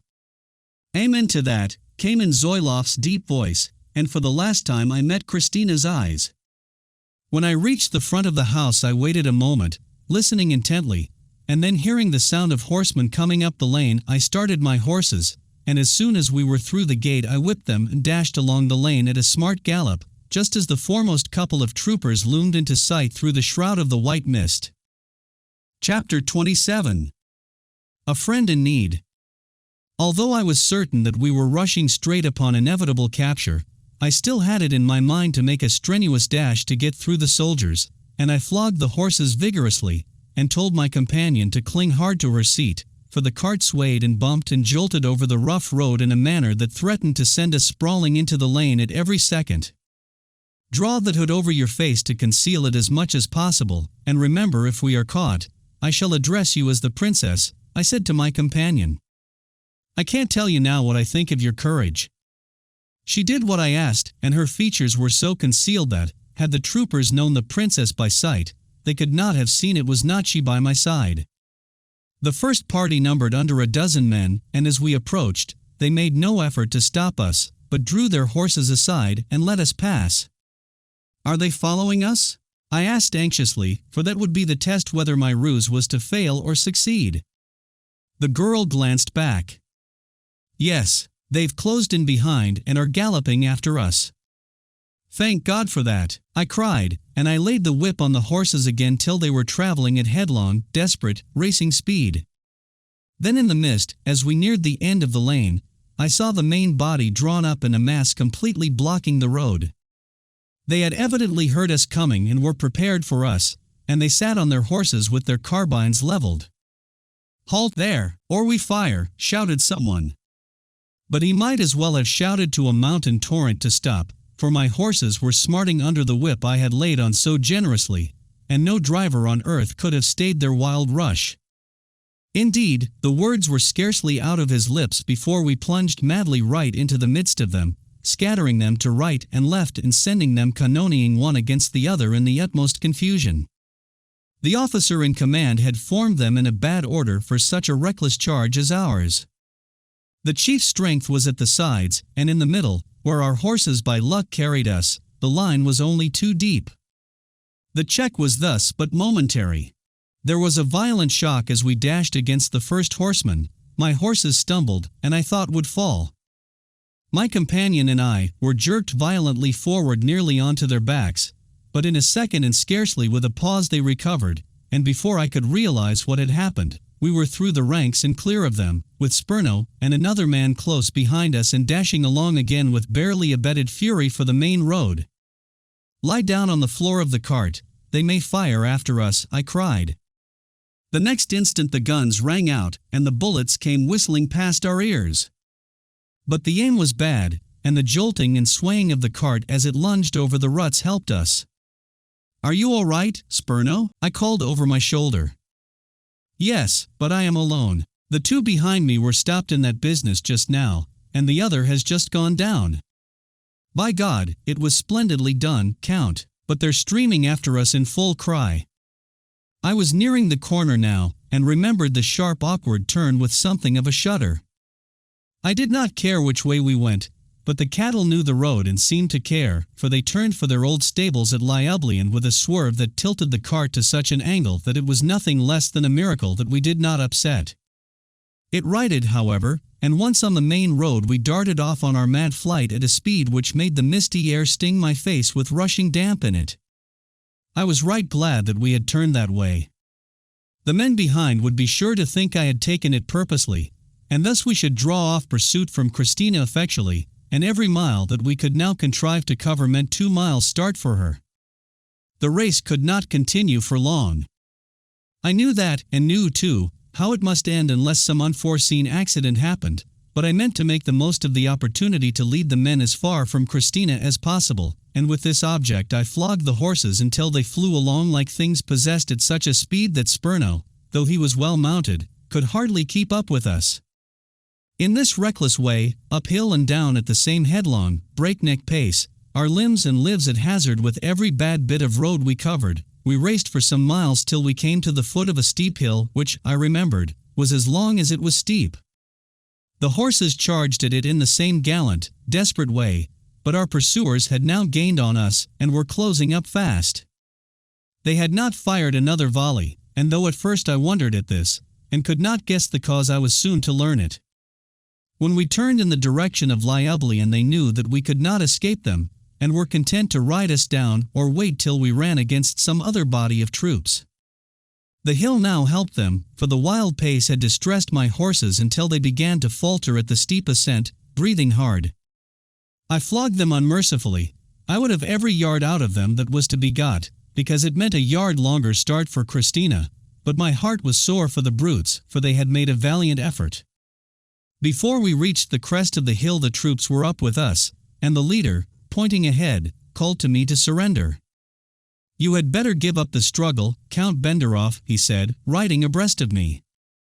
"We have another body of men at the top there." But I was fighting for yards, and my answer was to cut the horses desperately with the whip, so that they sprang forward again with a last frantic effort. The man rode to the nearest horse and, drawing his revolver, placed it close to the animal's head. "I shall be sorry to fire, but if you don't stop, I shall have no alternative," he called. "Shall we yield?" I said, turning to the little Bromoff, who had maintained her seat unflinchingly, and pretending to consult her, while I whispered, "Keep your face well concealed." She nodded, and I drew the horses to a standstill. "We yield only under protest," I said. "I am glad you spared me an unpleasant job," replied the officer, putting his revolver away, and saluting the princess. "Your animals have made a magnificent struggle, but you have been racing all the time towards certain capture, Count Benderoff. Escape from the first moment was hopeless." We waited then in silence while his men drew up and surrounded us. "Will you drive Her Highness into Lyublian?" All the horses were greatly distressed, and we waited a few minutes for them to recover, and then went forward at a slow pace. I had been anxious to hurry before, but now I kept my animals at the walk, and halted more than once on the steep hill. It was my cue now to waste as much time as possible before the identity of my companion should be discovered, and I thought with glee of the long start which Christina would have. At the top of the hill the other soldiers met us, and the two officers spoke together for a minute, discussing the incidents of our capture. Then we went forward again at a very slow pace. We reached Lyubly in an hour and a half after leaving the homestead, and there again fortune favored us.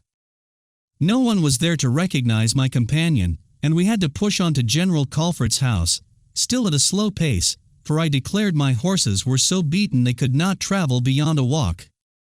I managed to occupy another hour over the drive, and with this start, which meant nearly 5 hours to Christina, I felt hopeful she would reach the frontier safely.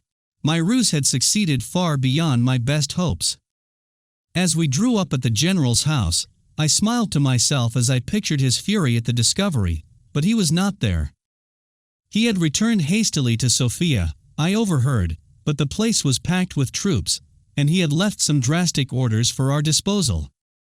I helped the plucky little Bromov from the cart with a very deferential air, and led her into the house, Spurno in close attendance. They took us into a room on the ground floor, where 3 officers awaited us, one of them being Captain Wooleski, who, to my surprise, gave no response to my start of recognition. A chair was placed for the princess, and she was shrewd enough to seat herself, so that the light of the lamp left her face in the shadow. I could have laughed at the comedy underlying the situation, but, assuming a tone of hot indignation, I exclaimed, "I demand to know the reason why I am subjected to this infamous treatment. What is the meaning of this arrest?" The man in the center of the 3 looked up angrily. "It is not in my instructions to give you any such needless information, sir. You must be fully aware of what you have done. You are the Count Benderoff?" "I am the Honorable Gerald Winthrop, as well as the Count Benderoff, and a British subject." "Englishmen are much too prone to meddle in matters that don't concern them, and must be prepared to take the consequences," he answered drily. "There may also be consequences for those who meddle with them," I returned hotly, and with the object of provoking him into a personal dispute so as to waste more time, I poured out a volume of protests and objections, together with loud and angry demands for a specific charge, and in this way prolonged the wrangle for many minutes. He ordered me at length to be silent, under threat of packing me out of the room, and then he turned to the princess. "I much regret, princess, to have to put you to inconvenience, but my instructions are imperative. You will have to remain in this house for the night, but arrangements have been made for your personal comfort, and tomorrow General Colfert's intention will be explained to you." She made no reply other than to bow, as if in acquiescence. "I must ask you to remove your disguise," he said next, just as I was hoping she would even then escape recognition. She made no attempt to comply with the request, and it was repeated in a sharper tone. She turned to me as if to ask what to do, and, seeing the end had come, I broke in. "This is another of your ridiculous proceedings," I said warmly. "Not only am I personally treated in this outrageous manner, but because I am seen driving on the highway, you must needs conclude that the Princess Christina is with me. It is shameful." "What do you mean, sir?" cried the officer hastily. "Simply that this young lady is no more the Princess Christina than you are. You may as well draw your hood back to show the mistake," I added to Mademoiselle Bromov, who did so then, to the complete consternation of all the 3 officers. I could have smiled at their utter bewilderment. "Where is the Princess Christina?" asked the chief sternly. "We are at least as anxious as you can be on that point," I answered. "If your men make blunders of this kind, and don't know the difference between Her Highness and her friends, who can tell where she is? You will find it a hazardous work to play tricks on us," he cried furiously. "I play tricks on you, indeed. It is you who seem to be amusing yourselves with us," I said, with an insolent laugh. "But you will have to answer for it, I promise you." "Silence," he shouted, and I shrugged my shoulders and threw up my hands in response. He muttered some hurried instructions to Captain Wooleski, who left the room to carry them out. I glanced at my watch.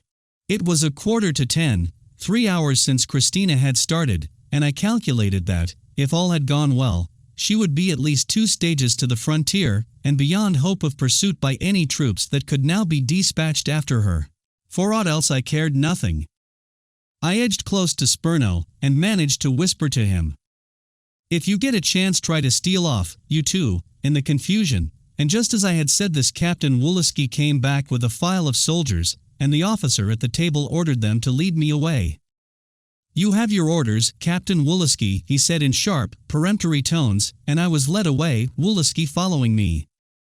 He took me out through the hall, now thronged with soldiers, to the front of the house, where a small troop of horsemen were drawn up, and then, halting at a spot where the light of a lamp fell full upon his face, he looked at me with a peculiar expression in his eyes which I did not understand, and said in an unnecessarily harsh, strident tone, "You have played us too many tricks for me to dare to take your parole not to escape, sir, and if you are treated with indignity you have yourself to blame for it. Bind the prisoner's hands behind him," he said roughly to a couple of men near, and a murmur of approval came from the troopers standing around, mingled with a good deal of strong Russian. "I protest against the outrage," I shouted, and commenced to struggle. It was useless, of course, and I was held, and my hands fastened behind me. "Where am I being taken?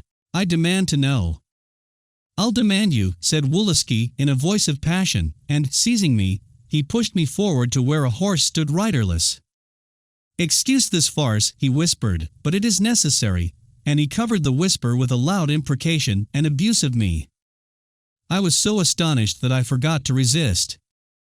"Struggle," he whispered again, and then I set to work to play my part with a will, and fought and struggled so desperately as they were forcing me to mount, that the captain appeared to lose his temper, and struck at me, taking care, however, that the blow spent itself in the air. "Watch him," he ordered, "and at the least sign of treachery, shoot him like a dog. It doesn't matter whether he reaches Ternova alive or dead, so long as he does reach there," and again some of the soldiers clustered about, laughed and oathed in evident glee. I rode between 2 troopers, whose horses were fastened to mine by light chains attached to the bits, while each man held a rein, and, as we started in this alarming fashion, some ruffian shouted after us to keep the damned English dog safe on the chain. "Tie his legs under the horse's belly, and he'll keep on, dead or alive," cried another, and a burst of ribald laughter followed, in which those about me joined. In this fashion we rode through Lyublian, struck off to the right, and soon after began the ascent of a steep hilly country, which made the travelling very slow. We moved at no more than a walking pace all the time, making, as I judged, about 4 miles an hour, but we kept on all through the night, and did not halt until the sun was up, and we reached a small village, where we dismounted and had breakfast. I was overpowered with fatigue, and so soon as I had eaten the food brought to me I fell into a deep sleep. In about 3 hours I was awakened, and the march resumed. The sun was overpowering, and towards midday a halt was called under some trees. Here again I slept, and when, in the late afternoon, I awoke, I was vastly refreshed, and began to think about the chances of escape. I had been treated all the time with the sternest measures. The captain did not come near me, and, when we halted, my legs were bound before my hands were liberated for me to take any food. The country was of course entirely strange, and when I asked a question of the men on either side of me they ordered me with an oath to be silent. When the sun was getting low in the afternoon Captain Woolsky reined up to my side, and, pointing to a road we passed, he said in a jeering, insulting tone, but with the same expression I had noticed on his face the night before, "That's the road you'd like to take, Mr. Count Englishman, feast your eyes on it, for you won't see it again, I promise you. See, it leads to Sofia over yonder," and he pointed far away over the hills to where the sun's rays were shining on some distant buildings. I looked eagerly enough, for I thought I understood him, and I began to pay special heed to the road along which they took me. "It's prettier scenery than Ternova," he cried, with another loud jeering laugh, as he went on again to lead the party. After that we travelled on a fairly level road for about 2 miles, when another halt was called for the soldiers' evening meal. My legs were tied as before, and a good meal brought to me, and in moving to put away the cup and platter I noticed that my legs were fastened so loosely that I could slip them out in a moment. The dusk had fallen, and the mist risen, so that the whole party were enveloped in gloom, and I heard the captain say to the men, who were sitting at a short distance from me, "We've a long night ride, and I shan't halt again before dawn. You'd better snatch an hour's sleep." I saw in a moment that the whole thing had been arranged cleverly for my escape, and that the captain himself had told me in his insulting tone the road I must make for. I threw myself back and pretended to sleep, and the man on guard over me, a fat, heavy fellow, whom the fatigue of the ride had already worn out, first satisfied himself that I was as sound asleep as I was when we had halted previously, and then curled himself up to follow my example. With the greatest care I drew my legs out of their bonds and sat up.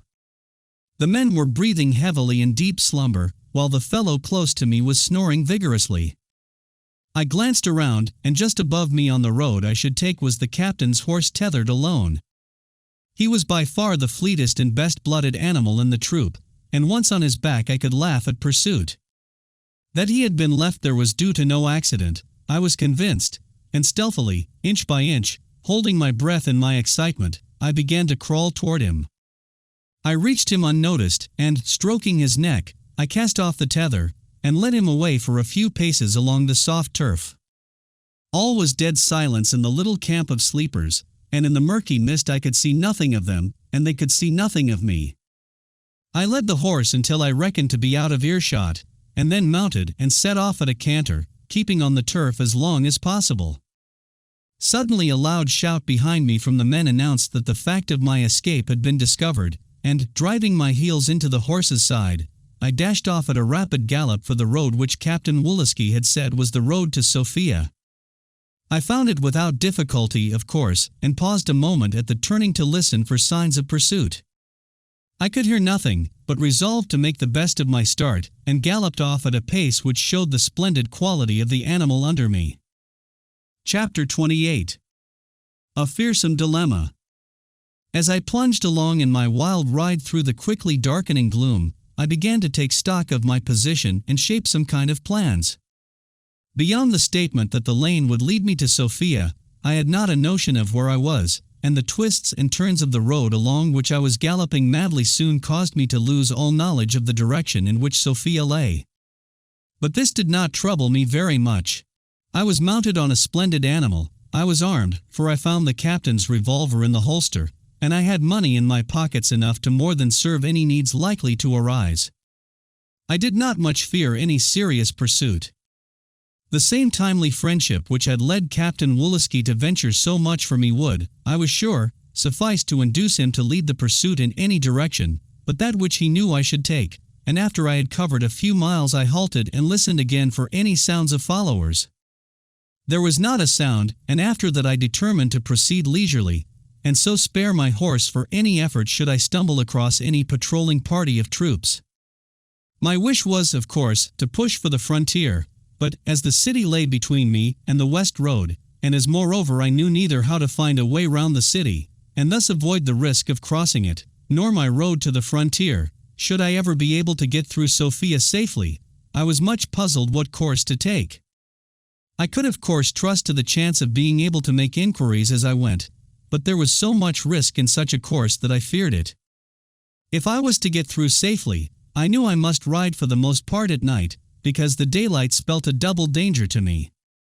It was practically certain that the main road would be infested by Colfert's men, and the chances of my being able to evade them all were infinitesimal. Another scheme suggested itself to me, hazardous, no doubt, but possibly not so dangerous as the alternative.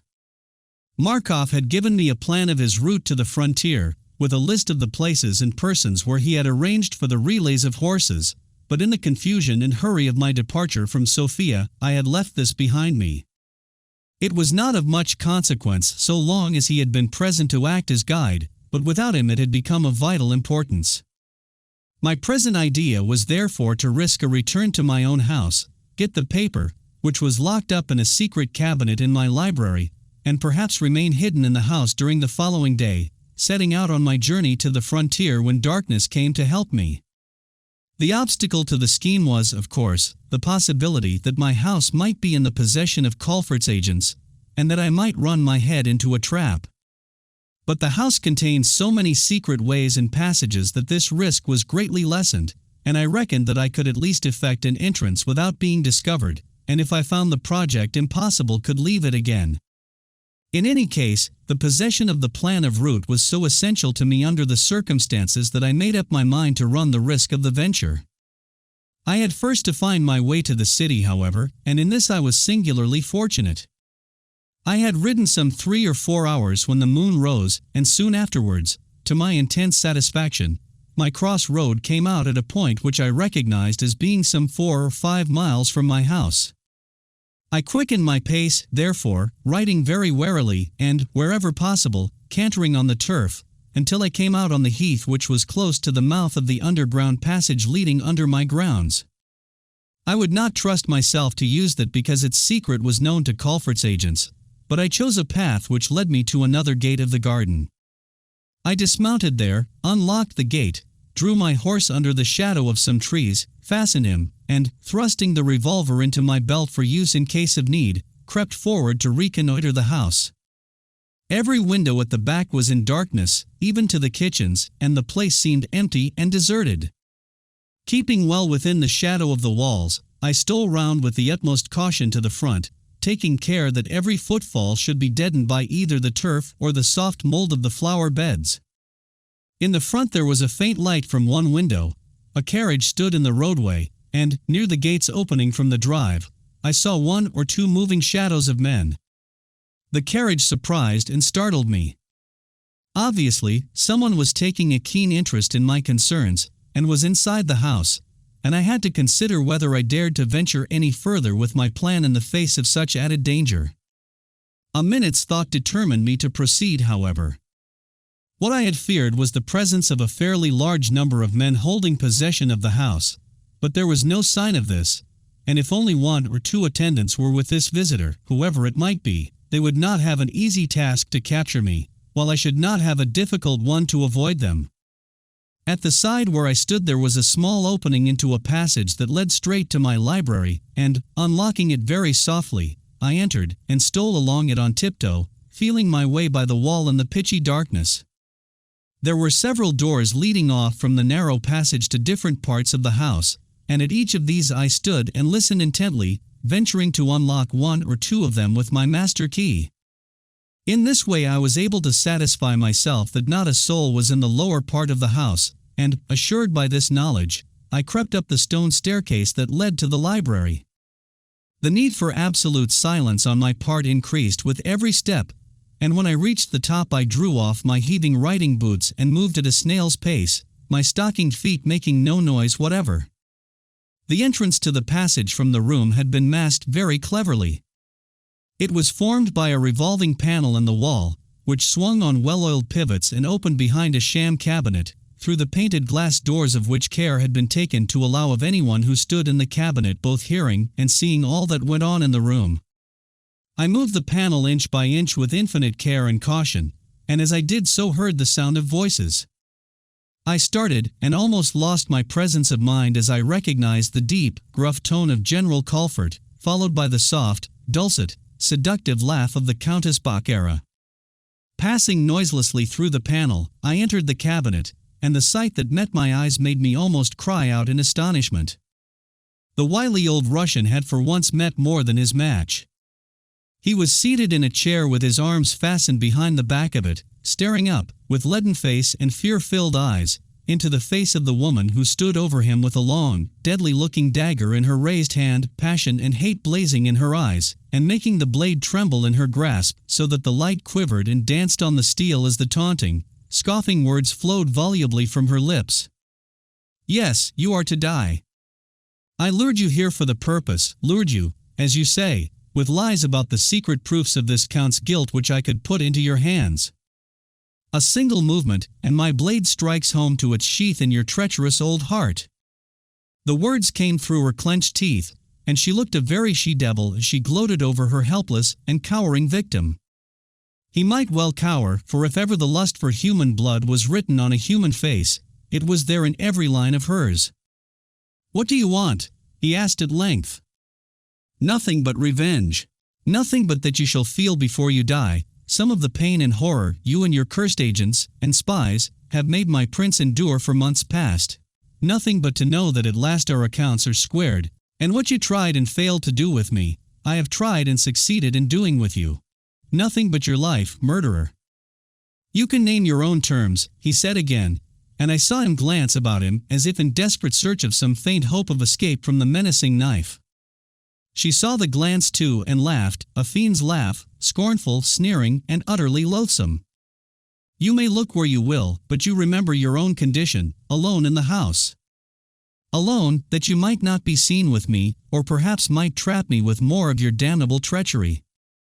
Well, you've had your way, and we are alone, but it's the trapper who is trapped, the spider who is caught in his own web. I'm glad you are afraid of death. I thought it would be so, you are so prompt and quick to order the deaths of others. And now you want to find proofs that will enable you to have this Englishman put out of your way, something to give a color to your order for his removal, and when your men had searched here and found nothing strong enough, you swallowed the bait I put to you, to guide you to the place where you should find all you wanted and more. He is no friend of yours.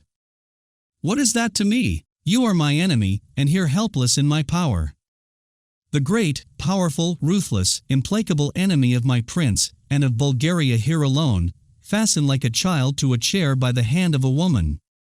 Where is your power now? Will it help you to unfasten even a strand of your bonds? Will it bring a single soul to your aid? Will it stay by a second the plunge of my knife, or turn by so much as a hair's breadth the point from your heart? Were you as feeble as the meanest and weakest of your victims, you could not be more helpless than alone here with me. The bloodthirsty fury of this unsexed demon was a hateful sight. Had she plunged her knife into the man's heart in a paroxysm of rage, I could have understood the passion which impelled her to her act of revenge, but it was loathsome to see her standing gloating over the wretched, quivering old man. I made up my mind to stop her, and I was about to dash into the room to tear the knife from her grasp, for I could stand the sight no longer, when a thought inspired by his fear struck me. Like a flash of light, a way to safety for me darted into my mind. If he was the coward at heart she had proved him, I could turn his fears to good account, and in a moment, I turned as anxious to save his life as I was to end the intolerable sight of her cruel, tigerish, callous gloating. You have tried to murder my prince, and now you have dragged him from his throne to some of your vile Russian prisons, she began again, when I burst open the doors of my hiding place, darted upon her before she could recover from her start of surprise, and, pushing her back, stood between her and the general. You, she cried in a voice choking with baffled passion, and looking for all the world as though she would spring on me. Silence, I said sternly. This has gone on too long already. I will have no murder of this kind done here. I heard the old man behind me give a deep sigh of relief, and, glancing round, I saw that his head had dropped back on his shoulders.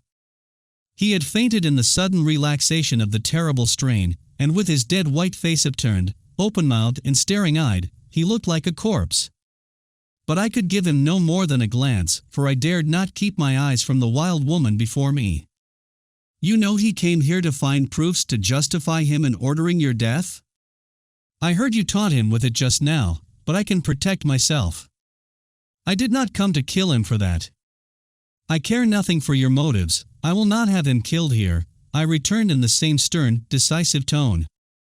She eyed me viciously, like a balked tigress. You will not? The words came in a low, strenuous, menacing voice that fitted with her tigress look. No, I will not, and at that, without another word, she flung herself upon me, wrought up to such a pitch of madness in her reckless yearning to do the deed she had come to do upon Colfort that she would have plunged the knife into my heart to clear me out of her path. She struggled with the strength and frenzy of madness, turning the knife as I clutched and held her wrist until it gashed my hand, while she strained every nerve and muscle of her lithe, active body in the desperate efforts to get past me and wrench her wrist from my grip. She was now in all truth a madwoman. It was a grim, fierce, gruesome struggle, for her strength was at all times far beyond that of a woman, and her mania increased it, until I could scarce hold her in check. Had I been a less powerful man she would certainly have beaten me, but I thrust her away again, though I could not get the dagger from her, and was preparing myself for a renewal of the struggle when, with a scream for help that resounded through the house, she turned her wild eyes on me, now gleaming with her madness, and hissed, "He seeks the proofs to kill you. He shall have them in my dead body. My blood is on you. My murder shall give him the proofs he needs." She cried again for help in the same ear-piercing screech, and, before I could devise her meaning, she turned the blade against herself, plunged it into her own heart, and, with a last half-finished scream, fell to the floor with a sickening thud. In an instant I saw the method in her madness. The general had seen me in the room. He was now unconscious. There was no witness of her self-murder. My hand was streaming with the blood from the gashes of her knife. It was in my house it happened. Her screams for help must have been heard outside. The suggestive proofs that I had slain her were enough to convince anyone of my guilt, and in another moment, I should have the general's men thundering at the door, not only to stop my flight, but to have me denounced as a murderer. Surely never was a man in a more desperate plight, and for the moment I knew not in my desperation what to do. A glance at General Colford showed me he was still unconscious, and I rushed at him and shook him in the frenzy of my despair. But he gave no sign of returning consciousness, and the white face rolled from side to side as the head shook nervelessly on the limp, flaccid neck. I clenched my hands and breathed hard in my concentrated efforts to think coherently and form some plan of action, and I cursed aloud in my wrath the fiend of a woman who had brought me to this passive peril. I had no thought for her, dead though she was, but wild, raging, impotent hate. Mere flight was no use. If I were charged with this awful deed I should be proscribed as a murderer, and the charge would dog my footsteps wherever I went and rest on me always, till I should be dragged perhaps to a felon's death. These thoughts flashed like lightning through my mind in the seconds that followed, crazing, bewildering, and frightening me till the drops stood cold and thick on my brow, and my hands grew clammy with the dew of fear. Then came the sounds of men running on the gravel outside, and I listened to them in positively fascinated, helpless irresolution. Another second and the men were knocking loudly at the house door, and still I could not move. My feet were chained by a palsy of fear to the floor, my breath came in gasps, so that I was like to choke, and when the knocking was repeated, I could do no more than turn and stare helplessly in the direction of the sound like a crazy idiot. My brain seemed to have stayed every function, except to fill me with this awesome conviction of deadly inevitable peril. The knocking was repeated for the third time, and I heard the voices of the men calling to be admitted.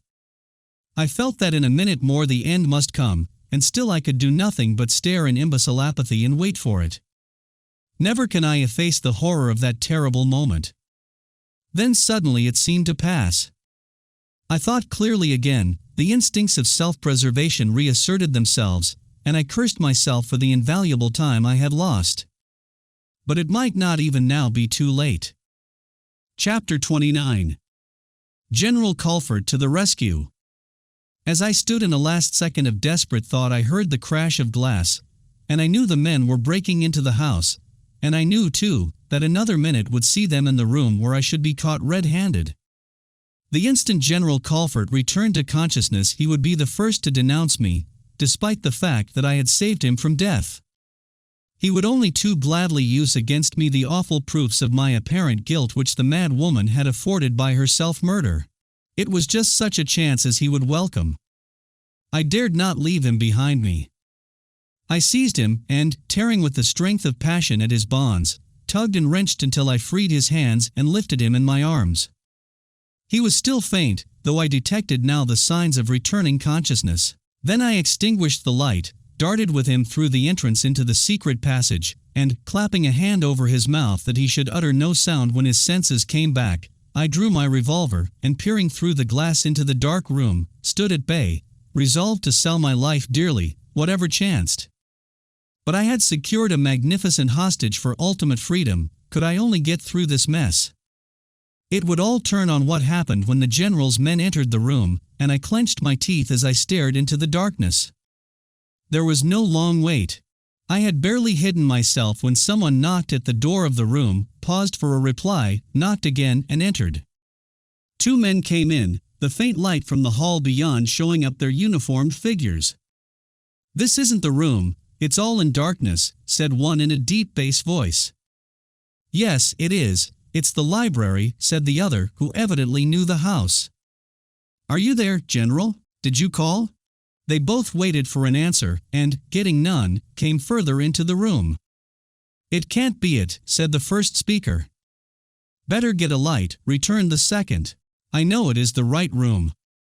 "Well, it's devilish odd." Fumbling in his pocket, he got a match, struck it and held it up, glancing round the room with the faint, flickering light held above his head. "Here's a lamp," said his companion, "hot too, only just put out. I don't like this. Where can the general be?" "Better mind what we're doing, Loiksov.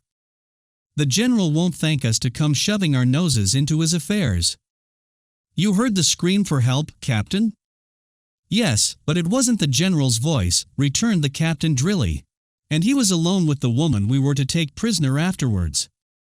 They were lighting the lamp when this little unintentional revelation of old Colfert's intended treachery to the Countess Baccara was made.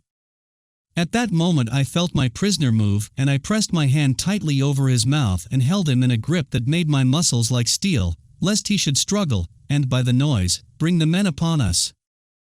When they had lighted the lamp, they stood looking round them in hesitation. From where they stood the body of the dead woman was concealed by the table. "The general's been here," said the man who had been addressed as Loiksov.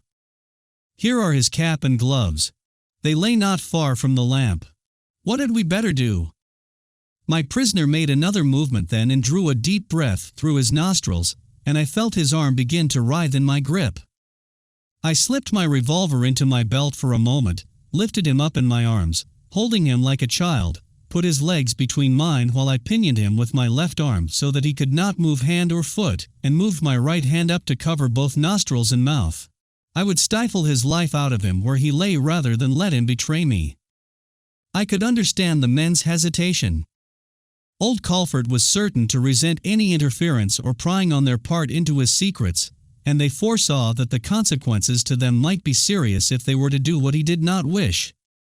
He knew how to punish interlopers. They were afraid, and I began to hope that, after all, I should yet get out of this plight if I could only keep my prisoner quiet. Even if I had to kill him, I could still get the paper I had come for, and as no one would know of my visit to the house, no glint of suspicion would ever fall on me. At this thought I almost hoped he would die. The two men stood in sore perplexity for a time that seemed an hour to me, but may have been a couple of minutes, and then the elder one, the captain, said, "We'd better look through the other rooms." "As you please," said his companion, and he turned away, while the captain picked up the lamp. "I can't understand it," he muttered. "Perhaps we'd better not try," said Loiksov. As he spoke he started, and I saw him stare at the spot where the countess lay. "By God, Captain, there's the woman, dead!" They crossed the room together, and while the captain held the lamp down close to the body Loiksov examined it. "It's that fiend, Anna Baccara," he cried. Now we know what that scream meant. "Is she dead?" "Yes, here's a knife thrust right through her heart. There's no pulse," he added after a pause. "Is this his work?" "It must be," returned the captain, and I saw them look meaningly into each other's eyes. "We'd best clear out of this," said the captain. "I suppose it's only a case of suicide after all," he added significantly. "Probably," was Loiksov's dry answer as he rose from his knees. "Where's the general, do you think?" "I never think in these cases," and the captain put the lamp down, taking care to find the exact spot where it had stood, and then extinguished it. "We'll wait till he calls us, Loiksov. And mind, not a word that we've been here. Leave the general to make his own plans." They went out, closing the door softly behind them, and I heard them leave the house. As I pushed open the doors of the cabinet again their steps crunched on the gravel outside as they walked away down the drive. I breathed freely once more. I was safe so far, and in the relief from the strain of the last few terrible minutes my muscles relaxed, and I leant against the wall with scarcely sufficient strength to prevent my companion from slipping out of my arms to the floor. But there was still much to be done, and I made a vigorous effort to pull myself together. I relit the lamp, but placed it so that no gleam of the light could be seen through the windows. Then laying my prisoner, who had fainted again as the result of my rough treatment of him in the hiding place, on a couch, I secured the paper of the route I was to take to the frontier. Next, I applied myself vigorously to restore him to consciousness. I dashed cold water in his face and then, getting brandy from a cupboard in the room, I poured some down his throat and bathed his forehead. The effect was soon apparent. His breathing became deeper and more regular, until with a deep-drawn sigh he opened his eyes and stared at me, at first in a maze of bewilderment, but gradually with gathering remembrance and recognition. "You'll do now, General, but you've had a near shave." "If I hadn't come in the nick of time, that woman's knife would have been in your heart," I said. He started, and terror dilated his pupils as he glanced wildly about him. "You're safe from her. She's killed herself. Drink this," and I gave him more brandy. As I handed it to him, he started again, and stared at the blood on my hand. He was still scared enough for my purposes. He drank the brandy and it strengthened him, and presently he struggled and sat up. I drew out my revolver, made a show of examining it to make sure that it was loaded, and put it back in my pocket. I had run my hands over him before to make certain that he had no weapon. "What are you going to do?" he asked, with a glance of fresh terror. "Not to use that unless you force me," I said, with a look which he could read easily enough. "As soon as you're ready to listen, I've something to say." He hid his face behind his trembling hands in such a condition of fright that I could have pitied him had it not been necessary for me to play on his fears. He sat like this in dead silence for some minutes, and I waited, thinking swiftly how to carry out the plan I had formed. "What is it you want?" he asked at length. "You came here tonight to meet the Countess Baccara in the belief that she could put into your hands such papers as would give you an excuse to have me put to death, and when she had done it you meant to have had her arrested. Instead of that you fell into her trap, and she was on the point of killing you when I interfered and saved your life. Then she turned on me and struggled to kill me in order that she might carry out her purpose. Her failure drove her insane, and in her frenzy of balked revenge she plunged the knife into her own heart. You will therefore write out a statement of these facts while they are still fresh in your mind, sign it, and give it to me." I pointed to my table, on which I had laid the writing materials in readiness. He was fast recovering his wits, if not his courage, and he listened intently as I spoke. I saw a look of cunning pass over his face as he agreed to what I said, and crossed to the writing table. He thought he could easily disown the statement, and had been quick to perceive the use he could make of the facts against me. But he did not know the further plan I had, and he wrote out a clear statement exactly as I had required. "Seal it with your private seal," I said when he had signed it, his handwriting throughout having been purposely shaky. He would have demurred, but I soon convinced him I was in no mood to be fooled with. "Your seal can't be disowned as a forgery," I said pointedly. "And now, as your hand has recovered its steadiness, you can write this again, this time, if you please, so that no one can mistake it." And while he did this, I watched him closely to prevent a similar trick. "Good," I exclaimed when all was finished. The second paper he had written I folded up carefully and placed in my pocket. The first I laid inside the dress of the dead woman, in such a position that anyone finding the body must see the paper. "That will explain what has happened when the body is found," I said drily. "I want the facts made very plain." He looked at me with an expression of hate and fear and cunning combined. "I must go, I am not well," he said. "We are going together, General," I returned quietly. "I am willing to assume that you are so grateful to me for having saved your life, that in turn you wish to secure my safety.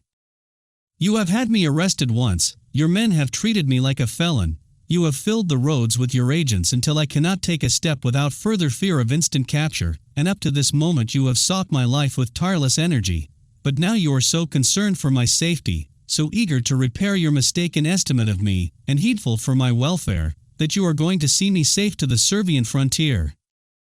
That is the part you are cast for, and, listen to me, if you refuse, if you give so much as a sign or suggestion of treachery, if you don't play that part to the letter, I swear by all I hold sacred I'll scatter your brains with this pistol, and I clapped it to his head till the cold steel pressed a ring on his temple.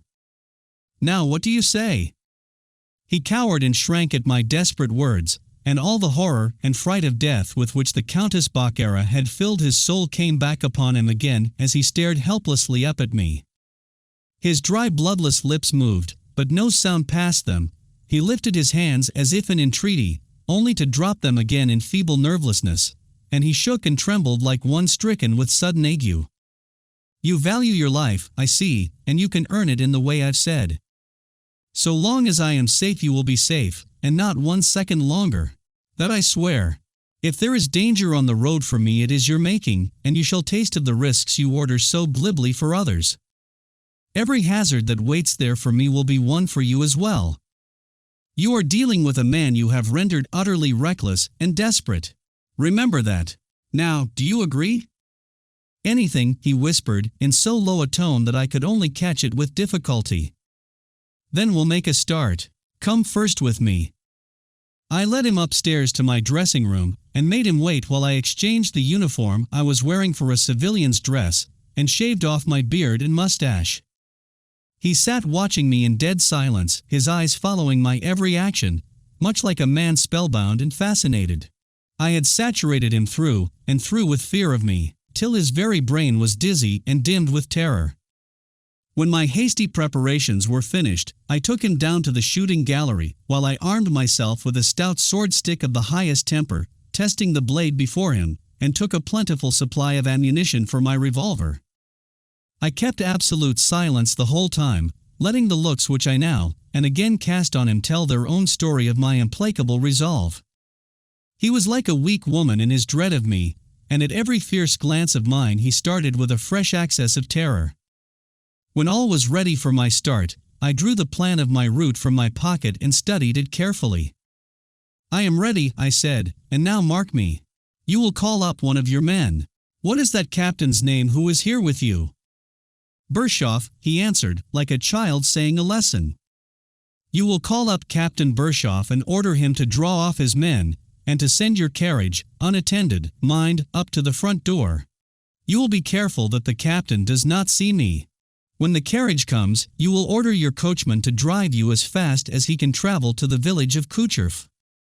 While you are speaking to Captain Bershoff, my hand will be on your shoulder, and my revolver at your head, and if you dare to falter in so much as a word or syllable of what I have told you, that moment will be your last on earth. Come.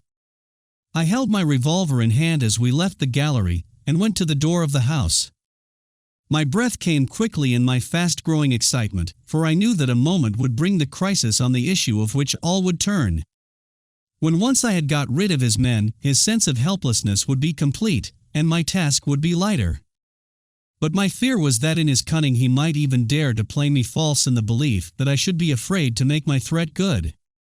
He knew as well as I that to shoot him right in front of his captain would be an act fraught with consummate peril for me. My heart beat fast as I unfastened the heavy door, opened it, and turning gripped him by the shoulder as he went forward onto the step and called to Captain Bershoff.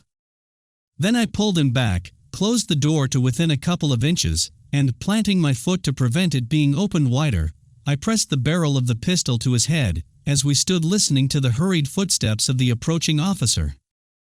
Chapter 30. The Push for the Frontier.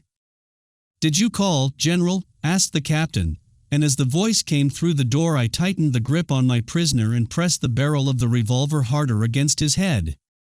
He hesitated, and when no answer was given the question was repeated. Yes, said Colford, in an unsteady tone. Shall I come in? Is anything the matter? And I felt the door pushed from the outside. No, in the same unsteady tone. No, I do not need you. You will take your men back to my house and wait for instructions. And the prisoner, General? Shall we take her with us? Tell him she has killed herself, I whispered. There is no prisoner to take, Captain Bershoff. She has taken her own life. Leave that to me. Withdraw your men and send my carriage up to the door here for me. Very good, General. Is that all? Yes, that's all. The words came with a sigh of relief.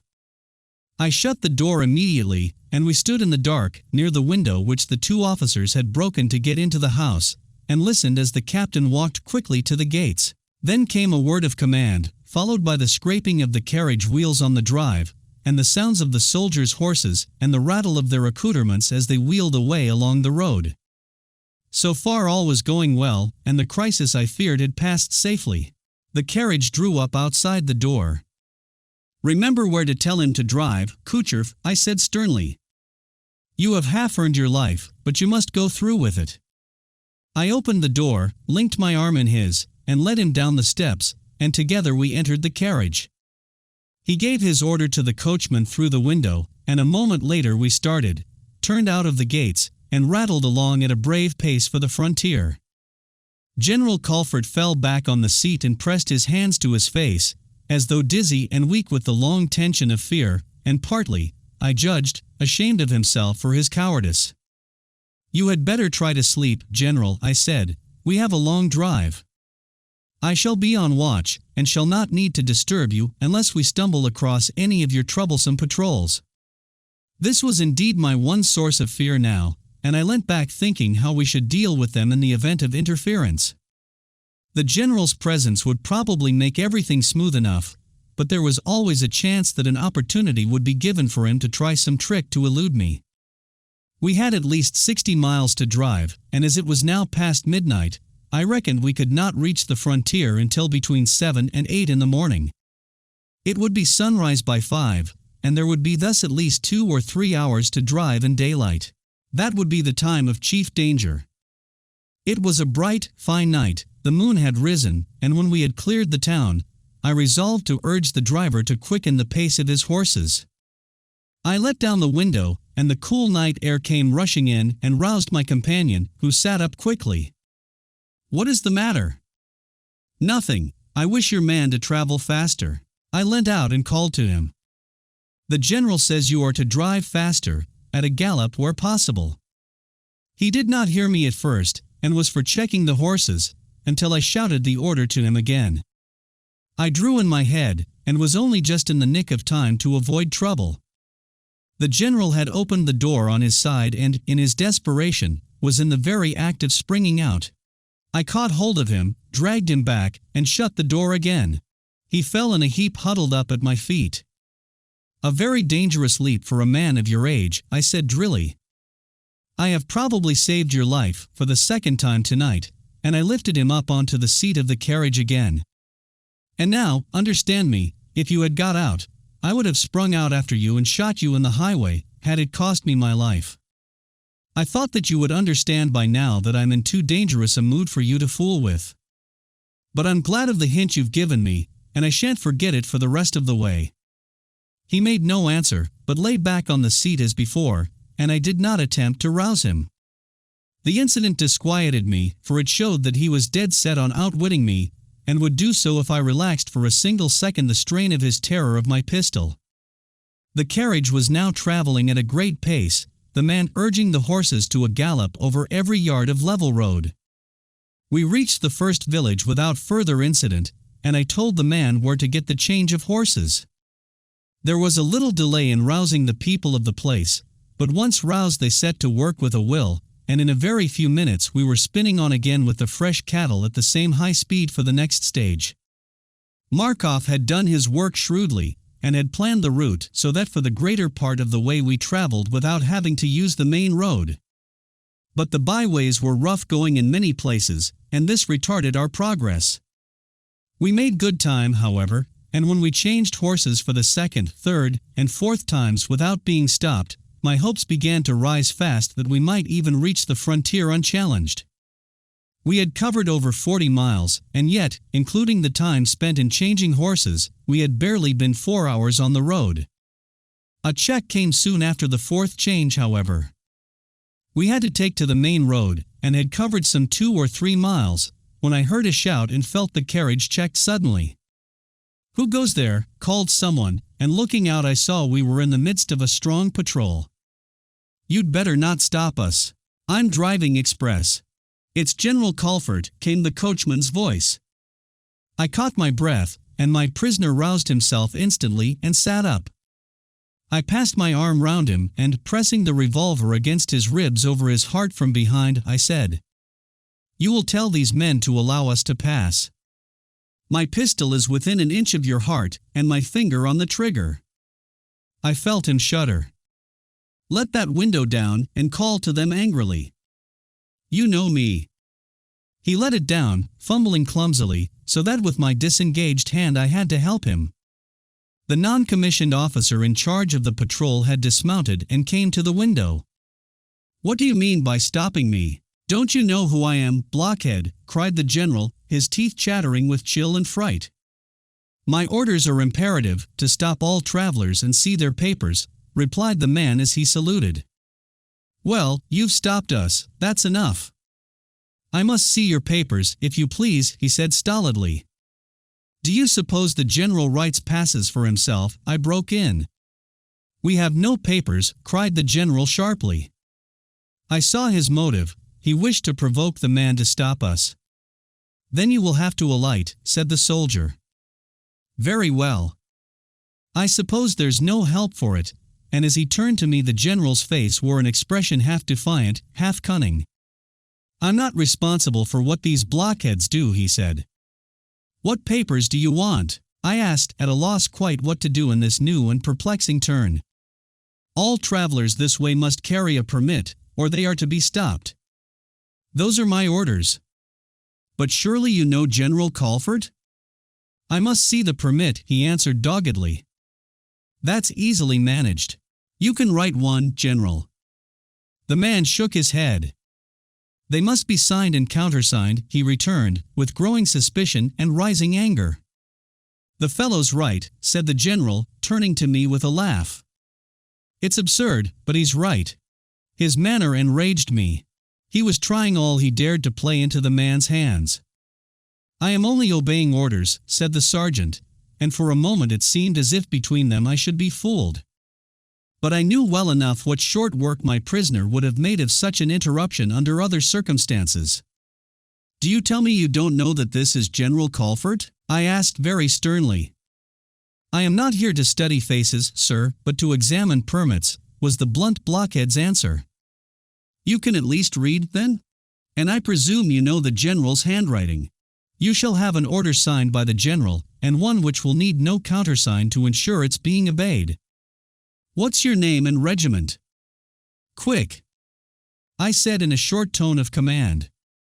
"Max Pulshoff, Sergeant, 3rd Regiment, 2nd Army Corps," he answered saluting. "Now, General, order him to allow us to proceed at once at his peril." This fooling has gone far enough, and I enforced my words with a look of menace, while I pressed the revolver hard against his ribs, and added in a whisper, "Instantly." He hesitated just one instant, trying to nerve himself to defy me, but it was only for the instant. "I am General Calvert, and I order you at your peril to delay me no longer." "I am very sorry, sir, but my orders are absolute. I can't do it." "Write an order to Captain Bershoff that the rascal has mutinied against your authority, General, and that instantly on his return to quarters he is to be imprisoned and flogged for mutiny. We will see then what he says about signatures," and I took out my pocketbook and gave it him with a pencil. He glared at me viciously, but the revolver was his master, and he wrote out the order just as I had bade him, and signed it. "Now, Sergeant Pulshoff, read that, and say whether in the face of it you venture to carry this thing further." The man took it, and I saw his face turn deadly white as he read it, and scanned the signature closely. "I have done no more than my duty, General," he murmured, but I saw that I had beaten him, and I pressed that advantage home. "If you detain us a minute longer, my man, you will go galloping back to Sofia in custody for that order to be executed. You and your men know perfectly well that this is General Calvert, and that this is his carriage." He stepped away from the carriage window, and I saw him consult with a couple of his men. "If I break my orders, you will hold me harmless, General?" "Of course we shall. Tell him so, General." "Yes," assented the latter, but very slowly and regretfully, for the new turn of the matter was all against his wishes. "You can give me back that order," I said then.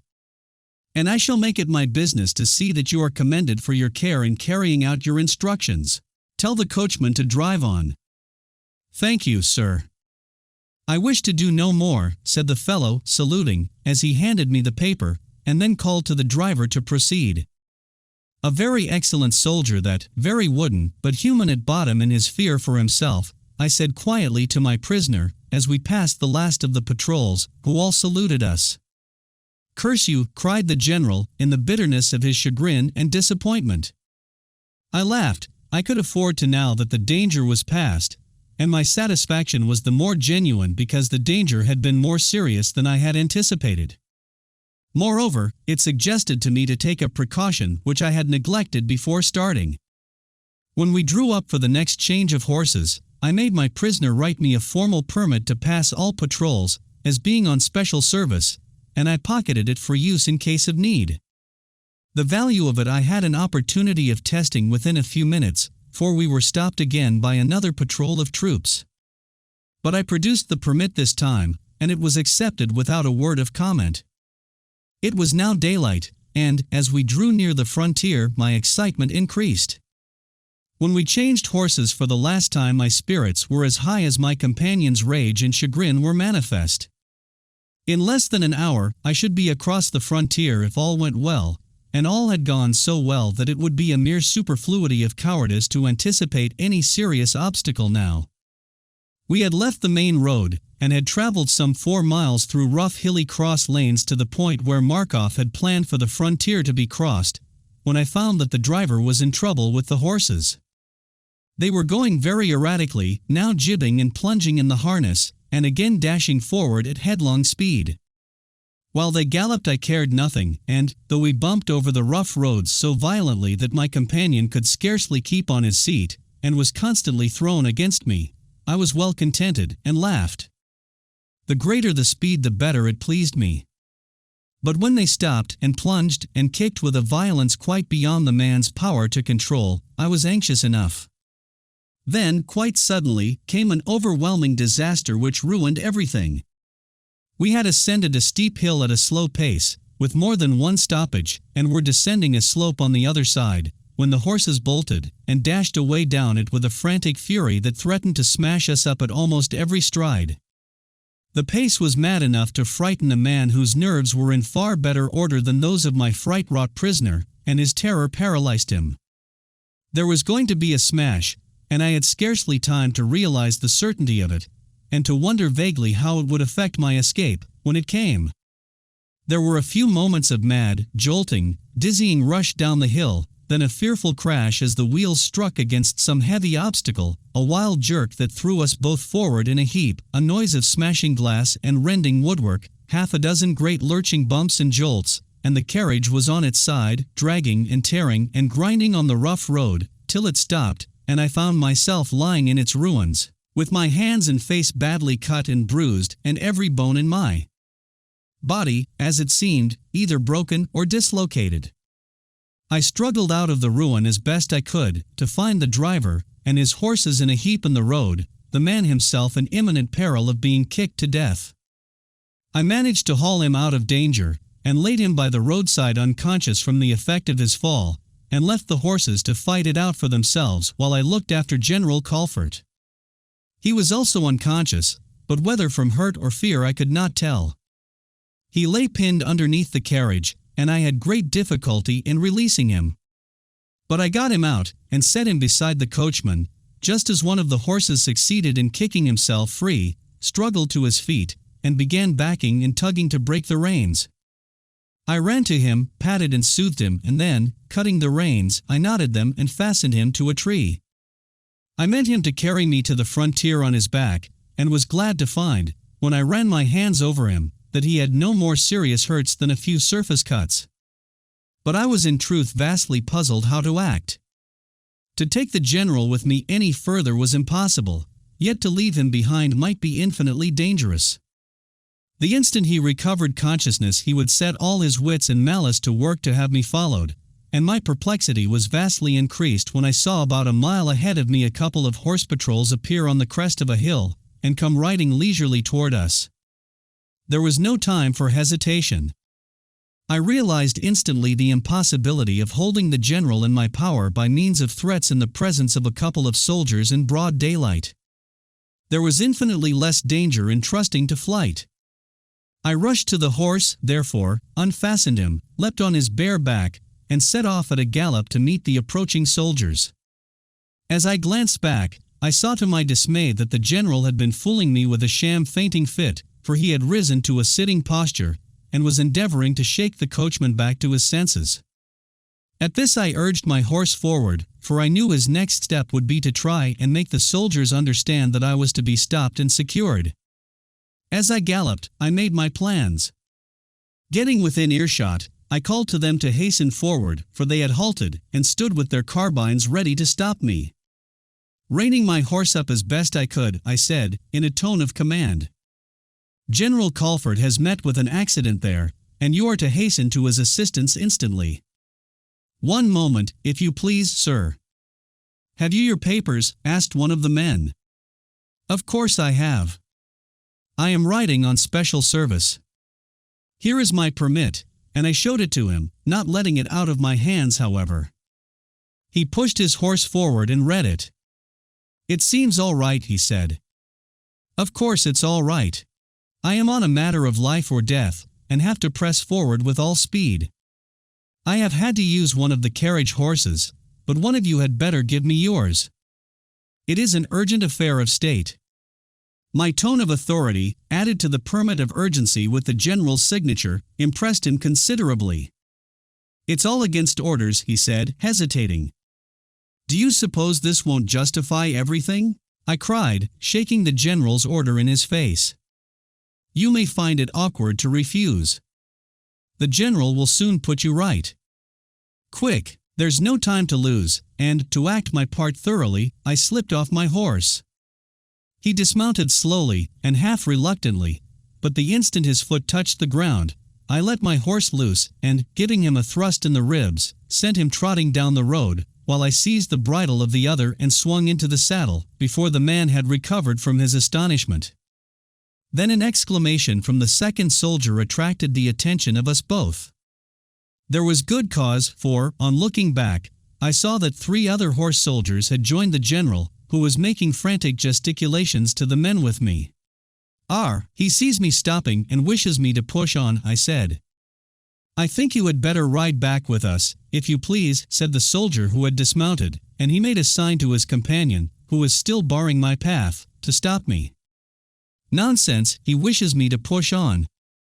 "I can't let you proceed, sir, order or no order," he answered bluntly, and made as if to seize my horse's bridle, while he ordered his subordinate to prevent my passing.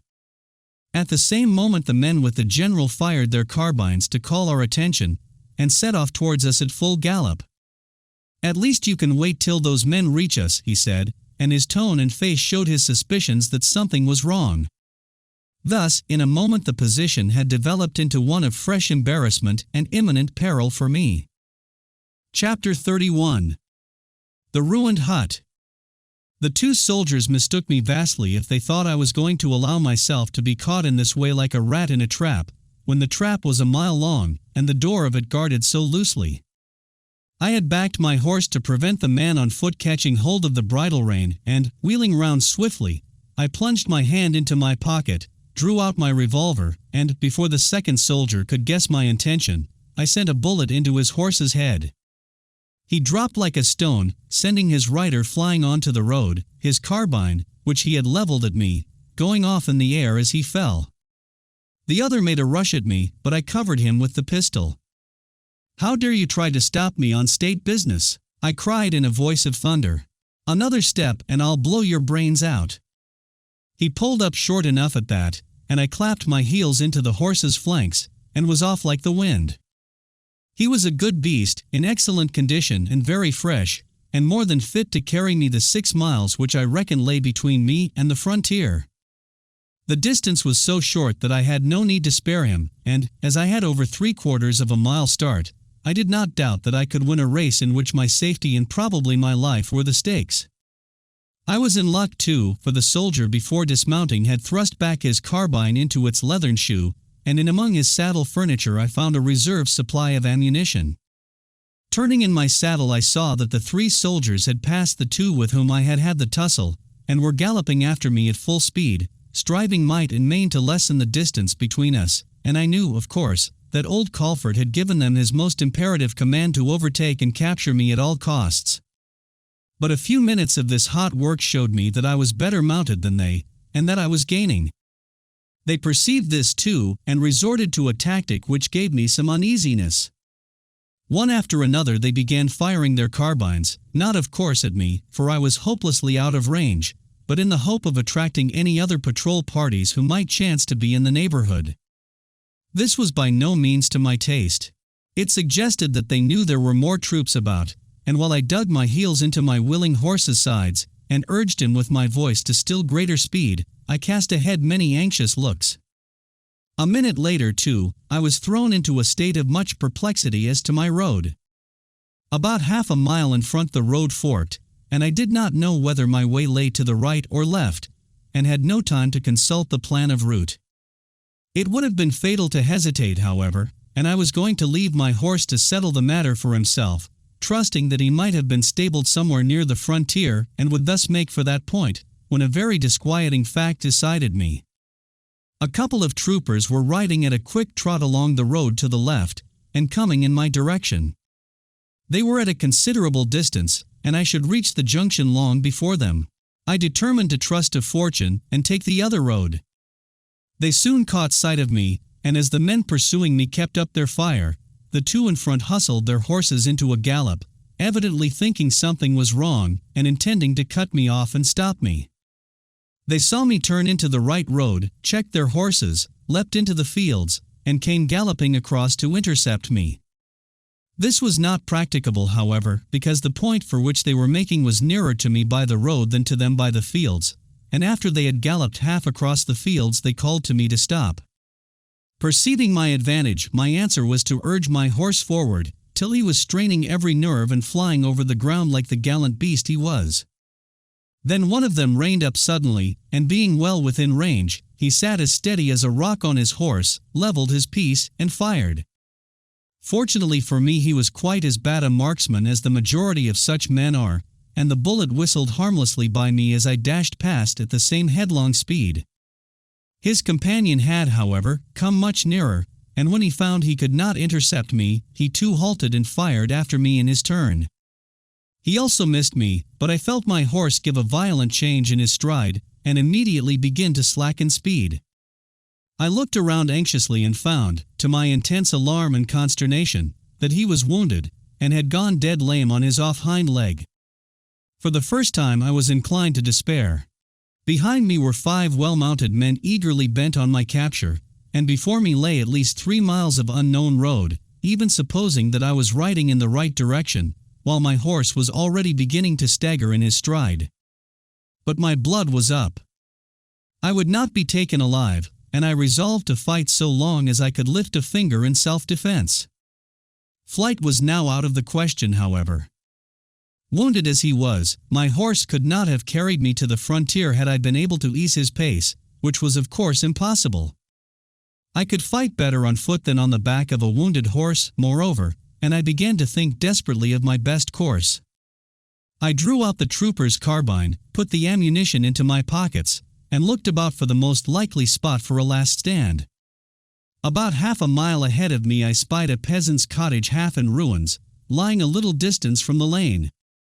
Just the place for me. I urged my horse to the last effort, and he answered gallantly, as if he understood how dire was my need. But he was reeling badly when we reached the spot I was heading for, and the 2 men behind raised a glad shout as they saw me pull up, slip from the horse, and make a dash, carbine in hand, for the cover of the ruined cottage. They both fired at me as I ran, a cowardly act that filled me with rage. Hitherto I had tried to avoid shedding blood, but I sent that thought to the winds now as I sprang behind the shelter of the welcome walls and turned to settle accounts with them. Armed as I was, I believed I could for a time hold the place against a party twice as strong as that which was coming against me, and I was so mad in my rage and disappointment that I swore I would shoot without mercy any living soul that came within range.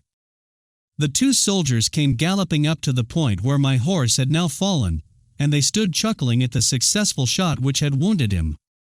I singled out one of them, the man who, as I thought, had fired the fatal shot, took deliberate aim and fired.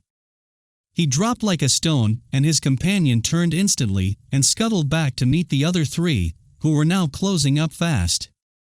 I smiled grimly as I thrust in another cartridge, and was turning to look for the next quarry when my heart gave another throb of dismay. The place seemed alive with troops, and I saw another horseman coming from the opposite direction along the lane towards the cottage, and I did not doubt that he was the advance guard of a stronger patrol following behind. The four men had halted out of range and were talking excitedly together, and I was thus at liberty to watch the newcomer, whose movements puzzled me considerably. When he heard the shot from my gun, and probably saw the smoke, instead of dashing forward to join the men threatening me, or falling back upon any party behind, he scuttled off the road and concealed himself in a small clump of trees, from which he seemed to be scanning the cottage where I lay. No trooper out on patrol would have acted so, and I concluded promptly that he was in some such condition as myself, and as eager as I to escape the attentions of the soldiers. Could it be possible that he was a friend? The mere thought of such a chance in my desperate position filled me with excited pleasure, and, stepping forward, I stood so that the sun's rays fell right on me as I faced him, and I waved my hand. I thought he made some motion with his hand in reply, but he stood in the shadow of the trees, and was too far off for me to see him clearly. Then I waved my hand again, beckoning him to come to me, and had time to do no more before the four soldiers began to move, and I had to step back under shelter and watch them. Apparently, they had resolved to make a dash for the cottage, in the endeavor to capture me with a rush. But they should never reach the place alive. I calculated that I should have time for 2 shots with the carbine and half a dozen more with my revolver, and if I could not empty the 4 saddles, my hand, and eye, and nerve, had lost their cunning indeed. They crossed into the field, and seeing that there were no windows in the end of the building from which I could fire upon them, they kept out of range until they were in a line with the end, and then began their advance. A shrewd enough plan, had I been a fool to be caught unawares, or a coward afraid to expose myself to their rickety fire. But I was neither, and creeping out at the front I was in a position to take a kneeling shot at them before they started the advance. I don't think they even saw me, for there was a relic of what had once been a palisade projecting from the end of the house, which gave an excellent cover, and I waited till they were well within range before I fired. One of them fell forward, and I had reloaded, and was taking careful aim for my second shot, when with a loud shout they pulled up hastily, and made ready to fire in their turn. I didn't give them time to shoot before I fired again, and again brought one of them out of his saddle. This reduced the number to 2, and neither of them had any relish for the business. They discharged their pieces at random, wheeled about suddenly, and galloped back faster than they had advanced. I had given them an excellent object lesson in the value of good shooting, and I stood watching them in moody curiosity to see what they would do next. Then I heard the sound of a galloping horse from the other end of the cottage, and when I ran back quickly to learn the cause I had indeed a joyful surprise. It was the horseman I had seen in the distance. "Took you in the rear, Count," said a deep voice I knew so well, and the next instant Zoilov and I stood hand-locked, his stern face aglow with pleasure and I, with more delight in my heart than either words or eyes could tell. Never could a friend have been so welcome, and none more welcome than Zoilov. I was so moved that I could not even find words to ask the news which I was burning to learn. He saw this and said, "All is well with the princess. She is safe at Nish, waiting for you." I wrung his hand afresh in my delight. "Never did beleaguered force hear better news," I said. "The beleaguered force is doubled now," he answered, smiling. "Though I can't say it seems to need strengthening, judging by results. But now we had best be off, for the country between here and the frontier is like a rabid warren with the swarming troops. We shall probably have to hide, for we can't hold this place till nightfall, and I very much doubt if we can get through the pass in daylight." "I have a permit that will carry us through," I said, "but I have no horse to carry it on." "I'll soon mend that," he answered, and without a word he mounted again, and set off at a gallop toward the 2 soldiers, who stood together holding the horses of their wounded comrades by the bridles. What followed was a gleam of farce in the tragedy that surrounded us. The men, seeing him coming, were instantly filled with alarm, for my work had told its tale well enough on their nerves, and after making a show of resistance and firing their carbines at him with scarcely a pretense of taking aim, they plunged their spurs into their animals and shot away, trying to lead the other horses with them. But Zoilov gained at every stride, and when he fired his revolver after them, they cast off the led horses and themselves fled for their lives in sheer scatterbrained fright. He had no difficulty in capturing one of the horses, and came cantering back to me smiling and victorious. "What rabbits," he said contemptuously. "What a happy thought of yours," I replied, as I mounted, and we stole off, keeping the cottage between us and the still flying soldiers. "Shall we make a dash for it and risk everything, or shall we try and hide? Those curs will soon be after us with a larger pack in full cry, and we may find it difficult to hide."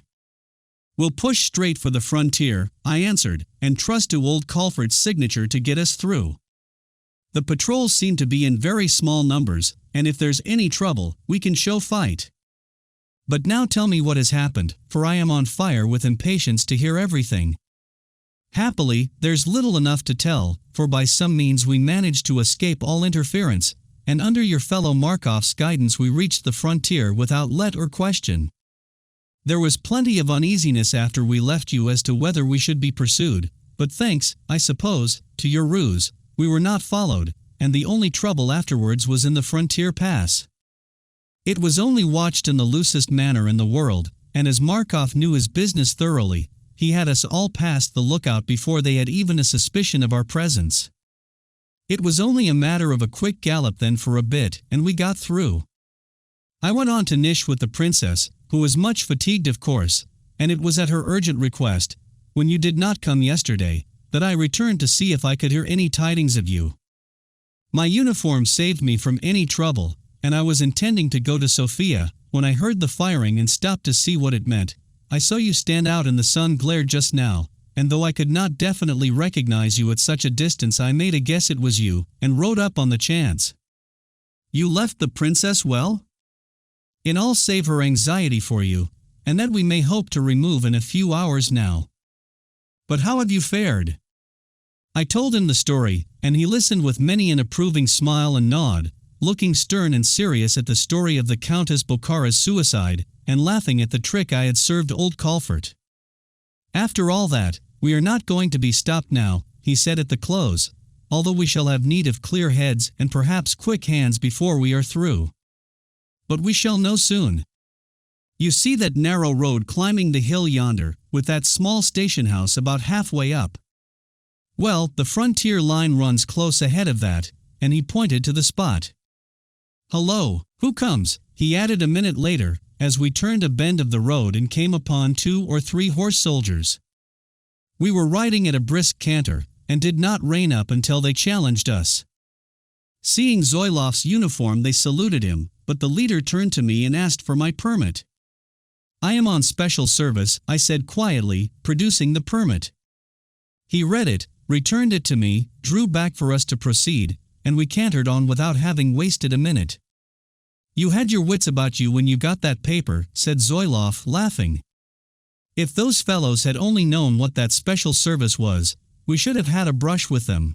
Let's hope that those at the barrier will be as easily satisfied." "It's a nasty-looking road," said I, when we reached the foot of the long tortuous hill.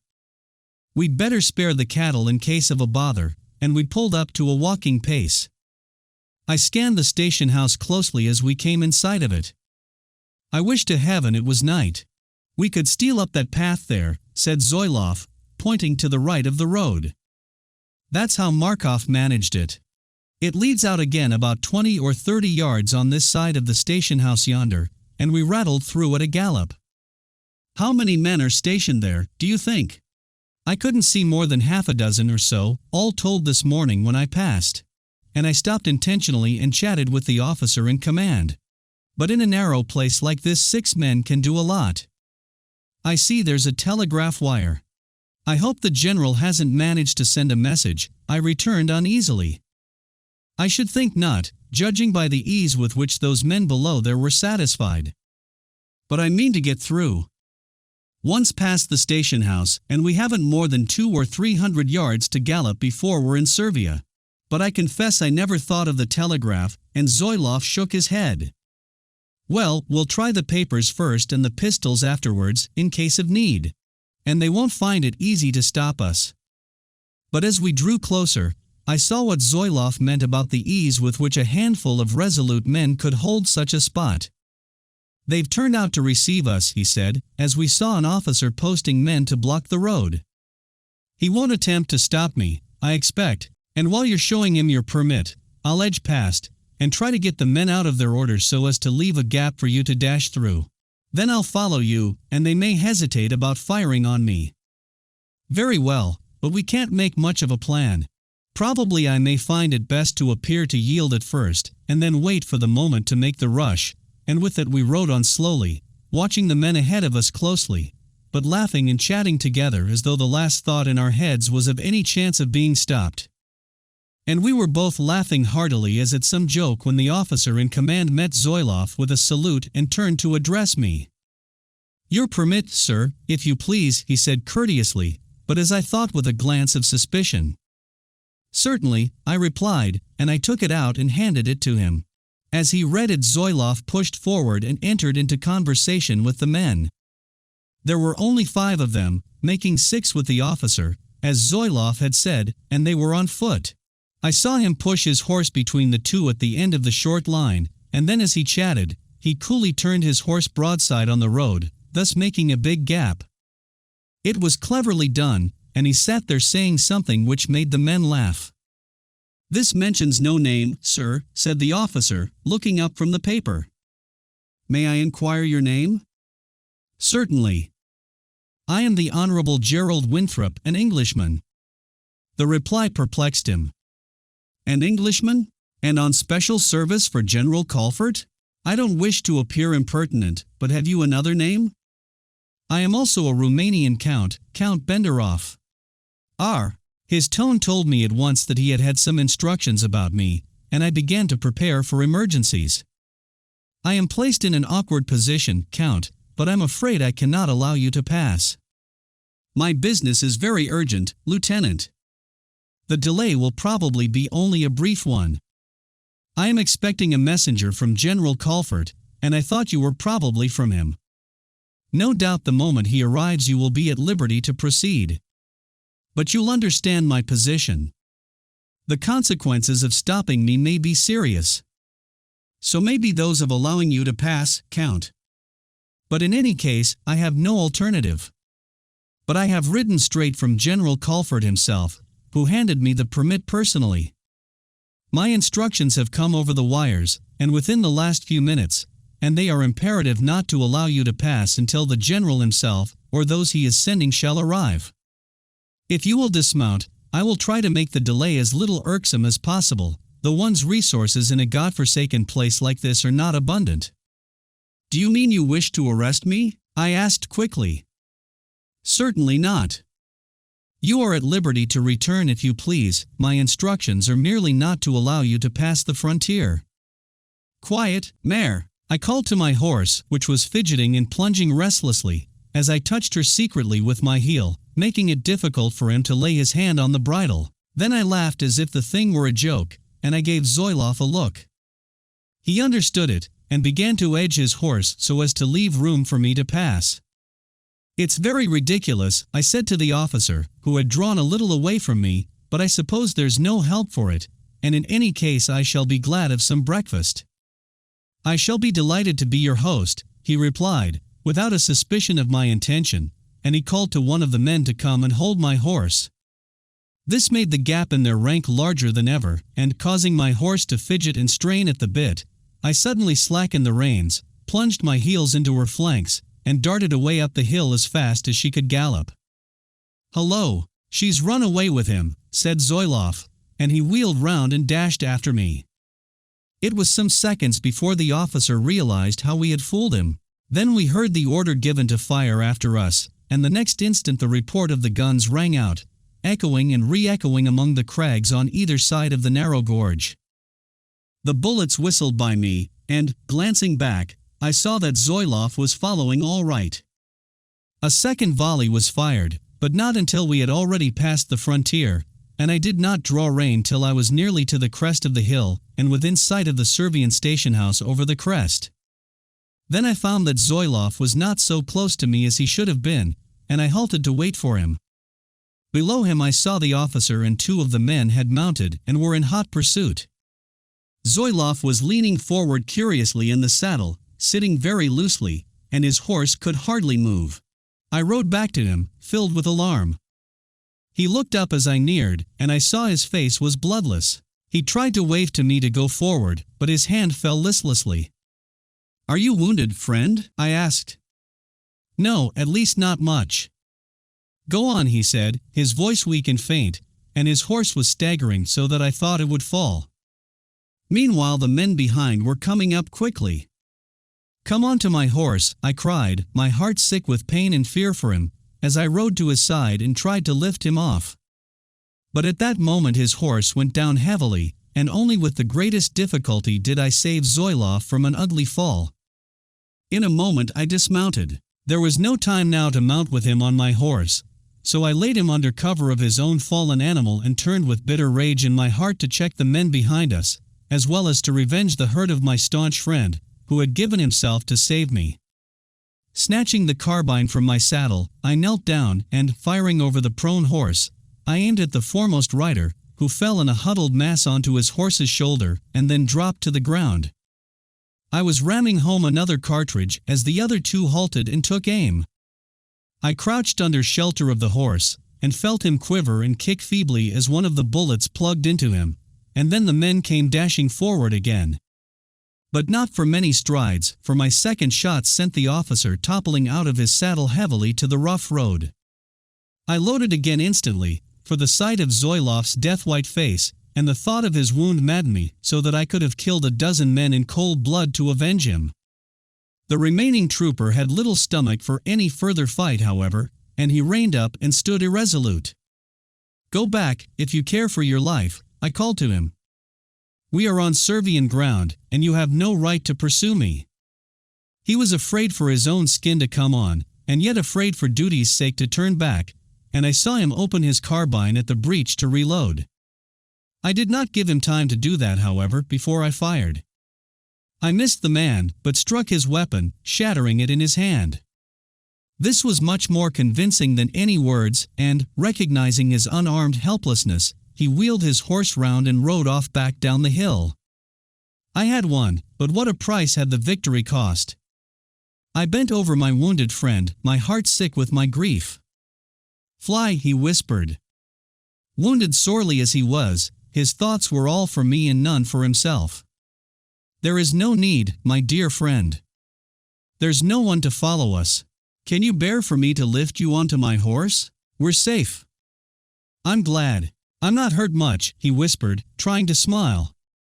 I lifted him in my arms, and, drawing my horse to a stone by the side of the road, managed to mount with him, and then, saving him all in my power from the jolting of the horse, I walked up the rest of the hill and over to the Servian station house. The men turned out to meet us. "My friend is sorely wounded," said I. "I heard the firing, but my orders are not to interfere," said the officer in command. "The outrage was committed on Servian territory," I replied. "I have strict orders not to cause any trouble with the Bulgarians just at present," he said, as if by way of apologetic explanation of his not having come to my aid. "We don't inquire too closely into what is done east of the station house. Can you give me a place where my friend can rest?" He looked uneasy at the question and hesitated. "Can't he bear any further journey?" "He is badly wounded, sir," I returned, with some indignation. "I can do better than give him a bed here. My men shall carry him on a litter down to the village at the foot of the hill, where there is a priest who knows something of surgery, and he can get medical aid." "As quick as you can, for God's sake," I said. Poor Zoilov had fainted, and lay helpless in my arms, his head resting on my shoulder. The men lifted him gently off the horse, the litter was brought out, and I helped to place him in it. "I'm afraid I needn't ask for his papers," said the officer, as the men moved off. I showed him my English passport, as clearing the way for me, and, with a mere glance at it, he returned it. "I hope you will have better news than I fear of your friend," he said warmly. I could not answer him. I was too broken with this new trouble. I followed the mournful little procession, and I am not ashamed to say that as I watched it, and gazed at the white face in the litter, my eyes were more than once half blinded by tears. Chapter 32. Greater love hath no man. Down in that lonely Servian village, nestling beautifully at the foot of a range of hills, a scene followed, inexpressibly sad and mournful to me. We carried Zoilov to the house of the priest, a man whose heart was as large as his means were straitened, and together we laid my poor friend on the low truckle bed in the barely furnished room. I helped while the examination of his wounds was made, watching the priest's face with an anxiety that cannot be put in words. "How did it happen?" he whispered. "A gunshot wound somewhere in the back, I fear," I told him. But there was no need for this explanation, for the blood guided him to the wound easily enough. "The ball has passed through his body, and through his right lung." "Is there any hope?" I asked, my own heart answering the question before it was asked. He shook his head sadly. "On this earth none," he said. He stopped the bleeding, which was comparatively slight. "There is very little blood," I said, hoping against hope. "The bleeding is internal. No man can save him. I have done all that can be done. Let us pray for him." He laid my friend back on the bed with a touch as deft and gentle as a woman's, and kneeling by the bedside, he began to pray earnestly and fervently, in a soft voice rich with the rare gem of unaffected sympathy. Following his example, I knelt on the other side of the bed and, with my face buried in my hands, I tried to follow his prayers through the tumult of my thronging emotions at the knowledge that this brave, staunch friend must die, and that it was his friendship that had cost him his life. How long the good priest prayed I know not, but after a time I was conscious that the rich, sweet voice had ceased, and when I looked up I was alone with my dying comrade. I got up from my knees, and placing the one rush chair by the bed, sat down to watch for the end and wait lest he should return to consciousness. A short time later the priest looked in and beckoned me. "The men who carried your friend here are still waiting. Shall I keep them any longer?" I placed my purse in his hands to give them what he would, merely asking him to reward them generously. "Will he recover consciousness?" I asked. "It were better not, but he is in God's hands," he answered reverently, and I stole back to my chair to resume my vigil. He looked already like a dead man, and I had to hold my ear close to his mouth before I could catch the faintest sign of his breathing. I felt for the pulse and could detect no flicker of it, and then I laid my fingers gently over his heart. The beats were barely to be discerned. As I drew my hand away, I came upon a secret. A dead flower bound by a wisp of faded ribbon was fastened close to his heart, both flower and ribbon dabbled with his blood. The sight of the little withered memorial of a dead passion, so wholly unexpected in one I had found so hard and stern, affected me deeply. I held it a moment, wondering what lay behind, and where, and who was the woman whose heart would be stricken by the blow of his death even as sorely as mine would be. Then I laid it so that it rested on his faithful heart, and, taking his hand, sat with it in mine. The hours passed uncounted by me. Once or twice the good priest came back to the room, and at length, when Zoilov showed no sign of a return to consciousness, he administered the last rites of the church. The sacrament was placed between the nerveless lips, and the priest, and I joined in the solemn ceremonial. "He will not last long. I am surprised he is still alive," he said, when the simple, beautiful ceremony was over. "God be merciful to him." When the priest left the room I followed and asked for some brandy, as I thought there might be some last message Zoilov might wish to send by me, and I hoped to rouse a final flicker of strength for the purpose. I poured a few drops into his mouth with a spoon, and after a few minutes gave him a second dose. I detected, as I thought, some signs of a rally of strength, and gave him more, and sat with his hand in mine and my eyes on his face and waited. "Zoilov, Zoilov, my dear friend," I called gently. To my delight his eyelids quivered slightly, and after a moment or two, they opened and he looked at me. He recognized me, and his mouth moved as if to smile, and I felt a slight, very slight, pressure of the hand. I gave him more of the spirit, and it appeared to lend him a little strength. His lips moved as if to speak and his eyes brightened. I felt his hand move in mine as if he would lift it, and, guessing his wish, I lifted it to his heart so that the fingers could feel the little treasure of love that lay there. His fingers closed over it, and he smiled again, but his strength would not suffer him to hold his arm up, so I propped it up, that the hand might rest on the flower. "Can you hear me, Zoilov? Do you know me?" His lips moved and his eyes seemed to assent. "Can I carry any message for you?" And I laid my fingers on the dead flower to show my meaning, and then bent my ear down to his mouth. He seemed to make a great effort to speak, and I caught a struggling of the breath, as I held my own in the eager strain to listen. But finding he could not speak, I gave him a few drops more of the brandy, now convinced that he wished to say something. "Have you any message, dear friend?" I asked again as I bent down. There came another pause of effort, and then I caught a word. "Christina's," and I felt the fingers near his heart close on the flower. In an instant the full knowledge of his heroic sacrifice rushed upon me. He loved Christina, and in the nobleness of his self-denying love, he had given his life that mine should be saved for her. I grasped his other hand and held it, as I pressed my lips to his marble forehead. Then I saw his lips move again. "Leave it," and the movement of his fingers near his heart told me what he meant. "On my honor, Zoilov," I said earnestly. "God bless you, the staunchest friend man ever had. I never dreamt of this."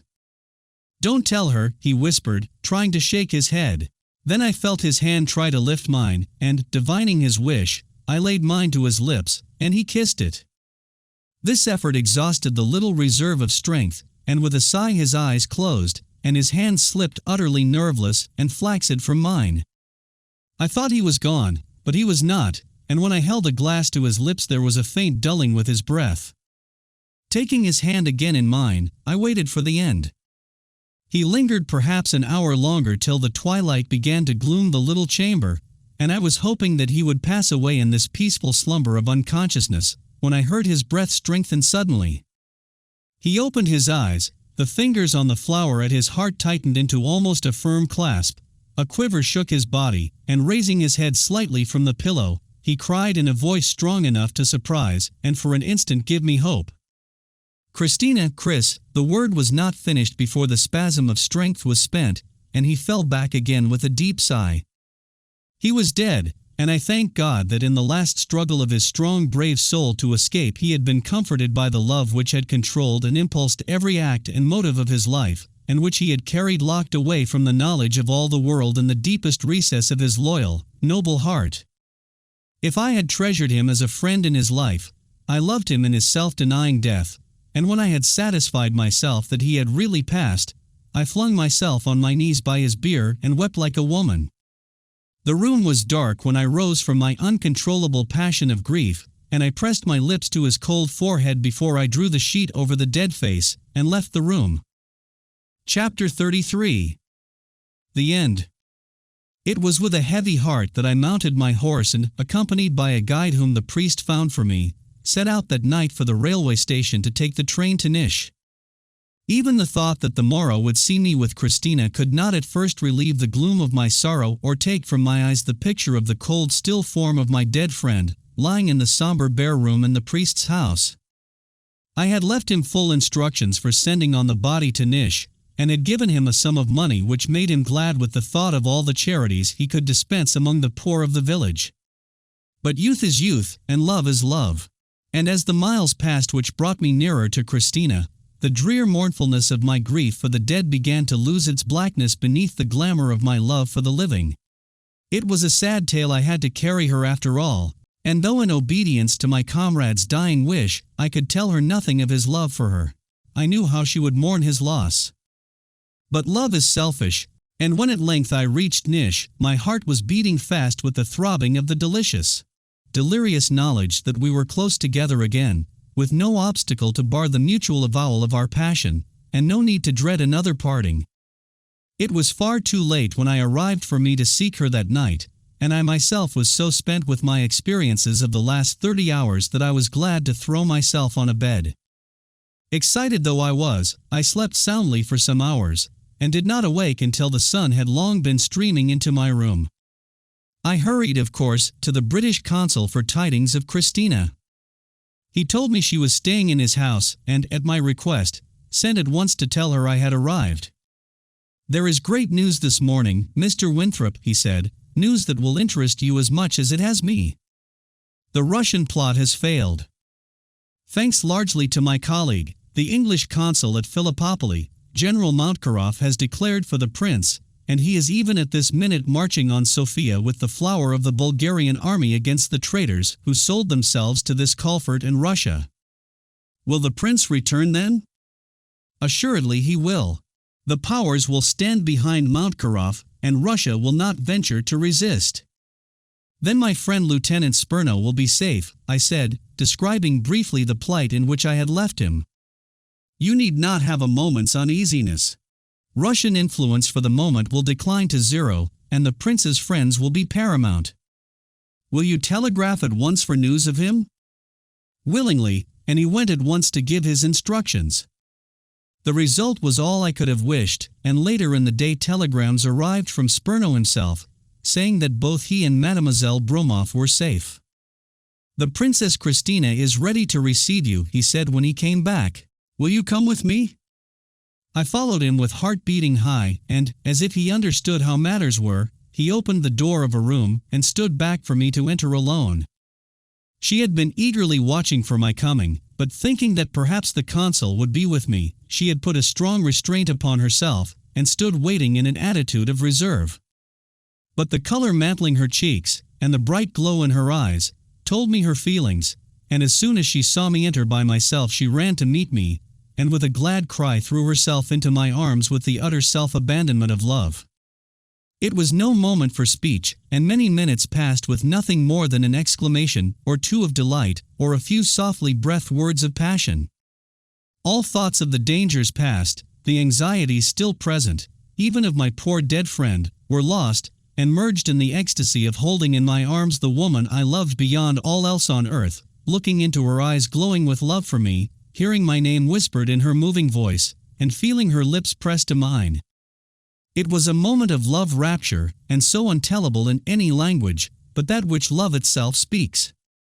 When at length we drew apart, the first wild rush of excitement passed, and sat hand-locked to talk, I saw how anxiety and suspense had paled her, and how deeply she had suffered. She listened intently to the story of my experiences since we had parted, and the ebbing and flowing color, the passing light and shadow in her eyes, and the quick catches in her breath told of varied feelings which the recital roused. When I came to the sad story of poor gallant Zoiloff's wound and death, she was moved to tears of deep and tender regret. But we were lovers and but just reunited, and the interchange of sympathies and mutual comfort in this our first sorrow in common served to awake a fresh chord in the rhythmic harmony of our love. For her friend, Mademoiselle Bromoff, she was still full of tender concern, and it was a cause of rare happiness that, while we were still together, for the interview lasted some hours, the news came over the wires telling us that she and Spurno were safe, and coming post-haste to join us at Nish. There was but one shadow, besides Zoiloff's death, that hovered in the background. The question whether she would feel it her duty to return to Sofia. I asked her with some dread. "I have been thinking of it while we talked, and since you told me of the turn which matters have taken," she said, her voice low and anxious, as if she were undecided. I remembered my dispatch to the Foreign Office urging that support should be given to her. But it was not in my power to wish that she should go, for I knew that it might still mean the breaking asunder of our paths in life. "What do you think, Gerald?" "I cannot think on such a subject, I can only fear," I replied in a tone as low and tense as her own. "I might lose you then." "Shall the woman or the princess answer it?" she asked, her face all womanly with the light of love. "The lover, Christina," I whispered. "Then it is answered, my place is here," she said softly. "The woman is stronger than the princess where you are concerned, Gerald. Or should I say weaker, she added, smiling up to me. We will leave it soon for the wife to decide the term, said I, and the answer brought a vivid blush to her face. But it pleased her, for she sighed happily as she let her head sink contentedly on my shoulder. It is 6 years since the stirring events happened of which I have just written, sitting at my study table in my lovely English home. As I lay the pen down and close my eyes in reverie, 2 memory pictures come before me. The one black-edged with the gloom of sorrow and death, the other radiant with the glowing promise of since-realized happiness. In that far-away Servian town, the bearers have just set down a coffin by the side of a freshly dug grave. The priest is reading the funeral service. The white-robed choristers cluster near him. Spurno and I stand side by side at the foot of the grave, listening to the words as they fall in rhythmic chant from the priest's lips, and thinking of the gallant comrade whose bones are being lowered to their last resting place, and I of the strange secret of his hopeless, noble, self-denying love that is being buried with him. The final moment comes. The sturdy bearers lift the coffin and lower it, and pull up the ropes with a rasp that sounds like the severing of all hope. The earth is cast down by the priest and falls clattering on the lid, and the service goes on to its melancholy finish. The priest pronounces the last words of prayer and blessing, stands a moment with covered face in silent prayer, and then turns away, followed by the little choir. Spurno and I move forward to take the last look at the coffin, a long, lingering, memory-fraught look, and when we in our turn move sadly away and our eyes meet, I see that my companions are wet with tears. Poor, brave, noble Zoilov, lying in that far-away lonely grave. In the other picture Spurno and I are again among the chief figures, but not alone now. Natalie is by his side, Christina by mine. Again, there is the same priest and the same choir, but we stand in the lofty chancel of a stately church, and the words are not of death but of marriage. Around us a small group is gathered, well-wishers, relatives, and friends, with faces bright with gladness and tongues eager to burst out with noisy congratulations and fervent wishes for our happiness. And when the blessing has been given, and we lead our brides down the aisle, the mighty building resounds with the pealing notes of the organ, and we leave the church through groups of curiously garbed men and women. And at that point my reverie is broken by sounds of children's prattle. I look out onto the sunlit lawn to where Christina is kneeling and listening with a smile to the cheery chatter of our 2 children. All is warmth, peace, love, and rest in my English life now, and, as I glance at my dear ones, I thank heaven with fervent gratitude that they are not destined to aspire to the dangerous splendor and evanescent glory of a minor throne. I get up quietly, and stepping through the window into the sunlight, am hailed with a cry and rush of delight from my little darlings, and a welcome of love light from the eyes of my beautiful wife. The end.